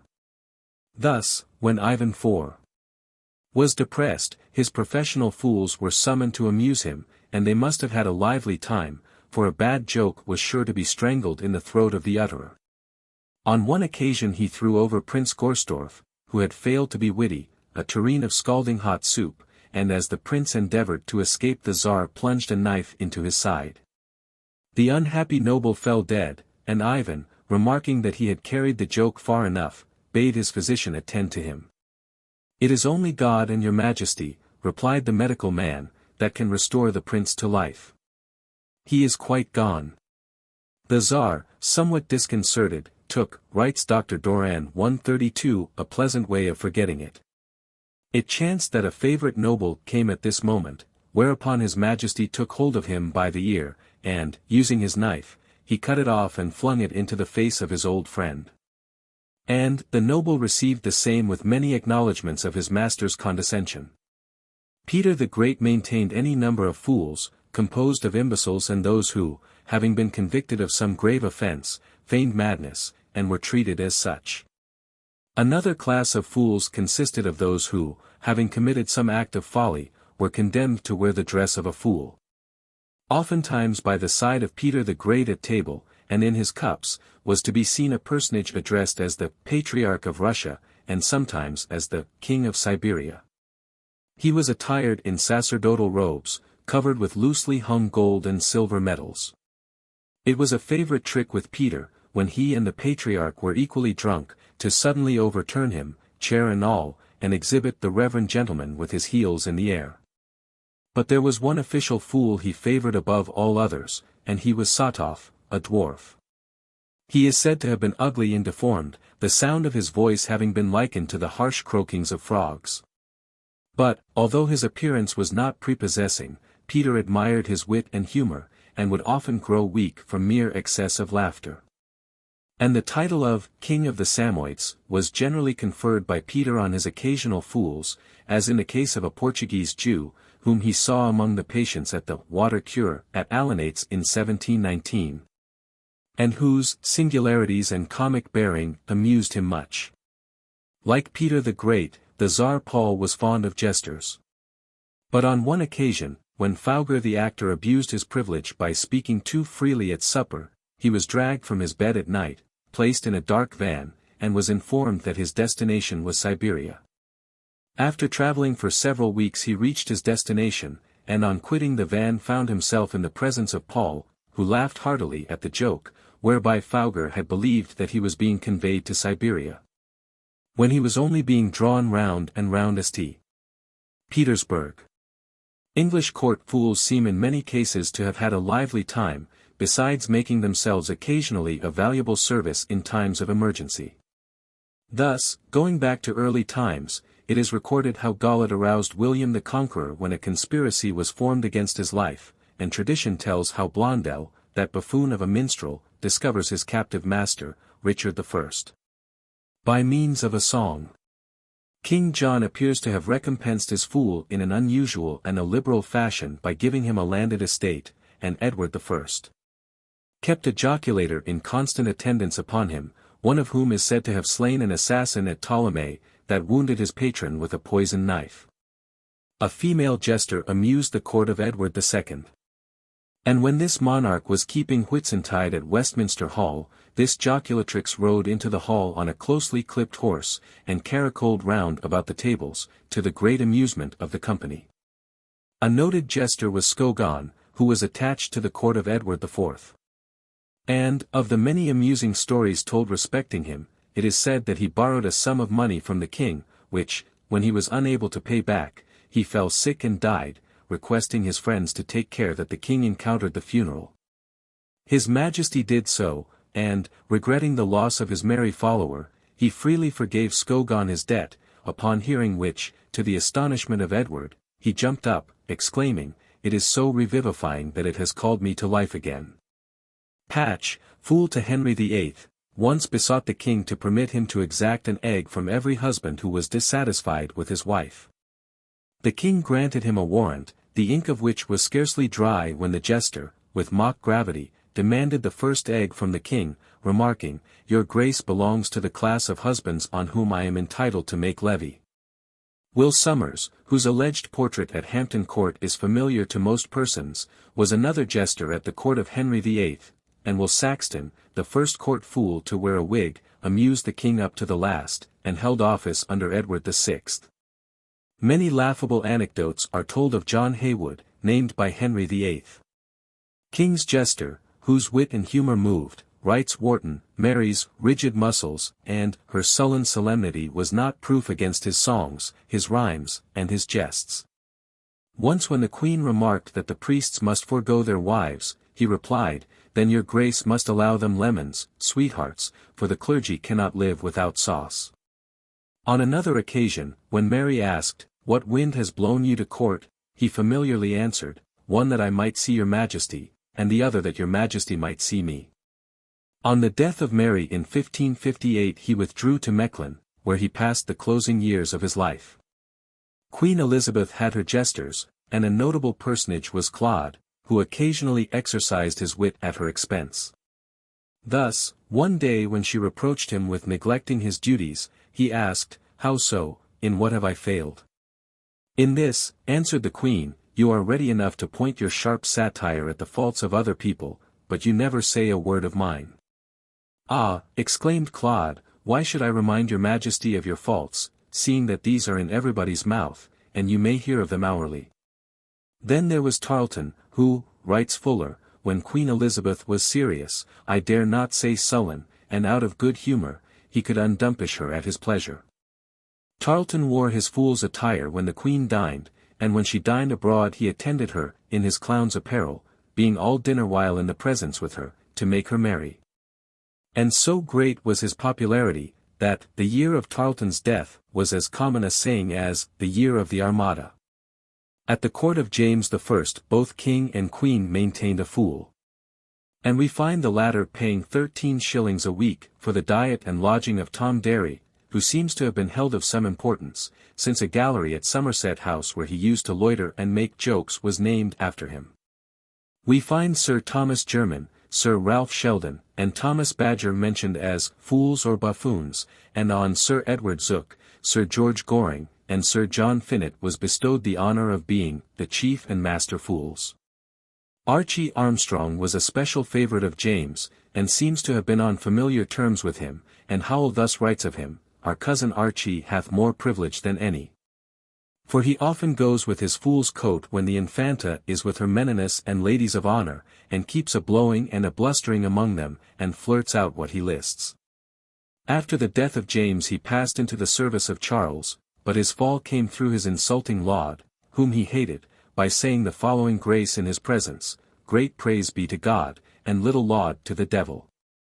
For this offence Archie was taken before the king, and despite his pleading his privilege of jester, he was punished, as the following order, dated March 11, 1637. Will show. It is this day ordered by his majesty that Archibald Armstrong, the king's fool, for certain scandalous words of a high nature, spoken by him against the Lord Archbishop of Canterbury, his grace, and proved to be uttered by him by 2 witnesses, shall have his coat pulled over his head, and be discharged of the king's service, and banished the court. For which the Lord Chamberlain of the king's household is prayed and required to give order to be executed.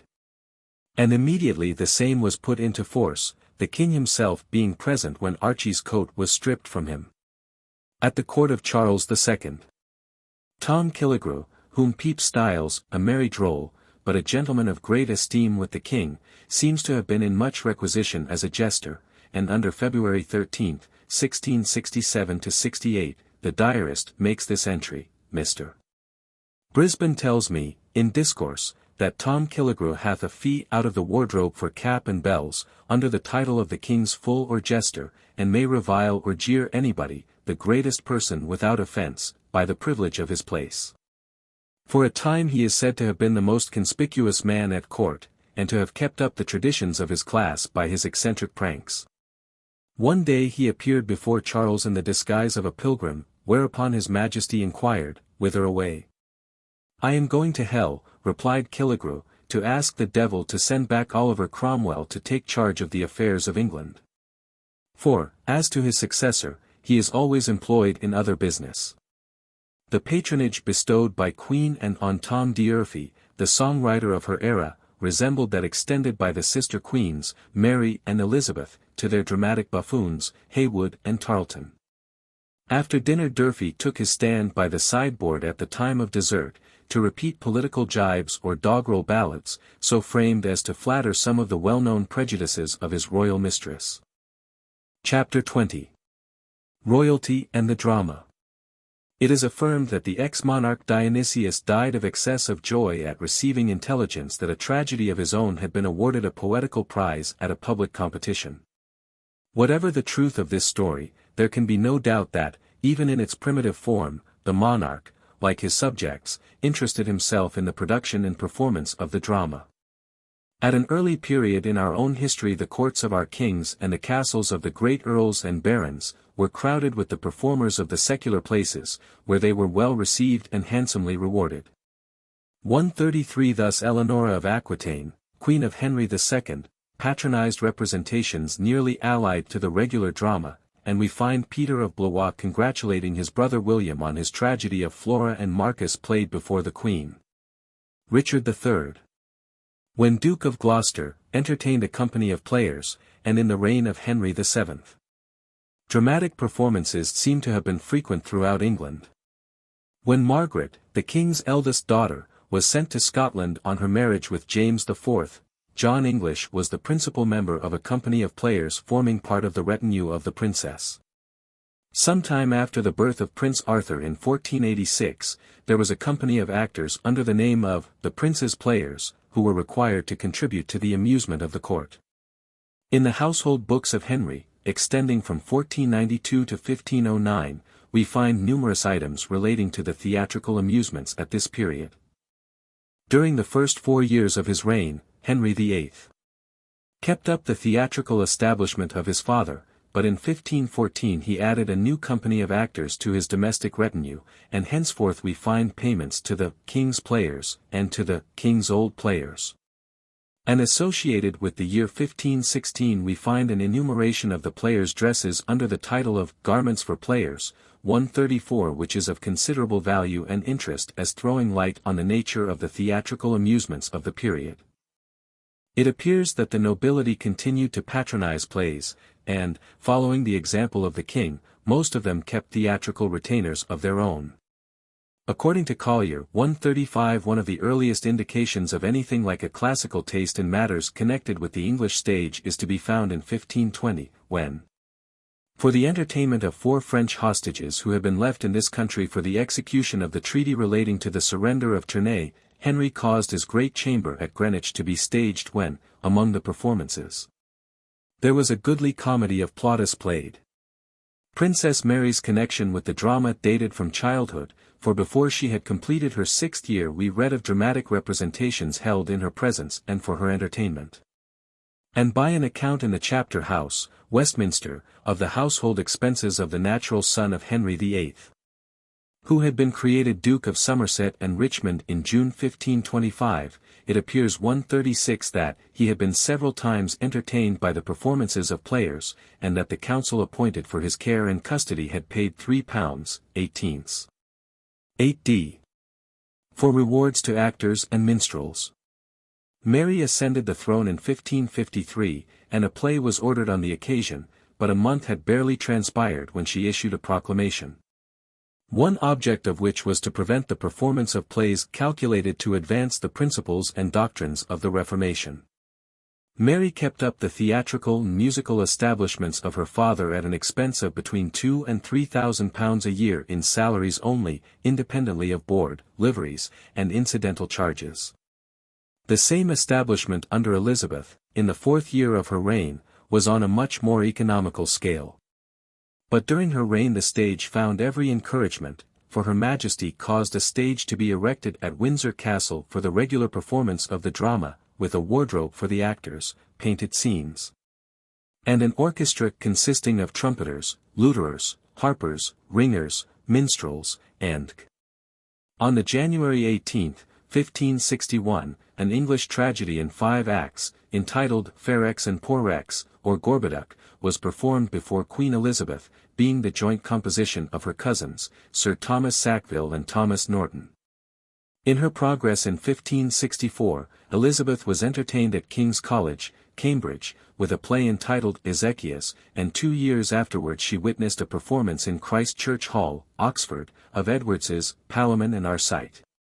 At this period plays were occasionally exhibited on a Sunday in spite of the denunciations of the Puritans. Elizabeth herself visited a theatrical exhibition on Sunday, and in after years James I allowed plays to be acted at court on the same day. It appears that in 1586 a correspondence took place between the court and the City of London regarding the fitness or unfitness of certain theatrical representations, especially on Sundays. Among the Harleian MSS is an interesting account of the entertainments given before Elizabeth and her court in 1568, wherein we find a payment of £634, 9s. 5d. to Sir Thomas Benger, for materials and work within the office of the Revels, between the July 14, 1567 and the March 3, 1568, during which interval it appears 7 plays, and 1 tragedy, were represented before Her Majesty. 137 and, it may be added, that it was apparently part of the duty of the Master of the Revels to have the plays rehearsed to him before they were presented at court. In 1574 the grant of the first royal patent was conceded in this country to performers of plays, whereby the persons named in it were empowered, during the Queen's pleasure, to use, exercise, and occupy the art and faculty of playing comedies, tragedies, interludes, and stage plays, as well for the recreation of the Queen's subjects as for her own solace and pleasure, within the City of London and its liberties, and within any cities, towns, and boroughs throughout England. Associated with the theatrical amusements were the masques and shows, which were conducted on a very expensive and imposing scale, an account of which we have given elsewhere. And, as it has been often pointed out, many of these were specially provided to gratify the vanity of the Queen, to whom some marked and delicate compliment was generally made.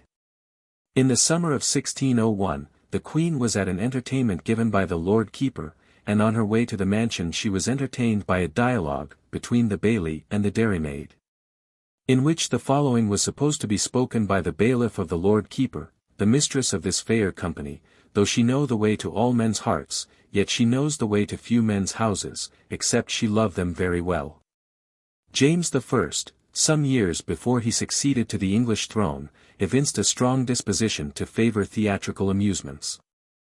In the Society of Antiquaries is preserved a manuscript which shows the extent and amount of his dramatic establishment, and from it we find that the annual fee of the master of the revels had been raised to £100, besides diet in court.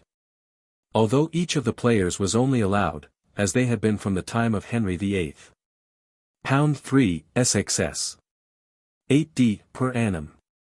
Prince Henry had a company of players, and after his death, and on the marriage of the Elector Palatine of the Rhine to the Princess Elizabeth, the players transferred their services to the Prince Palatine. And, it is a new feature in theatrical history, writes Collier 138, that on this occasion they produced a patent under the Great Seal very similar to that which James I had granted about 10 years before to Lawrence Fletcher, William Shakespeare, and the other servants of the Lord Chamberlain. But it seems that the plays acted at court did not always give satisfaction, for in one of John Chamberlain's letters to Sir Dudley Carleton occurs this paragraph: "They have plays at court every night, both holidays and working days. Wherein they show great patience, being for the most part such poor stuff that, instead of delight, they send the auditory away with discontent." And he adds, "Indeed our poets' brains and inventions are grown very dry, insomuch that of 5 new plays there is not one that pleases. And therefore they are driven to furbish over their old, which stand them in best stead, and bring them most profit." The fondness of James for theatricals is further evidenced by the fact that in 1617, during his journey to the north, he was attended by a regular company of players. And a warrant issued for their payment is thus recorded in the registers of the Privy Council, July 11, 1617. A warrant to the L. Stanhope, Treasurer of His Majesty's Chambers, to cause payment to be made to certain players for 3 stage plays, that were acted before His Majesty, in his journey to Scotland, such sum as of money as is usual in the like kind. Prince Charles retained a company of musicians in his pay, besides his dramatic performers, and after his accession to the throne we find entries of payment for plays performed at court at Christmas, and Twelfth-tide. It would seem that, at a very early date, players who called themselves the servants of any particular nobleman, usually wore his badge or livery. Accordingly in 1629 we find the king's players allowed, every second year, for yards of bastard scarlet for a cloak, and a quarter yard of crimson velvet for a cape to it. Charles II, again, was passionately fond of theatrical entertainments.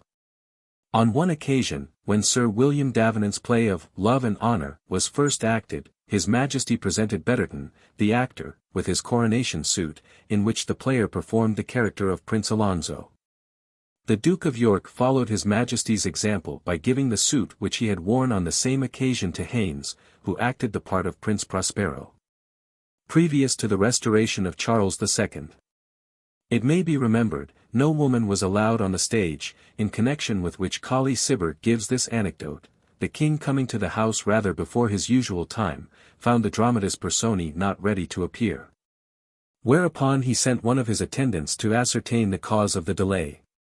The manager at once went to the royal box, and informed the merry monarch that the queen was not yet shaved. Charles good-humouredly accepted the explanation, and laughed heartily, until the male queen was effeminate and the curtain drew up. At the time of James II, playhouses, and players, were constantly anathematized by the clergy, and the Duchess of York had a strong moral objection to the coarse comedies of the era. But she liked a good play, and was wont to remark that there was no sin, she believed, in going to theatres, provided the pieces selected for representation were not of an objectionable character. But that the stage might and ought to be rendered a medium of conveying moral instruction to the people, instead of flattering and inculcating vice. Mary II was a patron of the drama, and, in 1689, she expressed a wish to see Dryden's Spanish Friar performed, which had been forbidden by James II. Because its licentious comic scenes held up the Romish Church to ridicule. But Her Majesty was disappointed, for, to quote the words of her friend Nottingham, the only time she gave herself the diversion of a play has furnished the town with discourse for a month. Some unlucky expressions confused her, and forced her to hold up her fan, often look behind her, and call for her palatine or hood, or anything she could contrive to speak of to her woman. Every speech in that play seemed to come home to her, as there was a strong report about town that her father, James II, was dead in Ireland. And when anything applicable was said, every one in the pit turned their heads over their shoulders, and directed their looks most pointedly at her. Nor, as Miss Strickland writes, could this be wondered at. For a daughter sitting to see a play acted, which was too free for the morals of that age, at the moment when reports were prevalent that her own father was dead, was indeed a sight to be gazed upon with consternation. George I was fond of seeing the play of Henry VIII, and on one occasion when it was being acted at Hampton Court, he paid particular attention to that part of the play where Henry VIII commands his minister, Wolsey, to write circular letters of indemnity to every county where the payment of certain heavy taxes had been disputed. Let there be letters writ to every shire of the King's grace and pardon. The grieved commons hardly conceive of me. Let it be noised that through our intercession, this revokement and pardon comes. I shall, anon, advise you further in the proceeding. The story goes that on one occasion when the above lines were spoken, the king said to the Prince of Wales, who had not yet been expelled from court, "You see, George, what you have one day to expect." George II has been censured for encouraging the representation of immoral dramas, a perverted taste, which, it is said, was strong upon him from the first. 139 When Prince of Wales he witnessed the acting of Otway's Venice Preserved, but, on discovering afterwards that certain scenes had been omitted, he commanded them to be restored. In the later part of his life, George II took advantage of his position to make loud remarks on the performances at which he was present, a recorded instance of which occurred at Drury Lane. When His Majesty commanded Farquhar's Beaux Stratagem and Fielding's Intriguing Chambermaid to be performed. But the representation does not appear to have given satisfaction, for Walpole, writing to Man, says, "A certain king that, whatever airs you may give yourself, you are not at all like, was last week at the play." The intriguing chambermaid in the farce says to the old gentleman, "You are villainously old, you are 66, you cannot have the impudence to think of living above 2 years." The old gentleman on the stage here turned about in a passion and said, "This is D stuff," and the royal critic was energetically right. One of the greatest honors ever rendered to a dramatist by royalty was conferred by Queen Caroline, wife of George II, on Motley, an obscene playwright. But when his benefit night was announced as to take place soon after the Queen's drawing-room had been held, the Queen herself, in that very drawing-room, sold Motley's tickets, delivering them with her own royal hand to the purchasers, and condescending to receive gold for them in return. 140. Frederick Prince of Wales, father of George III, was fond of private theatricals, and endeavoured to instill his taste for dramatic performances into his children. More than once we find the little princes and princesses fretting their hour upon the stage, their instructor being the celebrated actor, James Quinn, who was also the stage manager. In after years the old actor took a pride in speaking of the days when he was a court favourite, and when the first speech of George III, delivered from the throne, was much commended for the graceful manner in which it was spoken. "I," said Quinn, "it was I who taught the boy to speak." The first of these juvenile dramatic performances took place on January 4, 1749, the piece selected for representation being Addison's Cato, and the last occasion of these juvenile theatricals at Leicester House appears to have been on January 11, 1750. On which day Bub Dodington mentions in his diary that he was invited to witness the representation of Rowe's tragedy of Lady Jane Grey by the royal children. In after days George III's early acquired taste for the drama seems to have kept pace with his life. For so frequent were his visits to the theatre that the people of London are said to have been as well acquainted with his features as with those of their next-door neighbour. His glee during the performance of a broad farce, or a droll hit in a pantomime, may at times have been too exuberantly manifested, but his subjects did not love him the less because he was completely at home in the midst of them.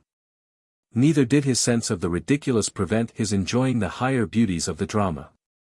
Frequently Mrs. Siddons, and sometimes Garrick, were sent for to read plays or poetry in the royal circle either at Buckingham House, or Windsor. 141, he is said, writes Thackeray 142, not to have cared for Shakespeare or tragedy much, farces and pantomimes were his joy. And especially when the clown swallowed a carrot, or a string of sausages, he would laugh so outrageously that the lovely princess by his side would have to say, "My gracious monarch, do compose yourself." But he continued to laugh, and at the very smallest farces, so long as his poor wits were left him. But the fondness of George III. For the drama on one occasion was not unattended with risk, for as he was on his way to the Haymarket Theatre, on July 25, 1777, a madwoman attacked and did some damage to his chair. And as he was entering his box in Drury Lane Theatre, on May 15, 1800, he was shot at by a madman named James Hadfield. But he did not lose his composure, and he slept as quietly as usual during the interval between the play and the afterpiece. What nowadays would be considered an unpardonable offence was occasionally taken by actors with their royal patrons. When Parsons, for instance, was playing the chief carpenter in the Siege of Calais, advancing close to the royal box, he exclaimed, "And the king were here and did not admire my scaffold, I would say, D.N. him. He has no taste," an impudent sally which amused the king even more than the audience. An act of indecorum, but trivial compared with that of Parsons, happened when the young king of Denmark, who married the sister of George III, was present in October 1768, at the tragedy of Jane Shore, during the performance of which he went fast asleep and remained so to the amusement of the audience, but to the annoyance of Mrs. Bellamy, who played Alicia. She waited for her opportunity, and having to pronounce the words, "O thou false lord," she approached the royal box, and uttered them in such a piercing tone, that the king awoke in sudden amazement. But with perception enough to enable him to protest that he would not be married to a woman with such a voice though she had the whole world for a dowry. 143.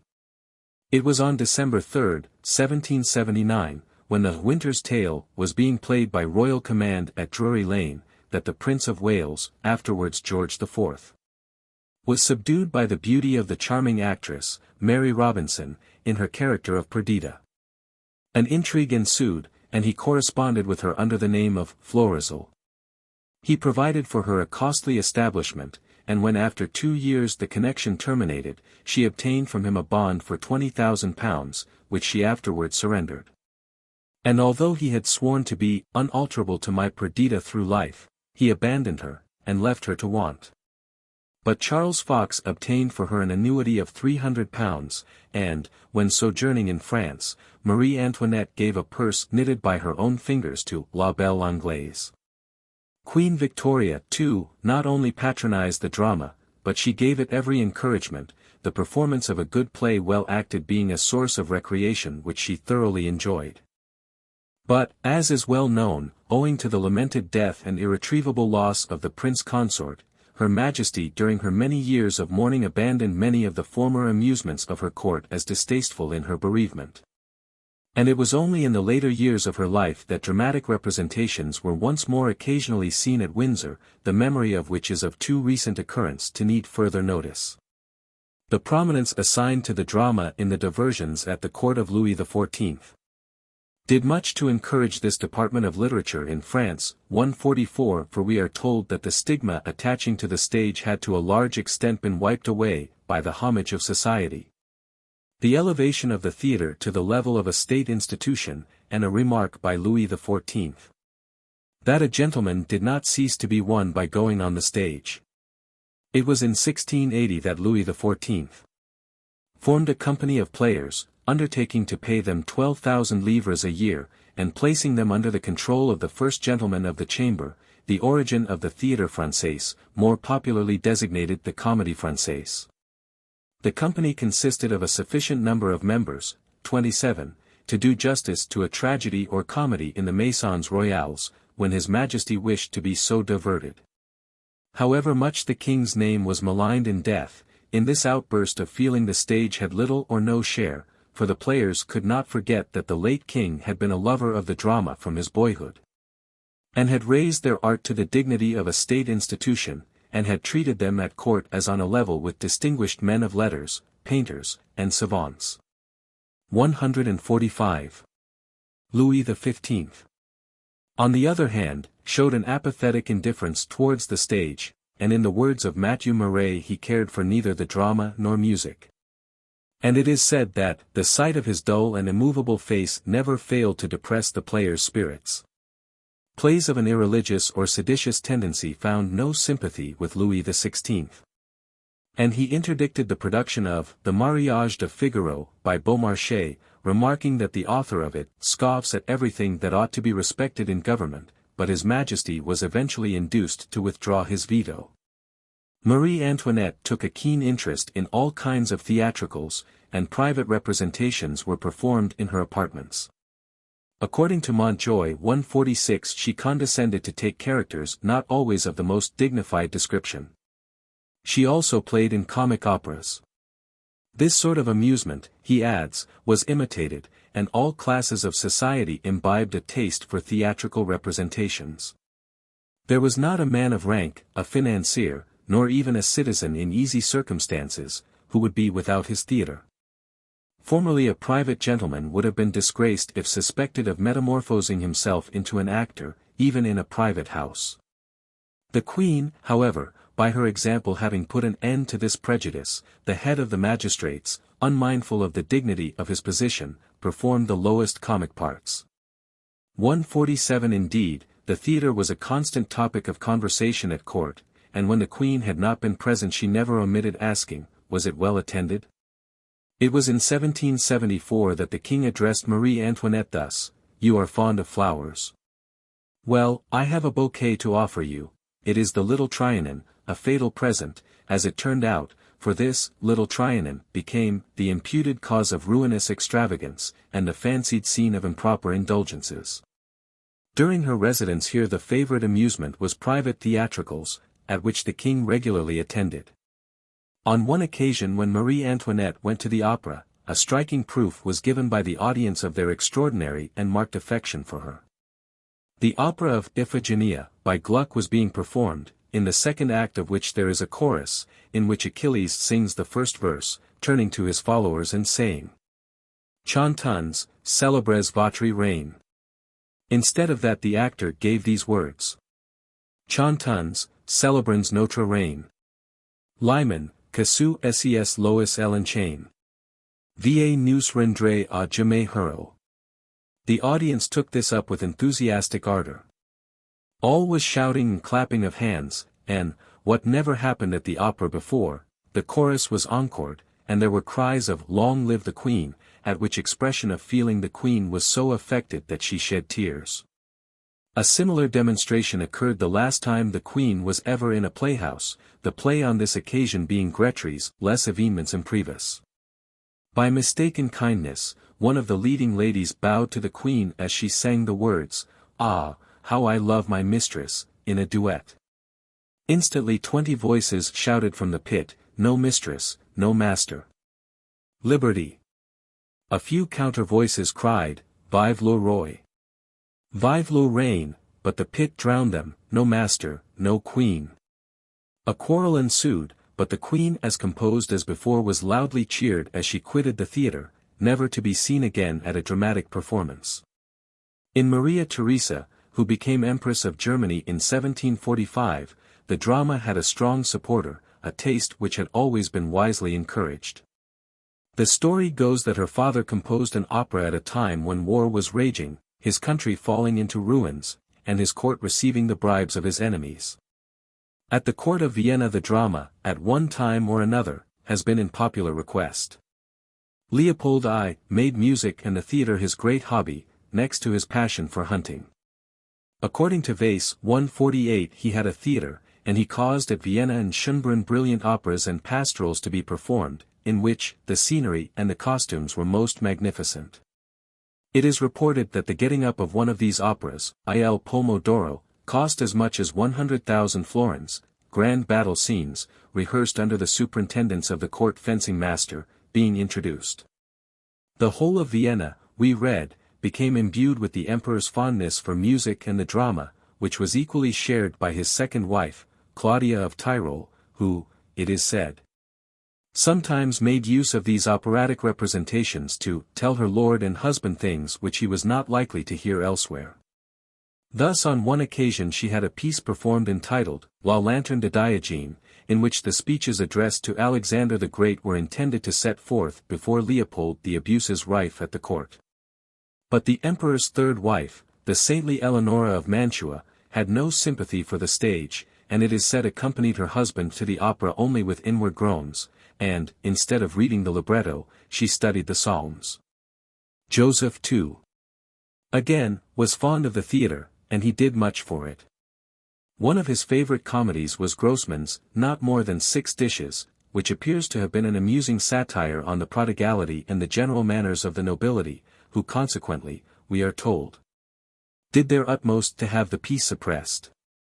An opera which never failed to amuse the emperor was one by Paisiello, called Il Re Teodoro, the libretto of which was another satire, pointed at King Gustavus III of Sweden, who, during his stay at Venice in the year 1783, had displayed a most ridiculous profusion, which even extended to his dressing gown. As a young man Frederick the Great took great pleasure in theatrical amusements, and in the year 1737 he acted at Rainsburg, when he took the part of Philocteal in Voltaire's Oedipe. He had a strong partiality for the French drama, and soon after his accession to the throne he summoned a French company to Berlin. But he was apt to criticize the exaggerated pathos of the French actors, remarking of Lecain, "This man would be the Roscius of our age if he exaggerated less. I like to see our passions represented as they really are. But as soon as nature is crushed by art, I remain quite unmoved." He established the Italian opera in Berlin, and until the 7 Years' War he was a frequent attendant at the opera and ballet, as well as at the French comedy. The theatre, we are told, cost the emperor nearly $400,000 a year. The admission was free, the boxes being assigned to the court, the ministers, privy councillors, and the pit was filled by the military, every regiment of the garrison sending a certain number of men. But it would seem that the gentlemen of the green room gave the emperor some trouble, for he once wrote, "The opera people are such a blackguardly set that I am heartily tired of them." And on another occasion he wrote still more strongly, "I shall send them all off to the, such blackguards may be had any day, I must have money for cannon, and cannot spend so much on those mountebanks." The dancers, too, caused him some considerable trouble, and even Vestris, the French dieu de la danse, found no engagement in Berlin, the emperor remarking, "Mon Vestris is mad. Who in the world but a fool would give $4,000 to a dancer, besides 3,000 to his sister, and 1,000 to his brother?"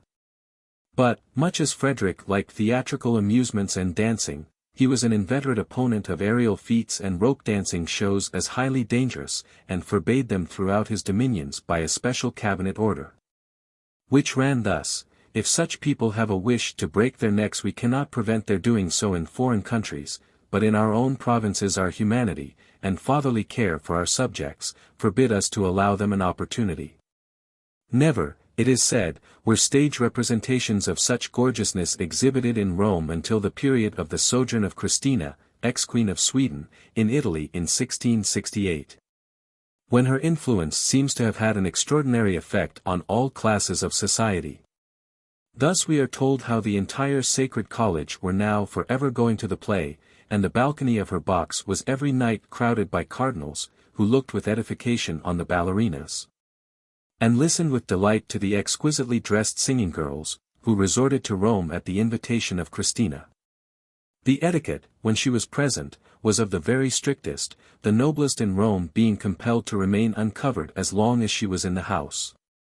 The gay cardinals, who lolled over the balcony in front of her box, alone wore their caps, in allusion to which privilege a paper was one night fixed beneath the balcony, on which was inscribed, "Plenary indulgence for the gentlemen in purple."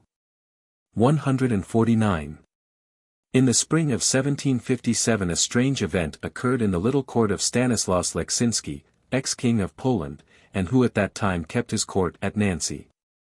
The theatrical company in the service of His Majesty announced the performance of Le Glorieux, for the debut of an actor, a young boy, recently arrived at Nancy. On the appointed evening the court, together with every person of distinction in the town, flocked to the little theatre to witness the appearance of the young actor, who was to personate the humble character of the poorly dressed lackey in the play of Death-Touches. King Stanislaus was in his box, accompanied by the Marchioness de Boufflers, anxious to see the boy whose past was so romantic, and which, briefly told, was as follows: during the wanderings of a party of strolling players, the wife of one of them augmented the company by giving birth to a boy. The child was placed under the care of a nurse, with a liberal allowance for its maintenance, but she lodged it in the hospital of the Enfants Trouvés. But after a lapse of 7 years the treachery of the nurse was discovered, and the child was restored to its parents. This child was the new debutante, whose natural air and correct accentuation of the little part allotted to him charmed every one, and when, in accordance with his part, he took with a cool gesture a pinch of snuff, which was followed by a fit of sneezing he could not repress, the king smilingly exclaimed, "God bless you," words which instantly resounded through the pit. At the conclusion of the play the child was brought to the king's box, and his majesty drawing him towards him, and wiping away the powder from his forehead, conferred upon him a royal kiss. The boy was sensible of the honor, and shyly turning his eyes towards where the Marchioness was seated, said, "Ah, all the pretty ladies behind the scenes kissed me and embraced me." "And I suppose," said the king, "you think all the pretty ladies in the boxes ought to do the same." And without waiting for the ceremony of presentation, the boy ran to Madame de Boufflers and kissed her on each cheek.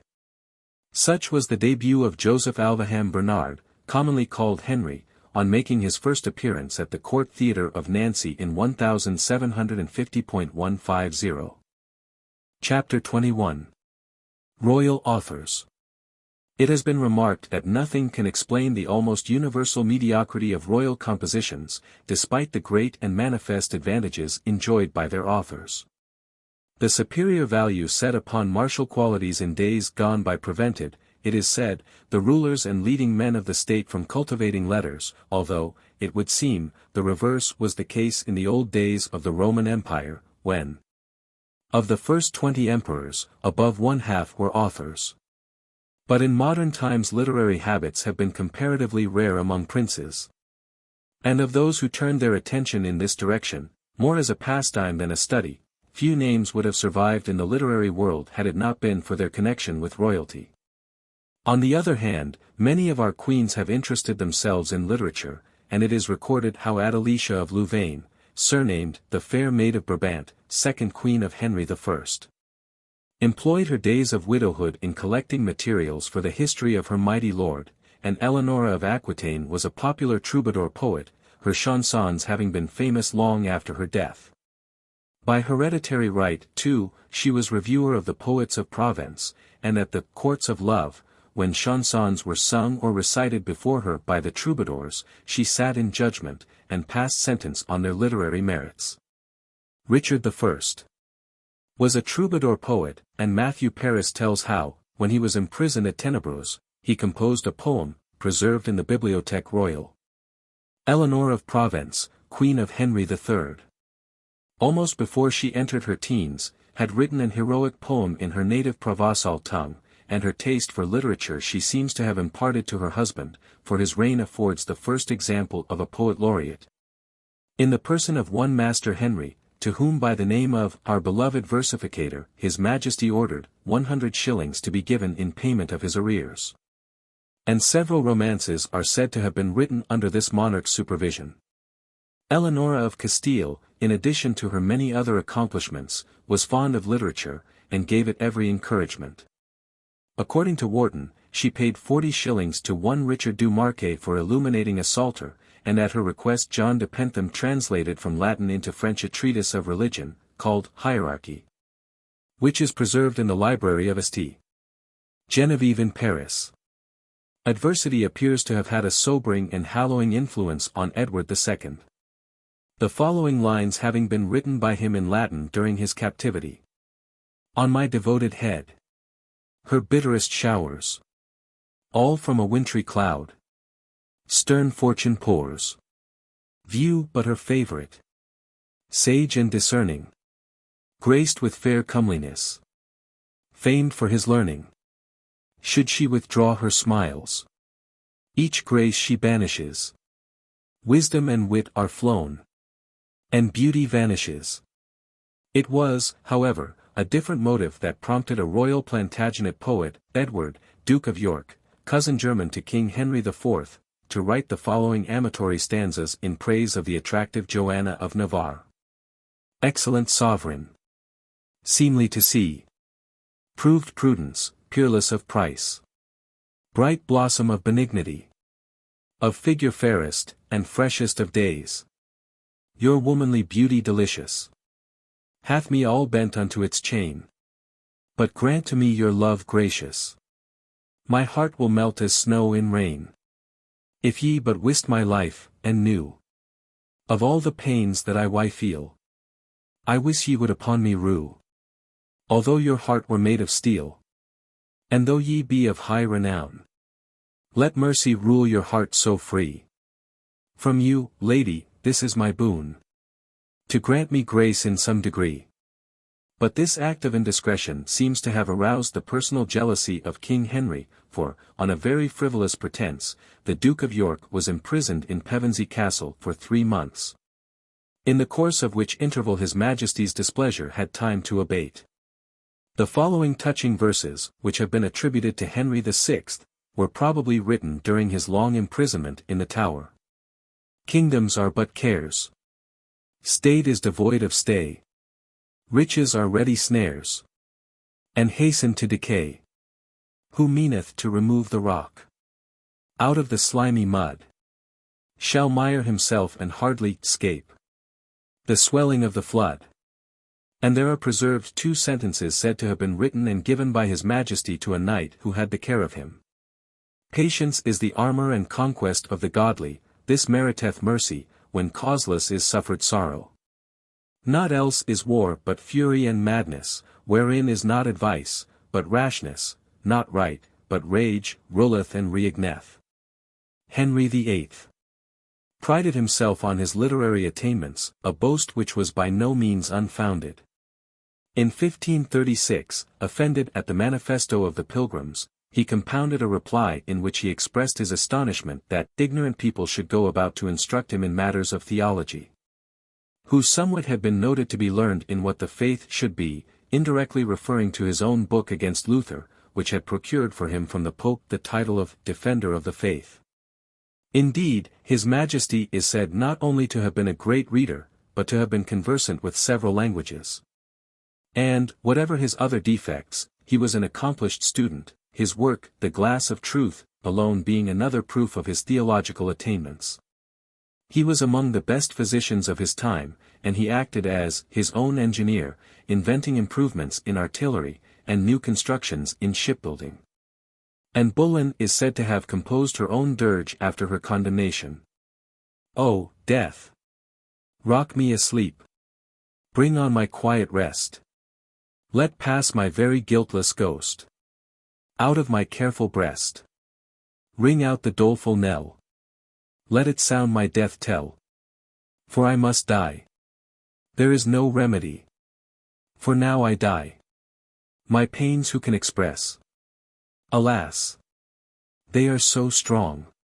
My dolour will not suffer strength. My life for to prolong. Alone in prison strange. I wail my destiny. Woe worth this cruel hap, that I should taste this misery. Farewell my pleasures past. Welcome my present pain. I feel my torments so increase, that life cannot remain. Sound now the passing bell. Rung is my doleful knell. For its sound my death doth tell. Death doth draw nigh. Sound the knell dolefully. For now I die. But passing from this Queen's tragic death to Henry VIII's last wife, Catherine Parr, it may be remembered that the celebrated devotional work, The Lamentation of a Sinner, obtained great popularity, and has been adjudged to be one of the finest specimens of English composition of that era. Within the limits of about 120 miniature pages, it comprises an elegant treatise on the imperfection of human nature in its unassisted state, and the utter vanity of all earthly grandeur and distinction. At the same time an uncompromising attitude being taken up against papal supremacy. For, as Her Majesty tells us in the volume, she deplored her former attachment to the ceremonials of the Church of Rome. Hence the royal writer does not forget to compliment Henry on having emancipated the kingdom from this domination. And adds, "Our Moses, and most godly wise governor and king hath delivered us out of the captivity in spiritual bondage of Pharaoh, I mean by this Moses, King Henry VIII, my most sovereign favourable lord and husband." Catherine Parr was no doubt gifted by nature with fine talents, for she both read and wrote Latin with facility, and possessed some knowledge of Greek. It was also through the influence of Catherine Parr that the Princess Mary was induced to undertake the translation of the Latin paraphrase of St. John, by Erasmus. She did not append her name to the translation, but Dr. Udall in his preface thus refers to her labours: "England can never be able to render thanks sufficient. So it never will be able, as her deserts require, enough to praise the most noble, the most virtuous, and the most studious Lady Mary's grace, for taking such pains and travail in translating this paraphrase of Erasmus on the Gospel of St. John." And when Mary was doubtful as to whether the work should be published in her name or anonymously, Catherine Parr wrote that in her opinion she would do a wrong to the work if she should refuse to send it to posterity with the advantage of her name. Because in her accurate translation she had gone through much pains for the public good. Mary, however, did not append her name to the translation, but granted Dr. Udall permission to mention her labours in the preface. Elizabeth's knowledge and acquirements from an early age made her famous, and Hentzner, the German traveller, mentions having seen a little volume in the Royal Library at Whitehall, written in French by her, when a child, on vellum, and which was thus inscribed, "A trace haute, edi trace puissant, edi redoute Prince Henry VIII. De ce nom, Roi d'Angleterre, de France, et de Ireland, Defendeur de la foi. Elizabeth, sa trace humble fille, rend salat et obedience." When imprisoned by her sister Mary, she wrote several poems, and it is said that Mary Queen of Scots during her long incarceration by Elizabeth produced many pleasing poetic compositions. When Henry IV of France abjured the Protestant faith and joined the Church of Rome, Elizabeth was greatly troubled at his apostasy, and to divert her mind she entered into a course of theological studies, and finally occupied her time by reading Boethius on the Consolations of Philosophy, of the first 5 books of which she made a very elegant English translation. Her Majesty, too, showed her sympathy for the literary characters of her day, and when the antiquary Lambarde waited upon her at Greenwich Palace to present his Pandecta of the Tower Records, she received him most graciously. And after looking through the volume, she commended the work, writes Lambarde, not only for the pains therein taken, but also for that she had not received, since her first coming to the crown, any one thing that brought therewith so great a delectation to her. And Walpole 151 has chronicled her various other contributions to literature. James I was fond of literature, and was an industrious reader, but as an author, he was only possessed of that mediocrity of talent which in a private person had never raised him to notice. In 1599 was published his Basilicon Doron, containing advice to his son respecting his moral and political conduct. And in his work on Demonology, we find His Majesty inveighing against the damnable opinions of one Scot, an Englishman, who is not ashamed to deny in public print that there be such a thing as witchcraft, and so maintains the old error of the Sadducees in denying of spirits. 152 And one of his first acts on ascending the English throne was to order all copies of Scott's Discovery of Witchcraft to be burnt. His translation of the Psalms was never finished, and as a poet it is generally agreed he was a failure. His collected works were published in 1616 by Bishop Montague, together with earlier speeches and state papers. Walpole, speaking of his literary abilities, says, "It is well for the arts that King James had no disposition for them, he let them take their own course. Had he felt for them any inclination, he would have probably introduced as bad taste as he did in literature." His unpublished correspondence with Buckingham is described by Wellwood as too disgusting to be read by a modest eye. The claims of Charles, his son, have been ranked very high as an author. And if the icon Basilique had been his composition, this famous production, which is full of piety and wisdom, and in style pure and graceful, would give him a prominent place in the catalogue of royal authors. But, as it has been observed, the silence of Clarendon upon the subject in his history, and the explicit denial by both Charles II and James II, as vouched by two unconnected witnesses, Bishop Burnet and Lord Anglesey, would be decisive of the question, even if we could overlook the evidence of Bishop Patrick and Dr. Walker. During his imprisonment at Carisbrooke, Charles expressed his feelings in poetry. The subjoined stanzas amongst many others having been attributed to him at this period, although they have been suspected to be a pious fraud. Tyranny bears the title of taxation. Revenge and robbery are reformation. Oppression gains the name of sequestration. My loyal subjects, who in this bad season attend, by the law of God and reason, they dare impeach and punish for high treason. Next at the clergy do their furies frown. Pious episcopacy must go down. They will destroy the crozier and the crown. Churchmen are chained, and schismatics are freed. Mechanics preach, and holy fathers bleed. The crown is crucified with the creed. The Church of England doth all faction foster. The pulpit is usurped by each impostor. Extempore excludes the pater noster. Charles II is said to have had some poetical talent, and, as Sir John Hawkins affirms, and as Horace Walpole thinks probable, the following lines were his composition. I pass all my hours in a shady old grove. But I live not the day when I see not my love. I survey every walk now my Phyllis is gone, and sigh when I think we were there all alone. Oh then, is I think there's no hell, like loving too well. But each shade and each conscious bower when I find, where I once have been happy, and she has been kind. When I see the print left of her shape on the green, and imagine the pleasure may yet come again. Oh then, is I think that no joys are above the pleasures of love. While alone to myself I repeat all her charms. She I love may be locked in another man's arms.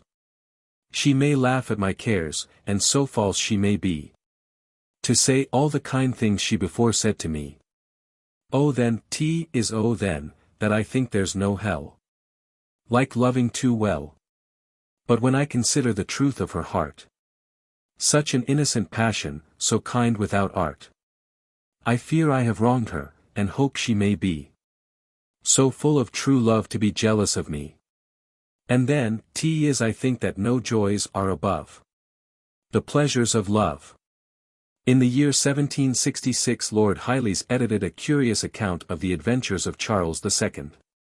After the Battle of Worcester, unquestionably written by himself, and republished some letters to his friends, chiefly to Arlington, they're called Henry Bennet, together with a few made public for the first time. 153 One of the most amusing passages in the narrative being the subjoined. As I was holding my horse's foot, I asked the smith what news. He told me that there was no news that he knew of, since the good news of the beating of the rogues the Scots. I asked him whether there was none of the English taken that joined the Scots.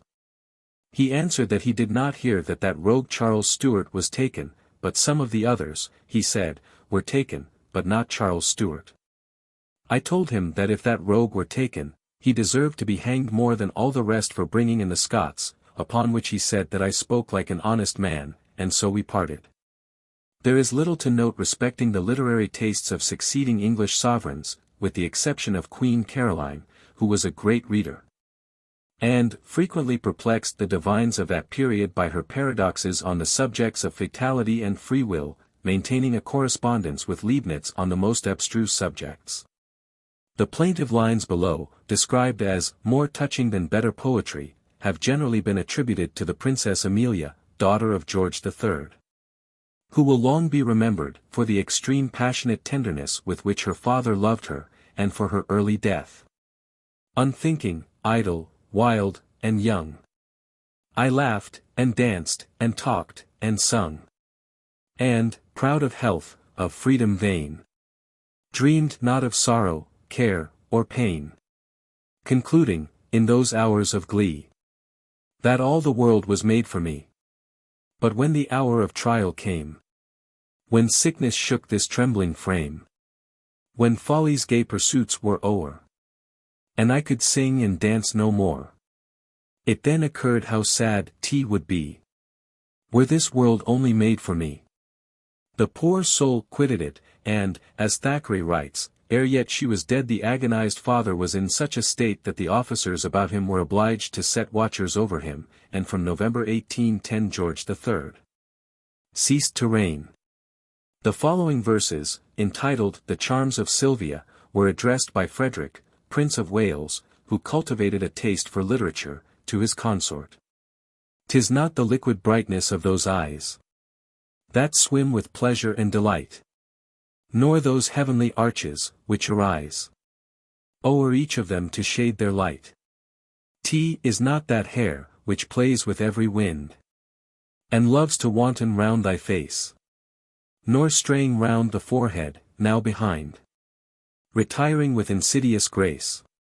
'Tis not that lovely range of teeth, so white as new shorn sheep, equal and fair, nor e'en that gentle smile, the heart's delight, with which no smile could e'er compare.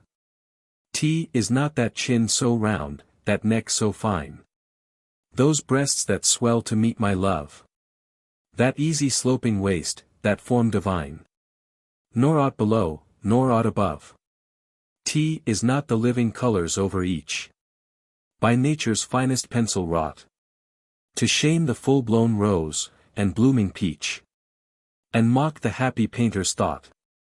No, 'tis that gentleness of mind, that love, so kindly answering my desire, that grace with which you look, and speak, and move, that thus has set my soul on fire."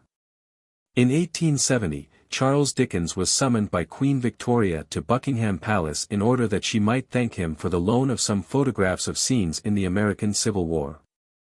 And on his departure she handed him a copy of her Leaves from the Journal of Our Life in the Highlands, with the autograph inscription, "From the humblest of writers to one of the greatest." In 1883, Her Majesty prepared for publication another selection from her journal, which she dedicated to my loyal Highlanders, and especially to the memory of my devoted personal attendant and faithful friend, John Brown. She took a very modest view of her literary work, for, on sending a copy to Tennyson, she described herself as a very humble and unpretending author, the only merit of whose writing was its simplicity and truth. Leaving our own country, it may be noted that Portugal has some claim to be proud of her royal authors, for Diniz was a poet of exquisite taste, and in the number, beauty, and variety of his songs he proved himself the greatest poet of his court. Having inherited, it is said, the poetic feeling and power of expression from his father, Alfonso III, who was no mean poet. Indeed, the effects of the influence of Diniz pervade the whole of Portuguese poetry. For not only was he in his Pastorelas the forerunner of the greatest pastoral school, but, by sanctifying to literary use the national storehouse of song, he perpetuated among his people, even to the present day, lyric forms of greatest beauty. 154 It is also said that immense service was rendered by Diniz and his poetic courtiers in developing the Portuguese dialect into a beautiful and flexible literary language. And with the courts of love which he introduced into Portugal came the substitution of the Limousin decasyllabic for the national octosyllabic meter. 155. John I, surnamed the Great, encouraged literature, and the Book of the Chase, one of the best specimens of early Portuguese prose, was written for him under his own superintendence. Of his sons, Dom Pedro wrote poems, and Dom Edward was the author of two capital prose works entitled Instructions in Horsemanship and The Faithful Counsellor. Alfonso V, one of the exploring sovereigns, the subduer of Tangiers, wrote much and ably on various subjects, forming an extensive library at Evora, and the sagacious John II patronized literature, and encouraged Rui de Pina, the greatest of all the Portuguese chroniclers. And another sovereign who did all he could to promote the welfare of literature was John V, who founded the Academy of History in Lisbon, in 1720. James I, of Aragon, who was born at Montpellier on Candlemas Day, in his Chronicle, written by himself, and forming one of the most remarkable literary works of an eventful age, gives a curious as well as an interesting account of his being named. And relates how his mother, Dona Maria, made 12 candles, all of one size and weight, and had them all lighted together, and gave each the name of an apostle. And vowed to our Lord that I should be christened by the name of that which lasted longest. And so it happened that the candle which went by the name of St. James lasted a good finger's breadth more than all the others. And owing to that circumstance, and to the grace of God, I was christened El Jerome. Catherine II. Of Russia wrote fairy and moral tales in the style of Marmontel, at that time so popular, comedies, and a kind of adaptation of Shakespeare's Merry Wives of Windsor, her friend, the Princess Dashkoff, who was appointed president of the Academy of Sciences, having co-operated with her in these studies. 156 In the Romance of an Empress, 157 Many amusing anecdotes are given of this her favorite pastime, which, it is said, was in some sort a necessity, almost a physical necessity, to her. When asked why she wrote so many comedies, she replied, Primo, because it amuses me, secundo, because I should like to restore the National Theatre, which, owing to its lack of new plays, is somewhat gone out of fashion. And tertio, because it was time to put down the visionaries, who were beginning to hold up their heads. In his History of German Literature, Kurtz includes the Empress among the German writers of the 18th century, as author of an Eastern romance, Obodak, 1786, and 2 years later we find her writing burlesque verses on the King of Sweden. It was often asked how she found time to do so much, the answer being she rose at 6 o'clock. After his deposition, Gustavus IV. of Sweden, under the title of Colonel Gustafsson, was occasionally heard of in various parts of Europe. At the period of the French Revolution in 1830, the pamphlet which he published on that event, and on its connection with Swedish affairs, showed, writes Dr. Doran 158 that, the ex-king possessed neither charms of style nor power of reasoning. But his literary pursuits were now his sole pleasure, and he wrote, Reflections on the Aurora Borealis, and its connection with diurnal motion, the small effect produced by which wounded him, it is said, almost as deeply as his loss of a crown. Another sovereign who in his retirement devoted his time to literature was the ex-king Stanislaus Leczinski of Poland, whose works were published in a collected form, a few years after his death, in 4 quarto volumes, under the title of the Works of the Beneficent Philosopher. But there was no special ability in his writings, which were respectable but not great. His collection of Traits of Moral Character for Everyday Life was perhaps his most amusing and popular work, each trait commencing with Have the Courage to, and as a whole as practically useful as the Golden Rules of King Charles. Thus, as an illustration, Stanislaus writes, Have the courage to pay your debts at once, to do without what you do not need, to know when to speak and when to be quiet, to set down every penny you spend, and to look at the sum total weekly. To pass your host's lackey without giving him a shilling, when you cannot afford it, and more especially when he has not earned it, to face difficulties, which are often like thieves, and run away if you only look at them. Such are a few illustrations of His Majesty's traits of moral courage, but unfortunately some of them he neglected himself, and he suffered accordingly. Frederick II. of Prussia was an author, but only an average one. Indeed, as it has been observed, giving him the credit of all that passes under his name, with the single exception of the 7 Years' War, can it be pretended that of his numerous volumes one would ever have been known to posterity? Or more than one ever have found a publisher at all, even in Germany, had they been the works of a private hand? The accepted book has considerable merit, by far its greatest value being derived from the accidental coincidence of the sword and the pen in the same hand. Little praise can be given to His Majesty's verses, and his letters are only interesting because of the great men with whom he corresponded, and the stirring events in the midst of which they were written. 159. A work which naturally created considerable notice was Louis XVIII's narrative of his escape from France, but in the preface a most candid admission is made, that the work had disappointed all who had expected literary merit in it.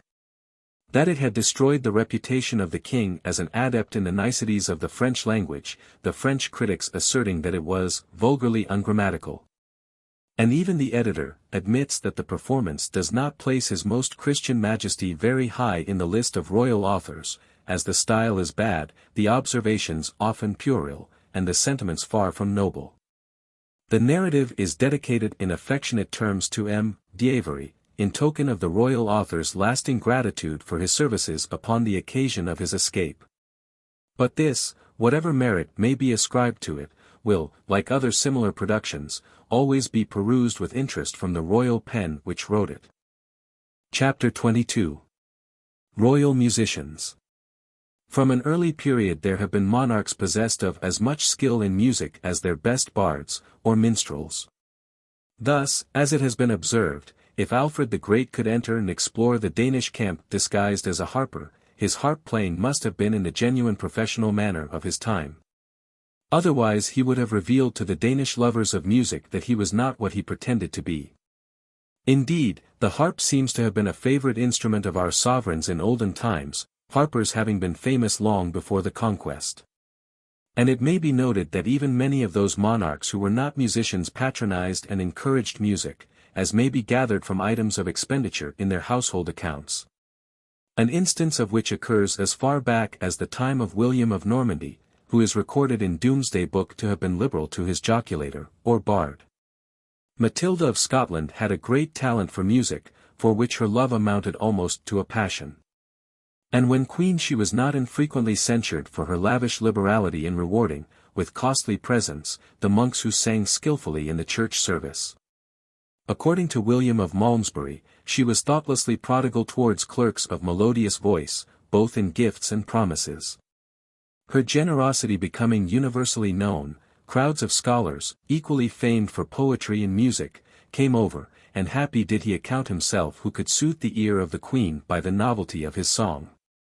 Specially skilled in music was Eleanor of Aquitaine, who composed and sang the chansons and tensons of Provençal poetry, and Richard I. was musically inclined. The place of his confinement in Germany, on his return from the Holy Land, having been discovered, it is commonly said, by his minstrel Blondel singing beneath the Tower Ténébreux a tenson which they had jointly composed. And to which the king replied.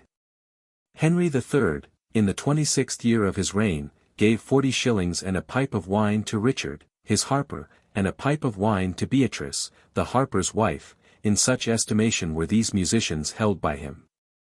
Edward I. and his queen Marguerite were both lovers of music, and encouraged its professors, as may be gathered from the following items of their household expenditure, to €1, the harper of Sir John Maltravers. For playing on the harp while the king was bled, 20 shillings. Likewise to Walter Lovell, the harper of Chichester, whom the king found playing on his harp before the tomb of St. Richard at Chichester Cathedral, 6 shillings and 8 pence. And prior to ascending the throne Edward took his harper with him to the Holy Land, and, when attacked by an assassin at Ptolemais, his royal musician rushed into the royal apartment, and dashed out the brains of his antagonist after the prince had given the final blow with a footstool, which caused him to exclaim, "What was the use of striking a dead man?" Henry V was himself a performer on the harp from an early age. His royal bride, Catherine of Valois, sharing his taste, as we find from an entry in the issue rolls. Whereby we learn that His Majesty sent from France to England to obtain new harps for Catherine and himself in the October preceding his marriage, by the hands of William Menston was paid £8, 13.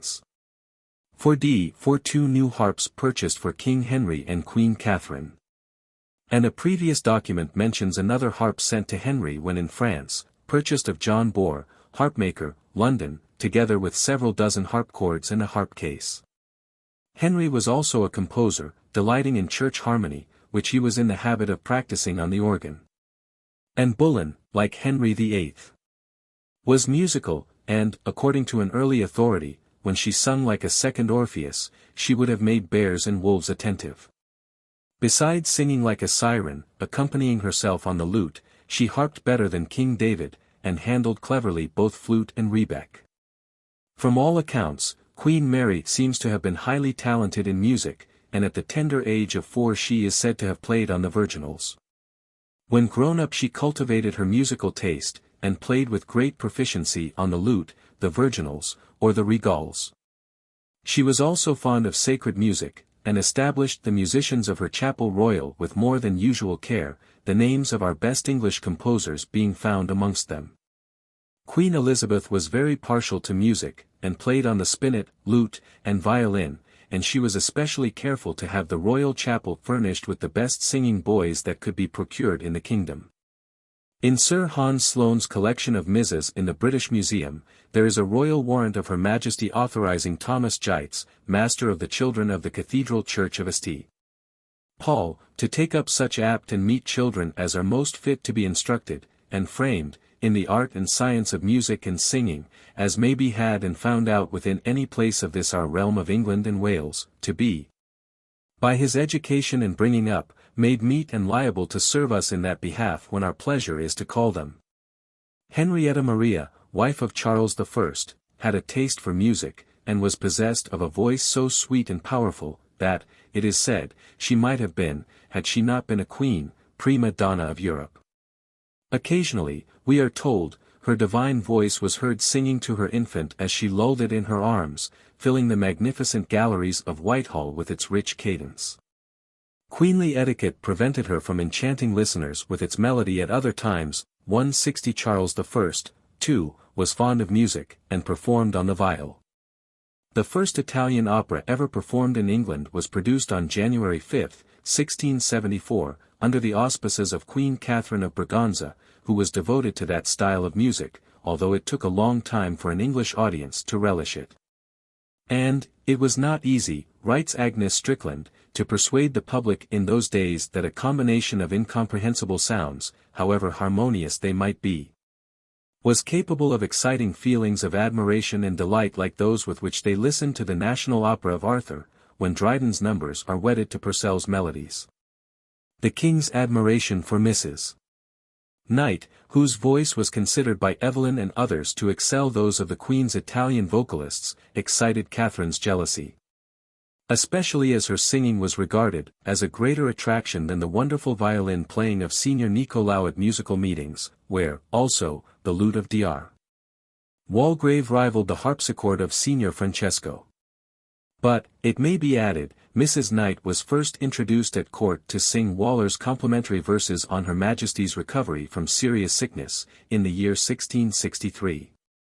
Pepys tells us in his diary 161 under September 30, 1668, that the Queen had a concert of Italian vocalists on the Thames, under her balcony at Whitehall Palace, when, it being a most summer-like day, and a fine warm evening, the Italians came in a barge under the leads before the Queen's drawing-room, and so the Queen and ladies went out, and heard them for more than an hour, and the singing was very good together.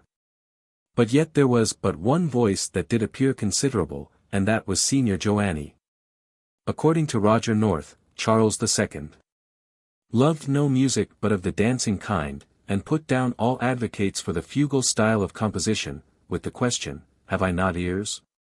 A band of 24 violins who merrily accompanied his meals, and enlivened his devotions in the chapel royal, suggested the comic song, 4 and 20 fiddlers all of a row, which has lasted to the present day. Evelyn was greatly shocked when in December 1662, at the conclusion of the sermon, instead of the ancient grave and solemn wind music accompanying the organ, was introduced a concert of 24 violins, between every pause, after the French fantastical light style, better suiting a tavern, or playhouse, than a church.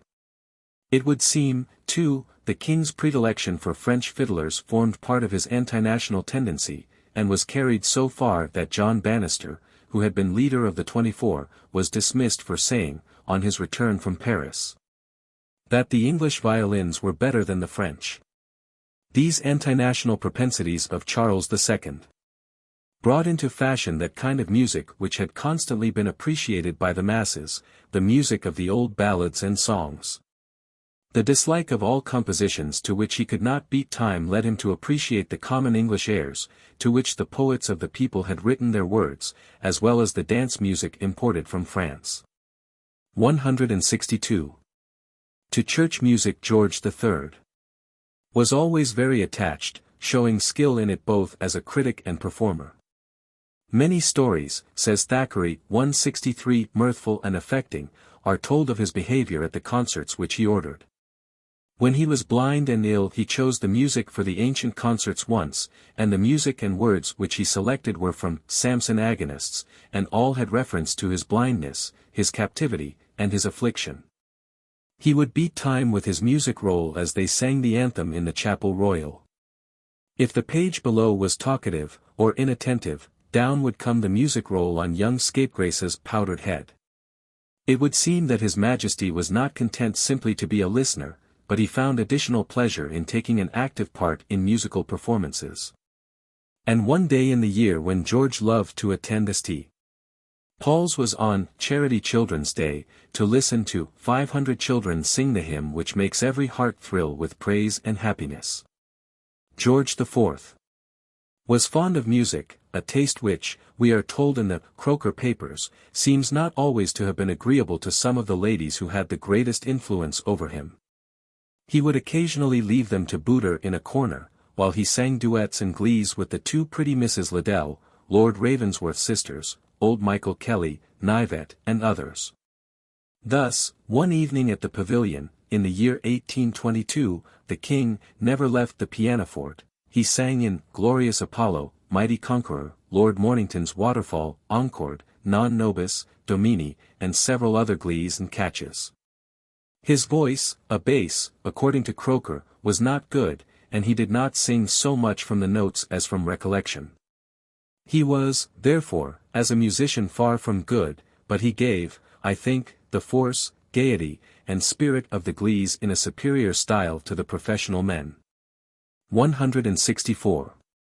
Music was a source of supreme delight to the Prince Consort, and in musical compositions he acquired considerable technical skill. His favorite instrument was the organ. On the 9th of October, 1840, Lady Lyttelton writes from Windsor Castle, yesterday evening, as I was sitting here comfortably after the drive, by candlelight, reading M. Guizot, suddenly there arose from the room beneath, oh, such sounds. It was Prince Albert playing on the organ, modulating so learnedly, wandering through every kind of bass and chord till he wound up in the most perfect cadence, and then off again louder and louder. I ventured at dinner to ask him what I had heard.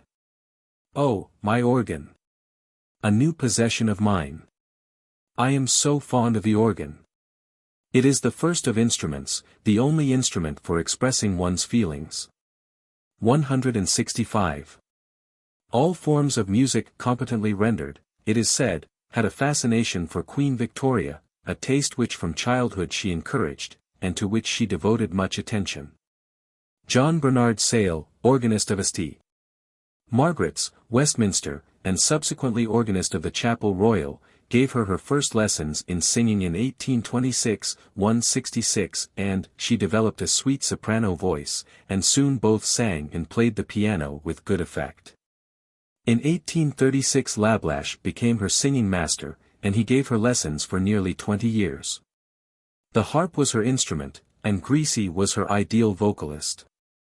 The Italian opera raised her highest enthusiasm, and, staunch to the heroes of her youth, she always appreciated the operas of Rossini, Bellini, and Donizetti, but Handel and Mendelssohn won her early admiration. She never understood or approved Wagner or his school. At one time elaborate concerts, oratorios, and musical recitations were repeatedly given both at Windsor and Buckingham Palace. On the 10th of February, 1846, Charles Kemble read the words of the Antigone, when Mendelssohn's music was rendered, and this was followed by similar performances, Mendelssohn being many times at court. Many accounts have come down to us of the talent of James I of Scotland for music, who is said to have excelled all mankind in the art, both vocal and instrumental. He has been spoken of as the father of Scottish music, and we are told that he not only composed many sacred pieces of vocal music, but also of himself invented a new kind of music, plaintive and melancholy, different from all others, which, it is said, long made his name famous. Turning to France, we find that many of its rulers were musically inclined. Going back to an early period, it is said that Charlemagne invited singers and musicians to come from Italy and improve the performance of divine worship, and 2 song schools were established, one at Gale, another at Metz. According to Charlemagne, his Franks had not much aptitude for music, their singing was like the howling of wild beasts or the noise made by the squeaking, groaning wheels of a luggage wagon on a stony road. An interesting story is told of Josquin, an eminent composer, who was appointed master of the chapel of Louis XII, by whom he was promised a benefice. But the king forgot the matter, and from the shortness of his majesty's memory Josquin suffered great inconvenience. By a clever expedient he contrived publicly to remind Louis of his promise without giving offence.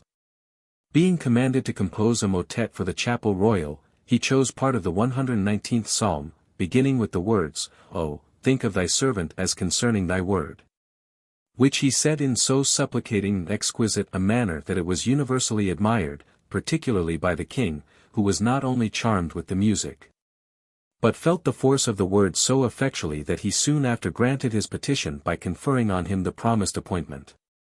Marie Antoinette had a natural taste and extreme fondness for music. She much valued Grétry's music, a great deal of the poetry set to his music being by Marmontel.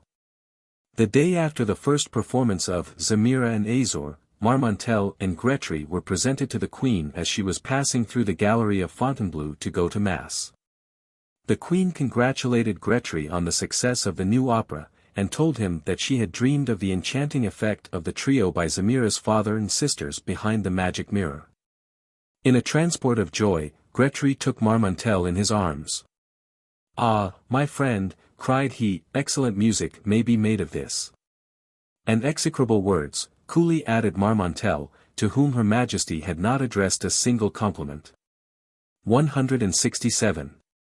Marie Antoinette was the great patroness of the celebrated Viotti, and, when he began to perform his concerts at her private musical parties, she would go round the music saloon and say, "Ladies and gentlemen, I request you will be silent and very attentive, and not enter into conversation while Mr. Viotti is playing, for it interrupts him in the execution of his fine performance." She paid for the musical education of the French singer Garrett, and pensioned him for her private concerts. It was at her request, too, that the great Gluck was brought from Germany to Paris. It may be remembered that he composed his Armida, in compliment to the personal charms of Marie Antoinette. On one occasion he told her that the air of France had invigorated his musical genius, and that, after having had the honor of seeing Her Majesty, his ideas were so much inspired that his compositions resembled her, and became alike angelic and divine. Had her musical taste been cultivated, it is said that Marie Antoinette would have made considerable progress. She sang little French airs with much feeling and taste. She improved much under the tuition of the famous Sacchini, and after his death Sapio was named as his successor, but, between the death of one master and the appointment of another, the revolutionary horrors so increased that her mind was no longer in a state to listen to anything but the howlings of the tempest. Charles V, of Spain had a fine musical ear, and thoroughly understood the principles of the science. When on the throne, the music of his chapel was unsurpassed by that of any church in Christendom. On his settling at the Geronimite monastery of Yusti, after his abdication, the greatest pains had been taken to select for him the best voices from the different convents of the order. And no person was admitted into the choir except those who regularly belonged to it. On one occasion, a professional singer from Plasencia having joined in the chant, the unaccustomed tones soon attracted the emperor's attention, and the intruder was compelled to retire. Charles had a quick ear, and sometimes even a false note jarred on it, which prompted him to break into a passion, and to salute the offender with one of those scurrilous epithets which he had picked up in the wars, and which were far better suited to a military life than to a monastic. 168. One thing is certain, he never spared the unlucky offender. Among touching instances of royal personages finding relief in music may be mentioned the King of Hanover, who had the misfortune of being nearly deprived of his eyesight some time before he came to the throne. As Crown Prince he published a pamphlet, entitled Ideas and Reflections on the Properties of Music, in which he thus gives his experiences: "From early youth I have striven to make music my own. It has become to me a companion and comforter through life. It has become more and more valuable to me the more I learnt to comprehend and appreciate its boundless exuberance of ideas, and its inexhaustible fullness. By means of music, ideas, feelings, historical events, natural phenomena, pictures, and scenes of life of all sorts are as clearly and intelligibly expressed as by any language in words. And we are ourselves enabled to express ourselves in such a manner, and to make ourselves understood by others. It is, above all, in the gloomy hours of affliction that music is a soothing comforter, and whoever has experienced this effect himself will admit that for this fairest service rendered by the art he cannot sufficiently thank and revere it. Frederick William I was fond of music, and, during the winter evenings, he caused the airs and choruses of certain favorite operas to be played to him on wind instruments by the band of the Potsdam Guard Regiment. During these concerts the musicians, with their desks and lights, stood at one end of the long hall, while the king, sitting quite alone at the other, would sometimes, especially after a good dinner, fall asleep. As a composer and performer, Frederick the Great acquired considerable celebrity, and in his early years his father used contemptuously to call him the piper, or the poetaster. For, the queen having caused him to be secretly instructed in playing the flute, the prince attempted to arrange concerts in the woods when the king was hunting, and, whilst his father rode after the wild boar. The flutes and violins were produced out of the game bags. One day, the king going into his apartment, the music master had to be hidden in the chimney. His compositions are very numerous, as he wrote for his own use only as many as 100 solos for the flute, on which he was a skillful player. When time permitted, he devoted 4 hours daily to the study or practice of music, a recreation which he enjoyed until within a few years of his death, when he was debarred through the loss of several of his front teeth. He generally contrived, after taking his coffee in the morning, to play his flute, and these were the moments, as he once confessed to D'Alembert, when his best thoughts occurred to him.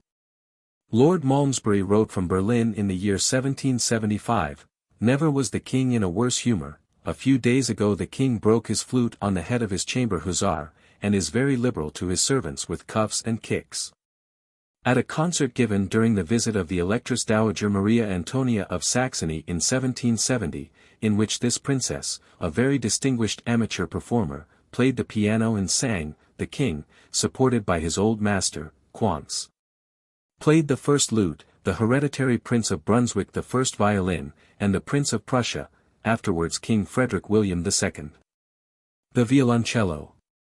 Many anecdotes have been recorded of his musical pursuits, his behavior on the occasion of the performance of Graun's Te Deum, after the termination of the 7 Years' War, in 1763, being specially noteworthy. The orchestra and singers, who had assembled in the royal palace at Charlottenburg at the time commanded, found to their surprise that there was no audience assembling. But after having waited some time, wondering whether the performance of the Te Deum was to take place, or whether there had been some mistake in the hour, they observed a side door being opened at the end of the hall opposite them, through which the king entered alone, and, sitting down in a corner, bade them commence. At some of the full choruses he held his hands before his eyes to conceal his tears, and, at the close of the performance, having thanked them by a slight inclination of his head, he retired through the side door by which he had entered. It is said that the emperor was so prepossessed by the compositions of Graun, that hardly any other composer had a chance of finding favor with him. The emperor's sister, the Princess Amelia, was a good musician and a sharp critic, as may be gathered from the following letter which she wrote to the Kapellmeister Schultz, in Rheinsberg. After he had sent her the manuscript of his choruses to Athalia, with the humble request for permission to dedicate them to her, or, as he expressed himself, to preface the work with the adorable name of so illustrious a connoisseur. I surmise, Mr. Schultz, that by an oversight you have sent me, instead of your own work, the musical bungling of a child, since I cannot discover in it the least musical art. On the contrary, it is throughout faulty from beginning to end in the expression, sentiment, and meaning of the language, as well as in the rhythm. The motus contrarius has been entirely neglected, there is no proper harmony, no impressive melody. The key is never clearly indicated, so that one has to guess in what key the music is meant to move. There are no canonic imitations, not the least trace of counterpoint, but plenty of consecutive fifths and octaves. And this is to be called music. May heaven open the eyes of those who possess such a high conceit of themselves, and enlighten their understanding to make them comprehend that they are but bunglers and fumblers. I have heard it said that the work ought to praise the master. Nowadays everything is reversed and confused, the masters are the only ones who praise themselves, even if their works are offensive.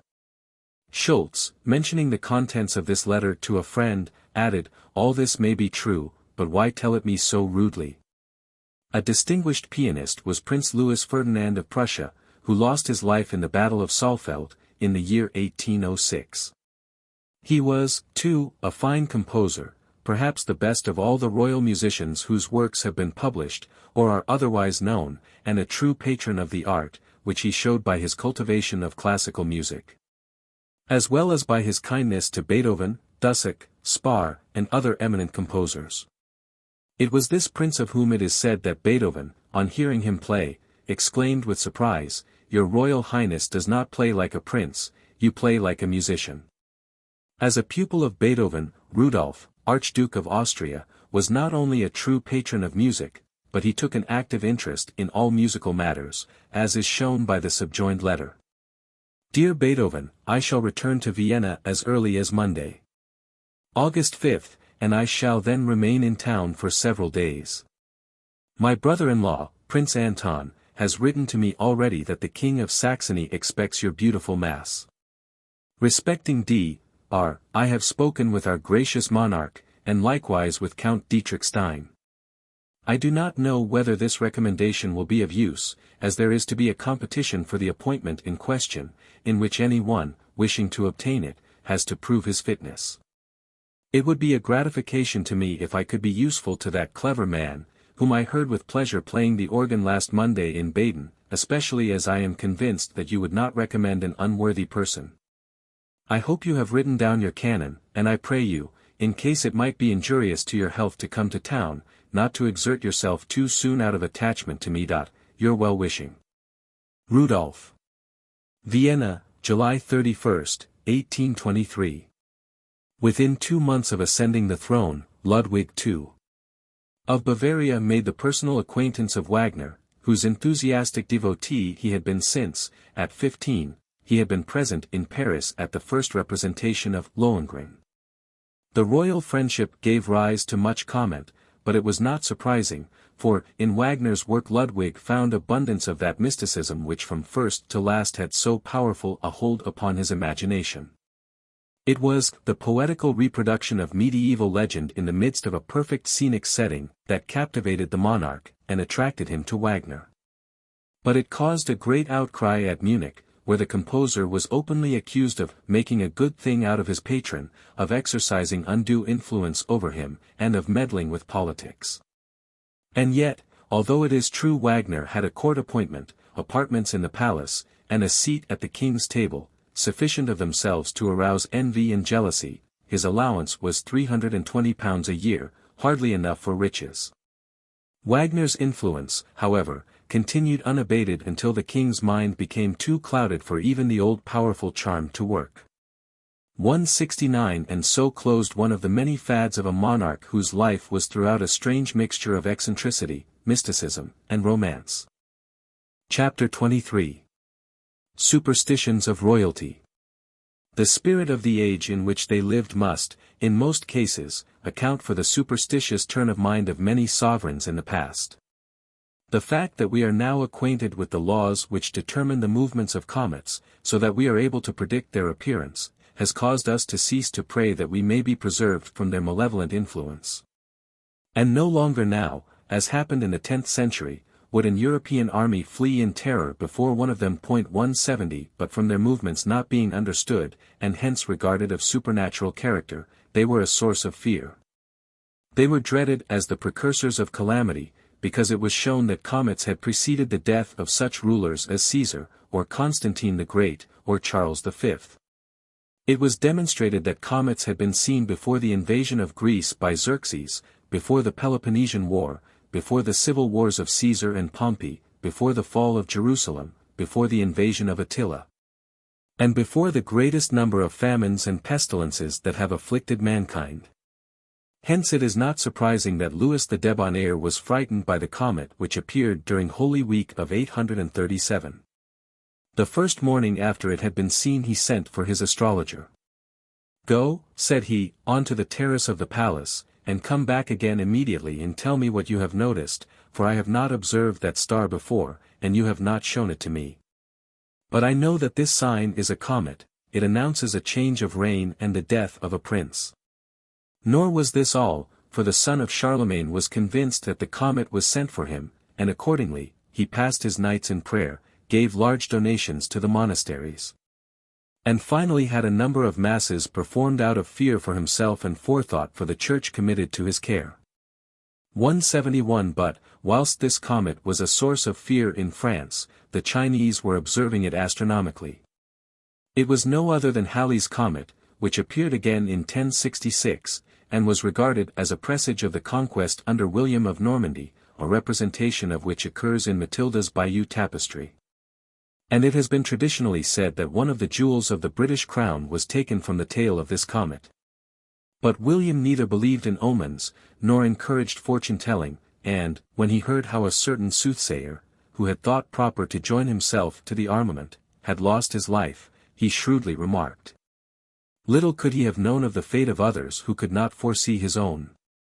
The same comet made its appearance again in 1456, when Europe was filled with dread of the Turks, who had lately become masters of Constantinople, and a line was then added to the litanies of the Church praying for deliverance from the devil, the Turk, and the comet.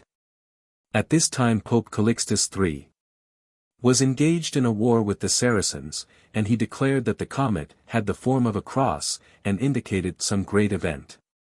Whereas Mahomet maintained that the comet, having the form of a yataghan, was a blessing of the prophets.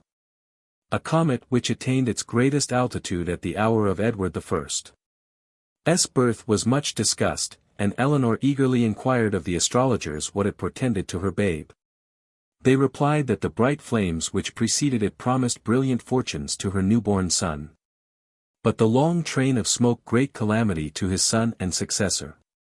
And once, it is said, when Queen Elizabeth's attendants tried to dissuade her from looking at a comet, which was supposed to predict evil to her, she ordered the window of her apartment to be set open, and pointing to the comet, she exclaimed, "Jacta est alia, the die is cast.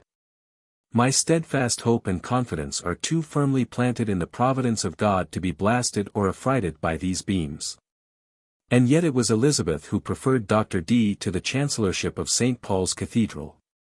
Another comet which caused some consternation at court was seen in 1680, and was said to be the same as that which had preceded Caesar's death. Hence it is said that when the brother of Louis XIV saw the courtiers discussing the matter in an unconcerned manner, he sharply rebuked them, "Ah, gentlemen, you may talk at your ease, if you please, you are not princes." It was this comet which gave rise to a curious story, how at Rome a hen had laid an egg on which was depicted the comet, a fact which was attested by His Holiness, by the Queen of Sweden, and by some of the leading persons in Rome. But if comets were a source of superstition, other phenomena of the heavens were also supposed to influence the destinies of royalty.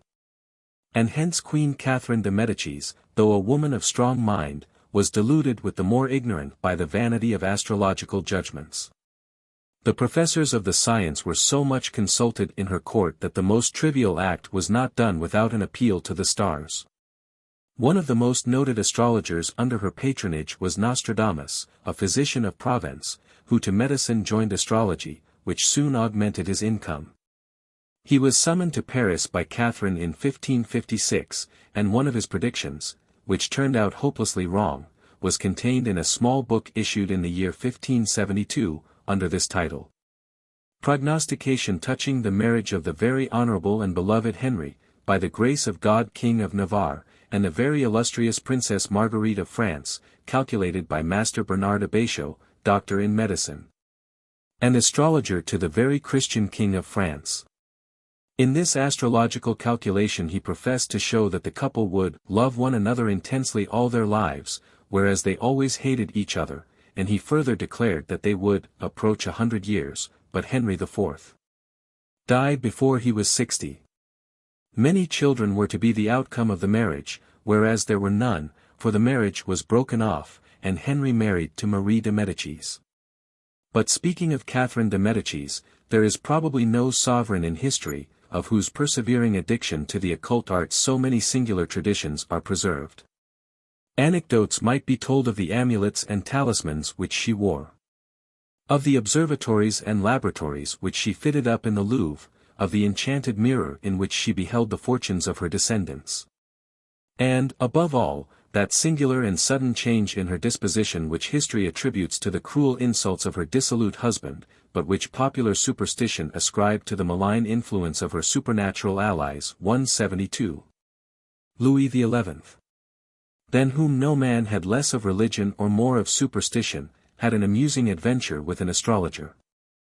Having heard that one of these prophets had predicted the death of a woman of whom he was very fond, he sent for him and asked him the question, "You, who know everything, when will you die?" The astrologer, somewhat taken aback, and fearing the monarch's malicious nature, replied, "Sire, 3 days before your majesty." Fear and superstition, it is said, overcame the monarch's resentment, and he took special care of the adroit impostor. But this was only one instance of his contradictory character, for, although there was no God in his heaven, strange to say, he believed in an invisible world of saints, having exclusive power over the events of this life. And he was ever seeking to propitiate them in the most childish manner. Louis XI further attributed great superstitious worth to the ceremony of his coronation, and, adored the holy oil brought down from heaven for the anointment of Clovis, showed the greatest satisfaction at being anointed with it, and enjoyed the sanctity more than the splendor of the ceremony. Marie de Médicis and Louis XIII were both remarkable for the same sort of credulity, and it has been commonly said that the supposed skill of the Marechal d'Ancre in the occult sciences was in a great measure the source of her influence over the princess Anne of Austria, eager to satisfy herself in advance of the fate of the infant to which she was about to give birth, determined, with the superstition common to that age, to cause its horoscope to be drawn by an able astrologer at the moment it was born.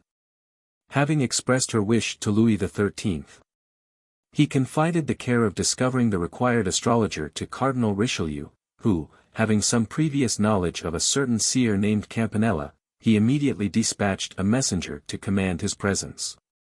He was traced to the dungeons of Milan, where he was awaiting his trial as a sorcerer, having been seized by the Italian Inquisition, and whence he was allowed to obtain his release. On the birth of the Dauphin, Campanella was requested to proceed with his task without delay, and to speak the truth fearlessly. Accordingly, he announced that his combinations had informed him that the infant would be as luxurious as Henry IV, and of conspicuous haughtiness, that his reign would be long and laborious, although not without a certain happiness, but that his end would be miserable, and entail both religious and political confusion upon the kingdom, which proved a very fair forecast. 173. The conquest of Spain by the Moors carried the science of astrology into that country, and, before their expulsion, it was more or less naturalized among the Christian savans. No individual contributed more to the advancement of the study of the stars than Alfonso of Castile, whom his friends called the Wise, whereas by his foes he was known as Alfonso the Astrologer. It appears that he summoned a council of the wisest mathematicians and doctors of the astral science who were convened in the towers of the fabled Alcazar of Galiana, when 5 years were spent in discussion. Alfonso usually presided in the assembly, and after the tables which pass under his name were completed, many noble privileges were granted to the sages and their issue, and they returned richly rewarded each to his home. But unfortunately Alfonso endangered his orthodoxy by his opinions, for astrology, when employed as a means of forecasting events, was anathematized by the Church as a vain, lying, and presumptuous art. But, despite such denunciations, Alfonso was anxious to protect the dignity of his favorite pursuit by giving it such a legal sanction as would distinguish it from deceit and fraud. And he affirmed that the judgments and predictions which are given by this art are discerned in the natural course of the planets, and are taken from the books of Ptolemy, and the other wise masters, who have labored therein. And then he adds, the other manner of divining is by soothsayers, sorcerers, and wizards, some take their tokens from birds or from the fate word, others cast lots. Others see visions in water, or in crystal, or in a mirror, or the bright sword blade, others frame amulets, others prognosticate by the hand of a child, or of a maiden. These ribalds, and such as are like them, are wicked men and lewd impostors, and manifold evils arise from their deeds, therefore we will not allow any of them to dwell in our dominions. Eric 14. Of Sweden chafed under annoyance of any kind. And, as he had been told that all his difficulties would be owing to the treachery of a man with fair hair, he lost no time in casting his brother John into prison, who happened to be fair-haired, on which account Eric bitterly hated him. Indeed, the king would probably have assassinated his brother in prison, but for the intervention of Charles de Mornay, a French gentleman, whose good counsel prevailed over the fiendish advice of Goran Persson. Matthias Corvin, king of Hungary, rarely undertook anything without first consulting the astrologers, and the Duke of Milan and Pope Paul were also very largely governed by their advice. Lord Malmesbury in his Memoirs speaks of Frederick II's superstition and belief in astrology, and on this point we may quote a communication which the king made to his friend Baron von de Horst, being convinced that truth is often arrived at by most irrational ways, and that the most specious syllogisms very often lead to the falsest notions. I made inquiries in all sorts of quarters. I caused all those to be consulted who pretended to know anything about astrology, and even all the village prophets. The result was that I never found anything but old women's tales and absurdity. But so firmly did the Turkish divan believe in astrology, that they attributed Frederick's tide of success to the help of that science. Accordingly, the Sultan Mustafa sent Resmi to Berlin with instructions to induce the king to cede 3 of his most skillful astrologers to the Sultan. But at an audience Frederick led the Turk to a window and pointed out his troops to the ambassador, remarking that his 3 advisers in war and peace were experience, discipline, and economy. These and these only, he concluded, are my chief 3 astrologers. Even nowadays the royal astrologer is one of the most important officers at the court of the Shah, and no Persian minister would venture to conclude a political transaction, or even to arrange a state ceremonial, without obtaining the sanction of the stars. Among the illustrious believers in astrology who flourished in the 16th and 17th centuries must be added the name of Albert von Wallenstein, Duke of Friedland, who was an enthusiast in the cause. Kepler was employed by him in making astrological calculations, and was rewarded by his influence with the court of Vienna, which procured the settlement of a large demand. Then there was the astrologer John Gadbury, who in a nativity cast for the illustrious Prince of Denmark, informs us that it is an aphorism nearly as old as astrology itself. That if the lord of the ascendant of a revolution be essentially well placed, it declares the native to be pleasant, healthful, and of a sound constitution of body, and rich in quiet of mind all that year, and that he shall be free from cares, perturbations, and troubles. Indeed, the drawers of horoscopes in bygone years had a busy and lucrative time. And one Thurneser, a famous astrologer, who lived at the Electoral Court of Berlin, was at the same time physician, chemist, drawer of horoscopes, almanac maker, printer, and librarian. His reputation was so widespread that scarcely a birth took place in families of any rank in Germany, Poland, Hungary, or England, without his being announced to the precise moment of birth. And it may be remembered how astrologers were consulted on behalf of Elizabeth of York, wife of Henry VII, who had predicted that great good fortune would befall her in 1503. A circumstance to which Sir Thomas More, in an elegy he wrote for the Queen, alludes, at the same time noticing the folly and vanity of such divinations. Yet was I lately promised otherwise. This year to live in weal and in delight. Lo! To what cometh all thy blandishing promise? O false astrology and divinatress! Of God's secrets vaunting thyself so wise. How true for this year is thy prophecy! The year yet lasteth, and lo! Here I lie. The Queen dying on her birthday, February 11th, 1502-3, the very day when she completed her 37th year. Another delusion which excited an extensive and long-continued interest was alchemy, and in the splendid courts of Almanzor and Harun al-Rashid the professors of the mystic art found patronage, disciples, and emolument. Frederick II. In a letter to his friend Baron von der Horst, thus writes concerning the rage of making gold which has deceived so many: Fredersdorf firmly believed in it, and was soon connected with all the adepts in Potsdam. Speedily the report spread through the whole garrison, so that there was not an ensign who did not hope to pay his debts by means of the philosopher's stone. Swindling adepts crowded from all quarters, and under all sorts of characters, to Potsdam. From Saxony came a certain Madame von Pfuel with 2 very handsome daughters, who did the thing in quite a professional style, so that they were considered great prophetesses. I wished to put it down by authority, but I did not succeed. An offer was made to give in my presence every imaginable proof, so that I might convince myself with my own eyes. Considering this the best means to expose the folly, I made this lady alchemist perform her operations under my strict surveillance.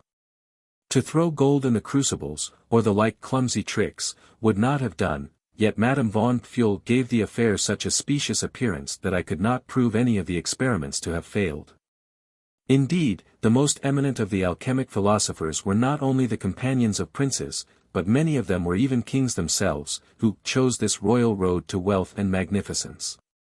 But in England the dreams of the alchemists never met with much favour, although there seems reason to believe that Raymond Lully, one of the most illustrious of the alchemists, visited this country about the year 1312. On the invitation of Edward II. And was employed here in refining gold and coining rose nobles. In 1455 Henry VI. By the advice of his council and parliament, issued 4 patents in succession to certain knights, London citizens, chemists, monks, mass priests, and others, with leave and license to attempt the discovery of the philosopher's stone. To the great benefit of the realm, and the enabling of the king to pay all the debts of the crown in real gold and silver.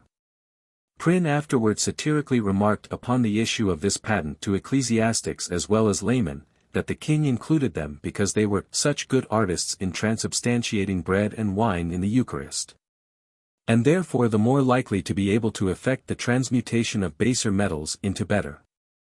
Elizabeth amused herself with the chimeras of alchemy. Cecil, in his diary, has noted that in January 1567, Cornelius Lannoy, a Dutchman, was committed to the Tower for abusing the Queen's Majesty in promising to make the elixir. This impostor had been permitted to have his laboratory at Somerset House, where he had deceived many by promising to convert any metal into gold. To the Queen a more flattering delusion had been held forth, even the draught of perpetual life and youth. And her strong intellect had been duped into the persuasion that it was in the power of a foreign empiric to confer the boon of immortality upon her. That Elizabeth was a believer in the occult sciences, and an encourager of those who practiced the arts of divination and transmutation, is evident from the diary of her conjurer, Dr. D. On one occasion she condescended with her whole court and privy council to visit him at Mortlake, but, as his wife had only been buried 4 hours, she contented herself with a peep into his magic mirror. Dr. D flattered Elizabeth with promises of perennial youth and beauty from his anticipated discovery of the elixir of life, and the prospect of unbounded wealth as soon as he had matured his secret of transmuting the baser metals into gold. But the encouragement given by Elizabeth to conjurers and stargazers was inconsistent with her disbelief in the prevailing superstitions of the age. Turning to sorcery and magic, Charlemagne, it is said, had a talisman, to which frequent allusion is made in traditional history, and which the late Emperor Napoleon III, when Prince Louis Napoleon, was stated to have in his possession. This curiosity, which was described in the Parisian journals as la plus belle relique de l'Europe, has long excited much interest in the archaeological circles on the continent. It is of fine gold, of a round form, set with gems, and in the center are 2 sapphires, and a portion of the Holy Cross. This talisman was found on the neck of Charlemagne when his tomb was opened, and was presented to Bonaparte, and by him to Hortense, the former Queen of Holland, at whose death it descended to her son Prince Louis, late Emperor of the French. Similarly, Henry VIII. had so great a superstitious veneration for the traditional virtues of a jewel which had for ages decked the shrine of Thomas à Becket at Canterbury, that he had it set in a ring, which he constantly wore on his thumb. The jewel was known as the Royal of France, having been presented to the shrine of the murdered Archbishop by Louis VII. In the year 1179. Indeed, amulets in one form or another have from early times been used by royalty. And we read in the old French chronicles how Gondebaud, king of Burgundy, in the 5th century sought as a talisman the aid of St. Sergius's thumb, which, fastened to the right arm of a certain Eastern king, had always made him victorious, and how, when his request was not granted, he took by force a piece of the saint's finger. And, likewise, on the death of Tippoo Saib, in the assault on his capital by the English troops, an English officer who was present at the discovery of his body among the slain, by permission of General Baird, took from the Sultan's right arm the talisman which contained, sewed upon pieces of fine flowered silk, an amulet of a brittle, metallic substance of the color of silver, and some magic words in Arabic and Persian characters. And, as a further instance of the superstitious tendency of Queen Elizabeth, Lady Southwell relates, that the Queen, not being in very good health one day, Sir John Stanhope, Vice-Chamberlain, came and presented Her Majesty with a piece of gold of the bigness of an angel, full of characters, which he said an old woman in Wales had bequeathed to her, the Queen, on her deathbed. And thereupon he discoursed how the said testatrix, by virtue of that piece of gold, had lived to the age of 120 years, and at that age, having all her body withered and consumed, she died. Commanding the said piece of gold to be sent to Her Majesty, alleging, further, that so long as she wore it on her body she could not die. The Queen, in confidence, took the gold and hung it round her neck. And it may be remembered how, after the Battle of Culloden, the baggage of Prince Charles Edward fell into the hands of the Duke of Cumberland's army. When many private and curious articles came into the possession of General Bedford, amongst others a stone set in silver attached to a ring which, it has been suggested, the superstitious prince may have obtained on the continent as a charm, and carried as a protection in the hazardous enterprise in which he was engaged. It was a ruby bloodstone, having on one face the figure of Mars, and on the other face was a female naked figure, probably Isis. 174. And speaking of ring superstitions in connection with royalty, there were the famous cramp rings which, when blessed by the sovereign, were regarded as preservatives against the cramp or against epilepsy, the earliest mention of which usage occurs in the reign of Edward II. The ceremonial having been discontinued by Edward VI. These rings were of various kinds, sometimes they were made of silver and of gold, and a MS copy of the Orders of the King of England's Household, 13th Henry VIII.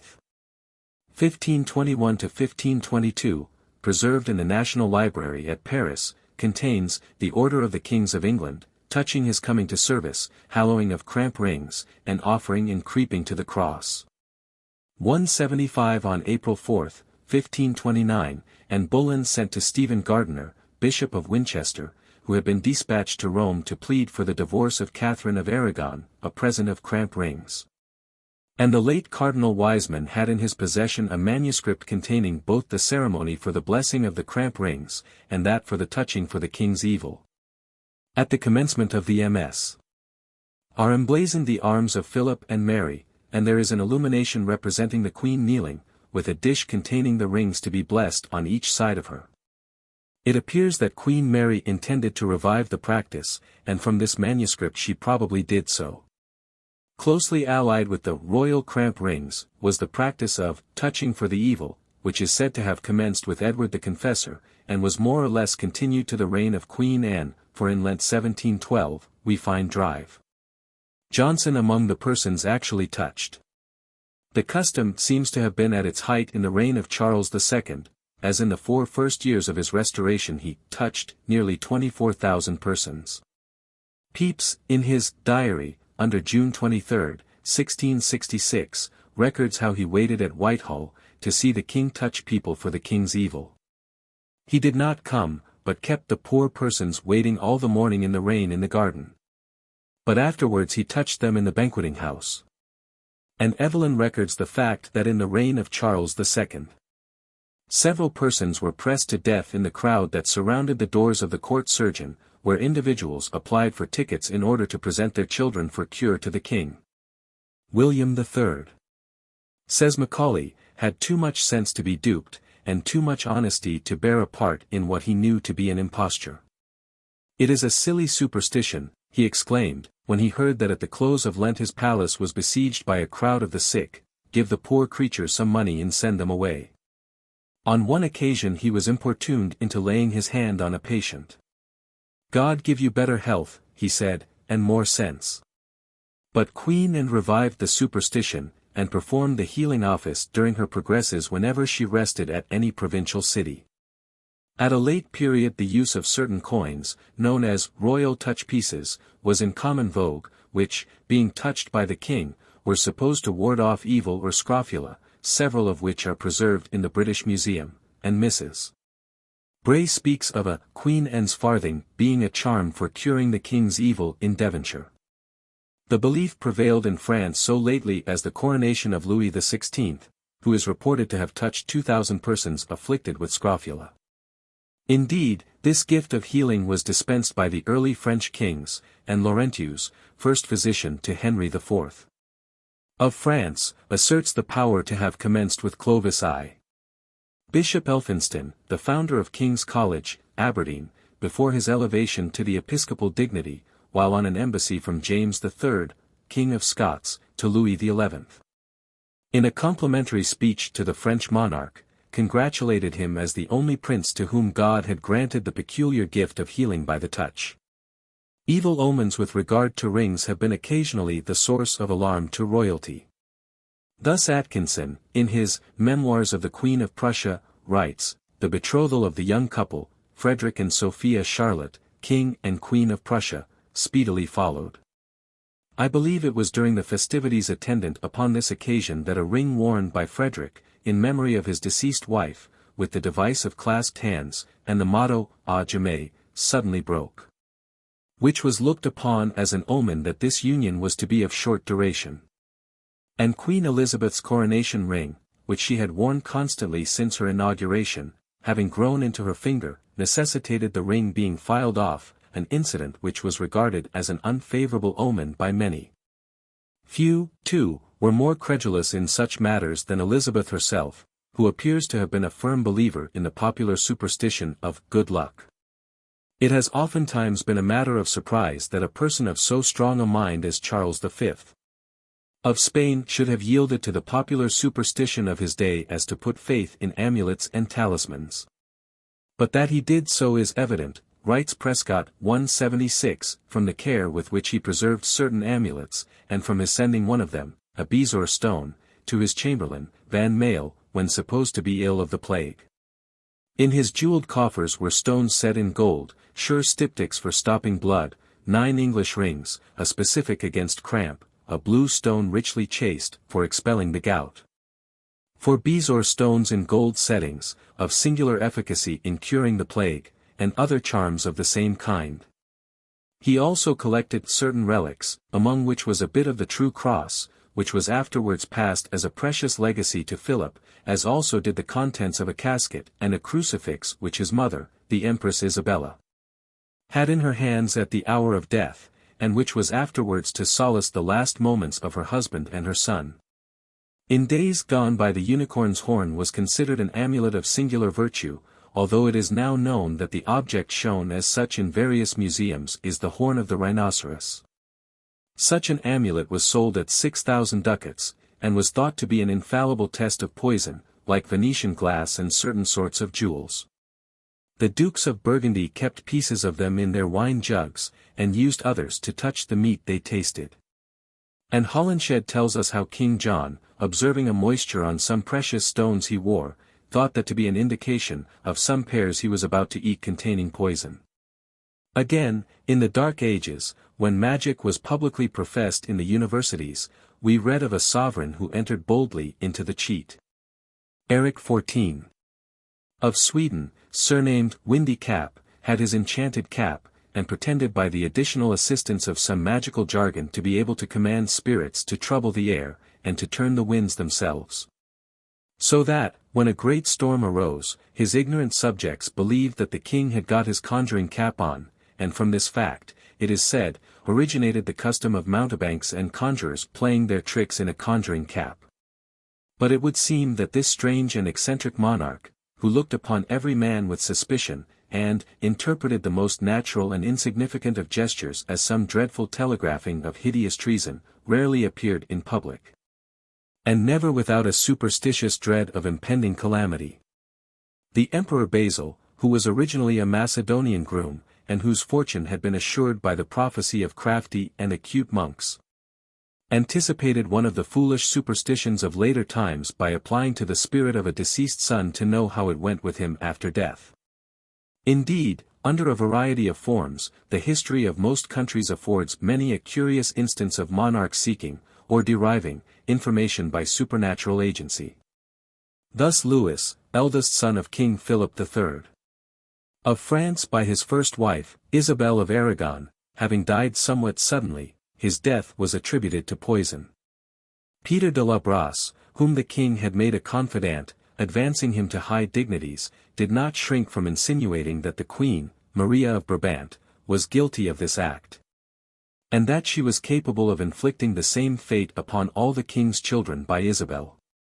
Accordingly, the king resolved to consult a soothsayer, and of the 2 or 3 persons who were mentioned to him as possessing the gift of what nowadays is popularly designated clairvoyance, a kind of beguine, or begging nun, from Flanders was selected as having most reputation.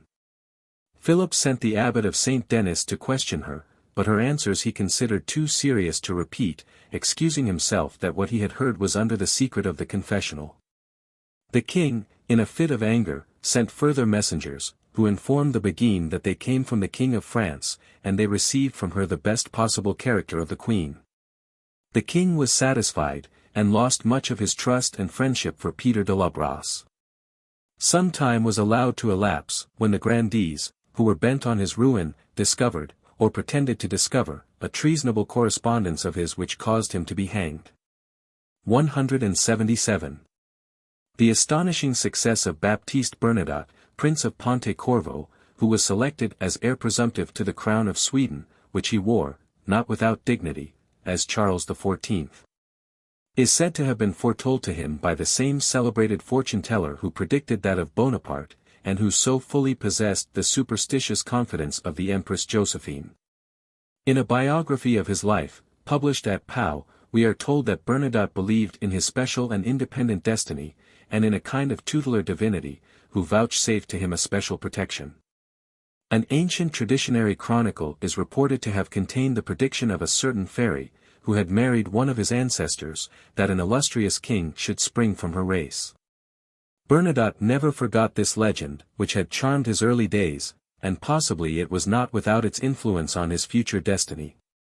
And how greatly the supernatural guided him is illustrated by the following event. Wishing to overcome the difficulties he encountered in Norway by means of the sword, he proposed to dispatch his son Oscar at the head of an army, for the purpose of reducing the rebels. A proceeding which was strongly opposed by the Council of State. One day, after an animated discussion on the subject, he mounted his horse and galloped some distance from the capital, when suddenly he beheld an old woman, strangely clad. "What do you want?" asked the king. To which the apparition replied, "If Oscar goes to the war you meditate, he will not give but receive the first blow." The next day, bearing in his countenance the traces of a sleepless night, he presented himself at the council, and said, "I have changed my mind, we will negotiate for peace, but I must have honorable terms." Amongst some of the cases recorded in this country of royalty consulting supposed prophets, or being brought into their contact, may be mentioned that of Matilda of Flanders, who, hearing that a German hermit was possessed of the gift of prophecy, requested his prayers for the reconciliation of her jarring son and husband, and his opinion as to what would be the result of their feud. But William was just as skeptical in such matters, and, when he accidentally put on his hauberk the hind part before, he quickly changed it, and said to those who stood by, "I never believed in omens, nor have I ever put my faith in fortune-tellers, or divinations of any kind, for my trust is in God." And he added, Let not this mischance discourage you, knowing full well how easily frightened even the bravest of his followers were by ill omens. Richard I was hunting in one of his Norman forests when he was met by a hermit, who prophesied that, unless he repented, his end was close at hand.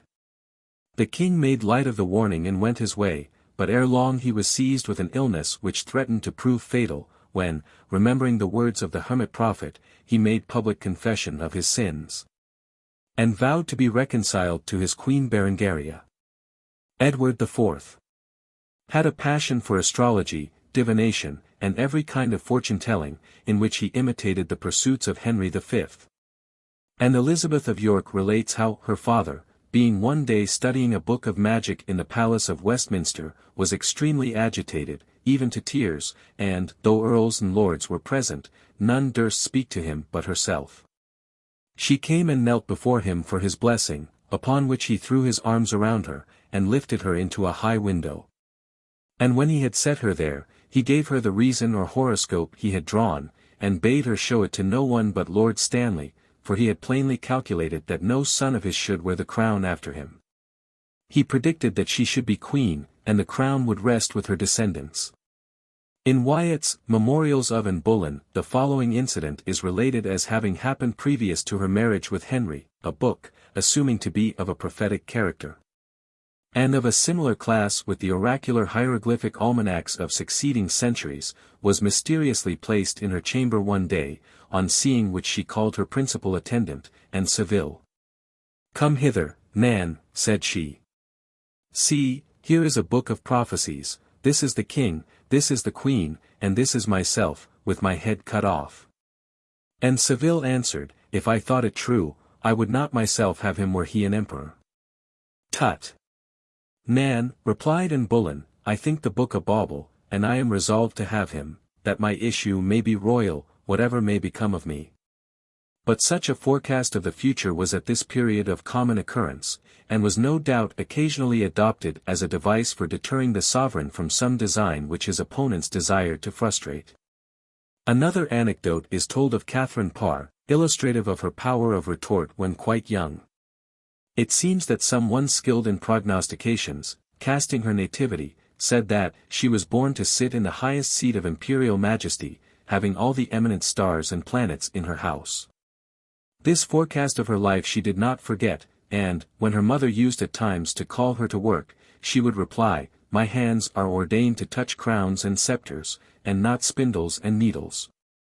But fortune-tellers have sometimes told uncomfortable things to royalty. There is a singular anecdote of Charles I, traditional at Hampton Court Palace. The story runs that one day he was standing at a window of the palace, when a gypsy came up and asked for charity. Her appearance and attitude excited ridicule, which so infuriated and enraged the gypsy, that she took out of her basket a looking-glass and presented it to the king, who saw therein his own head decollated. Another tradition of a similar nature, of which there is more than one version, is connected with the mode of divination known as the sorts Virgilianae. According to one account, King Charles when at Oxford was shown a magnificent Virgil, and when induced by Lord Falkland to make a trial of his fortune by the sorts Virgilianae, he opened the volume at the fourth book of the Aeneid, 615 EC, which contained the following passage. "By a bold people stubborn arms oppressed, forced to forsake the land he once possessed. Torn from his dearest son, let him in vain seek help, and see his friends unjustly slain. Let him to base unequal terms submit, in hope to save his crown, yet lose both it and life at once, untimely let him die, and on an open stage unburied lie." Wellwood adds, "It is said that King Charles seemed concerned at the accident, and that the Lord Falkland, observing it, would also try his own fortune in the same way, hoping that he might fall on some passage that could have no relation to his case, and thereby divert the king's thoughts from any impression that the other had made on him. But the place that Lord Falkland stumbled upon was yet more suited to his destiny than the other had been to the king's, being the expression of Evander upon the untimely death of his son Pallas, as thus translated by Dryden. O Pallas! Thou hast failed thy plighted word. To fight with caution, nor to tempt the sword. I warned thee but in vain, for well I knew what perils youthful ardor will pursue. That boiling blood would carry thee too far. Young as thou wert in dangers, raw to war. O cursed essay of arms, disastrous doom! Preludes of bloody fields, and fights to come. It is generally admitted, however, that Charles was very superstitious. And we are told by Lilly, the astrologer, that the king on more than one occasion sent to consult him during his misfortunes. It may be remembered, too, that Henrietta Maria, wife of Charles I, consulted a prophetess, Lady Eleanor, daughter of the Earl of Castlehaven, and married to Sir John Davis, the king's Attorney General. The idea that she was a prophetess arose from the discovery that the letters of her name, twisted into an anagram, might thus be read, Reveal, O Daniel. But her prophetic pride had on one occasion a rebuff. For one of the king's privy council attacked her with her own weapons, maintaining that the real anagram should be read thus, Dame Eleanor Davis, never so mad a lady. But the strange conversation that passed between Her Majesty Henrietta Maria and the prophetess is thus given in the latter's own words, about 2 years after the marriage of King Charles I. I was waiting on the Queen as she came from Mass or evening service, to know what service she was pleased to require from me. Her first question was, whether she should ever have a son. I answered, in a short time. The Queen was next desirous to know what would be the destiny of the Duke of Buckingham and the English fleet, which had sailed to attack her brother's realm, and relieve the siege of Rochelle. I answered that the Duke of Buckingham would bring home little honor, but his person would return safely, and that speedily. The Queen then returned to her hopes of a son, and I showed that she would have one, and that for a long time she should be happy. But for how long? Asked the Queen. For 16 years, was my reply. King Charles coming in at that moment, our discourse was interrupted by him. How now, Lady Eleanor, said the king, are not you the person who foretold your husband's death 3 days before it happened? To which his Majesty thought fit to add, that it was the next to breaking his heart. Mary II, having heard that a Mrs. Wise, a noted fortune-teller, had prophesied that James II would be restored, and that the Duke of Norfolk would lose his head, went in person to her to hear what she had to say regarding her own future destiny. But this witch woman was a perverse Jacobite, and positively refused to read futurity for Her Majesty. George I had been warned by a French prophetess to take care of his wife, as it was fated that he would not survive her more than a year. Such an effect, it is said, had the prediction on his mind, that shortly after his wife's death, on taking leave of his son and the Princess of Wales, when on the eve of his departure for Hanover, he told them that he should never see them again. At the same time, adds Mr. Jesse 178, with a contempt of all laws, human and divine, he gave directions that his wife's will should be burnt, and this for the mere purpose, it seems, of depriving his own son of some valuable legacies bequeathed to him by his unfortunate mother, his wife and his only son having, it would appear, been the 2 persons whom he most disliked. Divination by cards was in the 17th century a fashionable amusement at the court of France. A well-known anecdote tells of the ominous gloom which was on one occasion cast over the circle of Anne of Austria by the obstinacy with which the knave of spades, the sure emblem of a speedy death, persisted in falling to the lot of the young and brilliant Duc de Candale, a prediction which was shortly afterwards verified. The superstitious fancy of the divinity that hedges in a king, and made Caesar encourage his alarmed boatmen, fear nothing, you carry Caesar and the fortune of Caesar in your boat, is told of Rufus, who, when the sailors pointed out the danger of putting to sea, exclaimed, I have never heard of a king who was shipwrecked. Weigh anchor, and you will see that the winds will be with us. The immunity of an anointed king had its influence on the strong-minded German emperor, William I. A young married couple visited the island of Maina, where the emperor was residing with his son-in-law, the Grand Duke of Baden. On their departure, so violent a storm came on that their boatmen found it impossible to proceed, and they were forced to return to the island. The emperor, seeing their plight, met them on the beach, and ordering steam to be got up in a small iron steam launch, placed it at their service. But the lady, alarmed at her first encounter with the waves, demurred somewhat to trusting herself again to their mercies. "Do not be alarmed," said the emperor, "the steamer bears my name, and that ought to reassure you." But Henry I does not seem to have been of this opinion, for when in June 1131 he had embarked from Normandy for England, he was so dismayed by the bursting of a waterspout over the vessel and the fury of the wind and waves, that, believing his last hour was at hand, he made a penitent acknowledgment of his sins, promising to lead a new life if God should preserve him from the peril of death. Dreams have occasionally exerted a disquieting influence on royalty, 2 or 3 instances of which may be quoted. Thus Bossuet, in his funeral oration on the Princess Palatine, Anne of Gonzaga, attributes her conversion to a mysterious dream. "This," says he, "was a marvelous dream, one of those which God himself produces through the ministry of his angels, one in which the images are clearly and orderly arranged, and we are permitted to obtain a glimpse of celestial things. The princess fancied she was walking alone in a forest, when she found a blind man in a small cottage. She approached him, and inquired if he had been blind from his birth, or whether it was the result of an accident. He told her that he was born blind. 'You are ignorant then,' she said, 'of the effect of light, how beautiful and pleasant it is, nor can you conceive the glory and beauty of the sun.'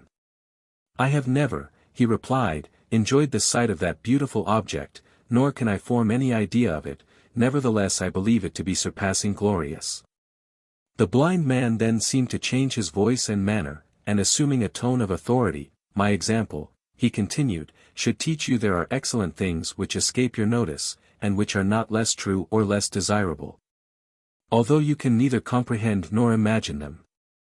Again, a few nights before the fatal day on which Henry IV of France was assassinated by Ravaillac, Friday, May 14, 1610, the Queen dreamed that all the jewels in her crown were changed into pearls, and that she was told pearls were significant of tears. Another night she started and cried out in her sleep, and waked the king, who, asking her what was the matter, she answered, "I have had a frightful dream, but I know that dreams are mere illusions." "I was always of the same opinion," said Henry. "However, tell me what your dream was." "I dreamed," continued the queen, "that you were stabbed with a knife under the short ribs." "Thank God," added the king, "it was but a dream." On the morning of the fatal day the king more than once said to those about him, "Something or other hangs very heavy on my heart."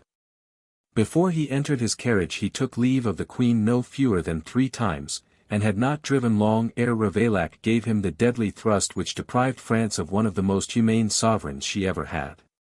A strange illustration of ignorance and superstition was that afforded by the Emperor Romanus, who on the night of the death of his son Constantine had a dream, in which he beheld him falling into hell. In a state of alarm he dispatched messengers to Jerusalem and Rome to solicit the prayers of the faithful, and he summoned the monks of all the adjacent monasteries to assemble around him, 300 of whom obeyed the invitation. The day was Holy Thursday, and, at the moment of the elevation of the host, he divested himself of his upper garments and stood in the midst of the assembly with nothing on but his shirt. With a loud voice he read his general confession, at the conclusion of which he knelt before each monk in turn and received absolution. His humiliation followed, for the whole assembly then retired to partake of the ordinary repast, during which Romanus, still in his shirt, stood in a corner apart, and a little hired boy was occupied in whipping his naked legs, exclaiming, "Get to table, you wicked old fellow! Get to table!"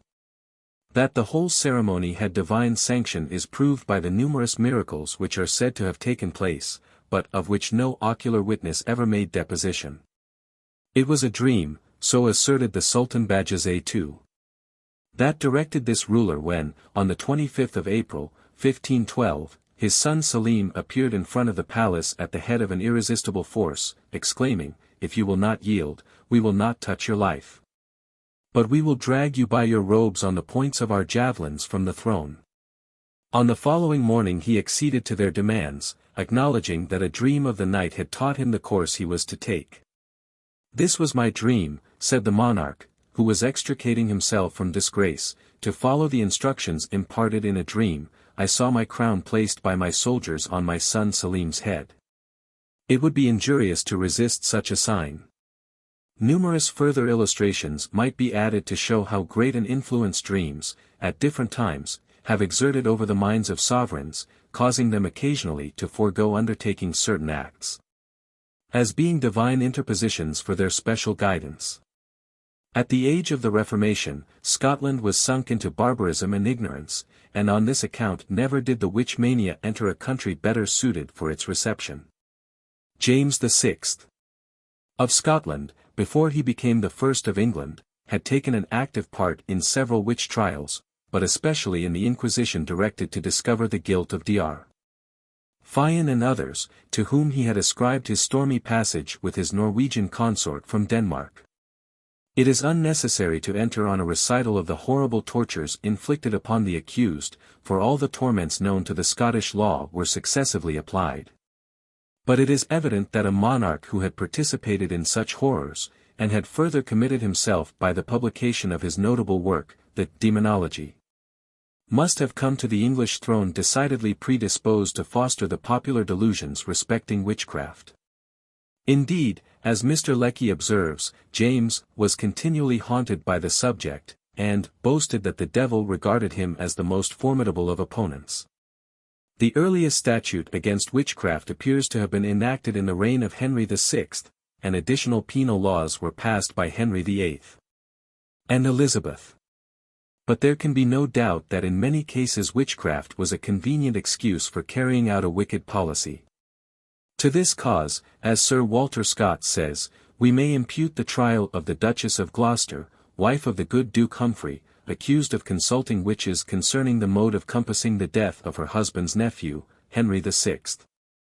The Duchess was condemned to do penance, and then banished to the Isle of Man.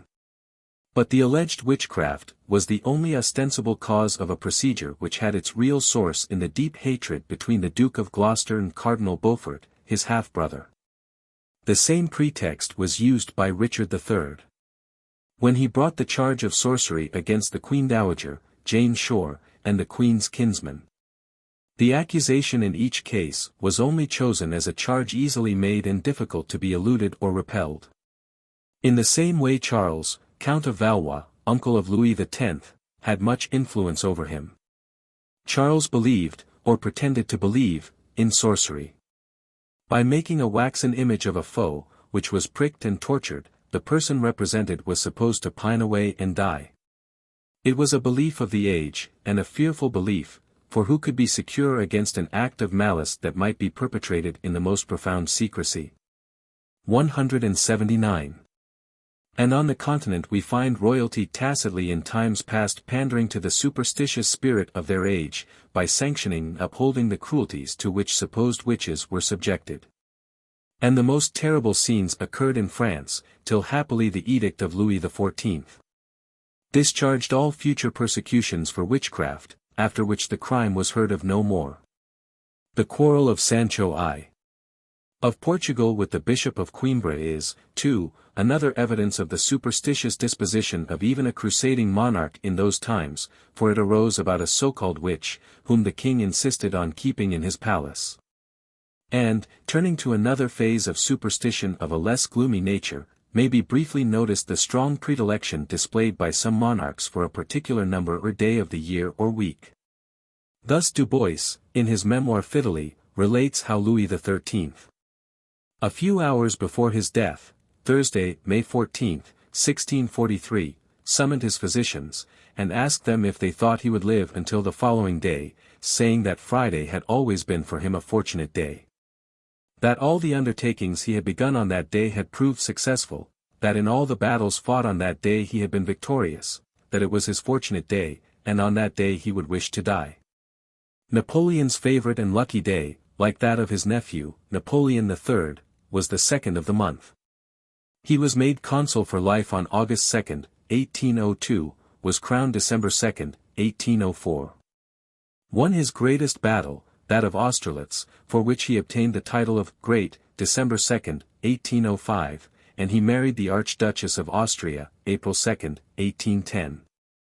And going back to earlier days, according to Brantome, Charles V Was partial to St. Matthias's day, February 24th, because on that day he was elected emperor, on that day crowned, and on that day Francis I was taken prisoner at the Battle of Pavia. Henry IV of France, again, considered Friday his lucky day, and began his undertakings by preference on that day. The Prince of Orange, heir apparent of the King of Holland, who died somewhat suddenly at Paris, June 11, 1879, was, it is said, very superstitious with regard to the numbers 6 and 11. As a sporting man, he always withdrew his horses when they were classed under the one or the other, and, by a curious coincidence, the prince died on the 11th day of the 6th month of the year, and at 11 o'clock. But, according to Fuller, Edward VI was the exact opposite in point of superstition, for when it was remarked to him that Christ College, Cambridge, was a superstitious foundation, consisting of a master and 12 fellows, in imitation of Christ and his 12 apostles, he was advised by a covetous courtier to take away 1 or 2 fellowships so as to break that mystic number. "Oh no," replied the king, "I have a far better way than that to mar their conceit, I will add a 13th fellowship to them," which he accordingly did, to the disgust of the credulous and the approval of the wise.